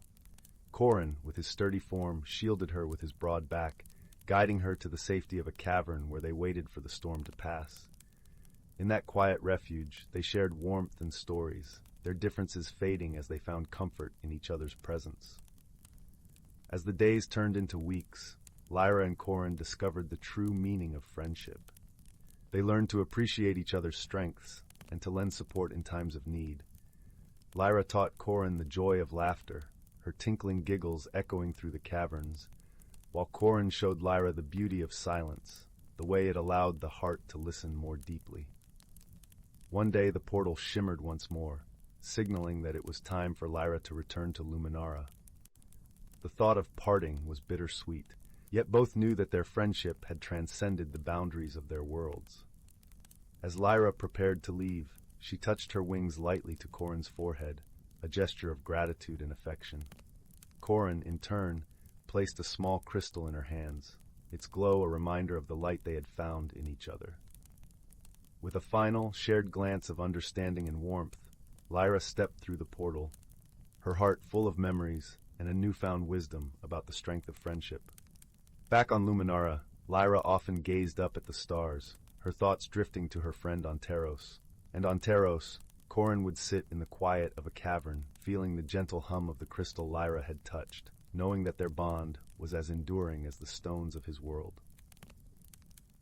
In the vastness of the universe, Lyra and Corin had discovered the simple truth that true friendship knows no bounds, and that even the most unlikely companions can find understanding and joy in one another. And so, beneath the watchful gaze of the stars, their friendship endured, a testament to the harmony that could be found in diversity and the strength that could be born from shared hearts.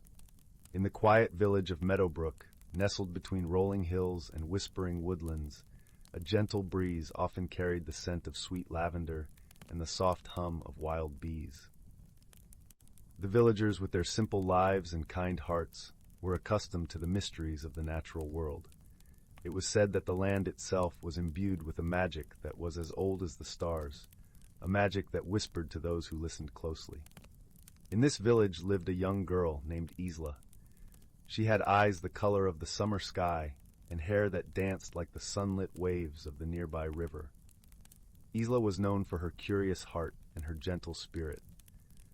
Her days were spent exploring the fields and forests around Meadowbrook, always searching for the wonders that lay hidden in the shadows of the trees and the songs of the streams.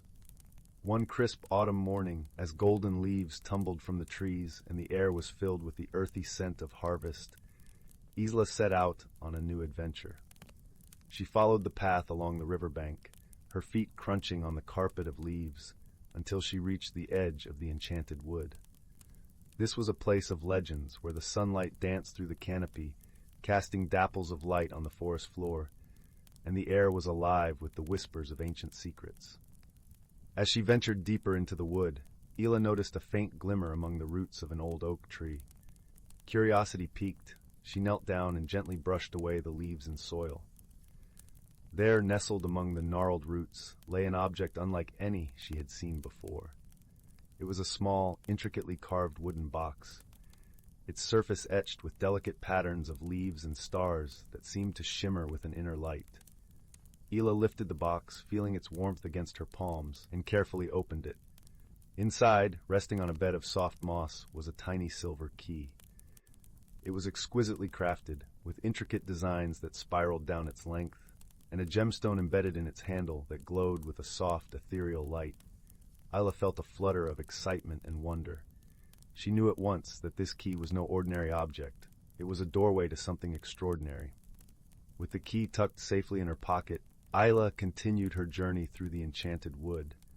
The forest seemed to come alive around her, the birds singing sweet melodies and the leaves whispering secrets of times long past.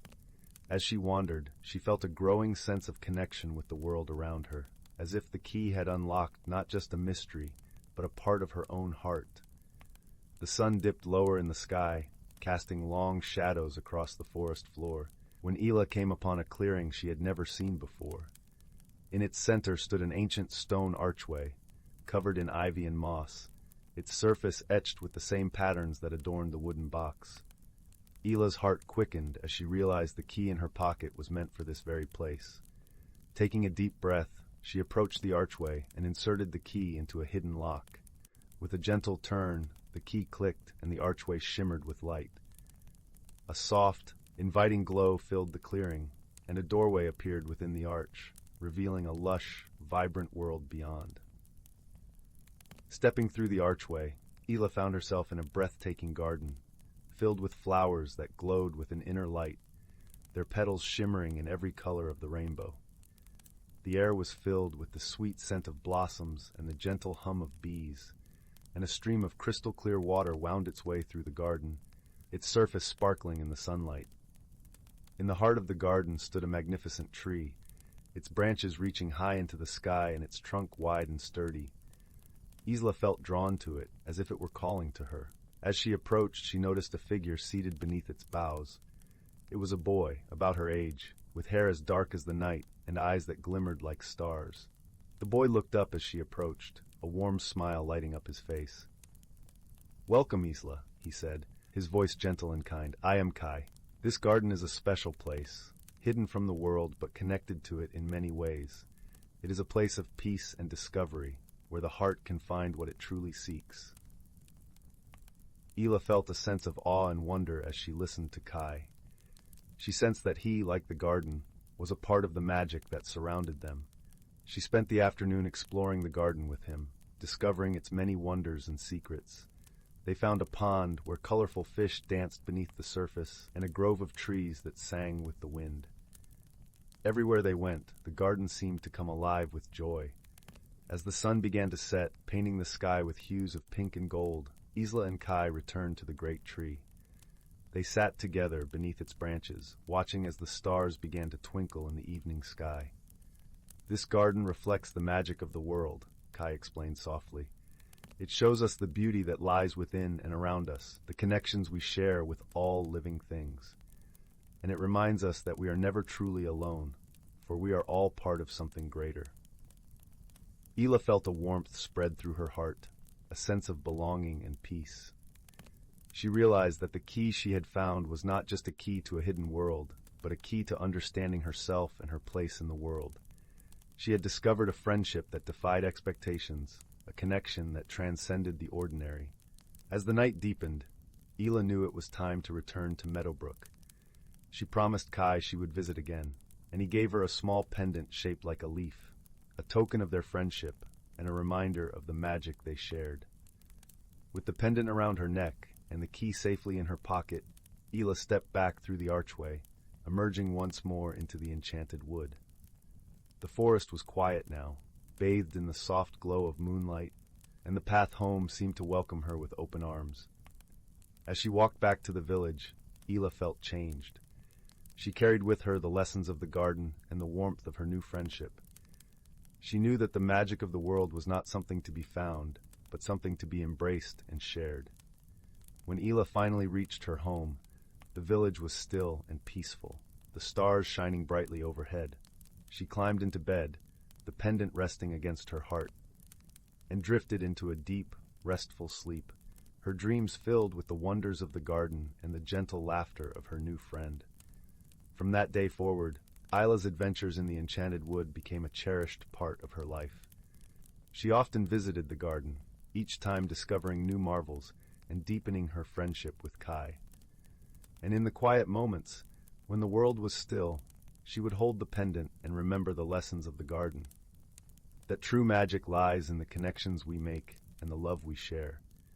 And so, in the village of Meadowbrook, under the watchful gaze of the stars, Ela lived her life with an open heart and a spirit full of wonder, ever mindful of the magic that surrounded her and the friendship that had unlocked her world. In a cozy cottage tucked away in a woodland glade, there lived a young rabbit named Hazel. She had always been content hopping amongst the ferns and wildflowers, her soft brown fur blending seamlessly with the earthy surroundings. Yet, deep within her heart, a flicker of curiosity burned, a yearning for something more. One dewy morning, as Hazel nibbled on a crisp dandelion leaf, a glimmering light caught her eye. She followed the ethereal glow to a clearing where a magnificent butterfly floated before her. Its wings were a kaleidoscope of vibrant hues, shimmering with an otherworldly radiance. "Greetings, young Hazel," the butterfly spoke in a melodious voice. "I am Zephyr, a guardian of transformation." Hazel's eyes widened in wonder. "A talking butterfly? This must be a dream." Zephyr fluttered closer, trailing stardust in her wake. Dreams are the seeds of change, my dear. You have a great journey ahead, one that will test your courage and reshape your very being. Uncertainty flickered across Hazel's features.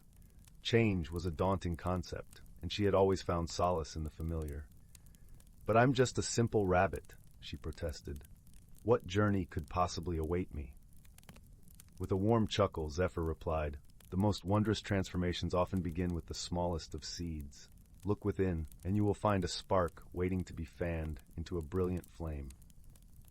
Before Hazel could respond, a rustling came from the undergrowth, and two of her dearest friends emerged, Oakley the wise old oak tree, and Flutter the hummingbird. "Do not fear, little one," Oakley rumbled, his bark rough yet comforting. "We will be with you every step of the way." Flutter zipped excitedly around Hazel's head. "Oh, this is going to be such an adventure. You'll see. It will be simply dazzling." Reassured by her friend's presence, Hazel turned to Zephyr. "What must I do?" The butterfly's wings shimmered with magic. "Seek the enchanted grove, where the veil between worlds grows thin. There, you will undergo a transformation that will reveal your true self." With a deep breath, Hazel nodded. Though apprehensive, she knew this was a journey she must embark upon. And so, with Oakley and Flutter by her side, Hazel set off into the unknown, her paws treading paths she had never dared explore before. The forest seemed to come alive with each step, whispering secrets in the gentle whispers of the wind. After many twists and turns, they arrived at the enchanted grove, a vibrant meadow where moonbeams danced across a shimmering stream. Hazel gazed in awe at the ethereal beauty surrounding her. Suddenly, a warm glow emanated from within her, and she felt her body beginning to shift and change. Her fur transformed into downy feathers of the richest brown, and her paws melded into delicate wings. Oakley and Flutter watched in wonderment as their friend emerged from her cocoon, reborn as a magnificent owl. Hazel stretched her wings, reveling in her newfound form, and took to the skies with a joyous hoot. As she soared above the treetops, bathed in the soft moonlight, Hazel realized that the spark Zephyr had spoken of was her own inner strength and resilience. The journey had been one of self-discovery, revealing the beauty and grace that had been within her all along. With a grateful heart, Hazel descended to her friends, her eyes shining with wisdom. "Thank you," she said, her voice now a gentle coo. "Without your guidance and unwavering support, I may never have found the courage to spread my wings." Oakley and Flutter beamed with pride, for they knew that their friend had blossomed into her truest, most radiant self. From that day forth, Hazel took to the night skies, her keen eyes ever watchful for those in need of guidance. And whenever a fellow creature felt lost or uncertain, she would share the lessons she had learned. That change, though daunting, can be an opportunity for growth and transformation, and that true beauty lies not in physical form, but in the courage to embrace one's authentic self. In the heart of an ancient forest, where the towering trees wore cloaks of emerald leaves and whispered secrets with the wind, there existed a hidden realm teeming with life and magic. The air was perfumed with the scent of pine and moss, and the ground was soft beneath a blanket of fallen leaves, gently crunching underfoot like a soft symphony. Sunlight filtered through the canopy in golden beams, creating patches of warmth that danced on the forest floor, while shadows played in the cooler, deeper parts. Here, amid the rustle of leaves and the melodious calls of forest birds, lived creatures both ordinary and extraordinary. Among them was a gentle doe named Elara, whose steps were as light as the falling leaves. Her coat was the soft brown of sun-dappled earth, and her eyes were as deep and warm as the forest itself. Elara was beloved by all the forest dwellers for her wisdom and kindness, always ready to lend an ear or share a piece of advice. One crisp autumn morning, as the forest was painted in hues of amber and gold, a chill breeze carried the first whispers of winter. Elara sensed a change approaching, a shift in the balance of the forest's harmony. Concerned, she set off to consult Elder Maple, the oldest and most revered tree in the forest, whose branches stretched wide like arms welcoming the sky. As Elara approached Elder Maple, the tree's leaves rustled softly, a welcome and a promise of guidance. "Dear Elara," the tree intoned, its voice a deep, comforting rumble, "the winds of change are upon us, and with it comes the challenge of maintaining our delicate harmony." The doe listened intently, her ears twitching in earnest attention. "How can we ensure balance, Elder? What must we do?" she asked, her voice as gentle as a breeze through the leaves. Elder Maple's branches swayed thoughtfully. "Each season brings its own magic and responsibility," it explained. "The task of this season is to prepare for the coming winter. But more than gathering and storing, we must also ensure that every creature finds its place, its part in this cycle." With gratitude in her heart, Lyra set off to spread Elder Maple's wisdom. She trotted through the forest where the air was sweet and crisp, sharing the message with every creature she met. She spoke to the busy squirrels, their cheeks full of acorns, and the songbirds, perched high above, their feathers ruffled against the cool breeze. Each listened and understood, knowing that their actions would weave the fabric of their shared home. As the days grew shorter and the nights cooler, the forest community came together in a flurry of activity. The squirrels gathered nuts with renewed vigor, guided by Lyra's gentle encouragement. The birds, taking heed of her words, sang the songs of the changing season, their melodies a reminder of the cycle of life. In the evenings, when the sky turned to a tapestry of twilight colors, Lyra would gather with her friends by a quiet brook. The water shimmered beneath the moonlight, and a gentle mist rose from its surface, carrying with it the earthy scent of damp leaves. Here, by the brook's edge, they shared stories of the forest, tales of old told by their ancestors.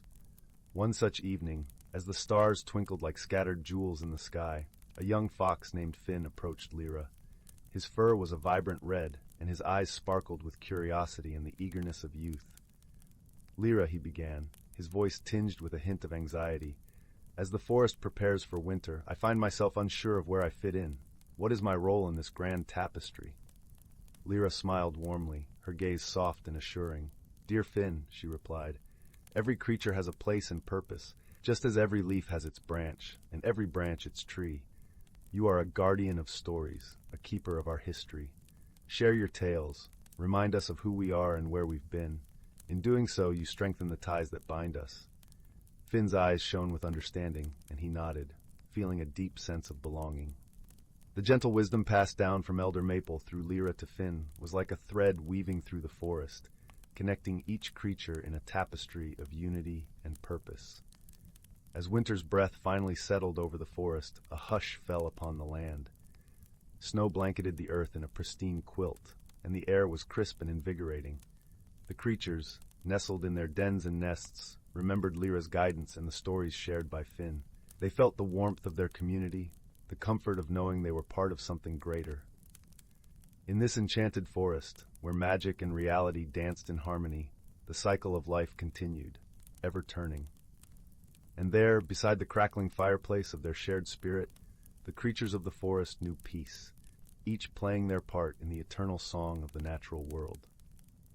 In a lush and verdant valley kissed by the gentle glow of twilight, nestled amongst rolling hills and whispering streams, lay the village of Bramblebrook. It was a place untouched by the rush of the outside world, where the air was perpetually sweet with the scent of honeysuckle and lavender. The cobblestone paths wound gracefully between quaint, thatched-roof cottages, each adorned with vibrant flower boxes overflowing with blooms of every imaginable hue. The heart of Bramblebrook was its market square, a lively yet serene hub where villagers gathered to exchange goods, stories, and laughter. In the center stood a grand old oak tree, its branches stretching wide, offering shade and a sense of timelessness. Beneath this ancient tree sat an equally ancient bench, worn smooth by countless tales told and secrets shared. One evening, as the sun dipped below the horizon, painting the sky in shades of peach and gold, a peculiar event began to unfold. The villagers noticed that the twinkling lights of the fireflies, which usually danced merrily in the dusk, were nowhere to be seen. Instead, a soft, shimmering mist curled through the air, weaving its way like a silken ribbon through the village. The villagers, though curious, were not alarmed, for they were accustomed to the mysterious wonders of their magical world. However, the absence of the fireflies was indeed unusual, and so they turned to their beloved friend and guide, an elderly woman named Anwin, known for her wisdom and gentle spirit.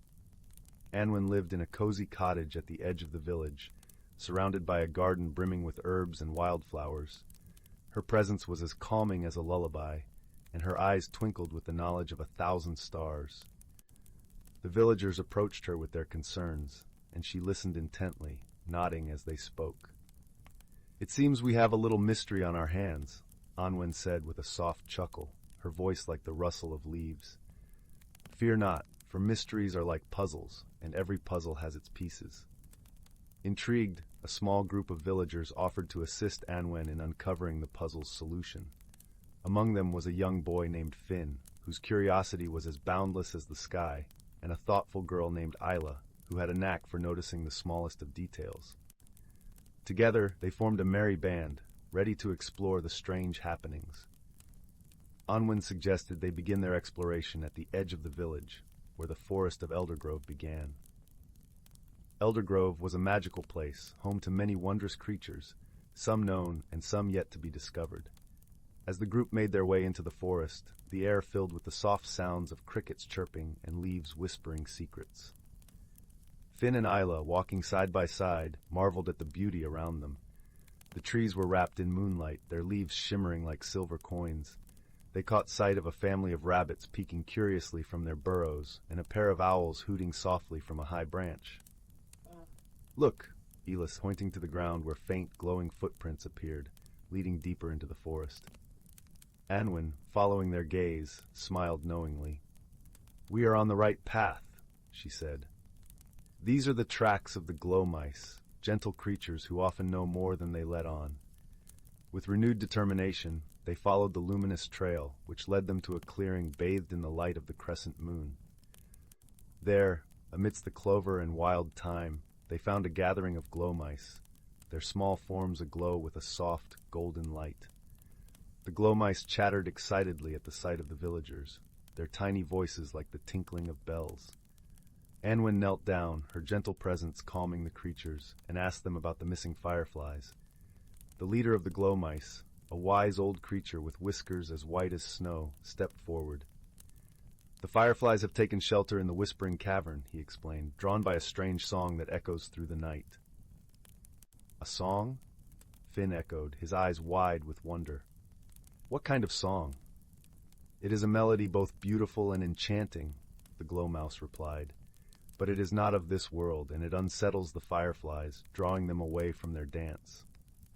The group thanked the glow mice for their help and set off towards the Whispering Cavern, a place known for its echoes and mysterious acoustics. As they approached, the air grew cooler, and the sound of the strange melody reached their ears, a haunting yet lovely tune that seemed to weave its way into their very souls. At the entrance of the cavern, they paused, listening intently. The song was indeed captivating, like the gentle lapping of waves upon a shore, and it seemed to come from deep within the heart of the earth. Unwind, ever wise, suggested they proceed with care. "Let us find the source of this melody," she said, "for it may hold the key to our mystery." With lanterns casting warm pools of light, they ventured into the cavern. The walls glimmered with crystals, capturing the light and reflecting it in a dazzling display. The melody grew stronger, guiding them deeper, until they reached a vast chamber where a small, luminous pool lay at its center. Hovering above the pool was a creature unlike any they had ever seen, a spirit of the water, its form shifting like liquid moonlight. It sang softly, its voice the very essence of tranquility. The spirit noticed the villagers and paused, its song fading into silence. "Welcome, kind travelers," it spoke, its voice echoing softly. "I did not mean to trouble the fireflies. I sang to remember my home, far beyond the stars." Unwind stepped forward, her heart full of compassion. "We understand," she said gently. "Perhaps you might share your song with the world above, where all can hear and join in your melody." The spirit considered her words, its form shimmering with thought. "That would be lovely," it replied at last, "to sing under the open sky, where the moon and stars can hear my song." With the villagers' encouragement, the spirit rose from the pool, its song swelling once more, this time with joy and gratitude. Together, they returned to the village, where the spirit's melody filled the air, a harmonious blend with the night. The fireflies, drawn by the new harmony, returned to their dance, their lights twinkling like stars fallen to earth. The villagers gathered in the market square, their hearts lifted by the beauty of the night. And so the mystery was resolved, not through force or fear, but with understanding and kindness. The spirit found a new home in Bramblebrook, where it sang each night, accompanied by the fireflies, the glow mice, and the whispers of the ancient oak. As the villagers retired to their homes, the world outside their windows was a symphony of light and song. Finn and Isla, nestled beneath warm quilts, closed their eyes, their dreams filled with the magic of the night. And in the heart of Bramblebrook, beneath the starlit sky, the spirit sang on, its melody a gentle promise of peace and wonder, weaving through the dreams of all who listened. In a corner of the galaxy where stardust painted the skies with hues of lavender and gold, there existed a quaint little planet named Luminara. This planet was home to the lumens, gentle beings who glowed softly in the dark, their light a beacon of warmth and kindness. They thrived in harmony, living amidst forests of shimmering crystal trees and lakes that reflected the swirling galaxies above. One evening, as the lumens prepared for their nightly glow gathering, a time when they would sing and share stories, a peculiar event disrupted the gentle rhythm of their lives. A streak of fiery light tore through the velvet sky, crashing into the heart of their tranquil forest. The lumens, curious and concerned, gathered around the smoking crater that had formed amidst the crystal trees. From the crater emerged a creature unlike any they had ever seen. It was a mechanical being, a construct of metal and wires, with eyes that flickered like tiny screens. It was a Arzan, a species known across the cosmos for their technological prowess and analytical minds. Its name was Quarren, and it had crash-landed on Luminara due to a navigation error in its spaceship. The lumens, despite their initial apprehension, approached Quarren with gentle curiosity. Their leader, a wise elder named Solara, extended a glowing hand in greeting. "Welcome, traveler," she said, her voice as soothing as a lullaby. "You are among friends here." Quarren, though grateful for the hospitality, felt out of place. The Arzan were a solitary species, and the concept of friendship was as foreign to it as the lush, vibrant world it now found itself in. It communicated through a series of beeps and mechanical whirs, which the lumens found both fascinating and perplexing. Despite their differences, Solara invited Quarren to stay and recover. The lumens, in their gentle way, offered their help in repairing its ship. Quarren, though hesitant, accepted, knowing it had little choice but to rely on these strange, glowing beings. Days turned into weeks, and as the lumens worked to help Quarren rebuild its spaceship, they also shared their world with it. They showed Quarren the beauty of Luminara, the way the crystal leaves sang in the wind, the way the moonlight danced upon the lakes. In return, Quarren shared its knowledge of the stars and the stories of its travels through the cosmos. Yet misunderstandings were inevitable. The lumens, who thrived on emotion and intuition, often found Quarren's logical nature perplexing.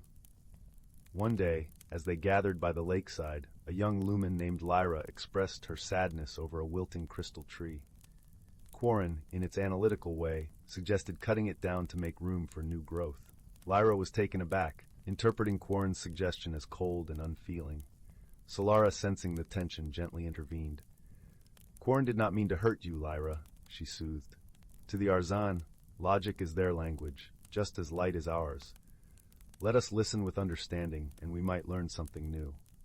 Quarren, realizing its mistake, attempted to explain. "In my world, we seek efficiency and order. I did not understand the emotional bond you share with the trees. I am sorry if I caused you distress." Lyra, with Solara's guidance, began to see beyond Quarren's mechanical exterior. "Perhaps," she said softly, "we can learn from each other. You teach us about the stars, and we will teach you about the heart." As time passed, Quarren began to understand the lumens in ways it never expected. It learned to appreciate the beauty of emotion, the strength and vulnerability. In turn, the lumens adopted some of Quarren's logical insights, finding ways to strengthen their homes and improve their community. Their bond deepened when a sudden storm threatened Luminara. Dark clouds loomed, and fierce winds howled through the crystal trees. The lumens, unaccustomed to such violent weather, were frightened. Quarren, with its knowledge of technology, suggested constructing a temporary shelter using materials from its spaceship. Together, lumens and Arzan worked side by side, their efforts a testament to their growing friendship. Quarren's careful calculations ensured the shelter was strong, while the lumens infused it with their light, creating a space of warmth and safety. As the storm raged outside, they huddled together, sharing stories and laughter, their fears dissipating in the glow of their companionship. Quarren, feeling a strange warmth in its circuits, realized it had found something it never knew it was missing, a sense of belonging. When the storm finally passed, leaving the air crisp and clean, Quarren's ship was finally ready. The lumens gathered to bid farewell, their hearts heavy yet full of gratitude for the lessons learned and the bonds forged. Before departing, Quarren addressed the lumens, its voice filled with newfound emotion. "I came to your planet as a stranger, and I leave as a friend. You have taught me the beauty of connection, the power of understanding. For that, I am eternally grateful." Solara smiled, her light brighter than ever. "And you have shown us the stars, Quarren. May your journey be safe, and may you carry our light with you wherever you go." With that, Quarren's ship ascended into the azure skies, its path marked by the shimmering luminescence of its newfound friends. The lumens watched until the ship was but a speck against the vast tapestry of the universe, their hearts aglow with the knowledge that true friendship transcends all boundaries, be they of stars, species, or worlds. And so, in the gentle embrace of Luminara's nights, the lumens continued their glow gatherings with stories of a mechanical being who taught them to see the stars and themselves anew. In the vast expanse of the cosmos, where stars shimmered like scattered diamonds across a velvet sky, lay a vibrant planet called Verdantia. Known for its lush, emerald landscapes and gentle rolling hills, Verdantia was home to the Verdantii, a race of beings with skin that mirrored the deep green of their surroundings. The Verdantii were peaceful creatures, thriving in harmony with nature, their hearts as open as the endless sky above them. On a day when the sun painted the horizon with strokes of amber and rose, a peculiar event unfolded. A small, glimmering spacecraft descended from the heavens, its hull reflecting the colors of the sky. It landed softly in a meadow, its entrance hatch opening with a gentle hiss. From the vessel emerged a being unlike any the Verdanti had seen before. This visitor was from the planet Crystallon, known for its shimmering ice cities and the ethereal beings who dwelled there, the Crystalli. The Crystalli were beings of light and crystal, their bodies refracting the light in a dazzling array of colors. This particular Crystalli, named Lyra, stood cautiously at the edge of the spacecraft, her crystalline form catching the setting sun's rays in a spectacular display. Nearby, a young Verdantian named Joran watched with curiosity from the cover of a leafy thicket. Joran was known among his people for his boundless curiosity and gentle spirit. Seeing Lyra, he felt a mix of wonder and apprehension. Gathering his courage, he stepped forward, his movements slow and deliberate, so as not to startle the visitor. "Greetings," Joran called softly, his voice as soothing as the rustle of leaves in a gentle breeze. "Welcome to Verdantia." Lyra turned, her eyes wide with surprise, the colors within her shifting like a kaleidoscope. "Hello," she replied, her voice a melodic chime. "I am Lyra, from Crystallon." As they began to converse, it quickly became apparent that their differences extended beyond mere appearance. Lyra's world was one of precision and logic, where emotions were often subdued beneath layers of crystalline perfection. Verdantia, in contrast, was a world of feelings and intuition, where the heart guided the hands as much as the mind did. Their initial attempts at communication were fraught with misunderstandings. When Joran spoke of the warmth of the sun and the joy of feeling the earth beneath his feet, Lyra struggled to comprehend. To her, warmth was a rare luxury, and the concept of feeling connected to the ground was foreign. Conversely, when Lyra described the way light danced through the crystal towers of her home, Joran found it challenging to envision such a place, where everything was as bright and hard as diamond. Despite these challenges, a bond began to form between them, woven together through their shared curiosity. They spent their days exploring the verdant fields and whispering forests, learning from one another. Joran taught Lyra to appreciate the simple joys of a sunlit morning and the rustling symphony of leaves. In return, Lyra shared stories of her ice-clad world, painting vivid pictures with her words that brought a touch of Crystallon to Verdantia. One afternoon, as they wandered through a meadow awash in wildflowers, a sudden storm rolled in from the distant mountains. The The sky turned a deep, stormy gray, and rain began to fall in heavy sheets. The wind howled, bending the trees and sending ripples across the fields.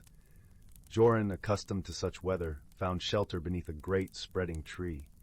He beckoned to Elara, who hesitated, her crystalline form not built to withstand the force of the storm. Seeing her reluctance, Joran reached out, offering his hand. "Trust me," he said, his eyes warm with reassurance. With a flicker of uncertainty, Elara took his hand, and together they made their way to the shelter of the tree. There, as rain drummed a steady rhythm on the leaves above, Joran shared stories of storms past, of how they would pass and leave the world renewed and vibrant.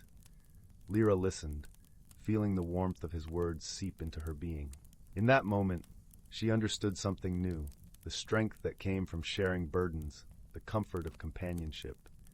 It was a lesson her world had never taught her, but one that Verdantia offered freely. As the storm subsided and the sun broke through the clouds, painting the world in shades of gold and silver, Joran and Elara emerged from their shelter. The air was fresh and crisp, carrying the scent of rain-kissed earth. Together, they walked through the glistening meadow, their steps in harmony. In the days that followed, their friendship deepened. They learned to see beyond their differences, finding strength in their diversity. Joran marveled at Elara's ability to bring light into the darkest of places, while Elara cherished Joran's endless capacity for wonder and his unwavering kindness. Through shared challenges and moments of mutual support, they discovered the true meaning of friendship, a bond that transcended worlds and differences, a connection that was as enduring as the stars themselves. And so, in the heart of the cosmos, under the vast canopy of the universe, a Verdantia and a Crystali stood side by side, their friendship a testament to the power of understanding and the beauty of embracing the unknown. Together, they learned that while they came from different worlds, their hearts beat in harmony, united by a shared journey and the discovery of a friendship that would last a lifetime. As the sun set on another day, casting long shadows across the land, Joran and Elara sat side by side on a hillside, watching as the stars began to twinkle in the deepening sky. The air was crisp and cool, carrying the faint scent of blooming night flowers. It was in this serene moment that they both realized how much they had grown, not just in understanding, but in spirit. "Joran," Elara began, her voice a gentle melody in the quiet evening, "I never imagined I would find such warmth and acceptance so far from home. You've taught me that there's so much more to the universe than I ever knew." Joran smiled, his eyes reflecting the starlight. "And you've shown me the beauty in things I've never seen, Elara. Our worlds may be different, but our hearts are not." They sat in companionable silence for a while, watching the stars dance across the sky. It was a silence filled with unspoken words and shared understanding, a testament to the bond they had forged. In time, Elara knew she would have to return to Crystallon. Her people would be waiting, eager to hear tales of her journey. But she also knew that part of her heart would remain on Verdantia, among the gentle hills and the friends she had found. When the day came for her departure, Joran accompanied her to the spacecraft, the grass whispering beneath their feet. At the threshold of the ship, they paused, a bittersweet moment hanging in the air. "Promise you'll come back," Joran said, his voice a mix of hope and longing. Elara nodded, her eyes bright with emotion. "I will, Joran, and until then, I'll carry the warmth of Verdantia with me." With a final embrace, Elara stepped into the ship, the hatch closing behind her with a soft hum. As the spacecraft lifted into the sky, Joran watched, his heart full of gratitude for the friendship that had enriched his life. And so, beneath the endless stars, a promise was made, a promise of return, of continued friendship, and of the enduring bond between two unlikely companions from different worlds. As the spacecraft disappeared into the heavens, Joran knew that no matter the distance, their friendship would remain a guiding light, as constant and as brilliant as the stars above. For in the vast tapestry of the universe, there are no strangers, only friends yet to be met, and journeys yet to be shared. And it was this understanding that would lead Elara and Joran back to one another, time and time again, across the stars and through the ages. In the heart of an ancient forest, where sunlight danced upon emerald leaves and mist swirled like a silken veil, lay a secret world. This realm was one where the whispers of the wind and the songs of the stream spoke of ages past, where the creatures of the forest lived in gentle harmony with nature and each other. The forest was home to a myriad of creatures, each with their own role in the delicate balance of life. Among them lived a wise old turtle named Tully, whose shell bore the intricate patterns of countless years.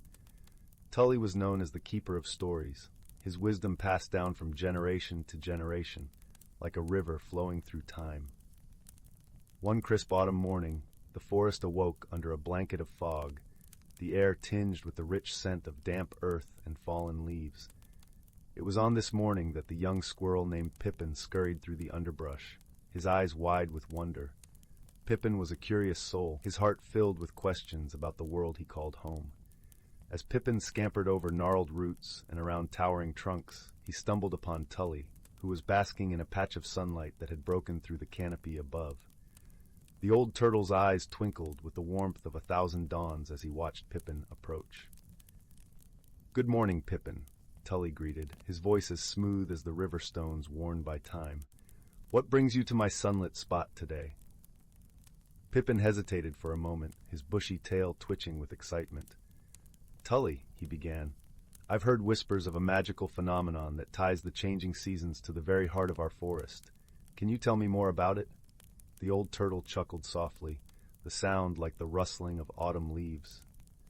"Ah, the dance of the seasons," he said. "It is indeed a wondrous thing. Sit with me, young one, and I shall share the tale with you." Pippin settled beside Tully, listening intently as the turtle began his story. Long ago, when the world was still young, the forest was entrusted to the care of 4 ancient spirits, each one embodying a season.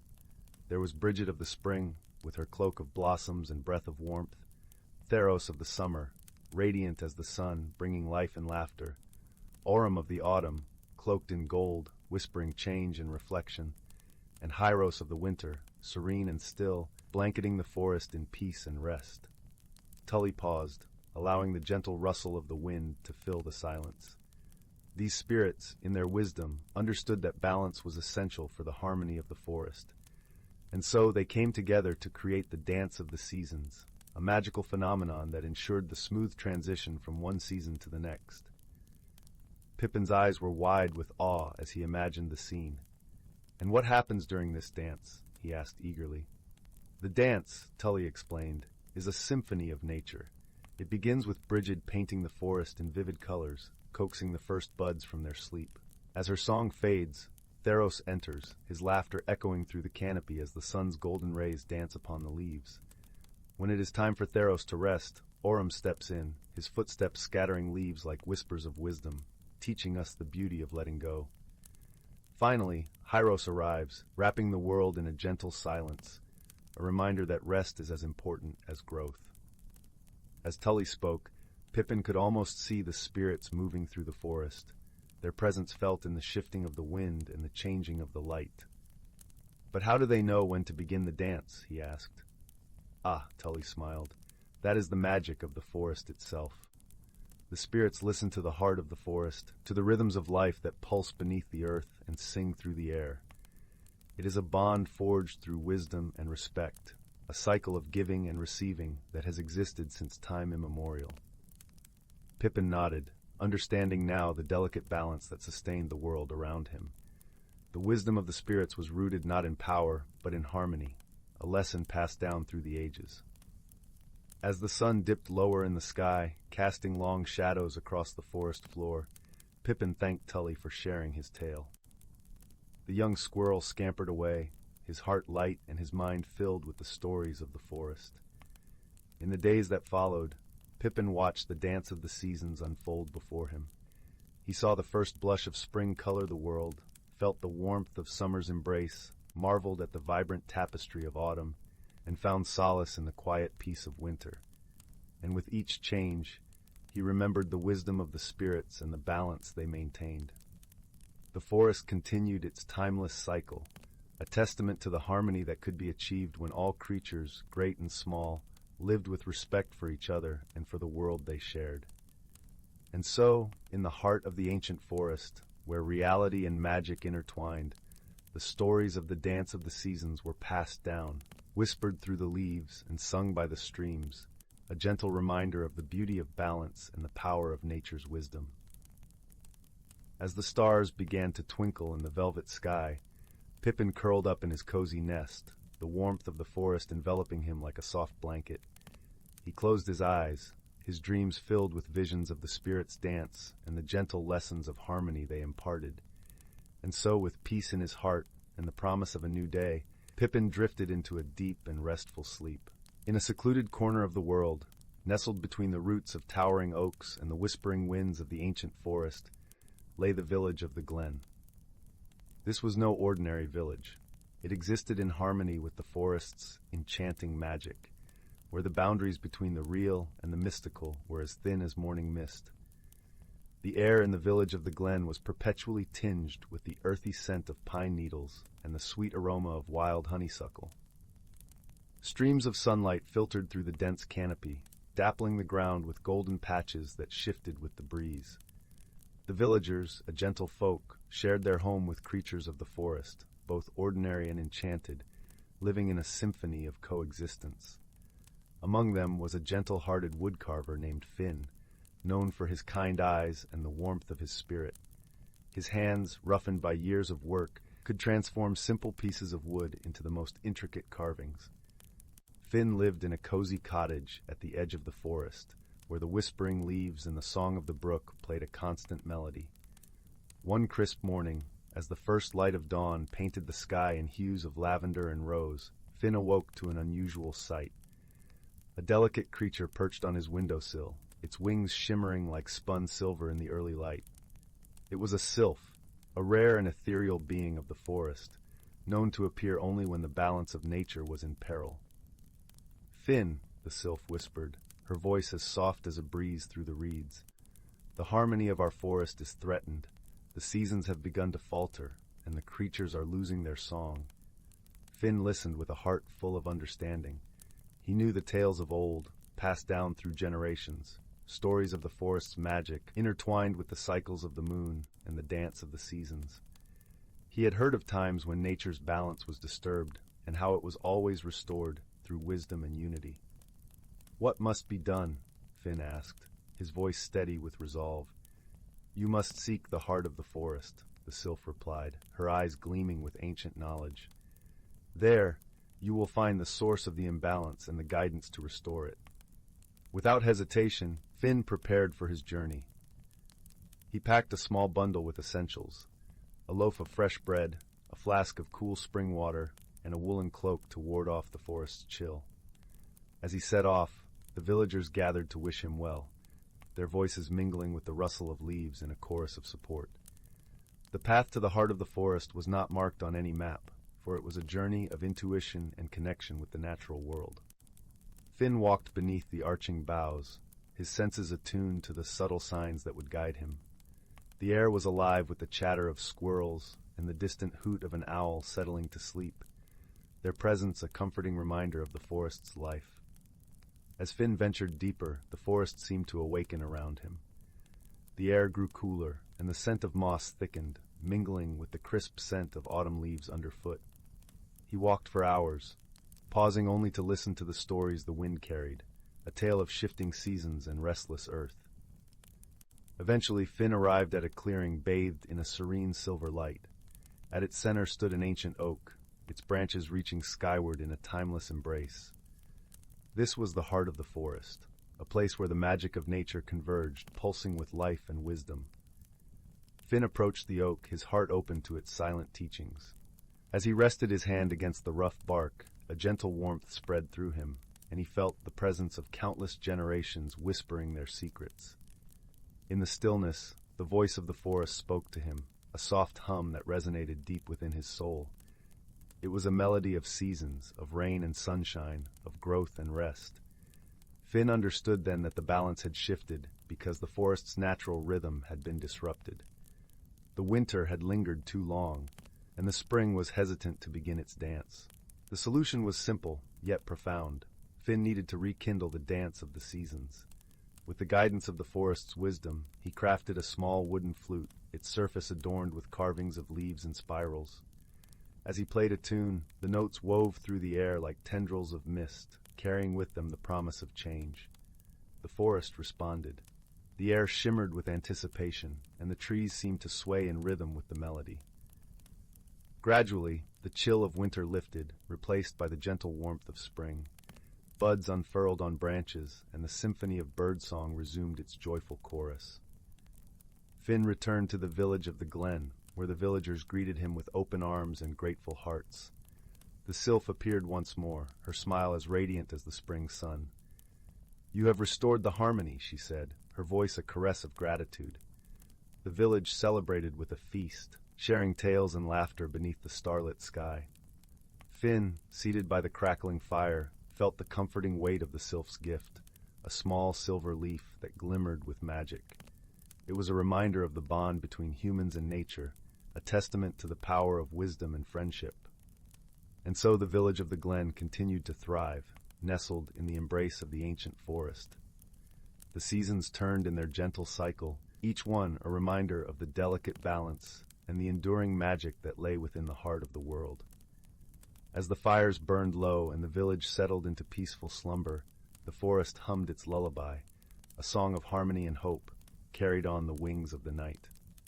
In a village nestled between rolling hills and surrounded by the gentle murmur of whispering pines, lived a young woman named Lyra. She had hair the color of autumn leaves and eyes as deep and green as the forest itself. Lyra was known throughout the village for her skill in weaving tapestries. Yet she struggled with the idea of change. Her heart was tethered to the familiar rhythms of her daily life, where she found comfort in the predictable pattern of the loom. Every morning, the sun would rise, casting a golden glow over the village, and Lyra would sit by her window with a cup of chamomile tea, savoring the quiet moments before the bustle of the day. She cherished the stillness, the way the light danced across the wooden floorboards, and the scent of fresh bread wafting from the bakery down the lane. But as the seasons turned, a restlessness began to stir within her. It was as if the very air around her whispered of adventures untold and paths not yet walked. Despite the yearning in her heart, fear of the unknown held her back, like a vine wrapping around her ankles. One crisp morning, as the first frost of autumn kissed the leaves with silver, Lyra received a peculiar letter. It was sealed with wax and bore the emblem of a crescent moon. The letter was from an old friend named Finn, who lived in a quaint cottage on the edge of the enchanted forest. Finn was a gentle soul, known for his wisdom and a garden that flourished with the most extraordinary herbs and flowers. "Dear Lyra," the letter read, "I sense a change upon the wind, a calling for those who are ready to embrace it. Come visit me, and perhaps together we can unravel the tapestry of what is to come." Intrigued yet apprehensive, Lyra decided to visit Finn. She packed a small satchel with essentials and set out at dawn, the village still wrapped in a blanket of mist. As she walked, the path wound through fields bathed in the soft glow of early morning, the dewdrops sparkling like tiny crystals. The forest soon enveloped her, its ancient trees standing like sentinels. The air was cool and fragrant with pine and earth. As Lyra ventured deeper, she noticed the forest seemed to hum with a quiet magic. The leaves rustled gently, and rays of sunlight filtered through the canopy, creating patterns that danced upon the ground. After a time, she arrived at Finn's cottage. It was a charming little abode, with ivy climbing its stone walls and vibrant flowers spilling from window boxes. Finn greeted her with a warm smile, his eyes twinkling with the wisdom of countless lifetimes.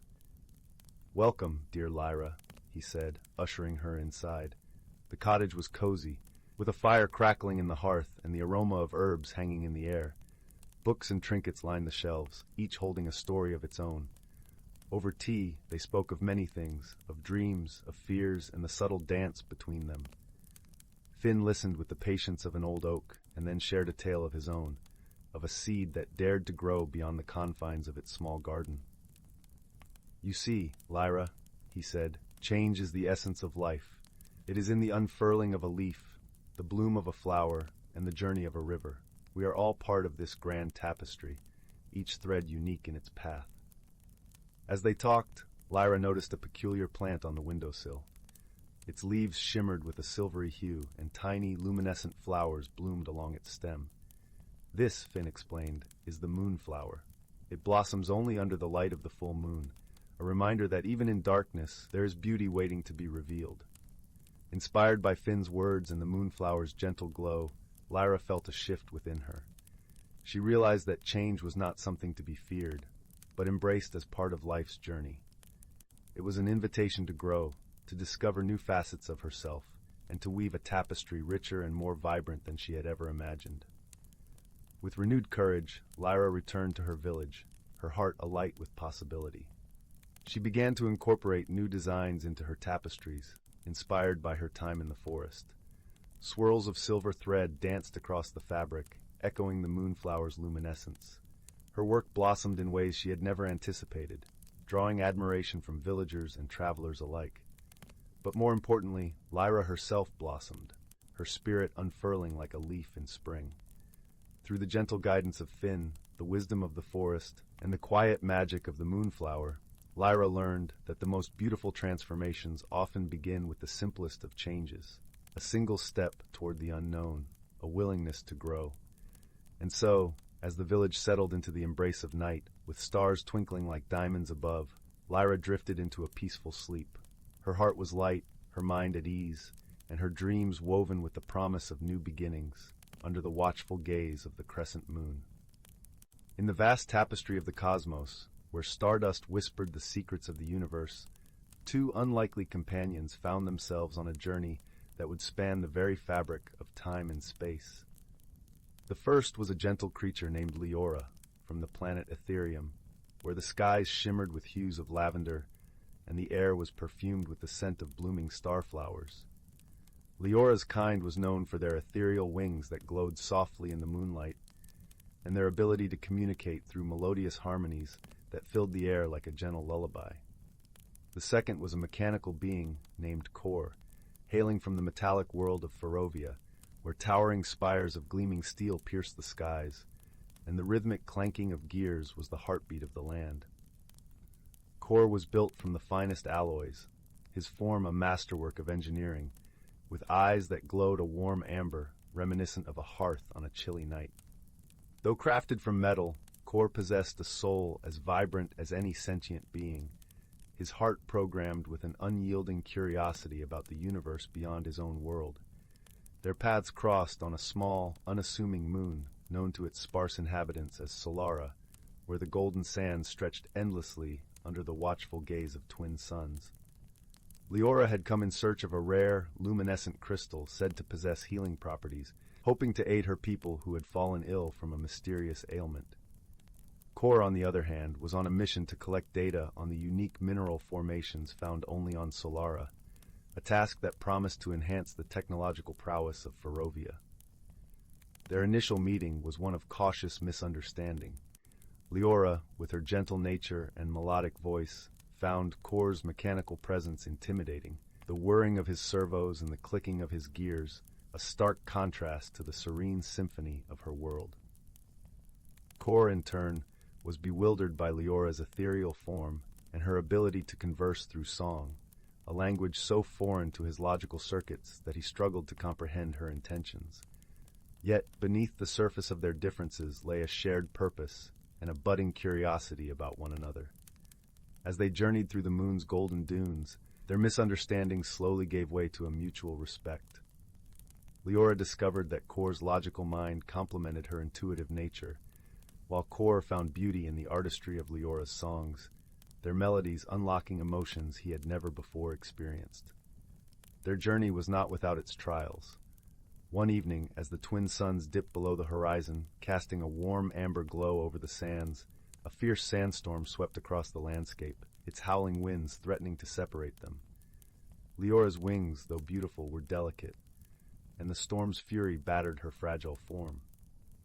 Kor, realizing the danger, extended his metal frame to shield her from the storm's wrath, his sturdy construction providing a safe haven amidst the chaos.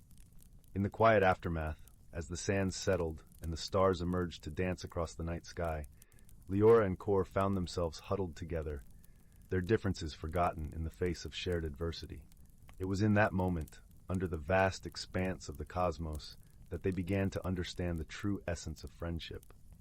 Leora, her voice soft and filled with gratitude, sang a song of healing, her melody weaving around Kor, soothing the weariness of his circuits. In response, Kor shared tales of his world, his voice steady and warm, painting vivid pictures of Farovia's gleaming towers and the rhythmic dance of its machinery. As the days turned into weeks, their bond deepened, each learning from the other in ways they had never anticipated. Leora taught Kor the beauty of the universe's natural symphonies, while Kor revealed to Leora the wonders of technology and the endless possibilities it held. Together, they faced the challenges of Solara, from navigating treacherous terrain to deciphering the mysteries of the luminescent crystals they sought. Their adventures culminated in a discovery that transcended their individual quests. Deep within a hidden cavern, they found a pool of crystalline water, its surface shimmering with a kaleidoscope of colors. It was here that the healing crystals grew, their luminescence a beacon of hope. As they harvested the crystals, Leora and Kor realized that their journey had not only brought healing to her people, but had also forged a bond that would endure beyond the sands of Solara. As they prepared to part ways, their missions complete, Leora and Kor stood together beneath the starlit sky, their hearts heavy with the bittersweet knowledge of their impending separation. Yet, in that moment, they understood that distance could never diminish the friendship they had cultivated. They had discovered that true friendship transcends the boundaries of worlds and species, a connection woven from the threads of shared experiences and mutual understanding. With a final embrace, Leora's wings enveloping Kor in a soft glow, and Kor's mechanical arms gently holding her close, they bid each other farewell. Leora returned to Ethereum with the healing crystals that would save her people, her heart forever touched by the warmth of Kor's friendship. Kor journeyed back to Farovia, his circuits enriched with the memories of their adventures, his understanding of the universe forever broadened by the melodies of Leora's world. And so, under the watchful gaze of the cosmos, two unlikely companions discovered the true meaning of friendship, their bond a testament to the power of kindness, understanding, and the wondrous tapestry of life that connects all beings, no matter how different they may seem. As they looked to the stars, they knew that their paths would cross again, for true friendship, like the stardust that binds the universe, is eternal. In the heart of the whispering woods, where the trees wore robes of emerald leaves and the air was sweet with the scent of wildflowers, there lay the quaint village of Moonshadow Hollow. Each evening, as the sky unfurled its velvet blanket studded with shimmering stars, the village would settle into a serene hush. But lately, a series of peculiar occurrences had unsettled the quiet folk of Moonshadow Hollow. It began with the silver bell in the clock tower, a beloved fixture that had marked the passage of time for generations. One crisp autumn morning, the bell failed to chime. Instead, it emitted a soft, musical hum that lingered in the air. The villagers gathered beneath the tower, scratching their heads and pondering the mystery. At the heart of the village lived Mira, a kind-hearted young girl with eyes as bright as the moonlit sky and a mind as sharp as the north wind. Mira adored puzzles and mysteries, and this curious turn of events tugged at her heart like a gentle breeze pulling at a kite. Determined to uncover the truth, she set out with her faithful companion, a small, wise owl named Pippin, who perched on her shoulder, his feathers as soft as silk. Their first stop was to visit old Tomlin, the village clockmaker, whose workshop was a treasure trove of ticking clocks and gleaming gears. The gentle chime of tiny bells greeted them as they entered. Tomlin, with his spectacles perched on the tip of his nose, welcomed them warmly. "Ah, Mira, Pippin," he said, his voice a comforting rumble. "Here to solve our little mystery, are you?" Mira nodded, her eyes twinkling with curiosity. "Do you know why the bell is singing instead of chiming, Tomlin?" Tomlin stroked his beard thoughtfully. "The bell has been around for as long as I can remember. It's said to be enchanted, but its magic is woven into the heart of the village itself. Perhaps something is amiss within the woods." With this clue in mind, Mira and Pippin ventured deeper into the whispering woods. The forest was alive with the rustle of leaves and the soft murmur of the brook that wound its way through the trees. Sunlight filtered through the canopy, painting the forest floor with dapples of gold. As they walked, they noticed something strange. The animals seemed unusually quiet. The usual chorus of birdsong and chittering of squirrels was absent. Instead, a gentle stillness enveloped them, like a hush before a storm. Curious and a little concerned, Mira followed the brook to the glimmering glade, a clearing where the water pooled into a crystal-clear pond. Here, under the shade of an ancient oak, they found their friend, Elder Willow, a gentle dryad with hair like cascading vines and eyes that held the wisdom of ages. "Elder Willow," Mira called softly, "do you know what has quieted the forest?" The dryad turned to them, her smile as warm as the sun. "Ah, Mira," Pippin, "the forest has sensed an imbalance within its heart. The bell's song is a call for help, an echo of the magic that binds our home." Mira pondered this, her mind whirring like the gears in Tomlin's workshop. What could have caused this imbalance? Elder Willow gestured towards the pond. "Look closely, child, and you may find your answer." Mira knelt by the pond, her reflection mingling with the stars that danced upon its surface. As she peered into the depths, she saw something glinting beneath the water, a tiny, ornate key, intricately carved and shimmering with a faint glow. Pippin, ever observant, fluttered down to inspect it. A key in the pond? What could it unlock? Gently Mira retrieved the key, feeling its cool weight in her palm. It seemed to hum with a soft, magical energy. "Perhaps this is the key to our mystery," she mused. Returning to the village, Mira and Pippin made their way to the clock tower. The villagers had gathered once more, their expressions a mix of curiosity and hope. Mira held the key aloft, announcing her discovery. Tomlin stepped forward, inspecting the key with a craftsman's eye.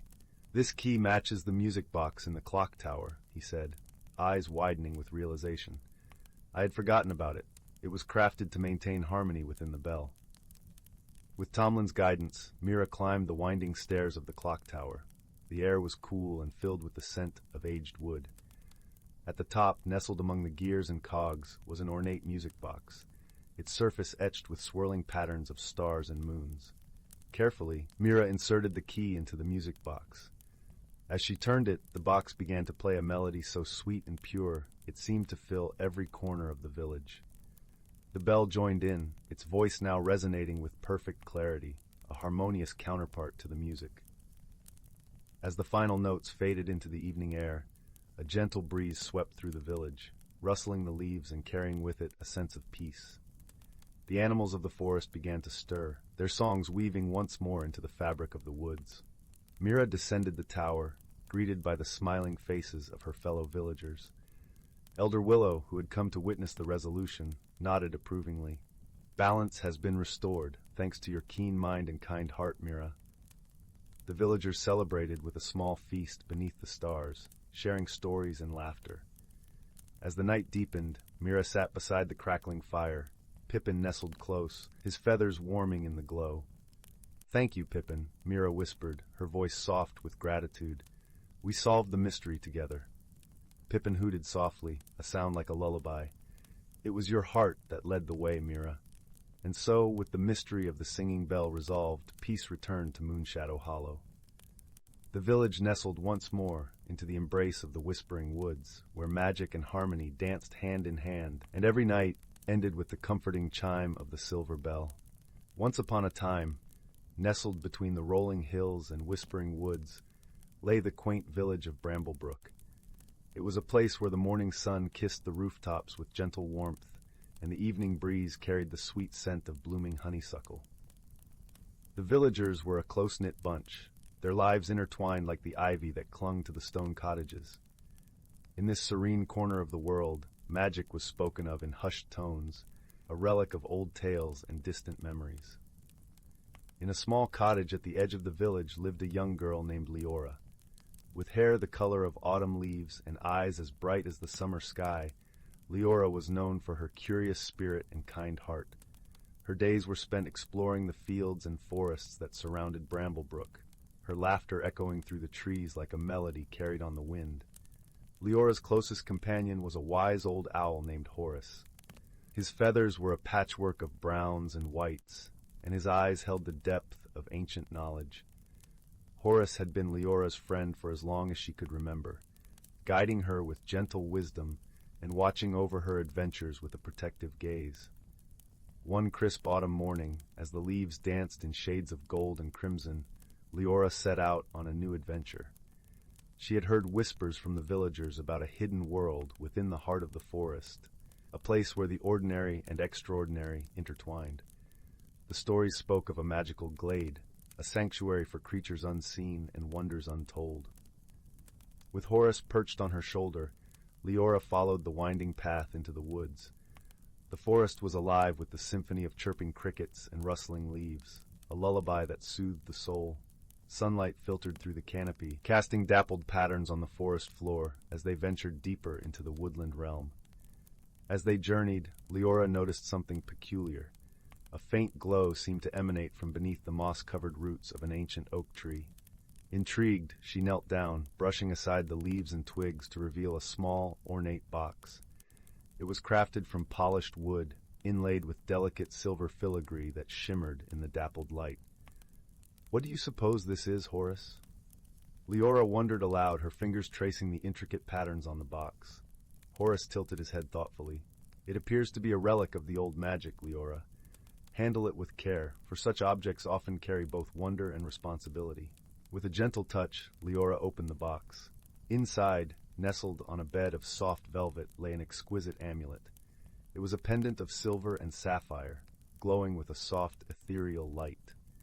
As she held it in her hand, a warmth spread through her as if the amulet recognized her touch. "It's beautiful," Leora marveled, slipping the chain around her neck. The moment the amulet settled against her heart, the forest around her seemed to shift. The colors grew more vibrant, the sounds clearer, as if the world had come alive in a way she had never experienced before. With Horace by her side, Leora continued her journey, drawn by an unseen force that guided her deeper into the forest. The path led them to a secluded glade, where the air was thick with enchantment. Here the trees stood tall and proud, their branches adorned with blossoms that glowed like stars. A gentle stream babbled nearby, its waters sparkling with 1,000 tiny rainbows. In the center of the glade stood a magnificent tree unlike any other. Its trunk was wide and gnarled, its bark a tapestry of twisting vines and emerald moss. From its branches hung clusters of luminescent fruits, each one pulsating with a soft, inviting light. As Leora approached the tree, a soft voice echoed through the glade, warm and welcoming. "Welcome, Leora, guardian of the amulet. You are in the realm of the Whispering Woods, a sanctuary for all that is magical and true." Startled, Leora looked around, searching for the source of the voice. "Who's there?" she called, her curiosity tinged with awe. "I am the spirit of the woods," the voice replied, gentle as a summer breeze. "I have watched over this land for centuries, preserving the balance between the seen and unseen."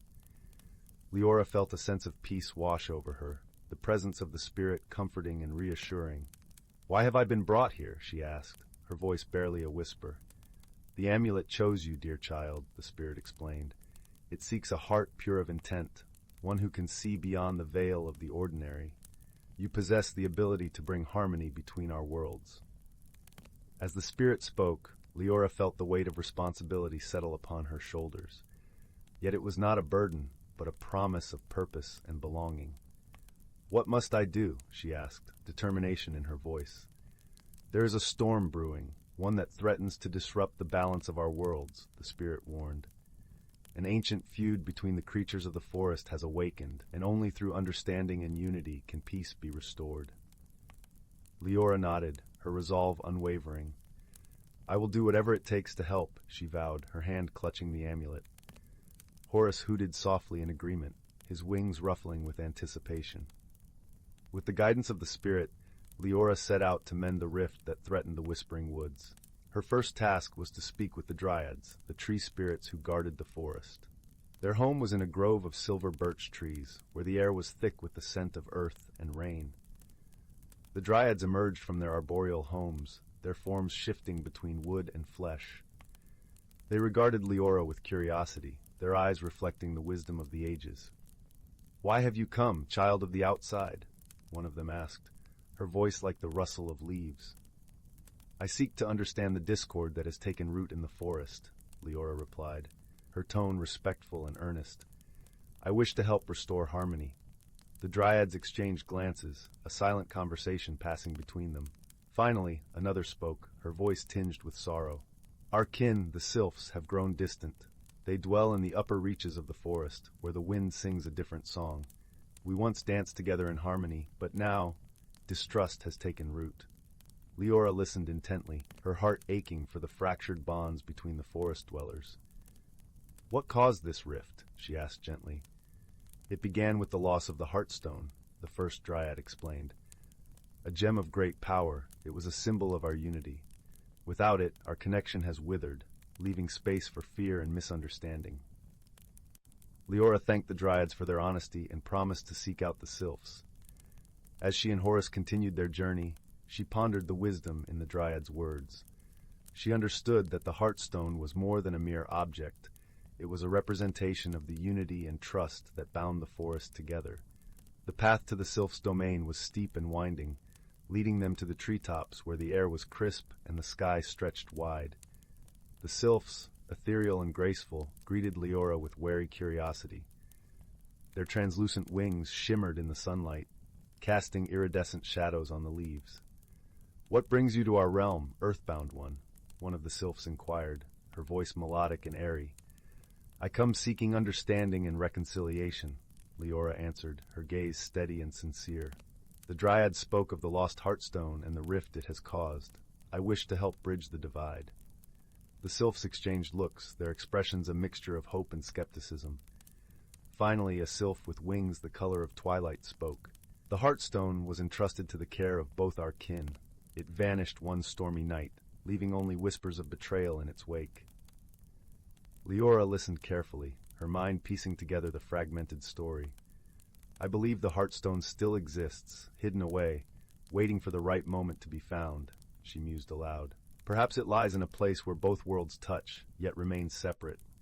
The sylphs considered her words, their gazes softening. "If you can find the Heartstone, perhaps the wounds can begin to heal," the twilight-winged sylph agreed, hope flickering in her eyes.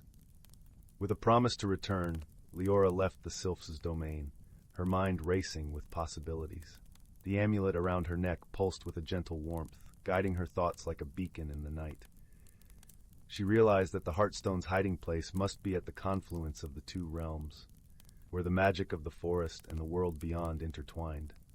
Determined to find the Heartstone, Leora retraced her steps to the enchanted glade. As she approached the magnificent tree at its center, she felt the amulet's warmth intensify, the sapphire glow resonating with the energy of the glade. Leora knelt before the ancient tree, her fingers brushing the soft earth. "Spirit of the woods," she called softly, her voice a gentle plea. "Guide me to the Heartstone, so that I may help restore the harmony that has been lost." The spirit's voice answered, a soothing presence that enveloped her like a warm embrace. "The Heartstone lies within, child. It is a part of the forest, yet hidden from sight. Trust in your heart and the amulet's guidance." Closing her eyes, Leora let the amulet's warmth flow through her, connecting her to the pulse of the forest.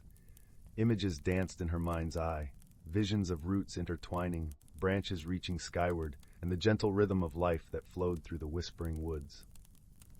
With newfound clarity, Leora rose and approached the tree once more. Her hands moved with a purpose not entirely her own, guided by the amulet's magic. She reached into a hollow within the tree's trunk, her fingers brushing against something cool and smooth. When she withdrew her hand, she held the Heartstone. It was a gem of unparalleled beauty, its surface swirling with colors that mirrored the forest's vibrant hues.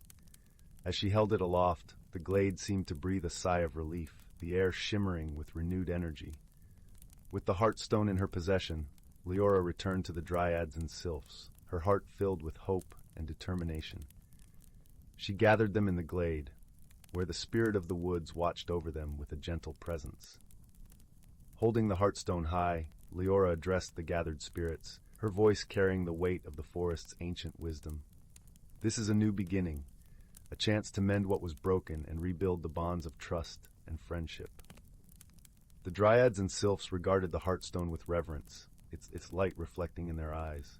Slowly, tentatively, they began to approach one another, their hands reaching out in gestures of reconciliation. As they joined hands, the Heartstone blazed with a brilliant light, its magic weaving through the forest like a gentle breeze. Leora watched as the bonds of friendship and unity were reformed, a tapestry of harmony that enveloped the whispering woods. In that moment, Leora understood the true power of the amulet and the heartstone. It was not the objects themselves, but the connections they represented, the trust, understanding, and love that bound the creatures of the forest together. With the rift healed and harmony restored, Leora bid farewell to the dryads and sylphs, her heart light with the knowledge that she had played a part in preserving the magic of the whispering woods. Horus flapped his wings in approval, his eyes twinkling with pride. As they made their way back to Bramblebrook, Leora felt a deep sense of peace. The village was bathed in the warm glow of twilight, the stars beginning to twinkle in the vast sky above. She knew that the magic of the forest would always be a part of her, a reminder of the power of friendship and understanding. That night, as Leora lay in her cozy bed, the amulet resting on her bedside table, she drifted into a peaceful sleep. Her dreams were filled with visions of the whispering woods, the gentle rustle of leaves, and the soft, comforting presence of the spirit. And so, the story of Leora and the Whispering Woods became a cherished tale in the village of Bramblebrook, a reminder that even in the simplest of places, magic could be found in the hearts of those who believed in the power of friendship and the beauty of the world around them. In the heart of the ancient whispering forest, where towering oaks and graceful willows stretched their limbs towards the sky, a gentle balance had been maintained for centuries. The forest was a tapestry of greens and browns, dappled with sunlight that trickled through the canopy, painting patterns on the leafy floor.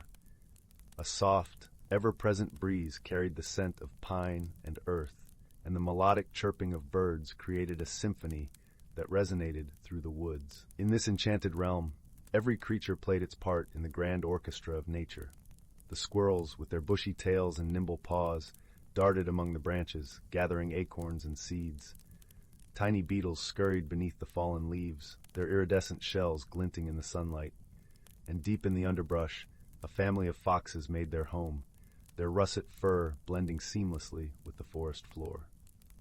But perhaps the most enchanting inhabitants of the whispering forest were the Fey folk, the delicate, ethereal beings who danced on the breeze and sang with the birds.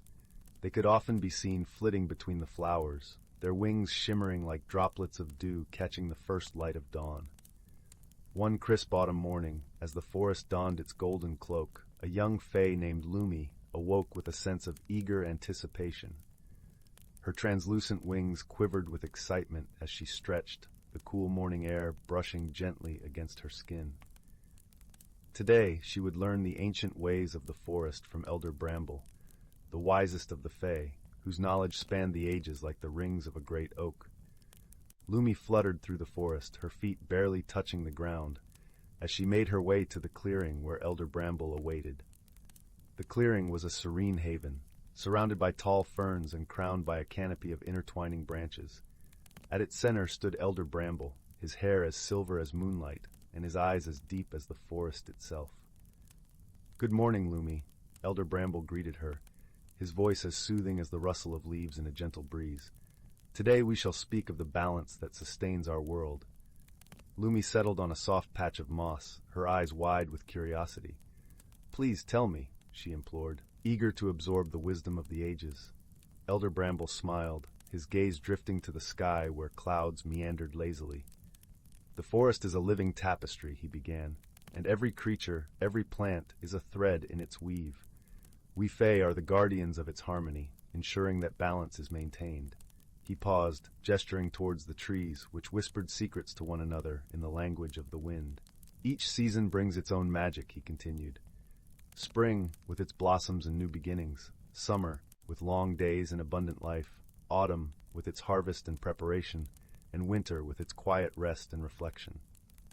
Lullaby nodded, feeling the truth of his words resonate within her.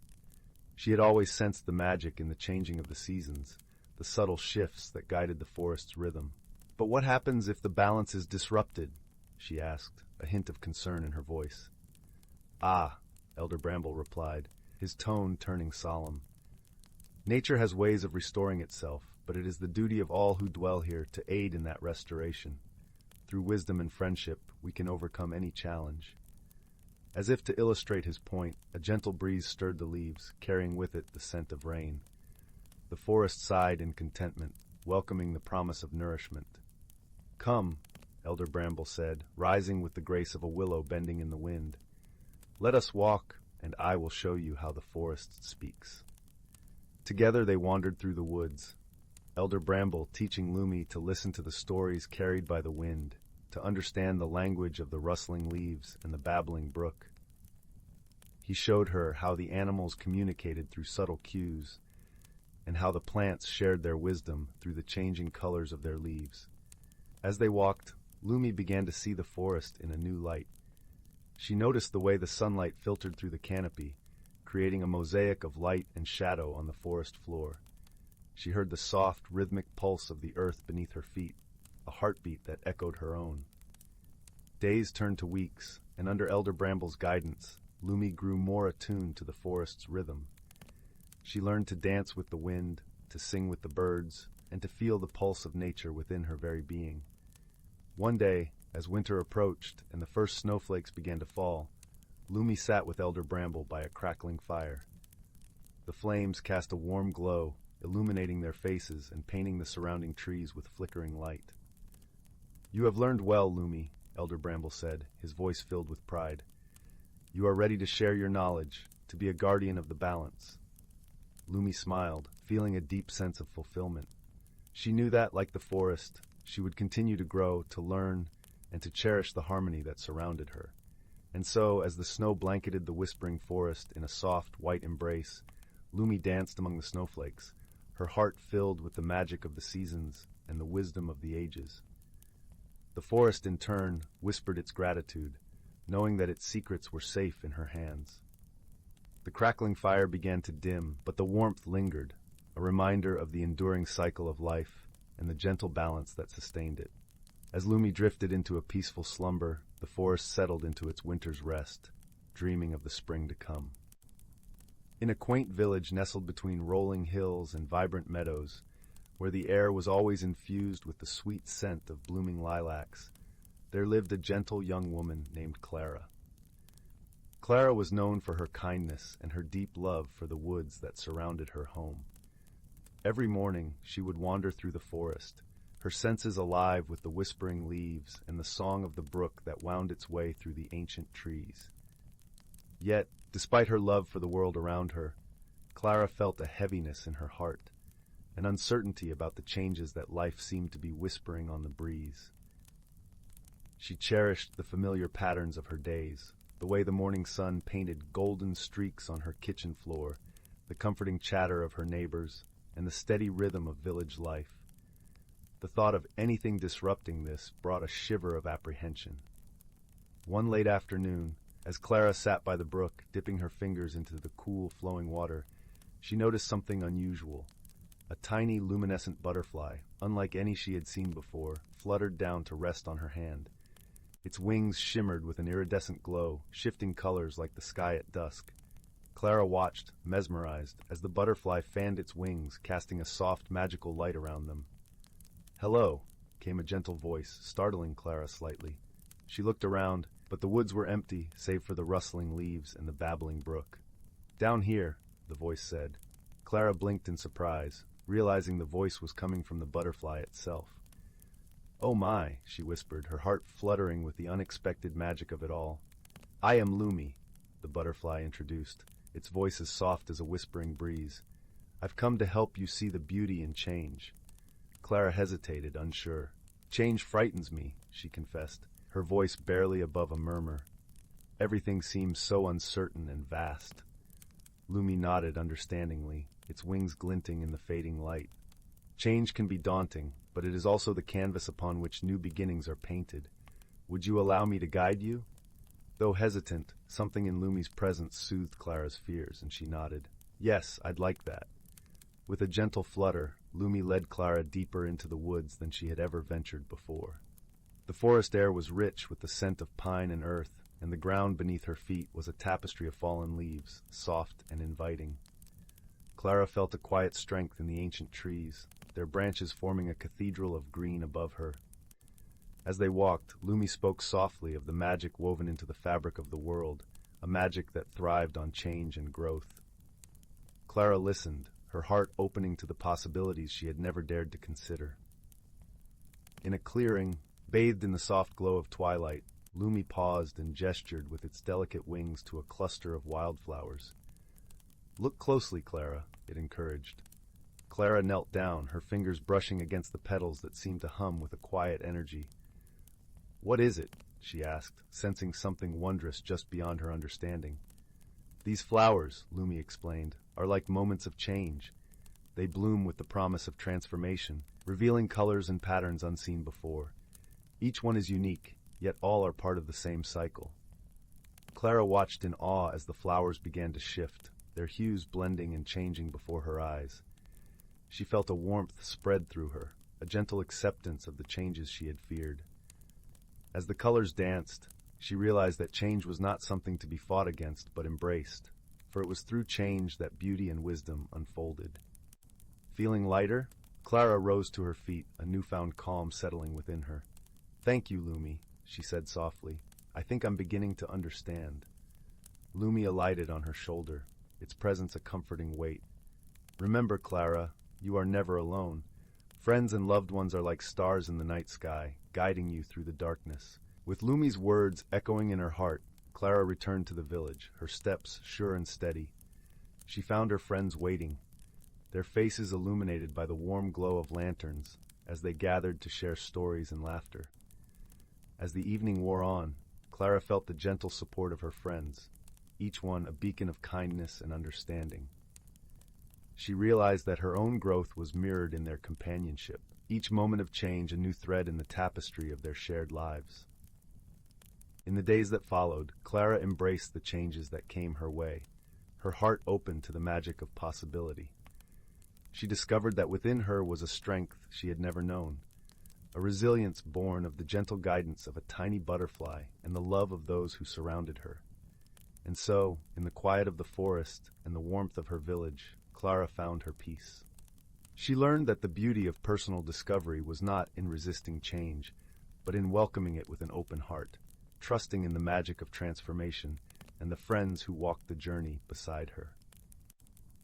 Under the starlit sky, as the village drifted into slumber, Clara lay in her bed, the soft rustle of leaves whispering through her window. She smiled, her heart full and content, knowing that the beauty of life lay in its ever-changing dance, a dance she was now a willing part of. And as she closed her eyes, she felt the gentle flutter of Lumi's wings, a reminder that she was never truly alone. Once upon a time, in the heart of a lush and vibrant forest, where the sunlight danced through the leaves like a million tiny fairies, there existed a quaint little village known as Whimsy Hollow.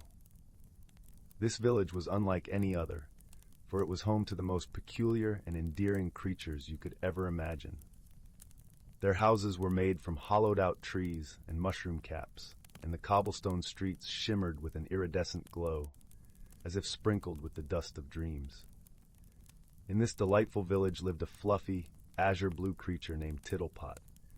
Tittlepot was as round as a blueberry and just as sweet. His large, expressive eyes were always filled with wonder, and he had a tendency to bounce instead of walk, which made him immensely popular among the village children. Tittlepot's best friend was a tiny winged fox named Flicker. Flicker had fur that sparkled like golden sunlight and wings that resembled the delicate petals of a daffodil.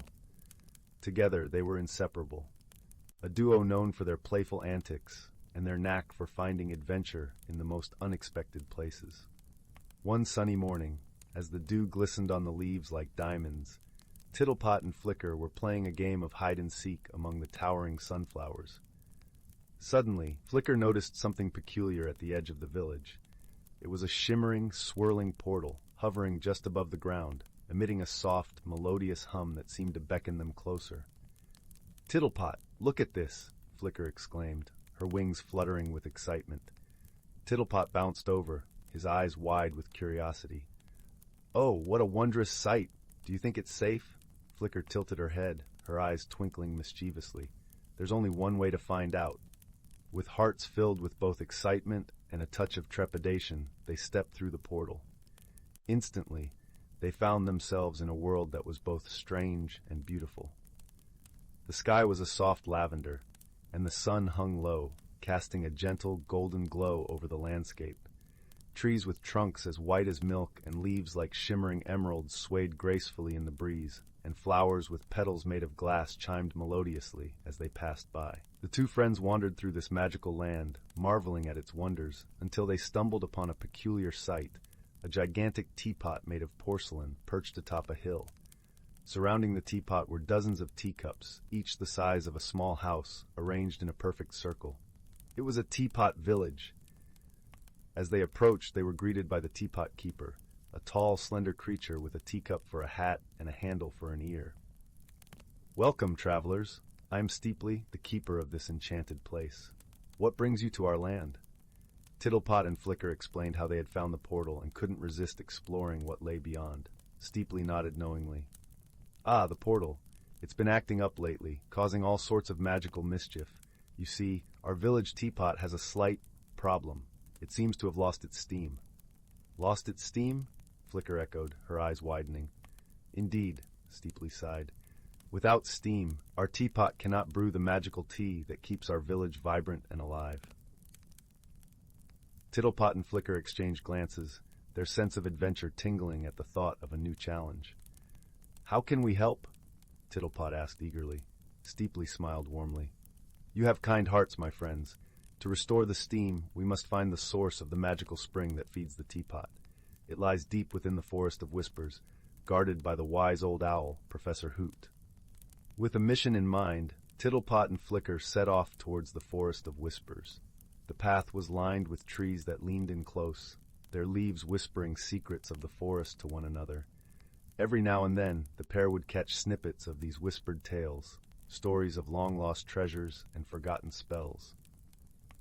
As they ventured deeper, the forest grew darker, but instead of fear, they felt a sense of calm, as if the forest were welcoming them into its heart. Finally, they reached a clearing bathed in soft moonlight, where sat Professor Hoot, perched on a branch, his feathers as white as the moon itself. "Ah, visitors!" Professor Hoot hooted, his voice deep and soothing. "What brings you to my domain?" Tittlepot explained their quest to restore the steam to the village teapot. Professor Hoot listened intently, nodding his head in understanding. "To find the magical spring, one must solve the riddle of the forest," he said cryptically, his eyes twinkling with wisdom. "What is the riddle?" Flicker asked eagerly. Professor Hoot spread his wings wide, as if to embrace the whole forest. "I am not seen, but I am there. I can be full, yet remain bare. I am a friend to those who play, and yet I vanish with the day." Tittlepot and Flicker pondered the riddle, their minds working in tandem. Tittlepot's eyes suddenly lit up with realization. "Could it be a shadow?" he asked breathlessly. Professor Hoot hooted with delight. "Precisely. You are indeed wise, young one. Follow the shadows, and they will lead you to the spring." With renewed determination, Tittlepot and Flicker followed the shifting shadows cast by the moonlight until they came upon a hidden glade. There, bubbling from beneath a ring of luminescent stones, was the magical spring. Its waters shimmered with a brilliant azure light, and the moment they touched the surface, the forest seemed to come alive with color and sound. Carefully, they filled a small flask with the spring water and hurried back to the teapot village. Steeply was overjoyed to see them return, and together they poured the water into the village teapot. Instantly, the teapot began to rumble and shake, and a gentle plume of steam rose from its spout, filling the air with the sweet, fragrant aroma of magical tea. The villagers cheered, and to show their gratitude, they organized a grand tea party in honor of Tittlepot and Flicker. The tables were laden with cakes and pastries, and the air was filled with laughter and music. Flicker and Tittlepot danced and played until the stars twinkled overhead, their hearts full of joy and friendship.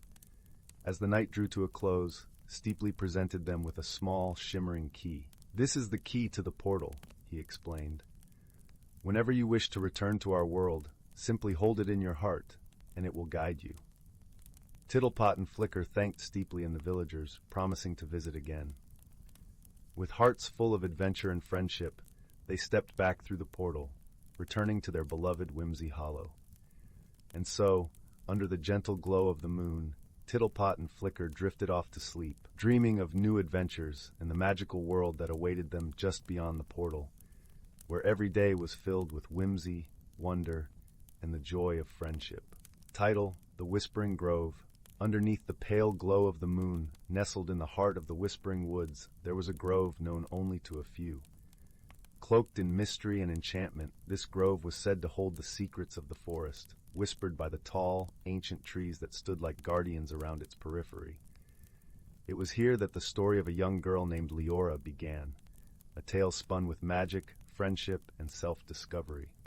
Elara was a gentle soul, with eyes the color of a clear summer sky, and hair that tumbled down her back like a cascade of golden leaves.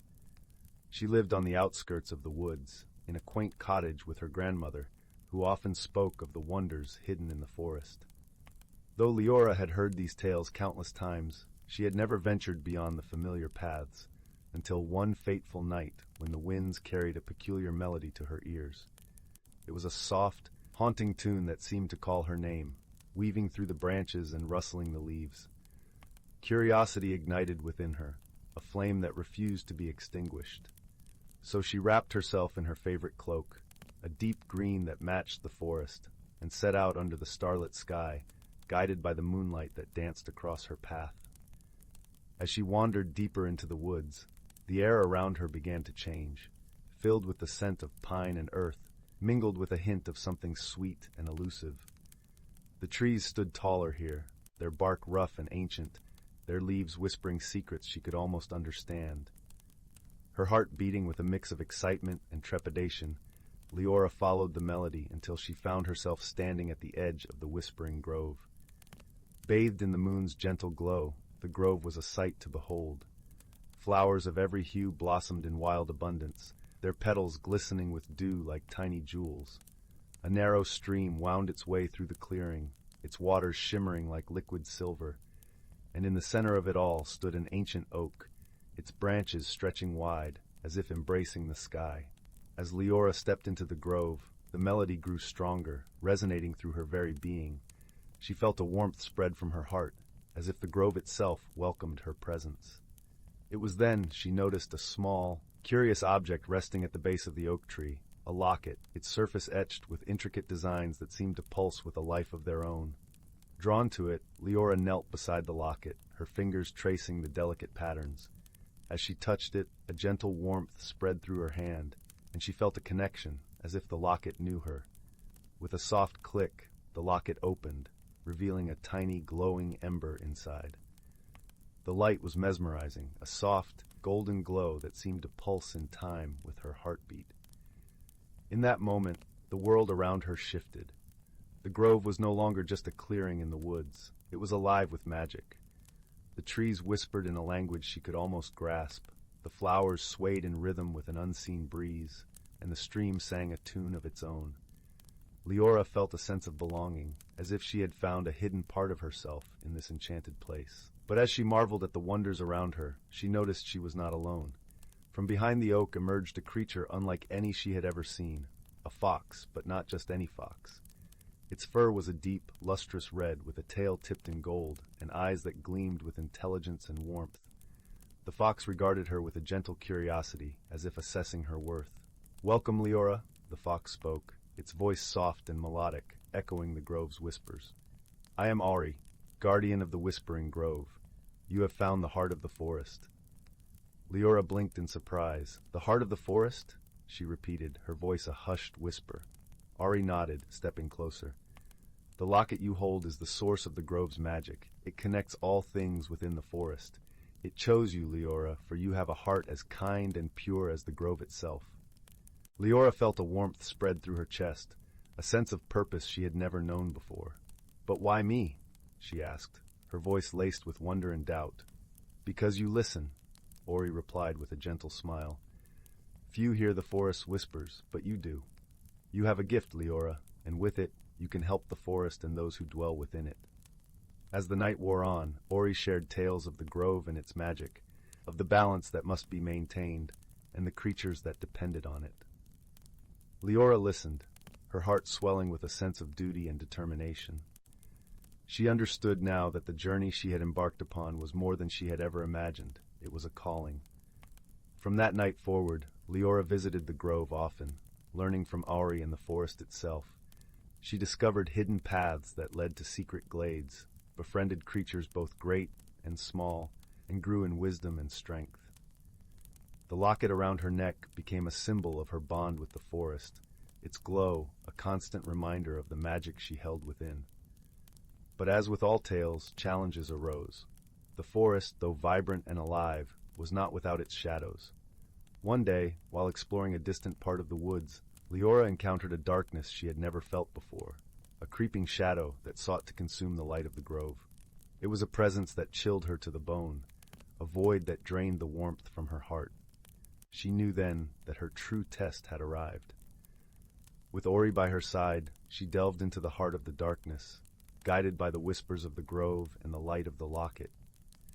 Through trials and tribulations, Leora faced her fears and doubts, drawing strength from the friendships she had forged and the wisdom she had gained.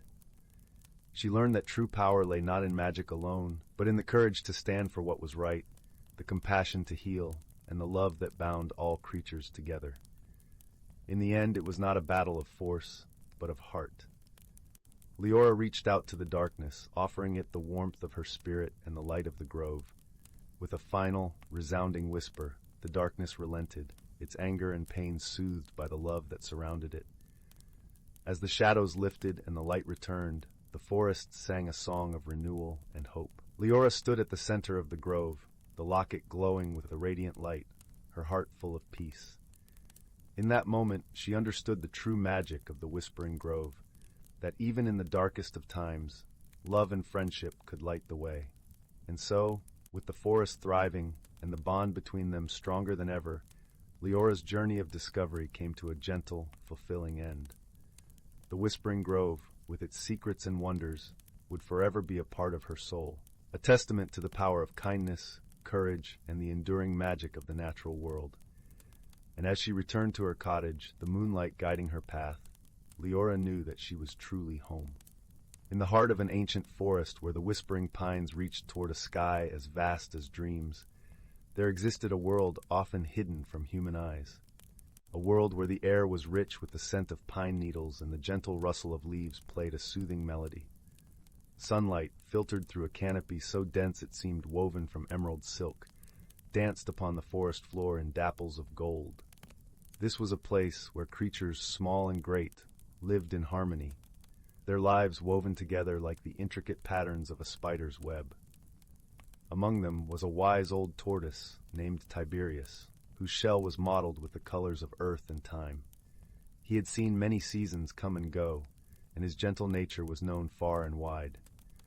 One crisp morning, as autumn began to paint the world in hues of amber and crimson, Tiberius made his slow, deliberate journey to the grand oak, a tree so ancient that its roots were said to cradle the very heart of the forest. It was here that the creatures gathered to share news and stories, and where Tiberius would offer his wisdom.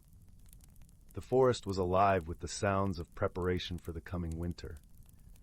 Squirrels chattered energetically as they buried acorns beneath a blanket of fallen leaves, and the air was filled with the soft murmur of wind brushing through branches. A delicate mist hung in the air, wrapping the forest in a gentle embrace. As Tiberius approached the grand oak, he was greeted by a chorus of welcomes. There was Lyra, the clever fox with fur as bright as the morning sun, and a family of rabbits whose ears twitched with curiosity. High above, the birds looked down, their feathers ruffled into fluffy coats against the chill. "Good morning, friends," Tiberius rumbled, his voice deep and warm like the earth itself. "I have come to speak of the changing seasons and the magic they bring." The creatures settled around him, eyes bright with anticipation. Tiberius began to tell them of the magical phenomena that tied the forest to the rhythm of the seasons. He spoke of the gentle snowfall that would soon blanket the earth, insulating it, nurturing it, and how each snowflake was a tiny, perfect crystal, a gift from the winter sky. "But," he continued, "we must remember the balance. Just as the earth must rest beneath the snow, so too must we prepare and respect the cycles of nature." Lyra the fox nodded thoughtfully. Tiberius, how do we ensure we live in harmony with these cycles? Tiberius smiled, his eyes crinkling at the corners. We listen, dear Lyra. The forest speaks to us if we take the time to hear its whispers. It tells us when to gather, when to conserve, and when to give back. As the morning sun climbed higher, warming the chill from the air, the creatures shared their plans for the upcoming winter. The rabbits had dug snug burrows lined with leaves, and the birds had fluffed their nests high in the trees. In the midst of their preparations, a young deer named Soren approached, his eyes wide with concern.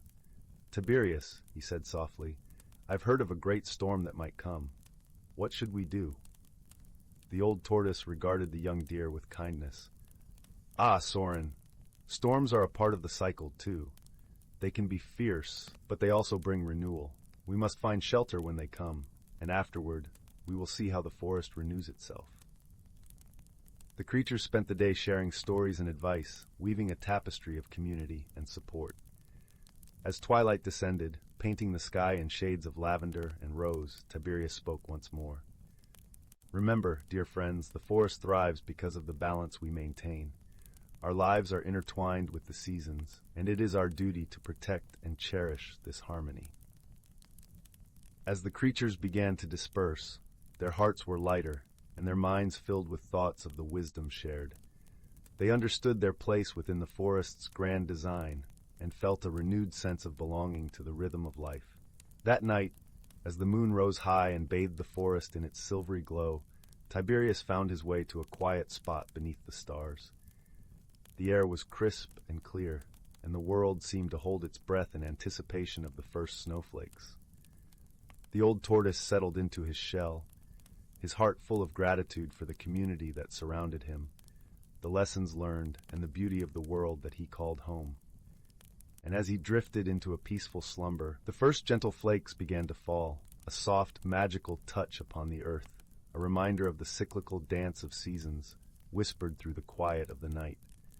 And so in the heart of the ancient forest, the lives of its creatures continued, bound together by friendship, wisdom, and the eternal magic of nature's embrace. Once upon a time in a land where the sun painted the skies with hues of pink and gold, there lay the enchanting village of Whimsy Hollow.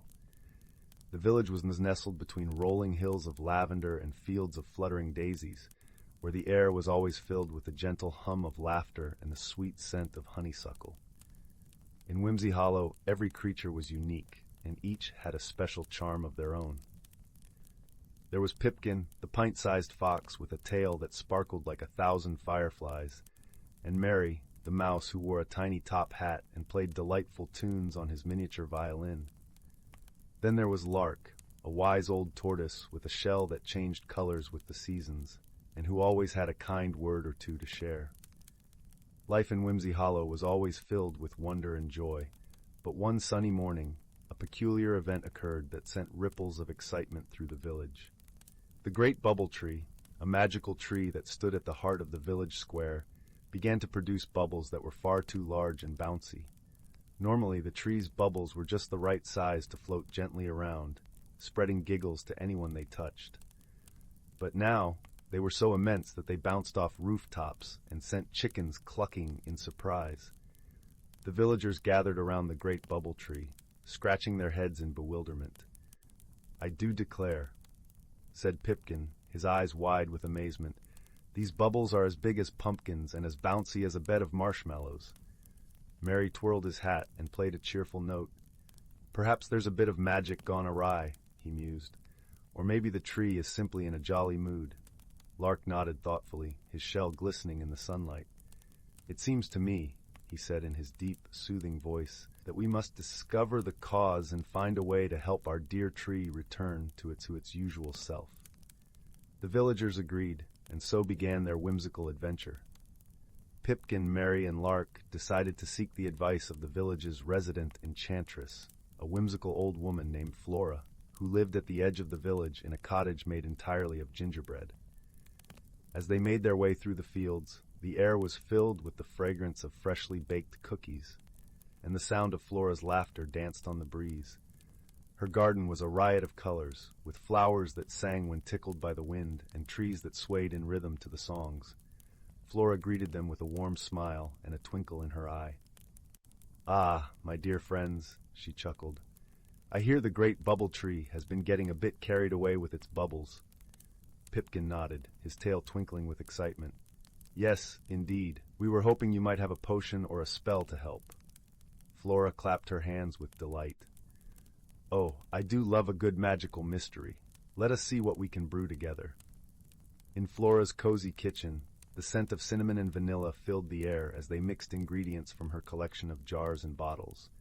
There were giggleberries, which always brought a smile, and whispering petals, known to share secrets with those who listened closely. They added a sprinkle of moonbeam dust, just for a touch of sparkle. As they stirred the concoction, Mary played a joyful tune, and Lark shared an old tale of a turtle who once danced with the stars.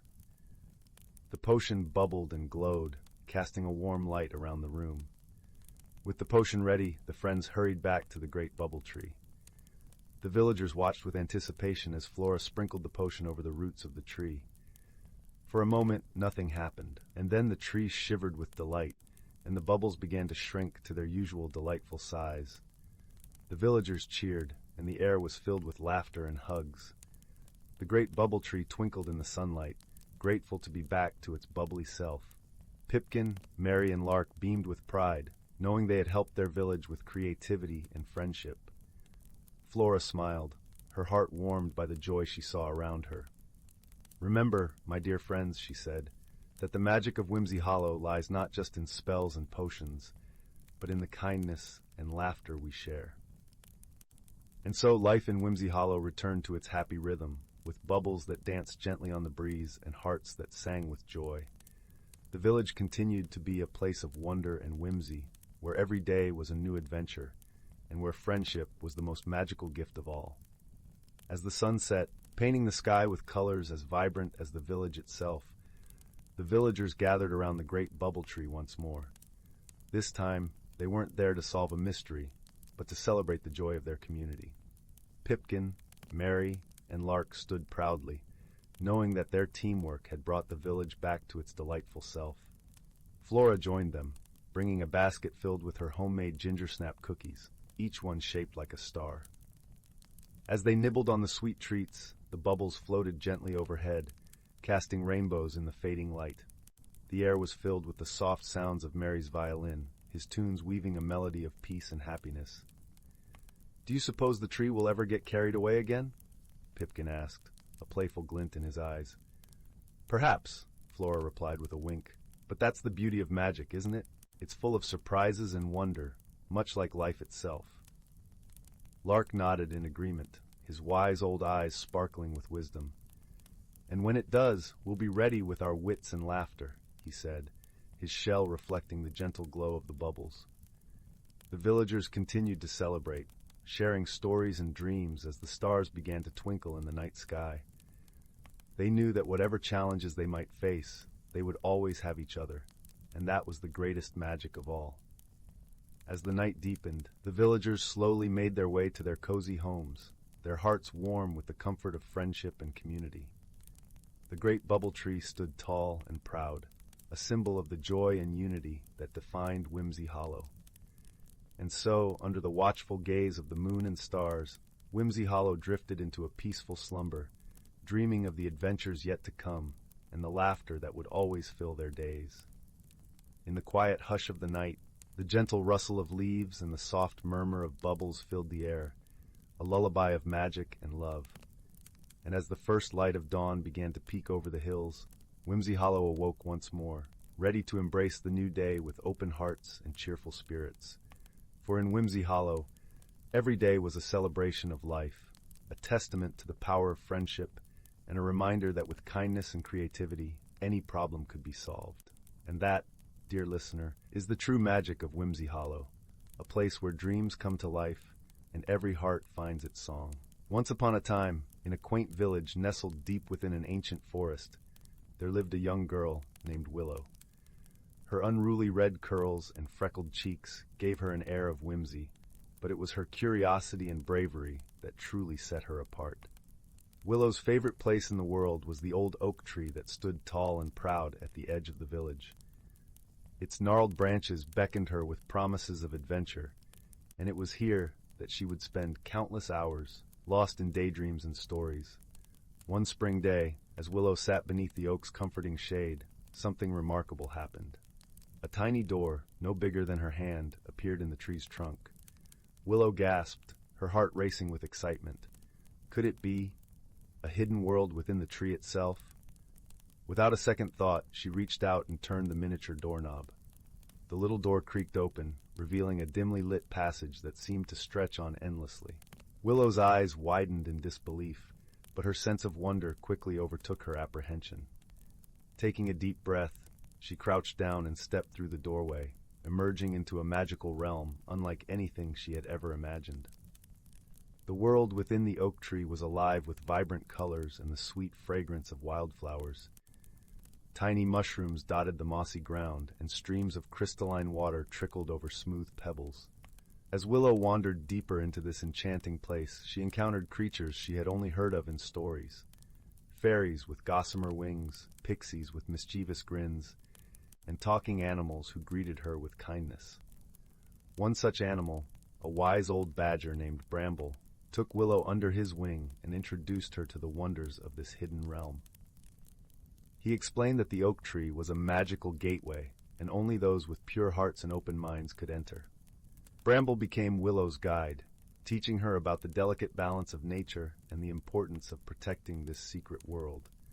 Together, they embarked on countless ventures, exploring every nook and cranny of the oak tree's inner sanctum. On one particularly memorable journey, Willow and Bramble stumbled upon a clearing where a cluster of glowing mushrooms grew. Bramble warned her that these were no ordinary fungi. They possessed the power to grant wishes, but only to those who truly understood the weight of their desires. Willow, ever the curious soul, couldn't resist the temptation to make a wish. She closed her eyes and wished for the ability to understand and communicate with all living things. In an instant, the world around her came alive with a symphony of voices, the whispering trees, the chattering squirrels, and even the soft melodies of the wind itself. At first, this newfound ability was overwhelming, but with Bramble's guidance, Willow learned to embrace her gift and use it to forge deeper connections with the natural world. She became a bridge between the hidden realm and the human village, advocating for the protection of the forest and its inhabitants.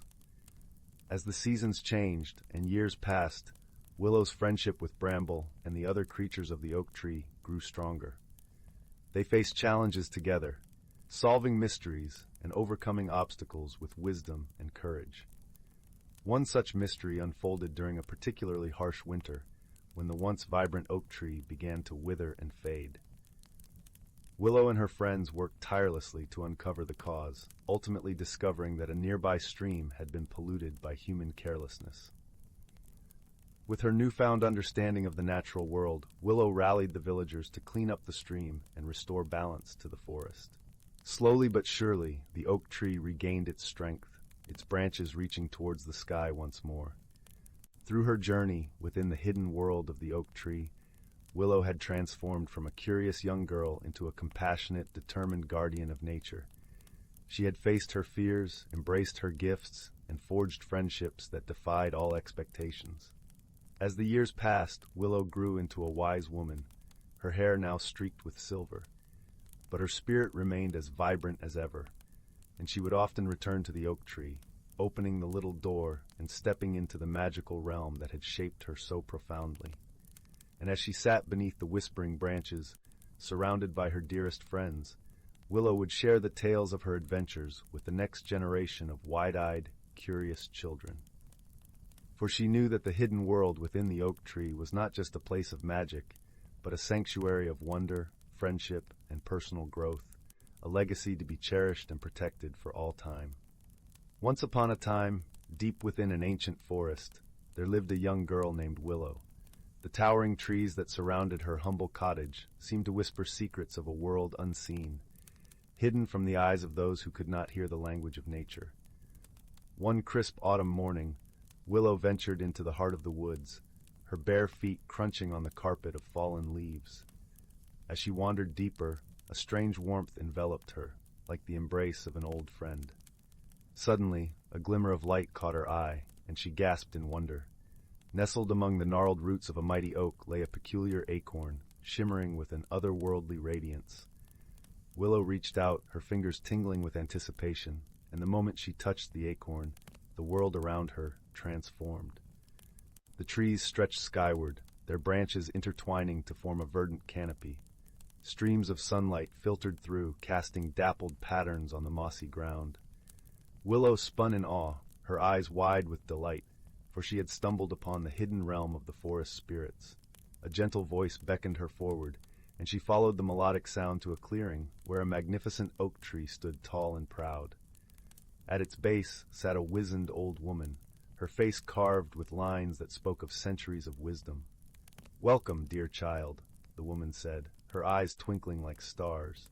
"You have been chosen to bear witness to the wonders of this ancient realm." Willow listened, entranced, as the woman revealed the secrets of the acorn's magic. It was a conduit, a gateway to a world where the boundaries between dreams and reality blurred, where the very essence of nature danced in harmony with the rhythms of life. From that day forth, Willow became the guardian of the acorn, tasked with protecting the delicate balance between the seen and unseen worlds. With each adventure, she learned invaluable lessons about courage, compassion, and the profound beauty that thrived in even the smallest of things. One day, as Willow wandered through the enchanted forest, she stumbled upon a peculiar sight. A tiny creature with wings like gossamer, fluttering helplessly on the ground. As she drew closer, she recognized the creature as a sprite, one of the mischievous but kind-hearted beings that inhabited the realm. "Please help me," the sprite cried, its voice like the tinkling of silver bells. "I've lost my way, and without my wings, I cannot return home." Willow's heart ached for the little sprite, and she vowed to aid her newfound friend. Together, they embarked on a journey through the twisting paths and secret glades, encountering wondrous beings and unraveling riddles that tested their courage and wit. Along the way, they forged an unbreakable bond, defying the expectations of those who believed sprites and humans could never be true friends.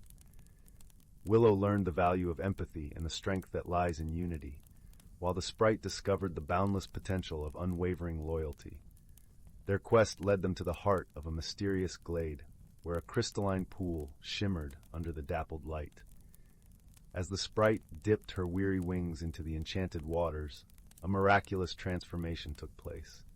Her gossamer wings unfurled, shimmering with renewed vigor, and she took to the skies once more, her laughter like a gentle rain upon the leaves. With a heavy heart, Willow bid farewell to her friend, but the sprite made her promise to return, for their destinies were intertwined forevermore. And so, Willow continued her journey as the guardian of the acorn, her steps lighter and her heart fuller, forever changed by the power of friendship and the magic that dwelled within the hidden realm. Years passed, and Willow grew into a wise and gentle woman, her eyes reflecting the depths of the ancient forest.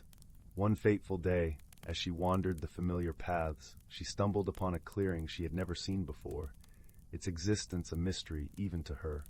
In the center of the glade stood a towering oak, its branches reaching skyward like gnarled fingers grasping at the heavens. Willow felt an inexplicable pull toward the tree, as if answering a call that echoed through the very fibers of her being. As she approached, she noticed a peculiar sight, a door carved into the trunk, its intricate patterns whispering of secrets long forgotten. Without hesitation, Willow reached out and turned the knob, her heart pounding with anticipation. What greeted her on the other side was a sight beyond her wildest dreams. A vast underground cavern stretched before her, its walls adorned with glowing crystals that cast ethereal radiance upon the scene. In the center, a magnificent waterfall cascaded into a crystal-clear pool, its waters shimmering with otherworldly hues.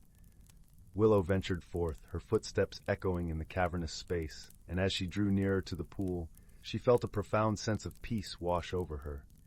It was as if the very essence of the hidden realm had been distilled into this sacred place, a convergence of all the magic and wonder she had witnessed throughout her life. Overcome with reverence, Willow knelt at the water's edge and gazed into the depths of the pool. What she saw reflected back at her was not her own face, but a kaleidoscope of images, memories of her adventures, the friends she had made, and the lessons she had learned along the way. In that moment, Willow understood the true nature of her journey. The acorn had been a catalyst, a key that unlocked the hidden realms within herself, enabling her to grow and transform in ways she could never have imagined. As she rose to her feet, Willow felt a profound sense of purpose, a calling to share the wisdom and magic she had discovered with others. From that day forth, she became a beacon of hope and wonder, guiding those who sought solace and understanding toward the hidden realms that existed within their own hearts and souls. And so, the tale of Willow and the enchanted acorn became a cherished legend, passed down through generations. It was a story of friendship, courage, and the transformative power of embracing the magic that lies within us all, a reminder that even in the darkest of times, there is always light to be found in the most unexpected of places.